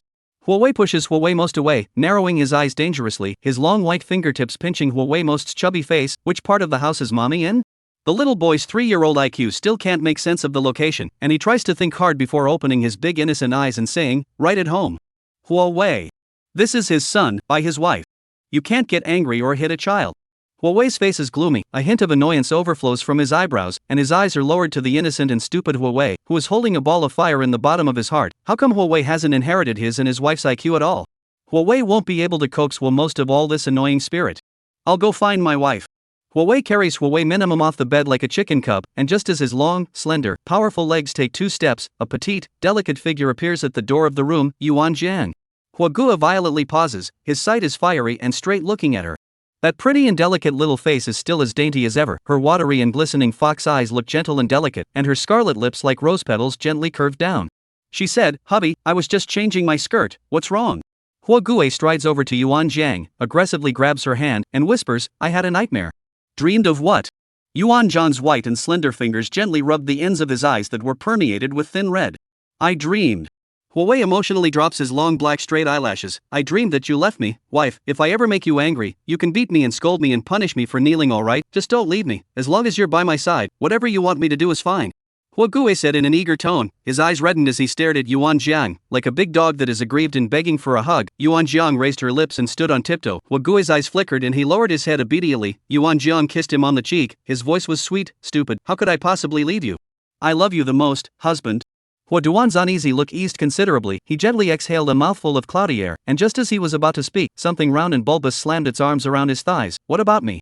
Mommy, isn't I your favorite? Poop, why don't you dream about people leaving you? Huo most pouted and grunted twice in dissatisfaction, tilting his little white face, his little milky voice full of air. How does this kid know how to kill the scenery? He was just about to confess to his wife when he was interrupted by the brat. He's really losing his eyesight the older he gets. Huawei frowns, his skeletal fingers breaking off Huo most's paw that's clinging to his knee, and coldly opens his mouth. Mom's favorite is definitely dad, you're behind me. Why? I'm the one mom gave birth to, and you're not. Huo most of all deflates her mouth, red and dissatisfied, staring at her big watery eyes like she's going to cry out in the next second. Huawei impatiently looks down at him, furrowing his dark brows and suppressing his temper as he explains to him, because your mom is my wife, and when you grow up, you'll get a wife too, and your wife loves you the most. Like this? Huo most of all asks with red eyes, beads of tears falling down one by one, with a sobbing voice. Aha! Huawei feels that Huo most is really annoying, not manly at all, not moving, crying makes him upset, and a little bit of heartache. When Huo most hears an affirmative answer, his tears immediately stop, his black and beautiful fox eyes as clear as water, and he cries out in a droll and excited manner, then I'll marry mommy when I grow up. That way mommy's favorite will be me. Huawei. Mommy, will you marry me? Huo most solemnly floored his little face. Yuan Zhang's expression is stunned for a moment, and she can't help but smile dotingly, and just as she's about to touch Huomost Best's fleshy little face to reason with him, Huowei picks up Huomost Best and beats him up. Huowei is a bad guy, hitting children. Huowei sneered, Most, why are you so thick-skinned? You know how to break up my family at such a young age. How dare you beg to marry his wife in front of him? Most, this brat draws what wind? Most cried with a twitch, people are joining, not breaking up. The little fox cub knows that his father is angry, although he does not know why his father is suddenly angry, but his father is angry and he is not happy. He wanted his dad to be happy, not angry. Pooh, people also love you. The little fox cub looks at Huowei with tears in his eyes. Besides, Mom, you're the one I love the most, don't get angry. When you get angry, people are so sad and upset. Huoguan gave a lurch, his originally tightly knit brows wrinkled even tighter, but the roots of his ears hidden in his ebony hair were red to the point of dripping blood. How can a big man like you open your mouth and shut it with love? A little bit of manliness is not there. That people are still small, Mom said. The most is only 3 years old. Most is a small person. See, Huowei is not angry. Immediately smile again. Pooh, Mom said today to go to the amusement park. Let's go blah. Most looks at Yuan Zhang, then tilts her fleshy little face up toward Huowei and extends her hands. Cuddle. Chapter 64, Huowei Extra 2. Huowei purses his lips, his body stiffening as he picks up Most. Huowei kisses Huowei heavily on the cheek and says with a smile, I love poop, and poop is the best poop in the world. Don't be poor. Huogui glances at him, the corner of his lips hooking upwards in a small arc. Yuan Jian looks at the scene of Huowei fighting with Most and can't help but helplessly and dotingly shake her head. Wife, let's go. Huowei holds Most with one hand, his other hand stretches out towards Yuan Jiang, tilts his head sideways, and smiles with his lips curled high towards Yuan Jiang, gentleness overflowing from the bottom of his eyes. Yuan Jiang looks at the happy contentment on Huoguan's face, her fox eyes curving in a smile, her white and delicate little hand placed on his palm, nodding her head vigorously, aha. As a result, most children in the company of Huowei and Yuan Jiang, crazy play all day, most playful love mess, get wet, milky little face's happy smile. Huowei spoke with a cold face, Most, I'll see what you do when you get sick. Blah blah blah, people don't get sick. Huowei arrogantly turns her head and hums. Huowei is too lazy to argue with him. That night, Most nestled in his bed and slept uneasily, grunting and kicking his short little legs. His brain was groggy, and he wanted to vomit a little bit. He rolled over and wanted to vomit even more. Huobest opened his beautiful fox eyes adorably, deflated his little mouth hard to cry out again, lifted the covers and hugged the little fox doll that Huowei gave him, and ran to the master bedroom with bare feet and pouting buttocks. On this side of the master bedroom, Huowei is washing Yuan Zhang's feet. Huogui kneels on one knee, his hands glowing with alabaster luster, cupping her cold feet and placing them into the ceramic basin filled with hot water, his eyes darkening as he says in a mute voice, Wife, your feet look good too. Her feet were small and white, the thin skin on the back of her feet showed light green meridians, fragile and beautiful, her toes were round and lovely, like tender lotus root buds, and her nails were a petal of light pink color. Staring at this pair of jade feet, Huowei suddenly felt his mouth dry, the knot in his throat slowly rolling up and down, a layer of hot sweat on his forehead. He wanted his wife to use her feet to give him. Really? A hint of coquettishness comes out of Yuan Zhang's foxy eyes. She hooks her lips in a delicate smile, lifts her foot and kicks it hard on Huoguan's chest. The small foot is still stained with water, wetting Huoguan's white shirt and revealing his hidden pecs. Huowei's obscure and unknown eye color dyed with a few points of desire, raised his eyes and looked at Yuan Zhang. He couldn't help but hold her slender ankles, pulling his lips and smiled, Wife, let's. Abruptly, a milky voice with a crying voice interrupted Huowei. Yuan Zhang's heart stuttered. What happened to the little fox cub? Huowei also frowned slightly, his wrists tensing up with veins as he wipes away the floating water on Yuan Zhang's feet before standing up and saying, I'll go see what's wrong with this brat again. Why is he crying so hard? Yuan Jian was a little anxious. Huowei walks briskly and opens the door to the room, and sees the red-faced, tearful Most, her small fleshy hands clutching the little fox doll he gave her with a sad and scared look. What's wrong with you? Huogui squats in front of Most, unable to speak the heavy words of reprimand for a moment, touches his forehead and realizes that it's incredibly hot, and his heart suddenly clenches. Although Huomost usually loved to cry, but rarely cried so aggrieved and pitiful, listening to Huoguan unbearable, he hated Huomost of the most sick born in his own body. Huogui endures his heartache, picks up Huomost, doesn't accuse him, gently rubs his little head with his big palm, turns his head and explains to Yuan Zhang, Wife, you rest first, I'll find a private doctor to come over, I'll take care of Most tonight. Good. Yuan Jian looks at Huowei and Huomost, thinking of leaving this opportunity to spend time alone with Huowei and the little fox cub. Huowei didn't have a good childhood, most of the time he doesn't know how to get along with the little fox cub. Right now it's just the right opportunity to enhance the feelings of father and son.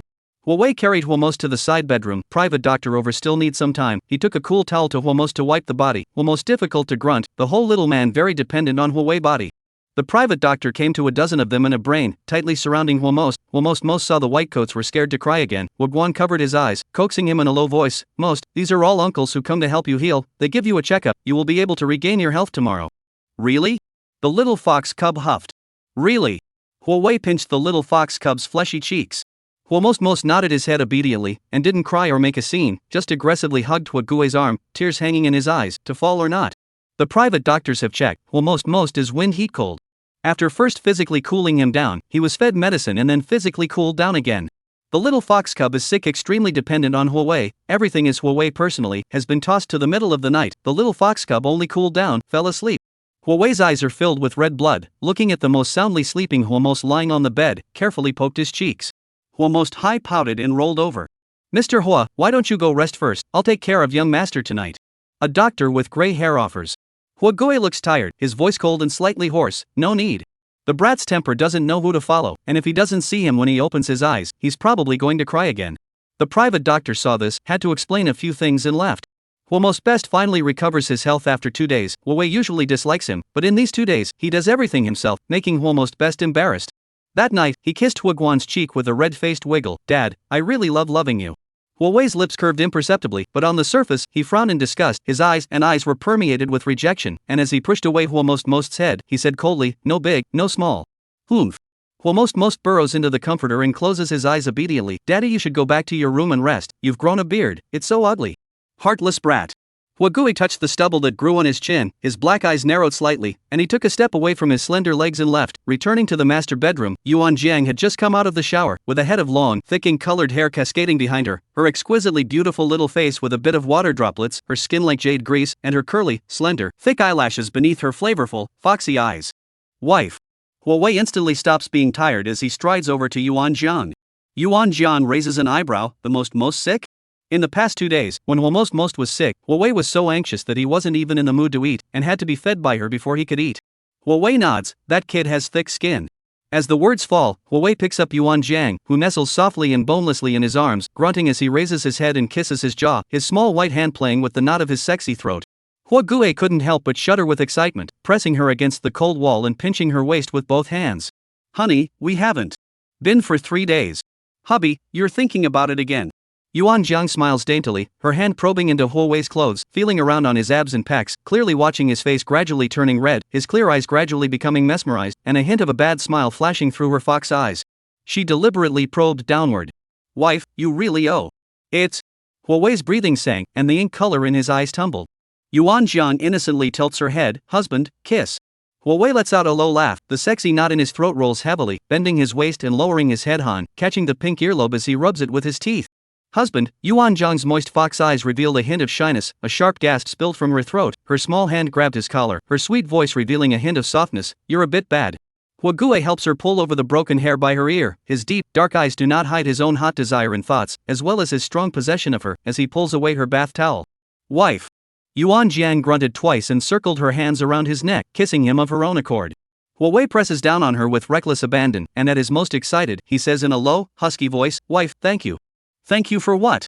Yuan Jiang's small face blushes. I love you, thank you for loving me, and most. Huowei's voice is hoarse, and he hugs her even harder. I want to repay you for giving me a complete family, and letting me have the love I once wished for. Yuan Jiang hugs his strong and thin waist. How can I repay you? Huowei is silent, but his movements don't stop, and at a certain moment, along with his hoarse, sexy tail voice ringing out, he sends out vicious words, be a cow or a horse. In this life, I'll be an ox for you. The corners of Yuan Jiang's lips twitched, and when she felt his sudden excitement in making a move, she wanted to tearfully refuse, before he blocked her lips again. After that, the night was still long. The Next Dimension writes perverted crazy criticized male characters.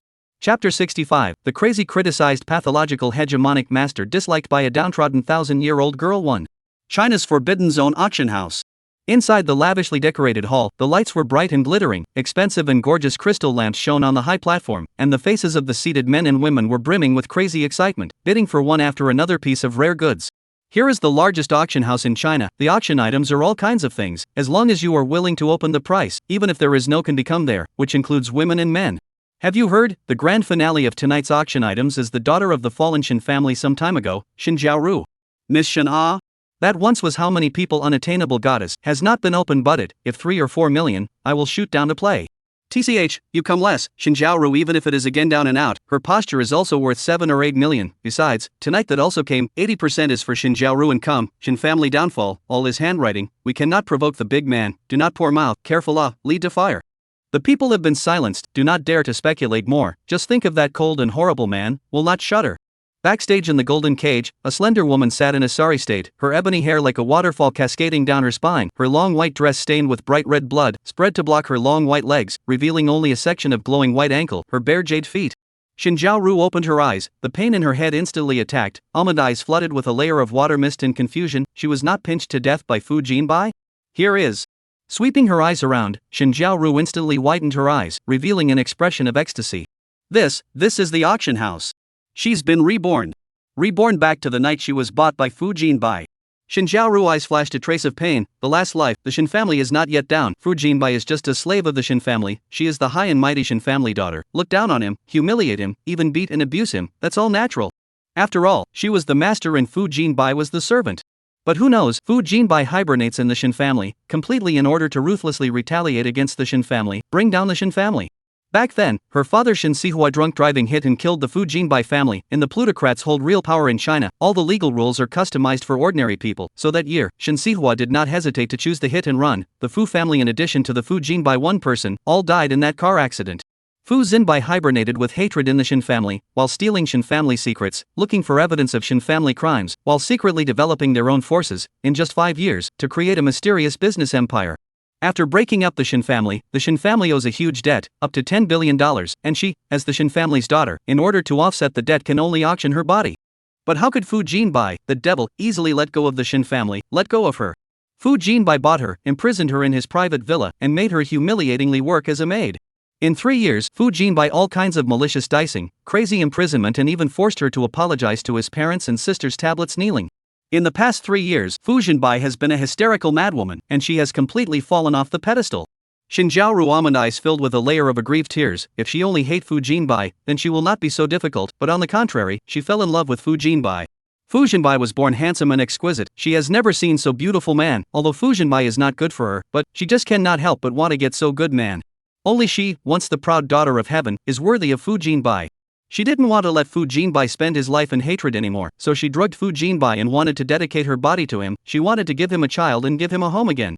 Unexpectedly, Fu Jinbai realized that he was drugged, but he strangled her. Xinjiao aggrieved covered her lips and sobbed quietly, the fear and pain of death is still fresh in her mind, and the choking sensation of being strangled by Fu Jinbai is even more numbing to her scalp. Now that she has been reborn, she has no choice. Xinjiao held back her tears and began to scheme, Fu Jinbai would not let her go, or would buy her like in her last life, but she would not repeat the mistakes of her last life. She knows, Fu Jinbai lack of love sensitive, like this kind of people, the most lack of is other people's true heart and unreserved love, as long as she this life to make up for the best, give him all the love of their own, one day, Fu Jinbai will put down the hatred, love her. At that time, she will be the envied Mrs. Fu, she will become the most shining and honorable woman in the circle of Chinese celebrities. Xinjiao took a deep breath and after adjusting her emotions, she straightened her hair, swept around and found that there was another cage beside her, only it was covered by a red cloth, so she couldn't clearly see what was inside. She frowned, probably some unimpressive a cat or dog. Abruptly, 4 men came together from a dark corner, the man at the head wore a mask, he crossed over Xinjiao and walked directly to the cage covered with a red cloth, frowning impatiently, he asked, why hasn't this girl moved? It can't be that she died from too much medicine, right? One of the men scratched his head, and in the face of questioning, he trembled as he explained, she kept struggling and resisting on the way, so I stuffed her with 2 more sleeping pills. The masked man sniffed and became furious, slapping the man in the face and scolding him sternly, this is tonight's grand finale, the auction starts at $50 million, if it dies, will you bear this loss? Xinjiao's face stiffened, isn't the grand finale her? Big brother, I. The man was abruptly startled. The masked man viciously spat on him, turned around and lifted the red cloth, and he saw a young girl with red eyes and a pale face.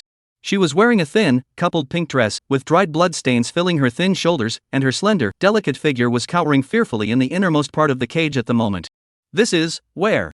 Yuan Zhang's face was white, and her lips were a light pink color, but her long seaweed-like hair was black and bright, lining the delicate and exquisite face more and more moving, and her curved and seductive fox eyes were filled with a thin layer of water mist, and her eyebrows were filled with a delicate weakness that people couldn't help but feel pity for. This plane is modern, Fu Jinbai is her third mission target.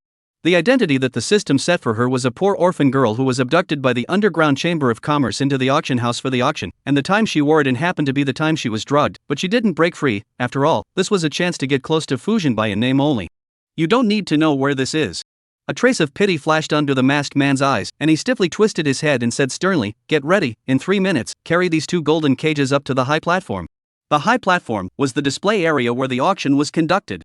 Yuan Zhang's curly, slender eyelashes fluttered gently, pursing her delicate, pale lips, looking pitiful. Xin Jiaoru looked at Yuan Zhang warily. A strong sense of crisis arose in the bottom of her heart. She thought for a moment, swept her eyes at the man, and after seeing that they didn't look this way, she went over and whispered, "Little sister, were you also captured in here?" Yuan Zhang's eyes flickered. What was the original heroine looking for her to get close to? Thinking in the bottom of her heart, on the surface, she raised her eyes in aggrieved redness and nodded her head vigorously, her delicate voice carrying a sobbing tone. "Sister, I'm so scared, I want to go home." Xin Jiaoru's pupils suddenly shrunk. The sense of crisis was even greater. With a critical gaze to measure Yuan Zhang for a few seconds, her eyes dripped and turned twice. She lowered her voice and compelled, "Little sister, listen to me. Later on, these bad people will treat you like goods for auction. The person who buys you, it could be a 40-year-old balding uncle, or a pervert with ex-incompetence, or even more likely to be a human flesh-eating monster. Ooh, I don't want to be sold, sister, save me." Yuan Zhang cooperated by revealing a look of fear. Her eyes reddened with beads of tears, and she stared at Xin Jiaoru aggressively. In the bottom of her heart, she couldn't help but spit out, this original heroine wouldn't be treating her as a little cutie. Right? Xin Jiaoru's lips hooked out a triumphant smile and continued to speak. "If you don't want to be sold, make your face a little dirty so that others can't see what you look like clearly, so they definitely won't look at you." Really? The original heroine didn't want Fu Jinbai to look at her, right? Yuan Zhang's dark pupils flashed a cold light. It's a pity, she's a vixen who specializes in seducing men. Besides, in this realm now, she's the heroine. Of course it's true, don't worry, sister will definitely protect you. Xin Jiaoru assured with a smile, her gaze sweeping over Yuan Zhang's pretty face. Cynicism grew in her heart. Why wasn't this face growing on her face? She looks like a foxy girl, and she looks like a woman who can only seduce men. Maybe she will be auctioned off by some incompetent old man to be abused and die in bed. Xin Jiaoru cursed viciously in her heart. "Little sister, you quickly wipe your face black off? Otherwise it will be too late later." Seeing Yuan Zhang's lack of action, Xin Jiaoru urgently urged. Yuan Zhang raised her eyebrows, stretched out her small white hand and smeared some ash on the ground, pounced on her small white face, and revealed a naive and innocent smile towards Xin Jiaoru. "Is this okay? Sister." "Well, it's okay." Xin Jiaoru nodded with satisfaction. Soon, 4 men came in an aggressive manner, carrying the golden cage and sending it to the high platform. Xin Jiaoru suppressed the excitement in her eyes and hooked her lips. "Fu Jinbai, no matter what in this life, I will sensitize the hatred in your heart and give you a happy home."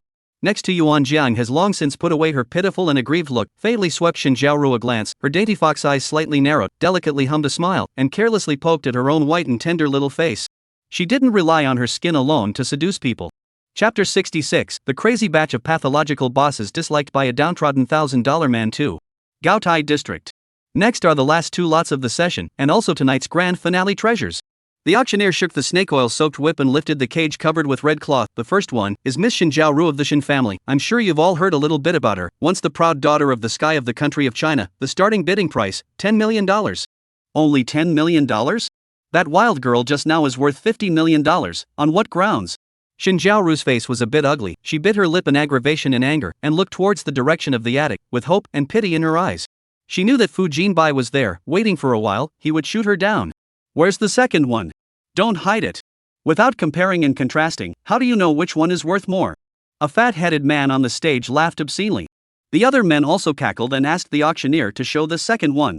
The auctioneer hooked his lips and smiled. Second place, just turned 18, new arrival, starting price, $50 million. $50 million? The man stood up dumbfounded. Is this rimmed with gold? $50 million, you really dare to open the bidding? Right, even Miss Xin is only worth 10 million, even if she's young she can't shout such a high price. I'm looking forward to it even more. Just what kind of woman is worth $50 million? The crowd murmured. The auctioneer raised an eyebrow and smiled lightly without any concern. His afterglow quickly swept a glance at the location of the attic. Fu Jinbai's purpose of coming here tonight was known to all, for the sake of Xin Jiaoru. This does not lack of money, but does not mean that he cannot be a convenience, the future of the auction house, but also rely on this to take care of 1 or 2. Since everyone is so interested, then I will not spoil the fun. The auctioneer said in a loud voice, turned around and walked in big strides, lifting his hand to lift the red cloth, revealing the young girl in the golden cage.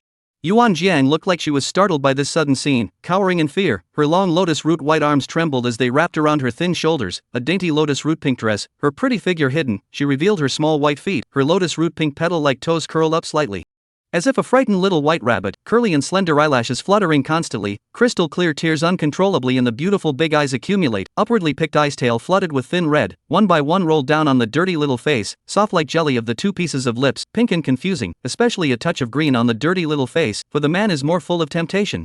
The whole room could not help but boil, like wolves and tigers' eyes have fallen on Yuan Zhang's body. The face of Xin Jiaoru on the side was hard to see. This vixen, she really knows how to seduce people. Yuan Jiang bewilderedly opened her big watery and glistening eyes, fearfully and helplessly swept through the attic, then lowered her head, revealing her fragile and slender neck in a pitiful manner. At this time, at the attic, Fu Jinbai sat carelessly on the main seat of the sofa, the scarlet fire flickering between his skeletal fingers. His back was turned to the light, his handsome face was hidden in dark, his figure was tall and slender, close to 2 meters. He wore a meticulous black suit with a white shirt inside and a black tie. His skin was so white that it was close to being sickly, like a sickly fairness that had never seen sunlight before, and his appearance was declining and vicious, boyish and female, just like a poison and delicate flower. "Boss, want to shoot Xin Jiaoru?" The person who spoke was Fu Jinbai's special assistant, surnamed Zhou. Zhou's special assistant swallowed unprofessionally, swept his eyes downwards and asked out loud. Fu Jinbai, such as peony-like crimson lips, lightly pulled out a cold smile, pitch-black eyelashes thick and slender, covering the deep pupils of the eyes, revealing a trace of coolness. "What do you think?" Zhou, special assistant. Accompanying a king is like accompanying a tiger. Special assistant Zhou wiped off the cold sweat on his forehead and said tentatively, "2." Fu Jinbai coldly swept him a glance. "Understood." Special assistant Zhou's scalp went numb and immediately went to bid on the auction. Fu Jinbai held down the cigarette to extinguish it, casually swept a glance downstairs. Abruptly, the dark slender eyebrows knit up, the line of sight looked straight at the golden cage on the high platform. The deep pupils of the eyes reflected the helpless and scared appearance of the young girl. Unintentionally meeting her soft and pitiful fox eyes, his heart suddenly thumped twice. Who was she? What's her name? How did you end up in a place like this? What a beautiful woman. Is she an adult? Can she get married? And downstairs, Special Assistant Zhou had already auctioned off Xin Jiaoru for $10 million. Xin Jiaoru's lips hooked up in a smug smile, and she walked out of the golden cage proudly, following behind Special Assistant Zhou.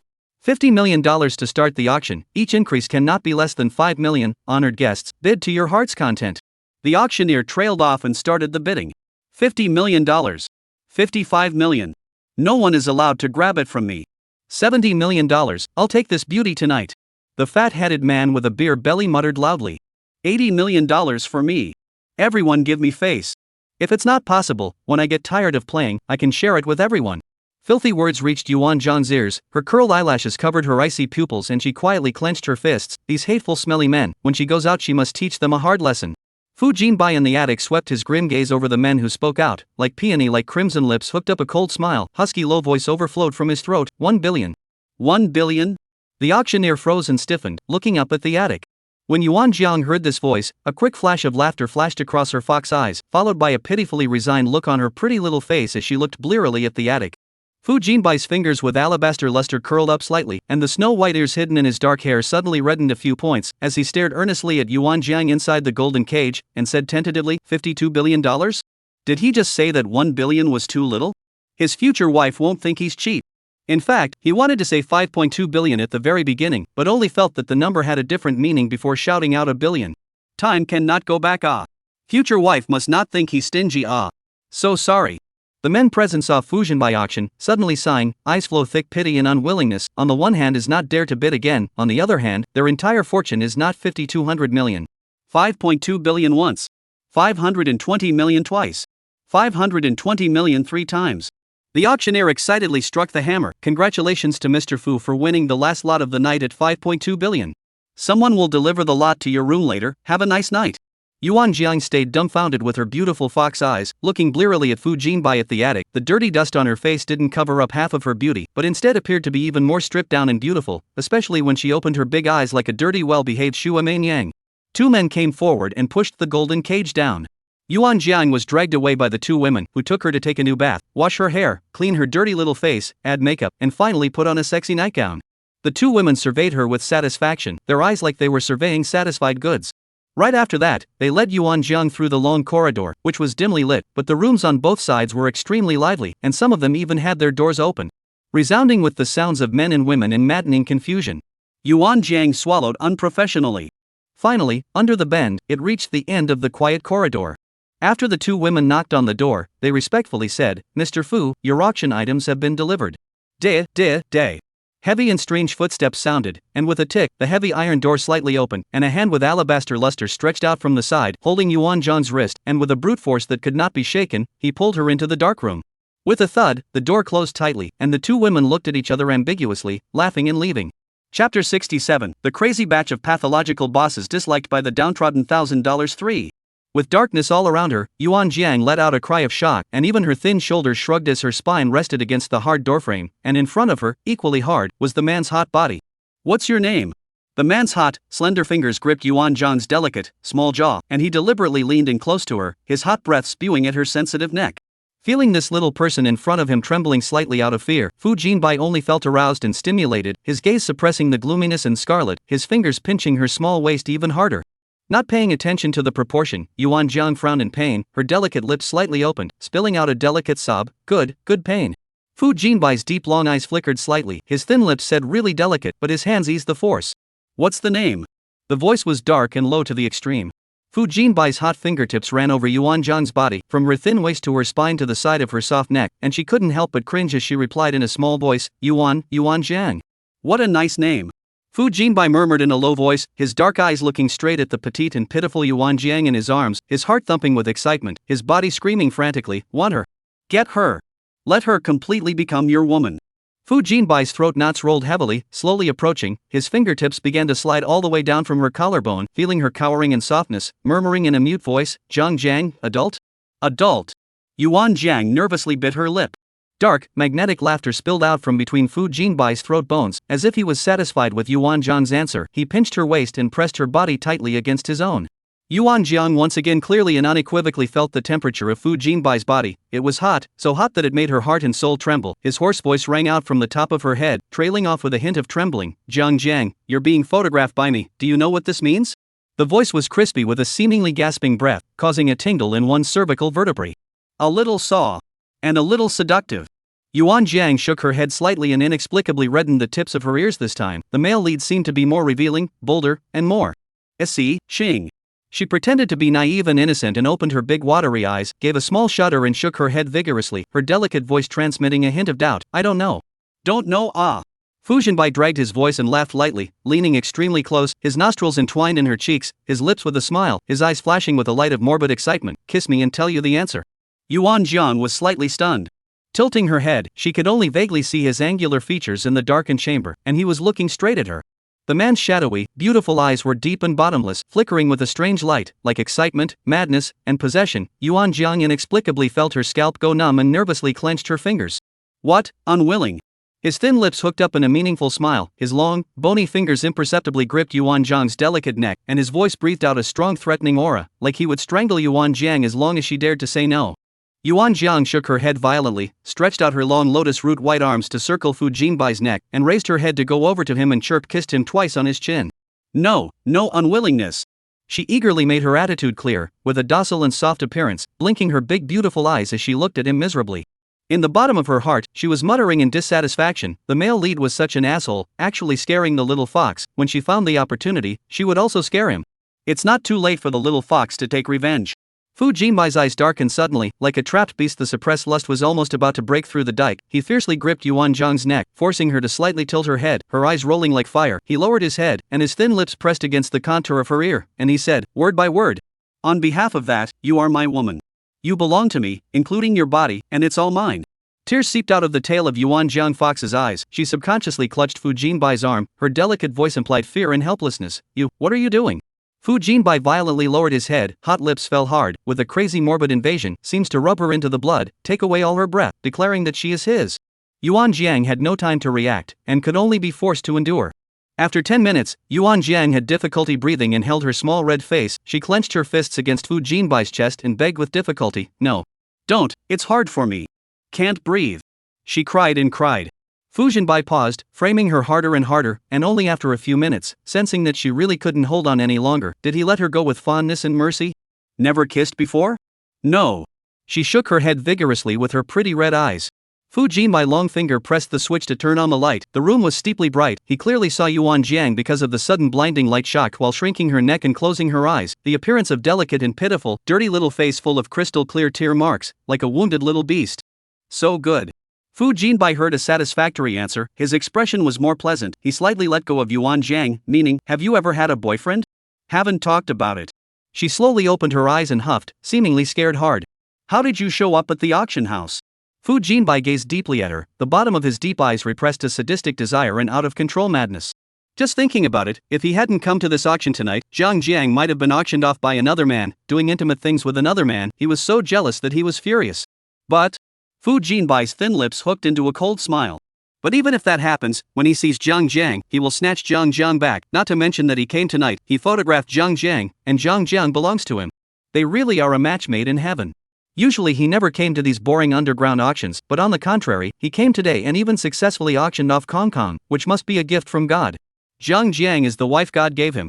Fu Jinbai's long, dark, thick eyelashes fluttered gently, hiding the shadowy strangeness in his eyes as he lowered his eyes and stared unabashedly at Yuan Jiang.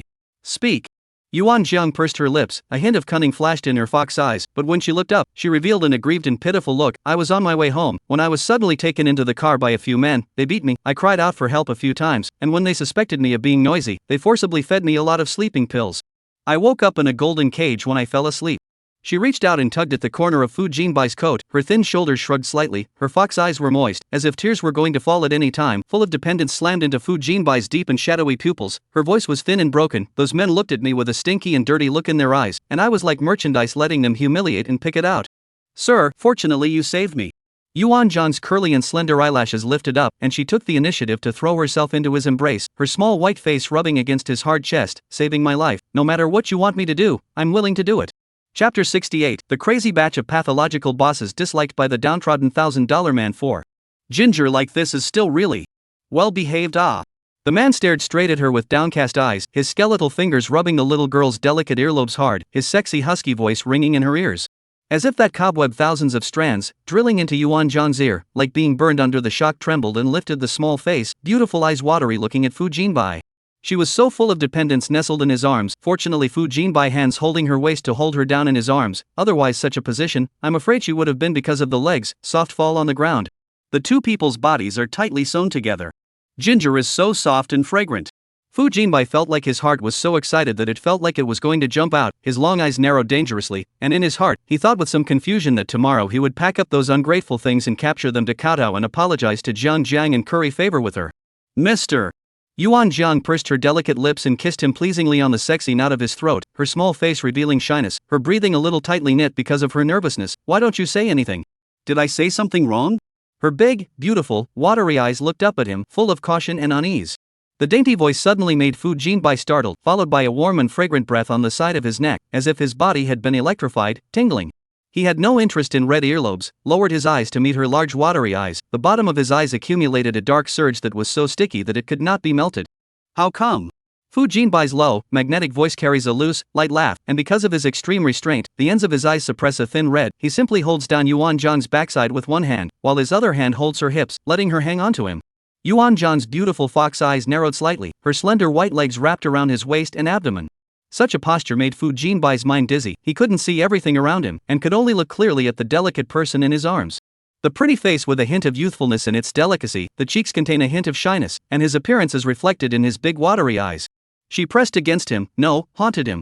Like a siren that came out of an ancient painting, everything became so sensitive and profound, especially the sweet scent of the young girl's body with that piece of softness against his hard chest. She looked so ignorant and innocent, but also possessed an unspeakable seductive charm. Seeing that he was lost in thought, Yuan Jiang curiously reached out her hand and burrowed into the hem of his shirt, her delicate white little hand feeling around his waist and abdomen. Sir. Fu Jinbai snapped back to his senses and grabbed her disruptive little hand, his long eyes narrowed into a dangerous dark aura, the knot in his throat rolled heavily, and he tried his best to restrain it before he barely managed to make himself look calm. What are you doing? Sir, I just think, I'm soft here, and why is yours so wide?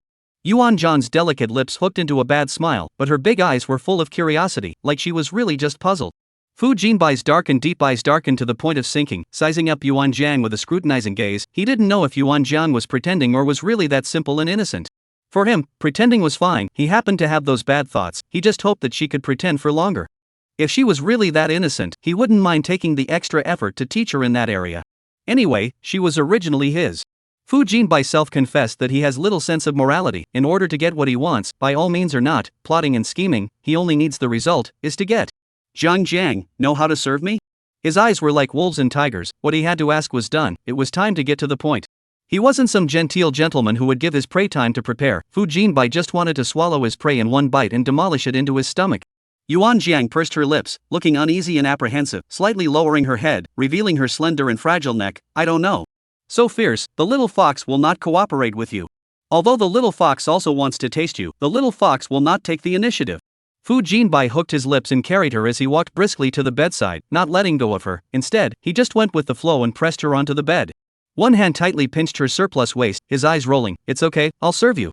The words just fell, the restraint in his eyes dissipated and disappeared, and with it came the overwhelming madness and encroachment. Fu Jinbai lost control and roughly kissed her. Yuan Jiang also from the beginning of the refusal to welcome to carefully respond, feel his input, she slowly opened her eyes, and Fu Jinbai cannot see the angle, the delicate fox eyes which still have half of the innocent and pitiful. All is charming and triumphant bad smile. She is a fox that has become a spirit. She loves to play poor.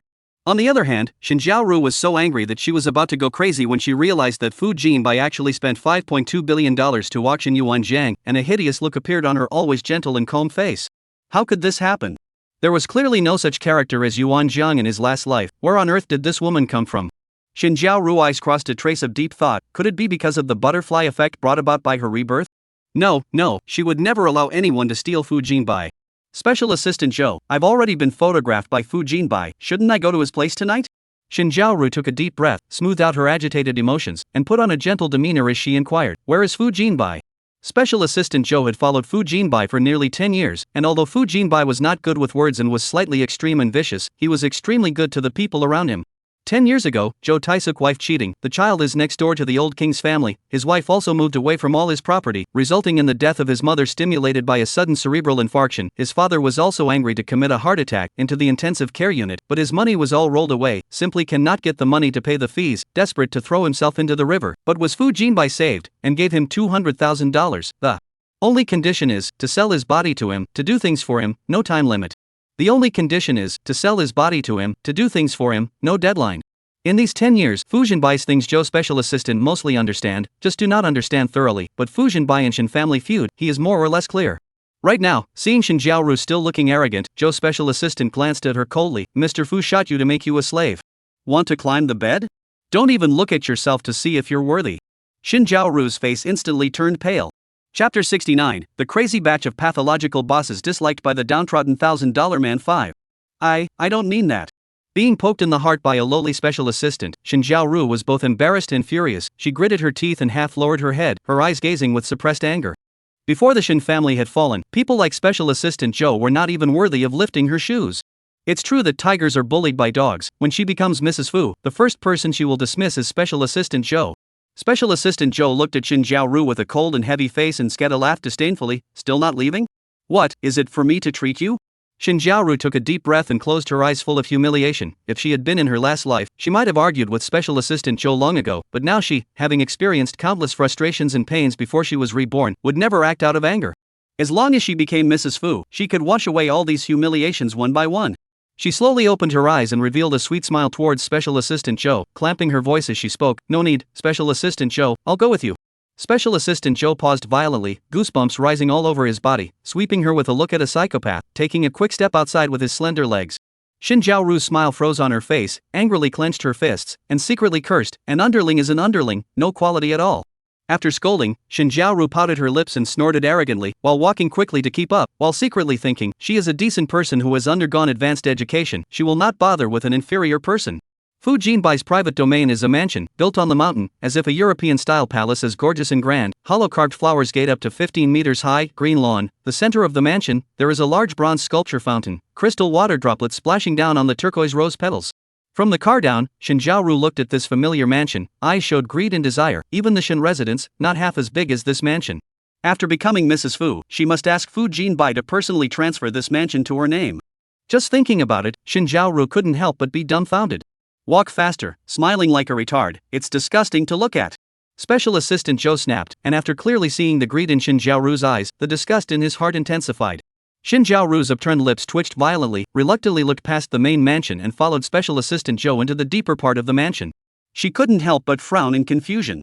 After Fu Jinbai shot her in her last life, he let her live in the annex where the servants lived, but this road wasn't to the annex, so where was Special Assistant Joe taking her? Shin Jiaoru's heart was startled, vigilantly scrutinizing Special Assistant Joe's cold as ice side face. Her heart thumped twice, and her blood flowed backwards. Special Assistant Joe wouldn't be trying to bring her to a remote place and force her, right? Shin Jiaoru swallowed in fear, terrified gaze up and down the Joe Special Assistant. She remembered correctly, Joe Special Assistant age close to 40, never seen him around the woman, looks but gentle and elegant, height is also 1 m 85, temperament is more mature and stable. But in case he had bad thoughts about her. After all, she was the daughter of the Shin family. Beautiful and graceful, she once had countless suitors. No way. Her body is Fu Jinbai's. She must not have her innocence taken away by Special Assistant Joe.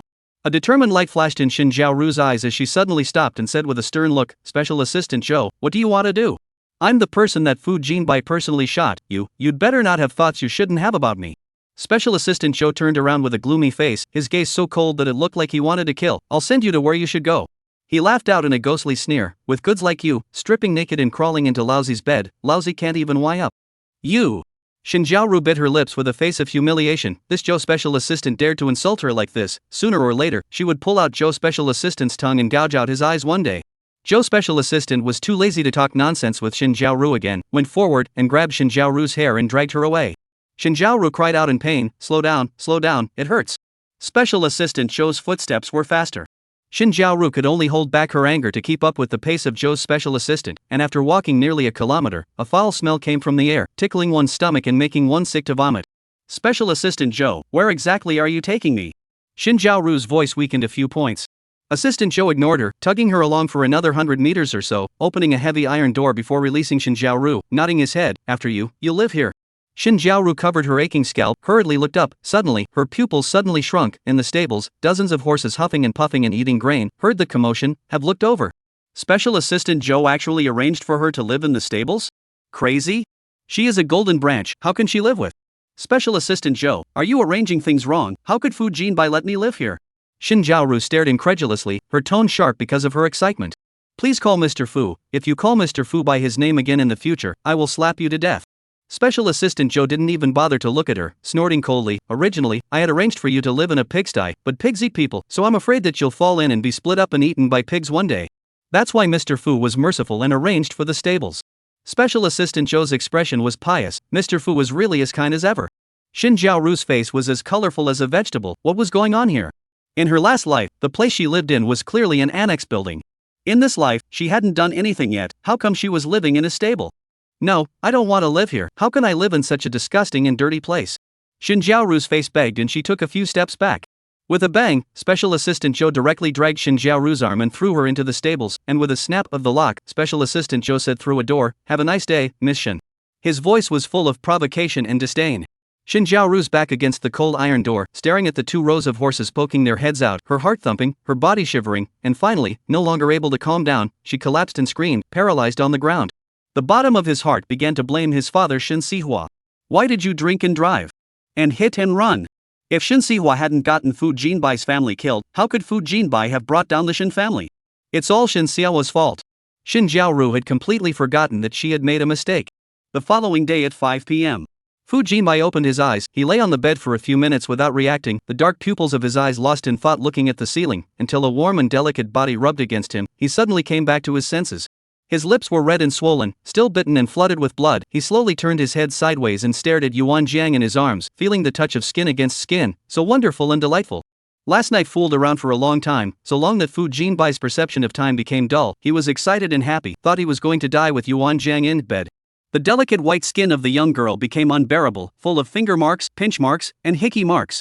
Her skin is so delicate that it can be pinched out of water. A little bit of force will leave marks. He clearly had eased last night. Fu Jinbai stared at Yuan Jiang like this for more than half an hour. In her sleep, Yuan Jiang noticed a fervent line of sight staring at her, like a wild beast hibernating in the dark, in danger, ready to stretch out its claws to pounce on her, take her back to the wolf's lair and slowly torture her. Well, the little fox was scared awake, abruptly opened the red swollen eyes, and crashed into Fu Jinbai's deep and dark pupils.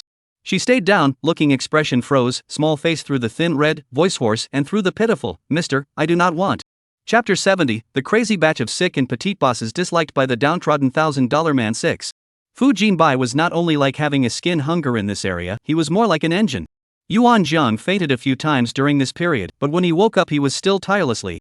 Moreover, when Fu Jinbai saw her open her eyes, the madness and fever suppressed in the depths broke through the dike. He liked to listen to her cry, he also liked to listen to her beg for mercy, and he even liked to lure her to say something to please him, and if she bit her lip and refused to say anything, he would punish her even more severely. In this regard, Fu Jinbai is simply too strong to be perverted. Yuan Jiang's beautiful fox eyes are covered with crystal water mist, the end of the eyes scarlet, curly and slender eyelashes are still hung with crystal clear teardrops, as if a daffodil flower that has been ravaged by a wild beast, beautiful and pitiful. Fu Jinbai breathing slightly stagnant, tingling feeling immediately spread throughout his body. Yuan Jiang just with this kind of eyes looking at him, he cannot help but excited, followed by the whole body began to burn, as if being burned by fire. I'm not trying to bully you again. His voice was also hoarse beyond words, trailing off with a tremor. Fu Jinbai's words did not count on Yuan Jiang's side. Yuan Jiang's eyes were timid, like a pitiful little beast, her thin shoulders shrugged, as if she just realized that she had no clothes on her body, and her delicate voice exclaimed in shock, tightly wrapping herself in the quilt. Sir, you have to stop looking at me. His eyes were just too terrifying, even a refined little fox couldn't resist such a strong attack. Yuan Jiang tearfully bit the quilt. You last night, that's not how you called me. Fu Jinbai's eyes darkened, her soft breath, just the right amount of spray in front of his chest, with a hot itch, tingly. If it is not afraid of his wife angry, he really want to again. However, why did his wife call him Mister in such a rusty manner? It's a strange name. She's a bad girl. If the wife doesn't behave, then he has to punish her. Fu Jinbai's dark pupils of his eyes were colored with a strange flush, and even his breathing began to become rapid. A touch of thin red haloed on Yuan Jiang's porcelain white small face, she seemed to be very entangled, knit up her beautiful eyebrows, white teeth gently biting her lip, struggling and hesitating before she tremblingly lifted her eyes and delicately and softly called out to him, Old Gong. As soon as the words fell, the little fox shyly nestled into Fu Jinbai's embrace, and her black and thick hair fell all over him. Fu Jinbai laughed lowly twice, his voice permeated with pleasure, his skeletal fingers pinched Yuan Jiang's earlobes and softly said, Wife, can you still move? You. Yuan Jiang's small face pales, raising her head in a panicked and listless manner, staring at him incredulously with fox eyes. What do you want to do again? Isn't he tired? What's in your head? Seeing her misunderstanding, Fu Jinbai hummed with interest and dragged his voice, You're thinking beautifully. The tone of voice contains some kind of ambiguous flirtatious laughter, lightly falling on Yuan Jiang's heart. The voice character is husky, inexplicably provocative, and there are a few points of ode beatings. Yuan Jiang's beautiful eye pupils widened a bit. Fu Jinbai saw her this dumbfounded look, eyes swirling within the rippling soul of the smile, not like last night when I saw the shadowy indifference, but rather indulgent wild gangsters, filled with provocative hormonal atmosphere, rigid and powerful wild. You're my wife, take you home, can I? The corners of his lips were tinged with a smile that was a little bit bad, and a little bit of forcefulness that could not be denied. Yuan Jiang reacted half a beat slower, it was she who thought too much. But it's not the little fox's fault, Fu Jinbai, this person is just a prude. Really flirty. However, the little fox surfaces still that pathetic look, stretching out the lotus root white long arm tightly circled Fu Jinbai's neck, white small face pasted on his hard chest, can. But, she bullyingly ordered, to serve you. Fu Jinbai raised his eyebrows and picked her up. She was like an exquisitely well-behaved doll, letting Fu Jinbai wash her, wipe her face, tie her hair and dress her. The clothes were sent over by Fu Jinbai while Yuan Jiang was sleeping, a long white dress that covered her tightly, and a lining that was just the right size. Fu Jinbai glanced at Yuan Jiang's hair on the sink, his dark eyes held a dark color, his scarlet lips pursed slightly. He walked over as if nothing had happened, carefully and meticulously picked up the hair, and precious into his pocket. After cruising around for a week to make sure there were no items left by Yuan Jiang, he walked out with Yuan Jiang in his arms. Arriving at the basement, Special Assistant Zhou had been waiting for a long time. Mr. Fu. Special Assistant Zhou pulled open the rear car door and bowed slightly with a respectful expression. Fu Jinbai carried Yuan Jiang into the car, and Special Assistant Zhou thoughtfully closed the door and sat in the main driver's seat, stepping on the gas with one foot and speeding away. Inside the car, Fu Jinbai unapologetically and coldly opened his mouth. Where is Xin Jiaoru? Mr. Fu, I arranged for her to live in the stables, so she won't disturb you and… Madam? Special Assistant Zhou cautiously probed. Yuan Jiang blinked, Assistant Zhou was so uptight. Fu Jinbai's ice-cold face vaguely loosened, the bottom of his eyes contained a smile, and he said in a pleasant manner, doing well, we'll go to the finance to receive 100,000 bonus. Zhou Special Assistant. Obey. Mr. Fu. You and Madam are simply a match made in heaven, a match made in heaven, a perfect match, a perfect match, a perfect match. The smile at the corner of Fu Jinbai's lips became even thicker, receive 50,000 more. Special Assistant Zhou. Mr. Fu, you are simply my nobleman. In this life, I'm willing to be an ox for you. Shut up. Fu Jinbai frowned. Special Assistant Joe was as quiet as a chicken. Looking at this inexplicably witty scene, Yuan Jian couldn't help but be dumbfounded. When she entered the realm, she knew all of Fu Jinbai's information. She naturally wouldn't put Xin Zhaoru in her heart. What's more, in the little fox's eyes, Fu Jinbai was already her person, and those who were haunted by her would not be able to get out of it for the rest of their lives. Returning to the mansion, Fu Jinbai carried Yuan Jiang up to the master bedroom and placed her on the bed. His large palm tenderly rubbed her head. Hungry? Hungry. Yuan Jiang nodded her head obediently. Fu Jinbai went downstairs and brought her a bowl of nourishing seafood congee and ginseng soup, took the spoon and fed it to her. Perhaps because of the excessive physical exertion last night, Yuan Jiang drank all of it, and she lay comfortably on the bed, squinting her fox eyes. Fu Jinbai smiled, big hands with clear bones holding her white and slender ankles, pulling them underneath her body, raising his eyebrows, his voice is lazy and faint, and a little bad. Use it up and throw it away? No. Yuan Jiangtang got up under, her pretty fox eyes shining brightly, pampered herself and hugged him, kissing him twice on the cheek. Thank you, oh husband, love you. Little girl voice delicate soft, Fu Jinbai humming laughter, low kissed her. For the next week, the two stayed in the mansion without stepping out, especially Yuan Jiang, who didn't even leave the master bedroom for a step. This made Xin Zhaoru, who had been observing in secret, gnash her teeth in anger. Finally, 2 days later, Xin Zhaoru watched Fu Jinbai and Zhou special assistant's departing figure from afar, her small face covered with sinister cruelty. She deeply exhaled a mouthful of cloudy air, returned to the stables and took a shower, making sure that there was no horse stench on her body, before she tiptoed to the main building and knocked on the door of the master bedroom. Yuan Jiang, you come out. The voice dripped with command from on high. Yuan Jiang was lying on a rocking chair sunbathing. Hearing the familiar voice, he narrowed his fox eyes thoughtfully, got up unhurriedly, and opened the door to his room. Seeing Xin Zhaoru, she revealed a shocked expression and covered her delicate lips. Yeah. Sister, why are you here? Xin Zhaoru clenched her fists, her cynical gaze landing on Yuan Jiang's chi and blood-rich, pretty and delicate little face. Compared to the youthfulness when they first met, she now clearly had a few more points of femininity and flavor. This period of time, it seems that there is no shortage of seducing Fu Jinbai. Oh. In her last life, she drugged Fu Jinbai to seduce him, but was strangled alive by Fu Jinbai. In her second life, she was actually robbed of her moment by a milquetoast little girl. How could this make her willing? Xin Zhaoru lowered her curtains, her eyes flashed, and tears slipped out of the corners of her eyes. Yuan Jiang, you run away. Fu Jinbai is a pervert. Crazy dog. Chapter 71. The crazy batch of sick and petite hegemonic chiefs disliked by the downtrodden $1,000. Ha!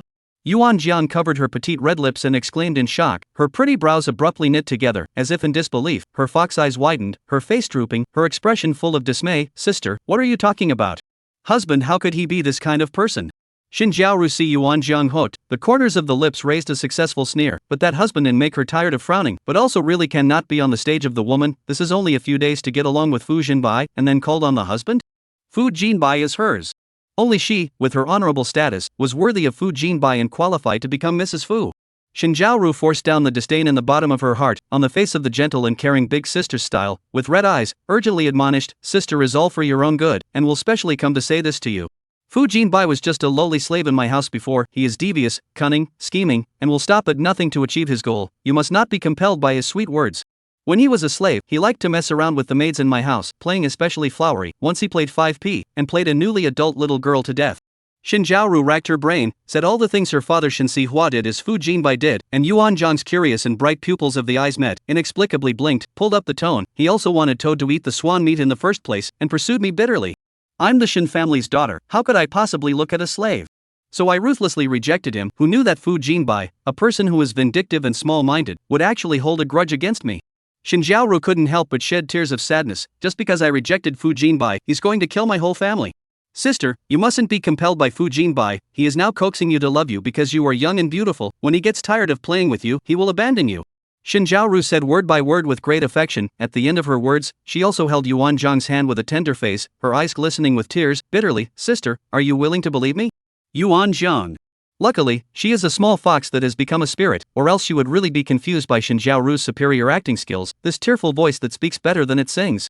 Xin Zhaoru mouth to play 5p, play dead little girl or Xin Sihua to do. The pursuit of her thing is Xin Zhaoru empty mouth fabrication. Yuan Jian lifted up the long eyelashes of the curly slender, and Xin Zhaoru tears flashing apricot eyes on the face, her beautiful fox eyes looked at Xin Zhaoru. Xin Zhaoru looked at the heart of the weak. After a few seconds, Xin Zhaoru forced herself to look away and looked at the master bedroom behind Yuan Zhang. Sister, why don't you say anything? Could it be that you've really been mesmerized by Fu Jinbai? In her last life, she stayed here for 3 years, and she wasn't even qualified to enter the master bedroom. What gives Yuan Jiang, this vixen, the right to live in it? A wild girl from nowhere, does she deserve it? Xin Zhaoru's heart overflowed with thick jealousy. Sister, I would like to believe you, just. Yuan Jiang moved a step to the side, blocking Xin Zhaoru's prying gaze. Her red lips hooked up, her skin smiled, and she was about to open her mouth to tease Xin Zhaoru when a shadowy, ghostly gaze landed on her. Fu Jinbai. Why is he back? Yuan Jiang's drooping long eyelashes covered the dark aura that crossed her delicate eyes, and when she raised her eyes again the expression on her small face became fragile and pitiful again. She seemed to have been frightened by Xin Zhaoru's words, and her thin shoulders trembled, and against that increasingly fervent line of sight, she said in a small voice, "It's just that my husband treats me very well, and there must be some kind of misunderstanding in the middle of this period. Sister, don't you ever say anything bad about my husband in front of me again, or I'll be unhappy." Husband, he's gentle and considerate, tall and powerful, charming and jade-like. Don't talk nonsense if you don't understand. After blowing a series of rainbow farts, Yuan Jiang clearly felt that the line of sight falling on her body eased a few points. So Fu Jinbai ate this? It's really a stuffy man. The expression on Xin Zhaoru's face was worse than eating. In the bottom of her heart, she had already decided that Yuan Jiang had snatched her prey, and hearing these words at this time was bragging in her ears. She laughed coldly. What tenderness and consideration is all bull.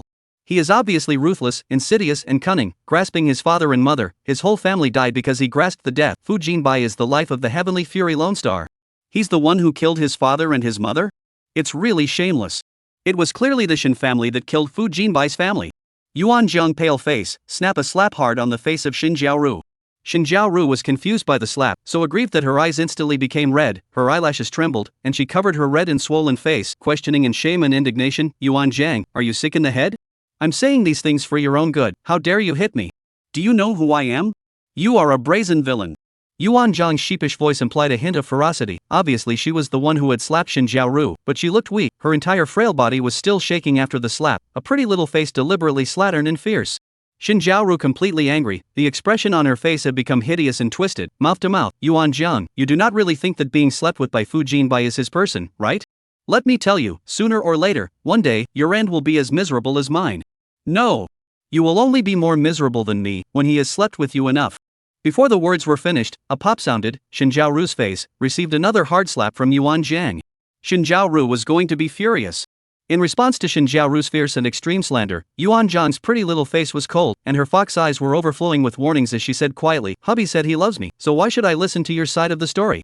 Besides, hubby is the best and most majestic man I've ever seen, even if he dies under the peony flower and becomes a ghost." Her afterglow quickly glanced in Fu Jinbai's direction, and her delicate voice contained shyness and timidity. "I'm also willing to do it." You. Xin Zhaoru was so infuriated that her face turned red, as if she was lacking oxygen, even her breathing became hard. De. The eerie footsteps abruptly sounded, accompanied by a chillingly terrifying aura. Xin Zhaoru couldn't care less about her anger. Her entire body's blood flowed backwards, frozen in place, and the expression on her face became fearful and fragile. This footsteps is Fu Jinbai. When did he come back? How much did he hear? Just now Xin Zhaoru slandered how much pain, and now there is how much regret, especially that sentence, grandfather grandmother, is more so that she could not wait to pass out on the spot. Other people know the cause of this, but her heart is like a mirror. When Fu Jinbai was only 7 years old, Shen Sihua drunk driving knocked over a car, because of the fear of responsibility, chose to hit and run. The car that was knocked over, Fu Jinbai's mother was 8 months pregnant. Fu Jinbai's father set up a company just started. That day was Fu Jinbai's birthday. The family is discussing where to go to celebrate. Xin Zhaoru, face pale as paper, trembling stiffly twisted his head. He saw the handsome and exquisite face of the shadowy cold to the extreme Fu Jinbai. He is taking his slender legs, across one layer after another layer of steps, approaching her. The chilly, dark eyes terrified her to the point that her soul trembled. Fu Jinbai. Xin Zhaoru was so frightened that her tears instantly fell out. This look was the look that Fu Jinbai revealed when he strangled her in his last life. She shook her head while stepping back. You heard everything I just said? Chapter 72, the crazy batch of pathological bosses disliked by the downtrodden $1,000 man 8. It seems that Miss Shen's life is still too comfortable. Surprisingly, there is still time to run in front of his wife to sow discord. Fortunately, his wife is understanding and gentle and generous Hyun Chi-lan Xian, not to be confused by the villain, otherwise if he was misunderstood, he would not be unable to defend himself? Fu Jinbai thin lips hooked up a sneer, cold gaze swept over Xin Zhaoru's pale little face, flat tone as if asking you to eat today, but the look on his face is like being touched by the scales of the beast in general, the color of the ghostly bazaar, as if looking at the death of the lambs. No, not. Xin Jiaoru was scared and shivered, her legs went limp and sat on the ground, crying while shaking her head, deeply regretting why she had to say those heartbreaking and mean words. Seeing Fu Jinbai approaching step by step, Xin Jiaoru's face was like ashes, cowering and wrapping her arms around herself. Abruptly, Fu Jinbai turned his feet and stood in front of Yuan Jiang, his large palm gently but forcefully squeezing her white and delicate shoulders. Scared? No. Yuan Jiang shook her head, raised her head and crashed into Fu Jinbai's deep and gentle eyes. Her eyelashes lightly trembled and she lowered her voice. Husband, why did you come back? She was as docile and meek as a kitten that had been bitten on the neck. Fu Jinbai let out a light laugh, dotingly pinched her white and tender little face, looked at her big watery eyes, leaned down and lowered his head to kiss her on the heart of her forehead. Forgot to kiss you, come back to make up for it. Fortunately came back, otherwise he still did not know, someone is intent on provoking his feelings with his wife. His expression did not change, but the bottom of those dark eyes contained mysterious and unpredictable emotions, rolling with darkness, puzzling. Yuan Jiang knew that Xin Jiaoru's words were sticking needles into Fu Jinbai's heart. I don't know what to say, but I'm not sure if I can say it. I'm glad Xin Jiaoru could say that. Yuan Jiang pursed her delicate red lips, her beautiful fox eyes looked seriously at Fu Jinbai, seeing the vulnerability and pain deep in his eyes, but Fu Jinbai didn't confess his business, she couldn't say anything directly. After thinking about it, she stood on her tiptoes and fiercely kissed him at his neck, her delicate soft voice with gentle appeasement. Husband, you can be really good to me, love you the most. Good boy. Fu Jinbai's eyes moved slightly, his dark, low-mute voice sounded in her ears. You go back to your room to rest first, otherwise, I'm afraid you'll cry again tonight and say you're sleepy and want to go to sleep. This person is really mouthful. Yuan Jiang's small face reddened, glaring at him in shame, clenching her fists and pounding on his chest. Pervert. Fu Jinbai hooked his lips and laughed lightly, smoothly holding her hand against his lips and kissed her white and slender fingers. Alright, quickly go back to your room and rest. Aha! Yuan Jiang nodded obediently, looked at Fu Jinbai with a worried expression, before slowly returning to the room. Bang sound closed the door. As soon as Yuan Jiang left, the smile on Fu Jinbai's face instantly disappeared, his dark eyes covered with a layer of shade, his handsome and delicate face took on a few points of gloominess, and he slightly turned his head sideways, his icy cold eyes looking askance at Xin Jiaoru. I grandfather and mother? The gloomy and cold voice spat out from the depths of Fu Jinbai's throat, carrying a lurid and horrifying danger, the dark eyes quenched with a poisonous gaze, like a poisonous snake entangled in her neck.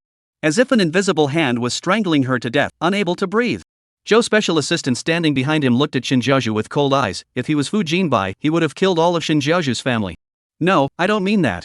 Xin Jiaoru whimpered in fear, rolling and crawling backward, saying in horror, Fu Jinbai, have you forgotten? Back then, you were still a slave bought by my family, and I also gave you food. You can't repay me with kindness. Slave? Gave me a mouthful of food? A dark sneer came from above. If your father hadn't run over my parents, my unborn sister, would I have been taken away by the RFZ to be caged like a pig or dog? Your father bought me for a mere $10,000. The funny thing is, he doesn't even know who I am.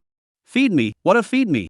Fu Jinbai's fists clenched and cackled, his dark narrow eyes bit by bit tinted with a sickly scarlet color, bloodthirsty and cold and hostile, letting me snatch food from a dog. I'm really thankful to you, Xin family's daughter. The last 4 words, he spat out word by word, gritting his teeth, filled with sneering mockery. After all, he was the one who personally brought down the Xin family, pulling everyone in the Xin family into the swamp of filth, and they would never be able to get out of it, ever. Xin Jiaoru's blood flowed backwards, stiffly raised her head to meet Fu Jinbai's extremely oppressive and dangerous cold eyes. At that time, Fu Jinbai was just a slave bought by her family. His life was all the Xin family's. Shouldn't he be grateful for a bite of food? Besides, if my father hadn't bought Fu Jinbai back then, he might have been sent to the black market, and his organs would have been trafficked and sold. Xin Jiaoru tried hard to convince herself, but in the face of the vicious Fu Jinbai, but no matter how can not say words of explanation, she can only aggrievedly bite her lips, crying and shaking her head. Fu Jinbai, it is not what you think that way.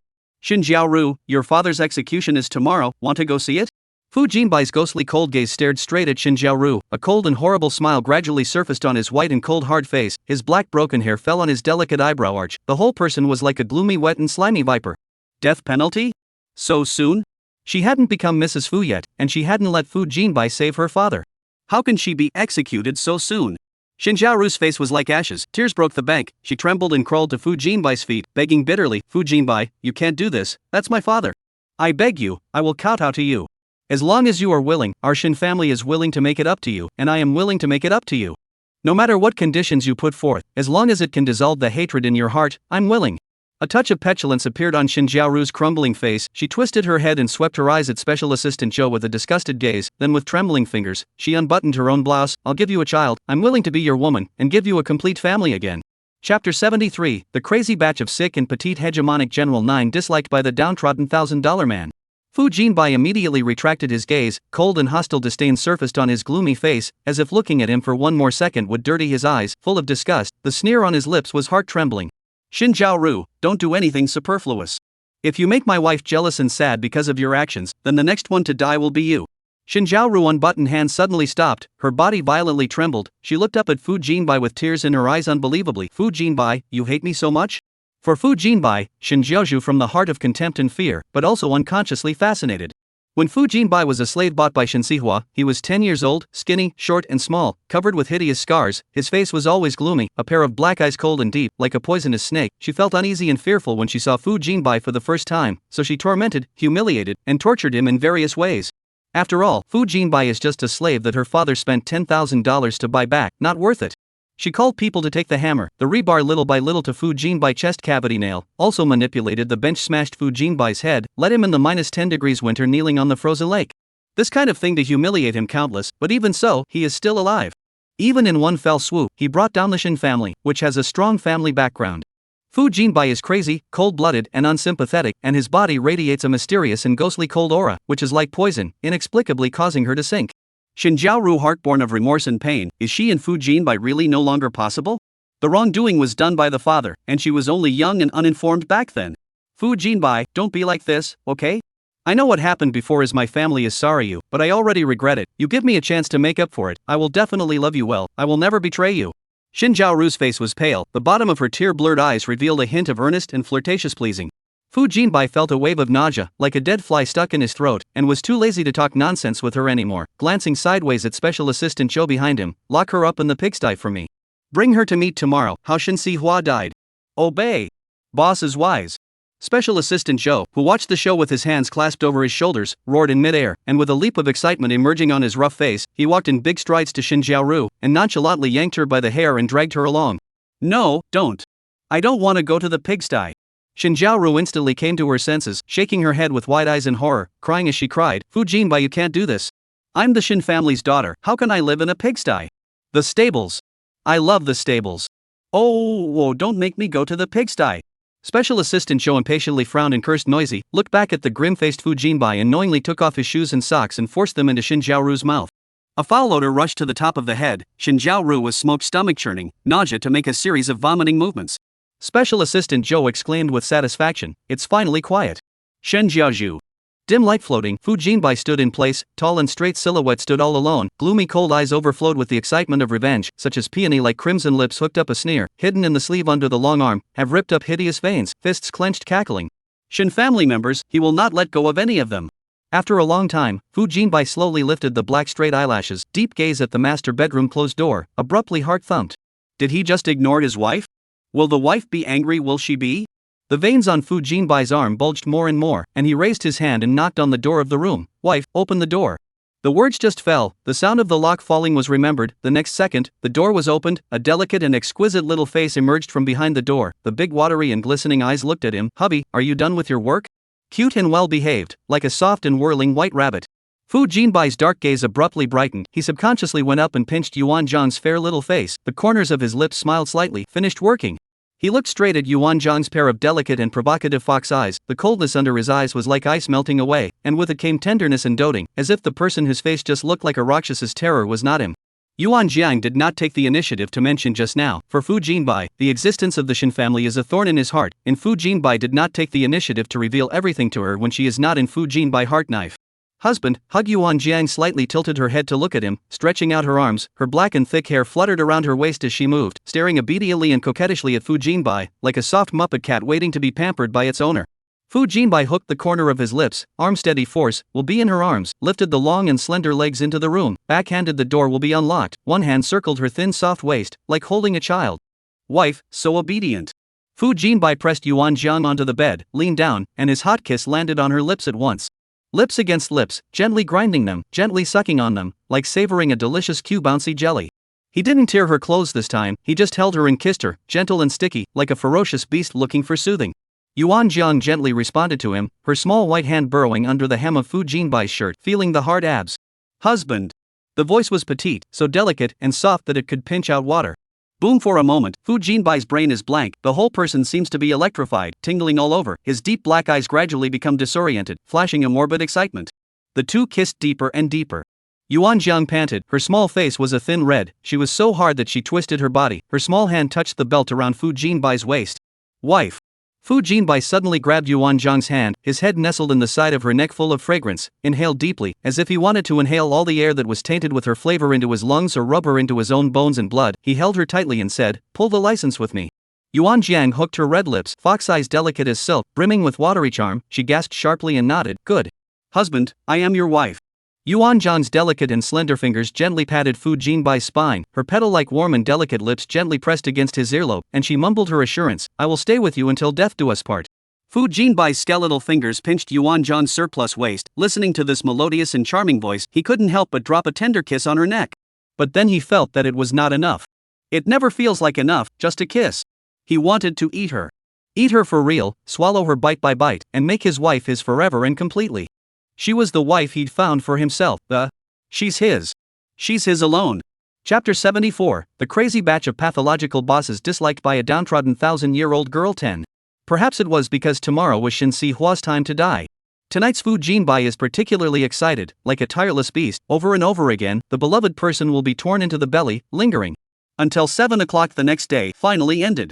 Yuan Jiang was so sore and her body was so limp that she couldn't even lift a finger. Fu Jinbai carried her and placed her on the sofa, replacing all the sheets and quilts that were so wet that they couldn't be looked at with new ones before gently placing Yuan Jiang on the bed. His large palm gently touched her eyes that were red and swollen from crying. "Wife, I have something important to do today, you be good and wait at home for me to come back." "Where are you going?" Yuan Jiang was so sleepy that her eyes didn't even open, and the voice that opened her mouth to speak was hoarse to the extreme. The excited look on Fu Jinbai's face was suddenly stunned, his black straight and slender eyelashes fell down, casting a shadow at his delicate eyelids, and his heart suddenly tightened as he looked at Yuan Jiang's soundly sleeping and adorable pretty face. If his wife knew that he was not a good person, would she dislike him? If his wife knew about those encounters he had in the Shen family, would she find him disgusting? Would she never want to kiss him again? Fu Jinbai's heart gave birth to a powerful sense of crisis, began to become apprehensive. He was in the Shen family. With the dog grabbed food, too hungry to bear, also picked up the leftovers on the ground to eat. He was very dirty, all dirty. Wife. Excitement is steeply absent, and with it is low and broken. Fu Jinbai disliked himself for the first time in his life. Wife, dry, clean, fragrance, soft. If you know, do not want to be his wife again, how to do? These things must never be known to the wife. Fu Jinbai's eyes were firm. Yuan Jiang was in a daze, only to hear Fu Jinbai's voice suddenly as if he was going to cry, scared her to open her eyes in a hurry, and she saw Fu Jinbai with red eyes. Like an abandoned and homeless puppy, he stared at her with bawling eyes and a straight face. "You, what's wrong with you?" Yuan Jiang was so scared that she didn't even dare to sleep, and hurriedly pressed her aching waist to get up, her warm fingertips caressing the reddened tails of Fu Jinbai's eyes, her pretty little face filled with worry. Fu Jinbai gazed deeply at Yuan Jiang, his lips as red as peony deflated in aggravation, then shook his head vigorously, raised his hand to press the back of her head, and heavily kissed her lips twice. "It's fine. Wife, I'll go out fishing and make you fish soup tonight." "Never let your wife know." Fu Jinbai's deep black eyes stared at her, and the corners of his scarlet lips were slightly raised in an upward arc. "Go back to sleep." Yuan Jiang felt that Fu Jinbai was inexplicable. Surveying him suspiciously, Yuan Jiang thoughtfully stroked her chin. Could it be that Fu Jinbai had become enlightened? Is Fu Jinbai getting the hang of it? Is he sympathizing with her small body and wanting to personally fish and make soup for her to replenish her body? "Husband," the voice is extremely soft and charming, silky to the bone. Yuan Jiang's beautiful fox eyes are bright and crystal clear, while also revealing a charming demeanor, natural charming bones, soft to the tip of the heart. She smiles and also kisses Fu Jinbai on the cheeks. "Then you go quickly. Don't disturb her sleep. If she doesn't sleep, she'll probably be the first vixen in the world to die suddenly." "Aha!" Yuan Jiang's eyes are fighting, and she mumbles vaguely, "Aha."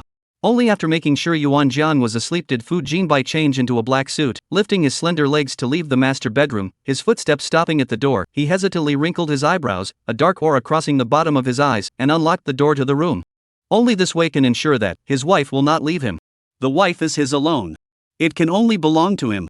Fu Jinbai watched with his own eyes as Shen Hua was shot in the head. A trace of shallow relief crossed his narrow, deep eyes, but soon, what surged in was a more somber and obscure color of his eyes. He clenched his fingers tightly and stared dead at Shen Hua, who was lying as if he were a dead pig on the execution ground. Really dead? Shen Jiaoru, who was stuffed with a mouthful of smelly socks beside her, cried out in pain, and the crushing despair of watching her father die but not being able to do anything about it made her ache. Fu Jinbai's long black eyelashes fluttered lightly. This is not worth 1/10,000th of the pain and despair of his year. This is not enough. The revenge is not yet finished. Joe's special assistant stood beside Fu Jinbai, wearing a festive red suit, holding a bouquet of red roses in his hand and handed it to Fu Jinbai, the corner of his lips almost grinning to the root of the back of his ear. Mr. Fu, congratulations, great revenge. Fu Jinbai's gaze paused, his eyes moved from the roses to Joe's special assistant's face. No need for roses, many thanks. Ah. Joe's special assistant confusedly scratched the back of his head, lowered his head and buried his head deeply in the red roses, inhaled deeply. How fragrant. Mr. Fu, you actually don't like it, it's a pity. Go get Shen Xiao's body out. Fu Jinbai coldly opened his mouth. Joe's special assistant's movement of holding the flowers gave a start, his eyes showed a fierce light, and he instantly understood. Mr. Fu, are you suspecting that old thing isn't dead? Aha! Fu Jinbai's narrow eyes slightly narrowed. The thin dead camel is bigger than a horse. The Shen family is big. Even if he was brought down, the dark forces may also have left behind. It is inevitable that there will not be an opportunity to take advantage of the darkness of the situation. I will go now. As soon as Special Assistant Joe threw the rose into the trash can, he turned around and sprinted forward to talk to the special personnel. Fu Jinbai's cold eyes stared straight at Shen Xiao's corpse, his gaze as cold as ice, his eyes revealing undisguised disgust and murderous aura. Half an hour later, Joe's special assistant successfully brought Shen Xihua out, roughly thrown into the trunk, even dragged and pulled Shen Jiaozhu into the car. To Fu Jinbai asked, Mr. Fu, what is the next command? Lock Shen Xihua and Shen Jiaoru in the basement. 3 days later, it's my family's day of sacrifice, then bring them to the main mansion to kowtow and repent to my family. Fu Jinbai's thin lips slightly opened, his eyes unconsciously colored with dark emotions. As ordered, Mr. Fu. Special Assistant Joe shouted at the top of his voice. Fu Jinbai. He looked at the time and his eyes narrowed. Where can I fish? Fishing? Special Assistant Joe's brain was briefly confused for a moment, seeing Fu Jinbai's serious look. This is when he began to seriously think back. I really do know. Mr. Fu, why don't I take you there? I'm experienced in fishing. I'll throw these two into the basement first, and I'll take you there right away. Special Assistant Joe was excited. Before his family broke up, his favorite recreational activity was fishing. Fu Jinbai's dark eyes looked at him and nodded. He hadn't caught any fish yet. It's good to have someone to take. So, Joe rushed to Shen Xihua's corpse and Shen Jiaoru thrown into the basement, then took Fu Jinbai first to the mall to buy fishing tools, and then drove for half an hour to the wild fishing place. Mr. Fu, I am an expert in fishing. 1 hour later. Fu Jinbai carried the barrel filled with fish and passed by Special Assistant Joe. Caught just 17, I'll go home to accompany my wife first.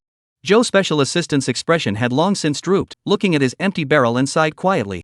Until Fu Jinbai drove the car away, Joe's Special Assistant only reacted violently. Fishing rod dropped, dumbfounded. Mr. Fu. Mr. Fu, you wait for me.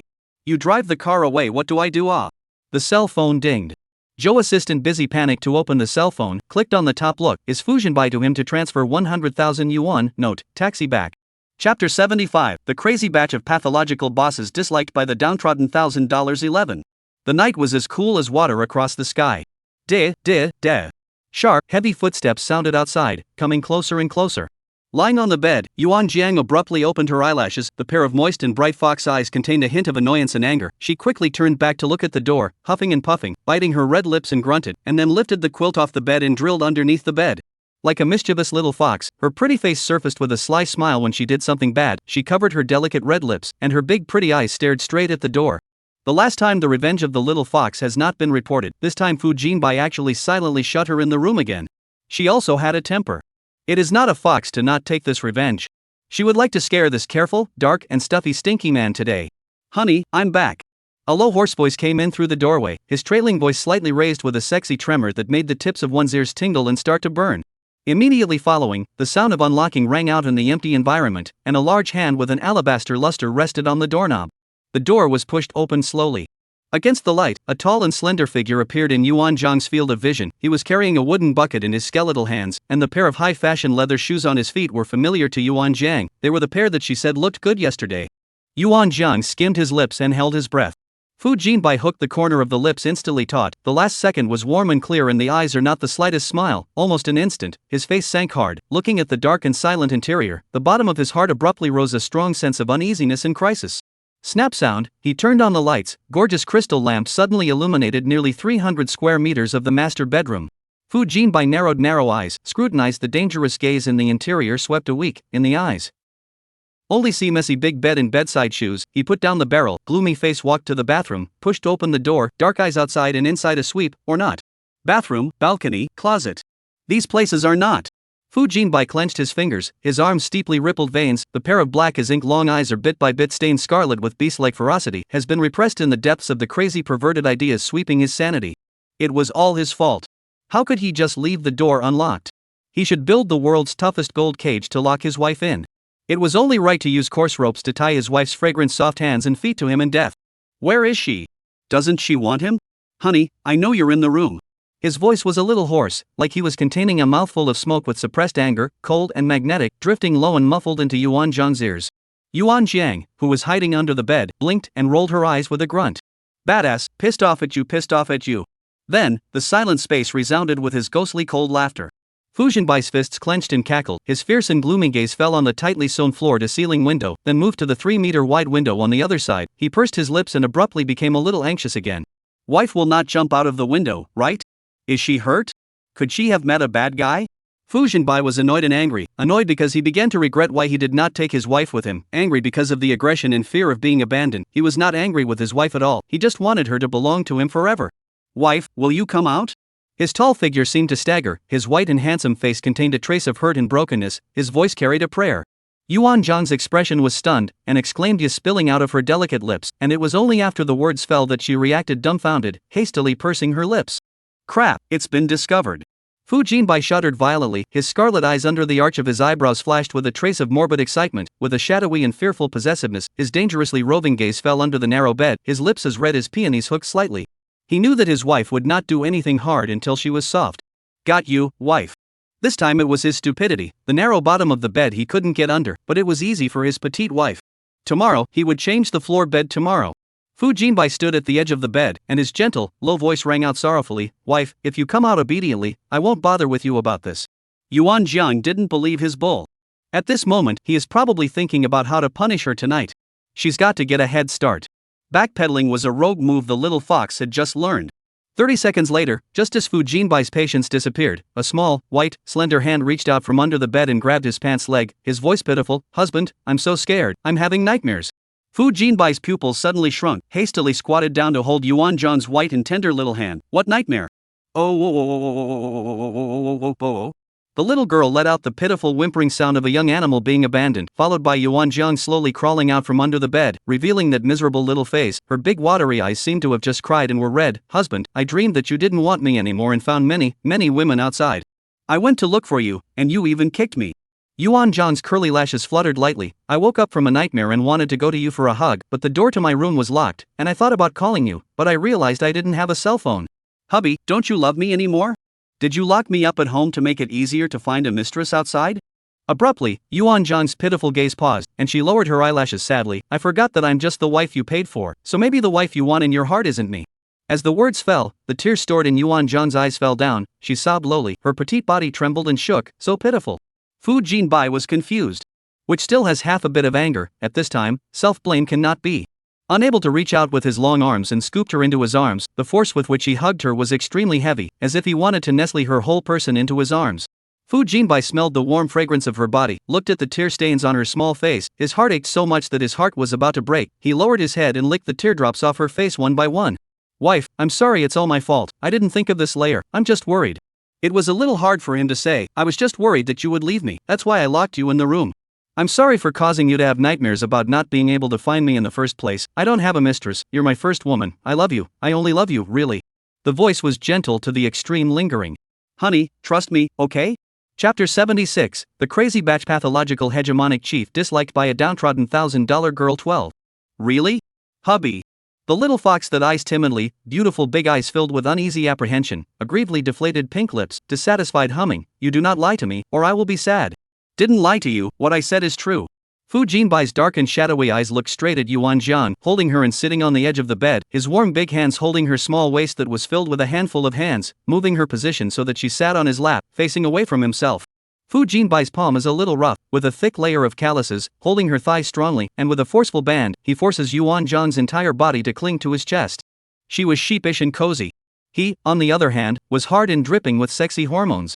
Yuan Jiang softly and bonelessly nestled in Fu Jinbai's arms, her white and delicate cheeks pressed against his heart, listening to his thumping and wildly beating heartbeat, her delicate voice sticky, Husband, then I'll forgive you this time. However, I'm going to punish you. Fu Jinbai's breath hitched at the words, his eyes dropping to look at her with sticky, fiery eyes. The knot in his sexy throat slid heavily, and he asked in a mute voice, "How do you want to be punished?" "I'm willing to do it all, as long as you don't get angry." Yuan Zhang's eyes flashed with a hint of cunning, and she delicately said, "Just punish you. Are not allowed to get into my bed for 3 days." That won't do. Fu Jinbai refused without hesitation, his dark and slender eyebrows furrowed. "Except for this." Absolutely not. No, too. Can't hold your wife to sleep. What's the difference between that and being dead? You are not sincere at all. Yuan Jiang arrogantly twisted her head and grunted, her petite soft little hand against Fu Jinbai's chest, her body leaning back, a look of resistance to distance herself from him. "Liar, asshole, big bad guy." Wife. Handsome and exquisite face Fu Jinbai, in the bright light reveals a sickly feminine beauty, male-female phase, revealing the heart of the forehead of the beauty of the tip is more fascinating. His bones clear fingers tightly pinched Yuan Zhang's small chin, his voice hoarse and full of possessiveness. "I know you have anger in your heart. I can kneel, wash your feet, and serve you. Whatever you want me to do. Other than not letting me get close to you, anything else is really fine." Fu Jinbai's long black eyelashes cast a gray shadow at his scarlet eyelids, and he looked at her almost obsessively. "Really, I won't lie to you. Trust me, okay?" He held Yuan Zhang's small hand against his heart. "Honey, do you feel it? This heart is beating because of you." With one sweet sentence, he immediately coaxed the little fox into a daze. Feel it, what kneeling where am I that bad?" Yuan Jiang grunted twice. After being coaxed, her pretty face overflowed with a quirky little expression again. She raised her head and kissed the knot of his sexy throat, all the way down her chin and then to her thin lips. Warm and gentle, delicate, and sheep hemp kiss. Fu Jinbai endured the lingering desire in his body, his fingers hooking the little girl's dark and thick hair, his eyes dark and sunken beyond words. "Wife, have you forgotten? I often kneel to you." Like a venomous mermaid snake, his hands tightly framed Yuan Zhang's slender back, and he sidled up to bite her earlobe. "Right here in this room, right here." "Don't you say that again." Yuan Jiang instantly remembered that during the chaotic time, he would often kneel down. Yuan Zhang's delicate fox eyes brimmed with a watery luster as she grabbed his arm with her hand and twisted it. "Pervert." Fu Jinbai just let out a light laugh, and following that, he let go of her earlobe and lowered his head to kiss her excitedly. After 2 hours had passed, the little girl was softly nestled in his arms, her snow-white skin was lightly pink, like a ripe peach, delicate and sweet and charming. Yuan Jiang was ghosted by Fu Jinbai, suddenly felt that Fu Jinbai was also like a vixen, a male vixen, so good at seducing people, so good at coaxing her to be happy. "Wife, still angry with me?" Fu Jinbai voice low mute, the end of the voice with trembling, narrow eyes filled with affection and undisguised possession of the strong, his eyes like a beast full of control. "Not angry." Yuan Jiang did not even open her eyes. Originally slept all day, has recovered strength, but at this time she is sleepy again. This small body was completely unable to resist Fu Jinbai's strong dominance. Yuan Jiang grunted sullenly and quietly clenched her fists. It seems that she has to step up her time to exercise. Sooner or later, one day, she will be the one who lasts until the end. "Wife." Fu Jinbai looked at Yuan Zhang's drowsy appearance. He couldn't help but hook his lips. Lifting his long, slender, skeletal fingers, he gently stroked over the little girl's eyebrows, nose, and lips, always feeling that the more he looked at her, the better she looked, and how he looked at her was not enough. His Fu Jinbai to draw a cold breath, fingertips came from a fine numbness of crispness, with some pain pleasure. He clearly saw Yuan Jiang bit his fingertips a bite, green onion white fingertips with blood, was bitten by Yuan Jiang, his vision straight and hot, cannot help but trembled, deep dark eyes tumbled with a sickly excited pleasure. "Wife, you bit me." There wasn't a hint of blame, it was all pleasurable exuberance. Fu Jinbai stared tightly at his fingertips that were bleeding from the bite, the knot in his throat slid heavily, a dark color that could not be understood by the onlookers built up in the bottom of his eyes. For a long time, he slowly raised his hand against his lips and sniffed carefully. The fragrance that belonged uniquely to Yuan Jiang was still lingering on his fingertips. Sweet and lingering. Fu Jinbai couldn't help but hum the fingertips that Yuan Jiang had bitten. "Anyway, the wife is sleeping and cannot see. Wife, I really like and love you so much." Fu Jinbai clearly felt that his crazy obsession with Yuan Jiang had reached an extreme point, and only when Yuan Jiang was asleep did he dare to stare at her with an undisguised overbearing and strong gaze, inch by inch, so insanely indulgent, so regal. For the next 2 days, Fu Jinbai stayed at home with Yuan Jiang, and when he did something, Yuan Jiang followed behind him upside down. Looking at such a wife, Fu Jinbai once again fell into guilt and self-blame. "I should have known not to shut my wife off, it must have left a shadow on her." But the wife was so good, she kept following him. Does she love him so much that she can't leave him? Fu Jinbai thought this way and couldn't help but curl his lips again. And on the other side, the basement.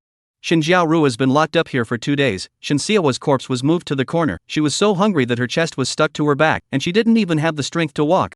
It's all because of that little. It must be that she blew the bedside wind with Fu Jinbai. Shen Jiaoru was full of resentment, muttering insults to herself. Ho! Abruptly, there was a rustling sound. Xin Zhaoru's body gave a start, a coolness leaped up her spine, and her face, which was already hungry and yellow, suddenly froze. What sound? Cough cough cough, a subtle raspy cough. Xin Zhaoru stiffened and twisted her head. At once, her pupils quaked. She actually saw Shen Sihua moving? Was she looking at it wrong? Isn't father dead? Wasn't he shot in the head? Couldn't be a scam, could it? Xin Zhaoru's blood flowed backward all over her body, trembling gingerly stood up, unprofessional swallowed saliva, stretched her neck to explore two eyes, could not really see. So she tiptoed over a few steps. Suddenly, Shen Sihua sat up. Ah! Screamed Shen Jiaozhu in horror and fear. Jiaozhu? Shen Sihua stiffly twisted her head, surprise surfacing on her vicissitudes of life. Where is this? Aren't you dead? Shen Zhaoru collapsed and shouted. Chapter 77, The Crazy Batch of Sick and Petite Bosses Disliked by the Downtrodden $1,000 Man 13. Jiao, I'm not dead. Shen Sihua tightly knitted his brows, his expression was not worried, slightly narrowed his eyes, his scrutinizing gaze swept over this dark, dirty and tattered basement. A wave of suspicion and anger rose in the bottom of his heart, the pair of sharp eyes were cloudy, the eyeballs bulged out, a greenish-black color of the kidney deficiency under the eyes. He was obviously only in his early 50s, but his skin had already had a lot of old age spots. Shen Jiaozhu's shortness of breath, the pupils of the eyes wide, nervously licked the dry cracked lips, to determine that Shen Sihua is not a fraudulent corpse, then suddenly cried out in aggravation. Trotting over, squatting in front of Shen Sihua crying, Dad, what should we do now? Fu Jinbai hates our family, he is actually so vicious that he actually wants to drive our family to extinction. Jiao, you answer me first, how did I get here? According to his plan, shouldn't he have faked his death and gotten away by now, and flown abroad to live a dashing life with beautiful women? Where is this place? Where are those subordinates of his? How did Jiao end up in this hellhole with him? Shen Sihua's eyes were gloomy, and his loose skin twitched slightly from anger. Dad, oh. You don't even know how helpless I'd been for this period of time. Fortunately you're back now. Great, Dad, think of something, how are we going to escape? Shen Jiaoru excitedly shook Shen Sihua's arm and spoke to herself, completely ignoring Shen Sihua's question. Shen Sihua's frown deepened, glaring at his eyes with suppressed anger. Shen Jiaoru, I'm asking you, where is this? Why am I here? He looked at Shen Jiaoru's slightly crazy and dirty little face, a trace of disgust flashed under his eyes, and his big palm slapped at her, making a very loud sound. What does being crazy look like? Shen Jiaoru was suddenly hit, suddenly pained to draw a cold breath, aggrieved red eyes, faced Shen Sihua's hideous rage face, afraid to shrink his neck, which reacted, whispered mumbling, 2 days ago, Fu Jinbai took me to the execution ground, personally watched you were shot in the head, I thought you were dead, especially difficult to despair, Dad, I really feel so heartbroken. Seeing Shen Jiaoru more and more biased, Shen Sihua face more ugly, sternly rebuked, speak to the point. Shen Jiaoru deflated, Fu Jinbai, let Special Assistant Zhou get your body out, this is the basement of Fu residence, we have been locked up here for 2 days, Dad, tomorrow is the day of sacrifice of Fu Jinbai's family, he definitely won't let us go. Think of something, how do we escape? Shen Sihua was already holding back her anger, and after hearing Shen Jiaoru's words, she exploded out at once. He clenched his teeth in death, violently clenched his fists and cursed, and his dark face viciously swept through the basement in a circle, tightly sealed, not even a trace of light. Such a place, how to escape? How to escape out? Fu Jinbai, he dares.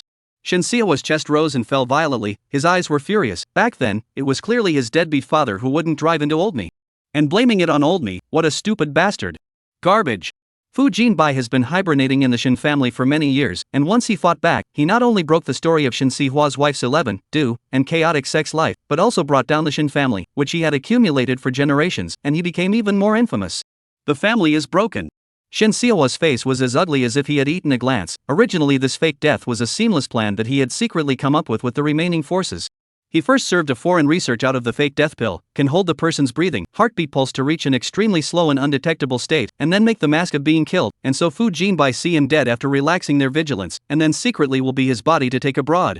When out of the country, and then change his name, relying on the remaining several hundred million, at least the rest of his life do not have to worry about. Which is expected. Fu Jinbai was actually so sinister. Shen Sihua's veins on his forehead rippled, what can be done?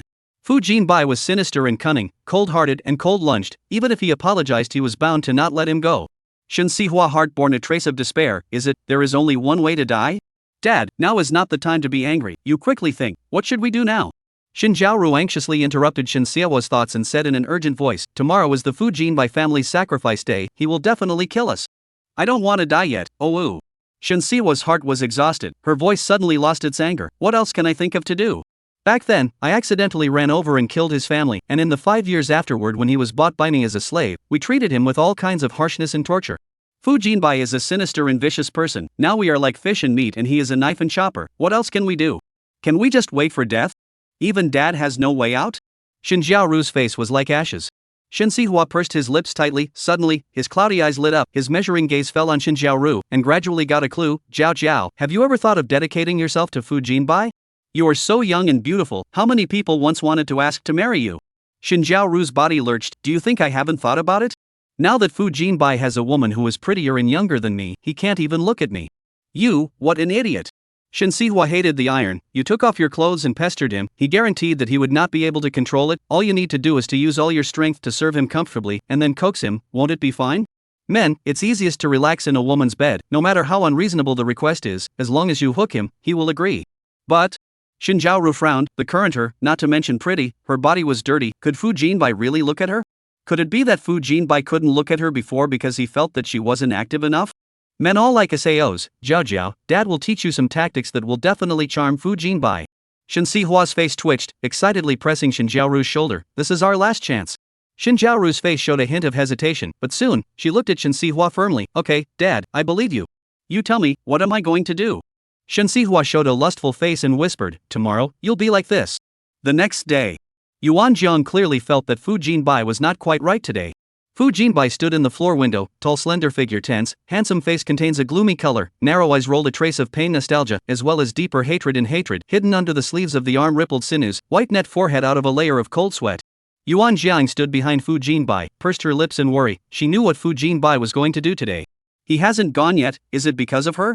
Yuan Jiang thought for a moment, walked over to Fu Jinbai and held his hand. Husband, are you troubled by something? Can you tell me? Chapter 78, The Crazy Batch Pathological Boss Disliked by a Downtrodden $1,000 Girl 14. At those words, Fu Jinbai's straight body paused, then slowly turned his head sideways, his dark and cold gaze condensed, harboring the scarlet sickly shade in his eyes, staring straight and sorrowfully at Yuan Jiang. Yuan Jiang was stunned, and when she looked up, she saw Fu Jinbai's exquisite and handsome face, those deep and mysterious peach blossom eyes staring at her. At this instant, Yuan Jiang's heart suddenly sped up and she nervously stretched out her pink tongue and licked her lips. Husband? Fu Jinbai took all of her discomfort in his eyes, his black straight eyelashes lightly trembled and slowly dropped, gently pursing his thin lips, his warm palms gently but forcefully pressed down on her thin shoulders. Yuan Jiang. His voice was hoarse, containing a hint of complex emotions, and he looked puzzled. Yuan Jiang subconsciously shrunk her shoulders and raised her pretty little face, her moist and glistening fox eyes just looking at him with a hint of bewilderment and dark aura. What's wrong? This was still the first time Fu Jinbai called her by her full name. The atmosphere was dull. In the half-bright, half-dark light, Fu Jinbai's skin was translucent with a kind of extreme whiteness, like the icy pallor that was revealed behind the torn black curtain, and the dark, broken hair that fell to his earlobes outlined his angular jaw. His gaze is as fervent as a torch, but also like a viper lurking in the dark, quietly stretching out its bright red snake letters, taking advantage of its unpreparedness, will be swallowed into the belly of the person in front of him. Fu Jinbai's gaze flowed over Yuan Jiang's small face inch by inch, the bottom of his eyes rolling with overwhelming possessiveness and invisible desire to control, as well as a faint uneasiness. Yuan Jiang quietly clenched her fists, and uneasy apprehension surfaced in the pupils of her eyes. What on earth had happened? Why was Fu Jinbai looking at her with such eyes? Abruptly, he stretched out his hand, clasped Yuan Jiang's wrist and pulled her forcefully into his arms, bending his waist and lowering his head deeply, nestling his head at her neck that was filled with a warm scent. Wife, you're a gift from the heavens. The voice carried a strong possessive and unquestioning tone. Yuan Jiang hugged his strong and thin waist tightly. I am your wife, I love you the most. Can you tell me what happened? Nothing happened. He just had a nightmare with a name like past life. Fu Jinbai's dark eyes revealed a hint of hostility and coldness. In his previous life, he got what he wanted to bring down the Shen family as he did in this life. Shen Sihua died in his hands, and Shen Xiaoru was treated as a pig and dog by him and locked up in the mansion. In the end, Shen Xiaoru attempted to give him a hypnotic drug, and was strangled alive in bed by him. Then what happened? He didn't remember, all he knew was that he hadn't met Yuan Jiang in his last life. There was no trace of Yuan Jiang in his life. How could this be possible? Yuan Jiang is his wife, his lover, why would he not have her in his last life? This must be a nightmare. Fu Jinbai eyes deep pupils reflecting the beautiful face of Yuan Jiang in his arms, eyes are undisguised morbid love and possession. He tightly embraced Yuan Jiang, hated to seep her into his blood, so that she will always belong to him, complete and whole. This nightmare is so immersive and clear, as if he had experienced it. That kind of pain and coldness of being caught up in hatred, let him deeply piercing his bones. Even now when he recalls it, he can't help but shiver coldly. Yuan Jiang, wife. He slowly opened his eyes, looking at the snow-white and translucent skin of the little girl in his arms. He couldn't help but open his mouth and viciously bite down on the soft flesh on the side of her neck. Delicate licking, it was so hard to bite down and swallow in. You belong to me alone. Yuan Jiang furrowed her pretty brows in pain, but didn't stop him, instead responding gently over and over again, I'm yours, and I'll never leave you. Fu Jinbai, I love you, I will love everything about you. Her small white tender hand burrowed into the hem of his shirt and rubbed his hard abs. Honey. She daintily went to kiss him, kissing his neck, looking up to kiss his earlobes, his cheeks. Fu Jinbai trembled, his love was hard to control, and he frantically and obsessively nibbled on her delicate, snow-white shoulders, leaving a row of shallow teeth marks. It was as if the only way to prove that she was truly in his life was to see the marks on her body that belonged to him. Was truly present, belonged to him, was his wife.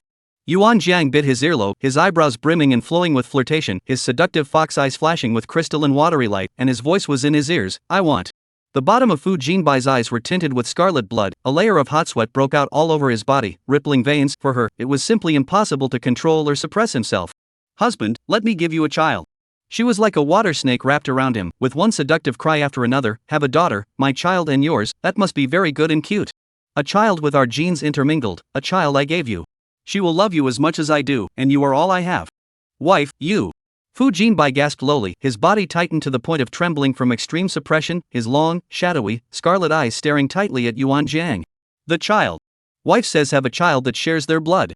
Fu Jinbai has never thought about this question, at this time by Yuan Jiang mentioned, cannot help but begin to think freely, that child will not be as cute as his wife, Sticky him? A smaller version of his wife. A baby with his and his wife's genes. Fu Jinbai was so excited that he couldn't help but tremble, and he carried Yuan Jiang toward the bed, kissing her roughly while leaning down to whisper in her ear. Good, for you, all for you. Belongs to me, kid. Wife, child. Mine. 4 hours had passed since the sound. Fu Jinbai held the drowsy Yuan Jiang, his eyes full of tenderness and doting. He hooked Yuan Jiang's long black hair. Wife, I'm going out. Yuan Jiang's voice was hoarse beyond words, her eyes didn't even open, and she responded in a daze. Fu Jinbai looked deeply at her, how does he cannot see enough, but the time is almost up, after the 0 hour, it is the parents' and sisters' sacrifice day, there are some things he must go to do. Fu Jinbai's eyes gradually became deep, looking at Yuan Jiang who was full of attachment to him, he sighed deeply, the knot in his throat rolled, wife, I'm going to go, to see my enemy. Yuan Jiang suddenly opened her eyes, the pupils of her eyes widened slightly, surprised that Fu Jinbai confessed to her. But Fu Jinbai didn't say any more, just pulled down the corner of his lips and smiled, lowered his head and kissed her on the heart of her forehead, wife, go to sleep. After waking up from sleep, you'll be able to see me. Yuan Jiang was stunned, did not ask more questions, she gave Fu Jinbai buffer time, to ask after the dark and cruel experiences belonging to him would be to cut a knife in his heart, she did not want to expose the dark memories of his past, she did not want to force him to press him, to walk through the pain. What she wants to do is never to make Fu Jinbai happy only. Husband, don't worry, I'm at home, I'll be very good, waiting for you to come back. Ooh. Yuan Jiang chirped a few heavy kisses on his cheeks, then obediently lay flat and looked at him with big eyes, go on husband, wait for you to come home.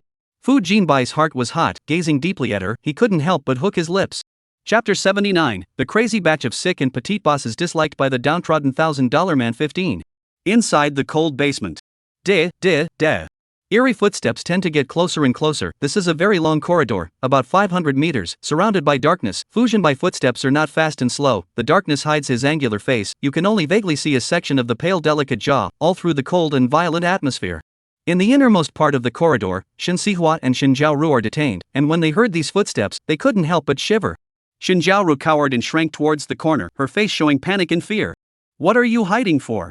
Look at your worthless behavior. Shen Sihua glared at Shen Jiaoru, twisted her arm, and said sternly, you also know what kind of goods Fu Jinbai is, this is the only opportunity for our father and daughter, as long as it is successful, the future waiting for you is countless glory and wealth. Jiao, with your body and beauty, as long as you are willing, no man can resist. Not to mention Fu Jinbai who comes from a lowly and poor background, I'm afraid, he hasn't even seen a beautiful woman like you. Shen Sihua snorted coldly, looking at Shen Jiaoru with a gaze of measuring commodities, his cold and hard face surfaced overflowing with viciousness, he whispered, Jiao, remember what I taught you last night? Go on. Shen Jiaoru looked at Shen Sihua who looked certain, a surge of courage and confidence was born in her heart, she pursed her lips and nodded her head vigorously, I know, father. Dad is right. That little must have charmed Fu Jinbai because she's good in bed. As long as she's willing to put herself down to seduce Fu Jinbai and serve him well. Then the future Mrs. Fu must be her. She was born in the upper class, went to an aristocratic college, and received the highest level of etiquette education. She was born in the high society, attended a noble academy, and received the highest education in etiquette, all of which can't be compared to Yuan Jiang. Shen Jiaoru deeply exhaled a mouthful of turbid air and unbuttoned her dress, a hint of shyness coming through her cheeks, her beautiful eyes brimming with flirtatious watery light, she nervously stood up and took a few steps up towards the door. Click. The thick iron door was pushed open, a cold wind poured in, and a tall slender figure appeared in the doorway. The corridor was dark, the strong light in the basement shone out of the eerie corridor outside, as well as Fu Jinbai's icy face. His narrow cold eyes stared sorrowfully at the interior. The whole person exuded a frightening horror, as if the hell out of the Yama. Xin Jiaoru's eyes flashed a flash of amazement. She has always known that Fu Jinbai has a very beautiful skin, boys and girls, as if a delicate flower with poison, but under this skin is a sinister and vicious heart. Fu Jinbai. Thinking of what she was going to do, Xin Jiaoru's yellow cheeks surfaced a large reddish color. She nervously and apprehensively removed the clothes from her body. With a snap, the clothes fell to the ground. She was naked. Shen Sihua looked at this scene, silently sidelong not to look. After all, it was his daughter.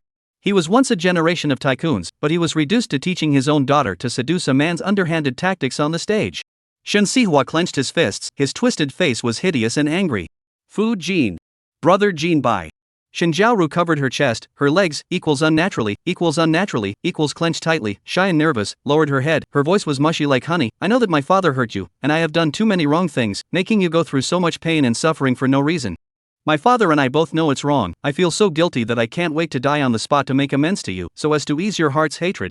But when will the injustice end? Xin Jiaoru slowly raised her eyelashes, walked step by step to Fu Jinbai in front of her, opened her innocent and pure eyes, softly and honeyed. Let me make amends to you, to wear down the hatred in your heart. We put down everything in the past, and go to the future to live a happy and fulfilling life. Brother Jinbai, for you, I'm willing to do anything. Xin Jiaoru's face was covered with blush. When she said this, there was a kind of indescribable delicate and charming. She confidently hooked up the corner of her lips, and stretched out her hand, to stroke Fu Jinbai's cold cheeks. Shen Sihua heard this voice, his heart couldn't help but feel a tingle, his face greedily swallowed a mouthful of saliva desperately, forcing himself to resist the desire to look back. That was his own daughter. Suddenly, there was a bang, the sound of a heavy object hitting the ground and an agonized gasp.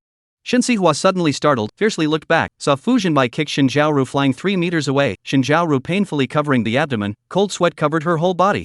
Fu Jinbai was wearing a black suit, with a white flower on his chest. His cold scarlet eyes were as full of murderous intent and bloodlust as a wild beast, and the strong light hitting his face made him look even more cold and merciless. Shen Sihua was shocked. Fu Jinbai actually kicked Xin Jiaoru away? How is this possible? The tactics he taught Xin Jiaoru were the same tactics the women used when they seduced him. Every time those women showed weakness and stripped off their clothes to stick to him, he monkeys with the desire to eat those women dry. How is this possible?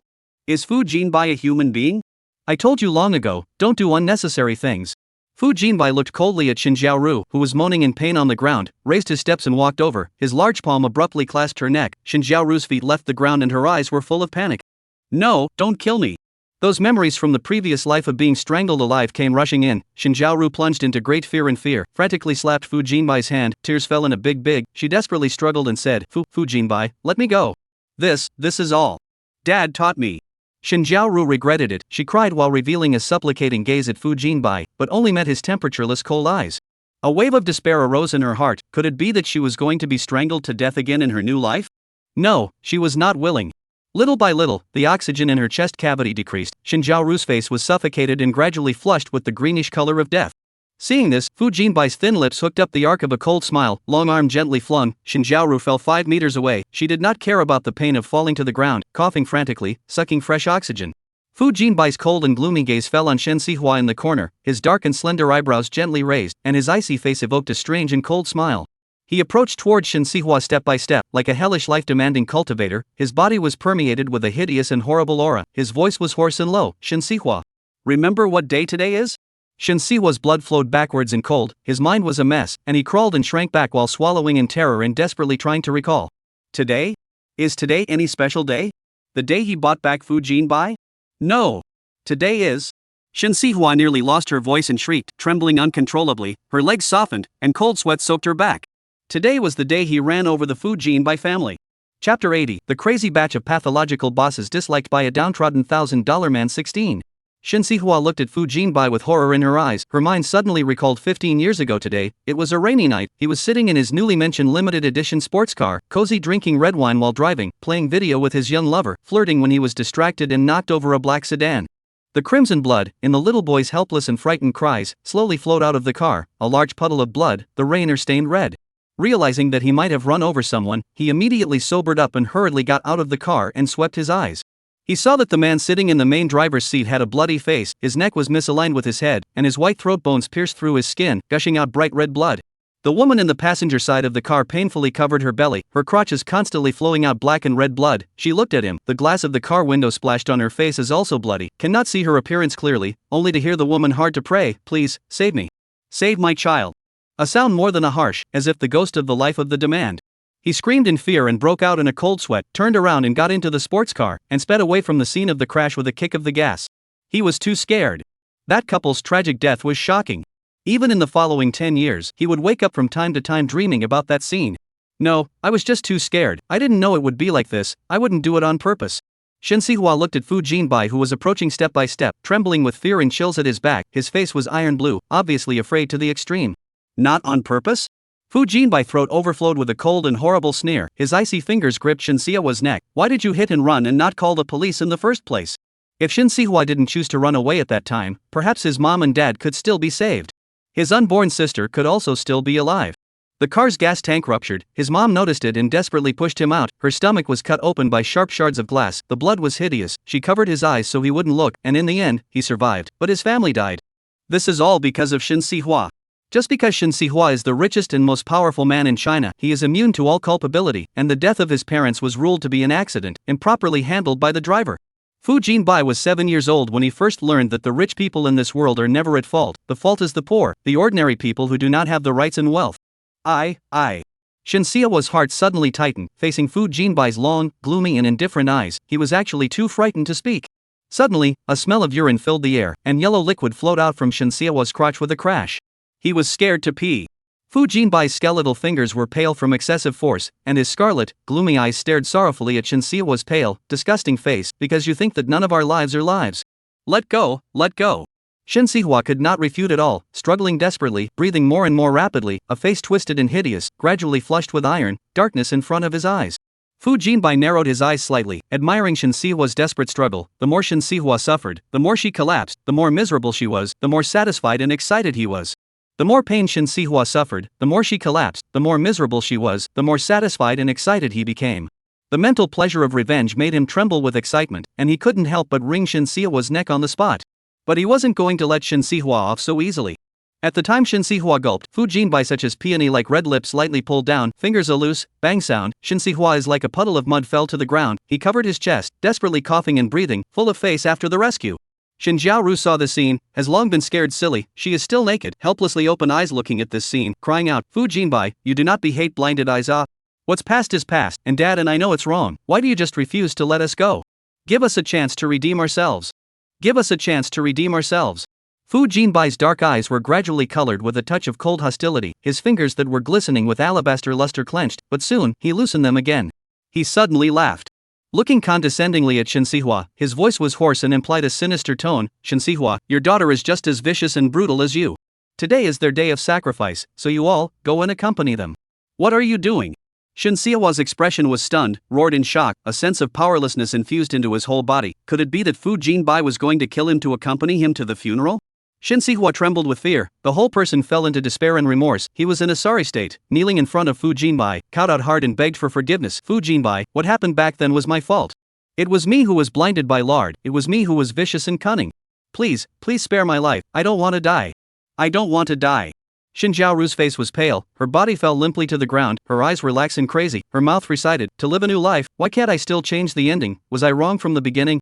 No, how could I have done wrong? It's all because of that person who seduced Fu Jinbai. De. The eerie footsteps sounded again. Someone else is coming, who is it? The police? Could it be that the police found out about Fu Jinbai's evil deeds and came to save them? Shen Jiaoru twisted her head in surprise, her face showing hopeful ecstasy. Shen Sihua also looked at the door with an expectant face, his heart frantically praying that it was his remaining forces that came to his rescue. Suddenly, a cold, hard and gloomy face appeared in front of Shen Jiaoru and Shen Sihua. Mr. Fu, the coffin is ready.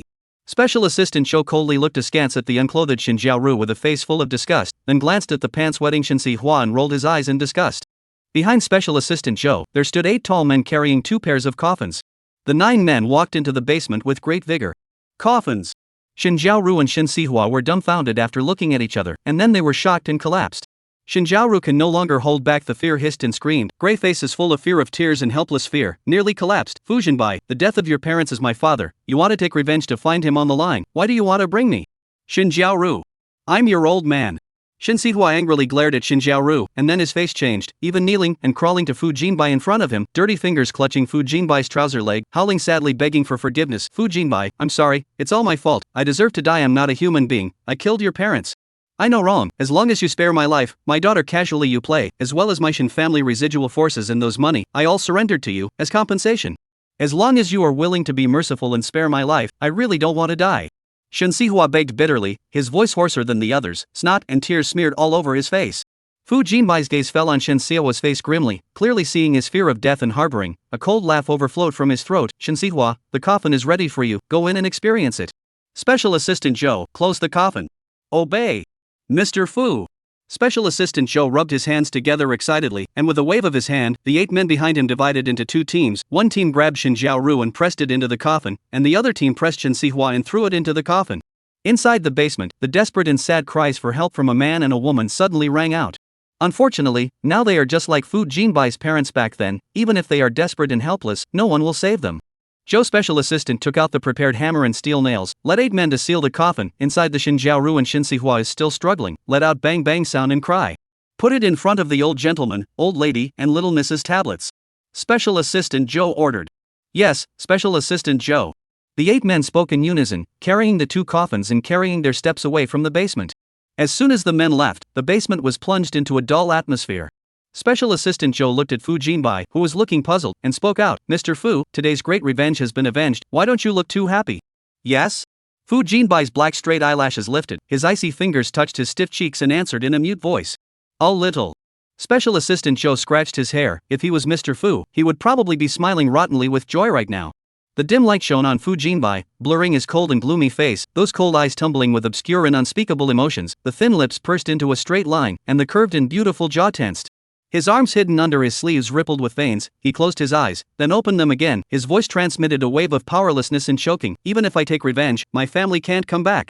Special Assistant Zhou was silent. He quietly looked at this tall man in front of him, and actually saw a powerlessness and vulnerability from him.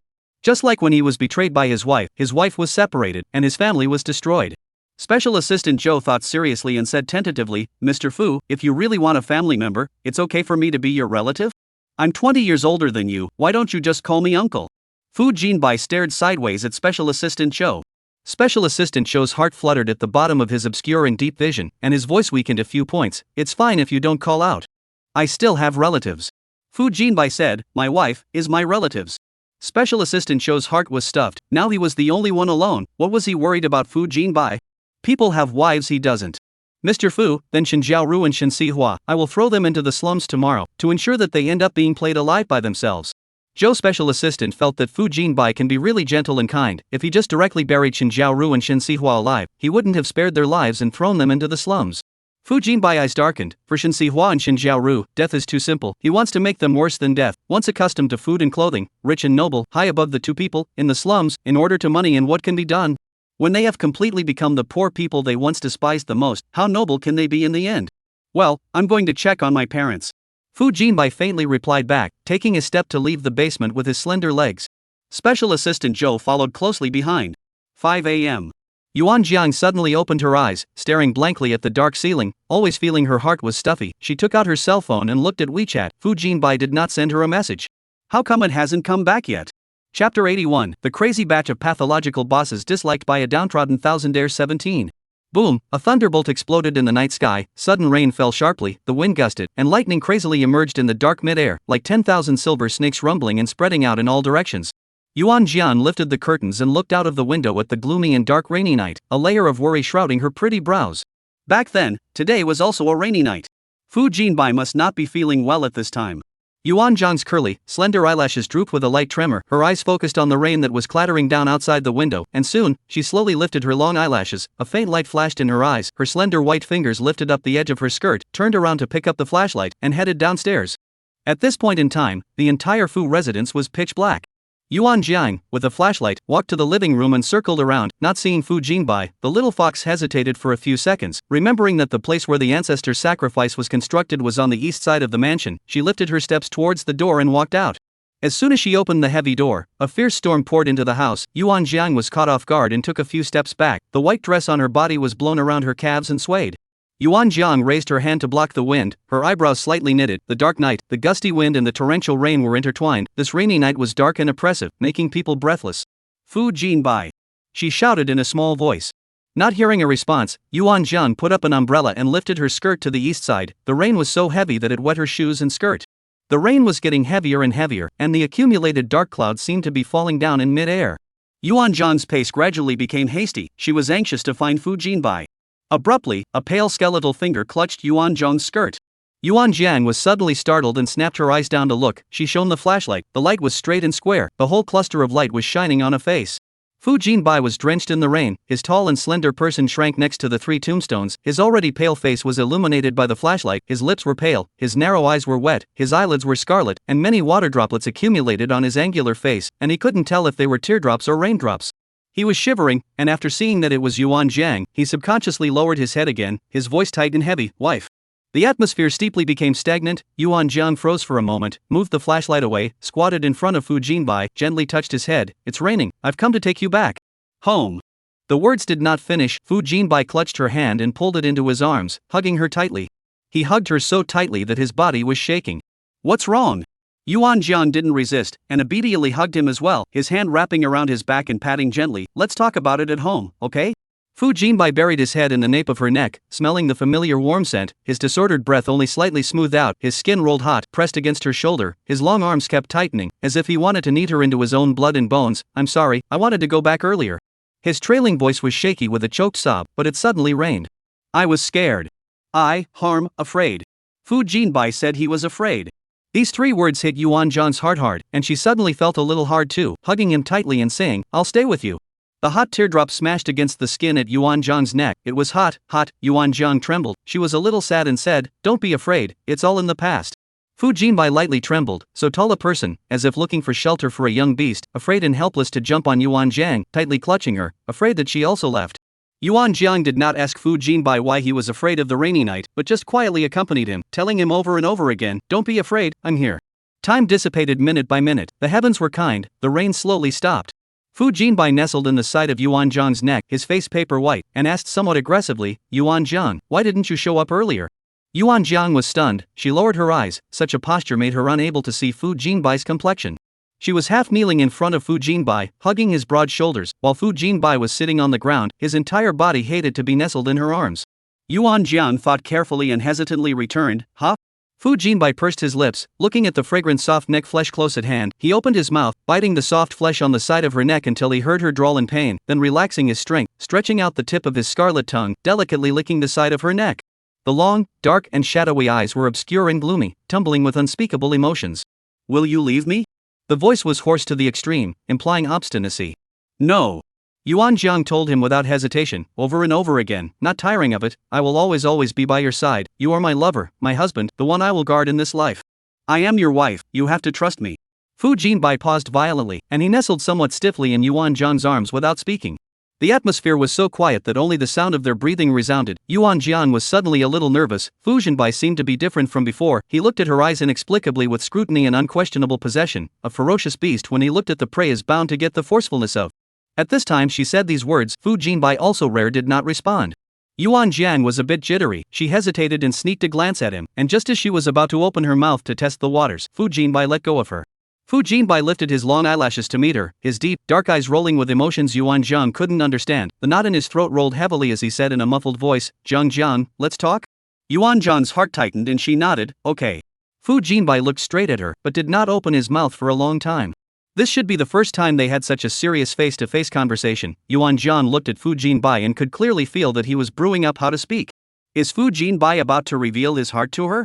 Yuan Jiang quietly clenched her fingers in some anticipation as she quietly looked at Fu Jinbai. Time did not know how long had passed. Yuan Jiang's legs were a little numb from kneeling, and just as she wanted to move, she heard Fu Jinbai say, "Today is my family's day of sacrifice. My enemy is Shen Sihua, Shen Jiaoru is his daughter. I seal them into coffins and place them in front of my family's plaques. I want them to repent for my family. But it's still hard for me." Fu Jinbai's voice tightened, and Yuan Jiang saw his eyes instantly redden.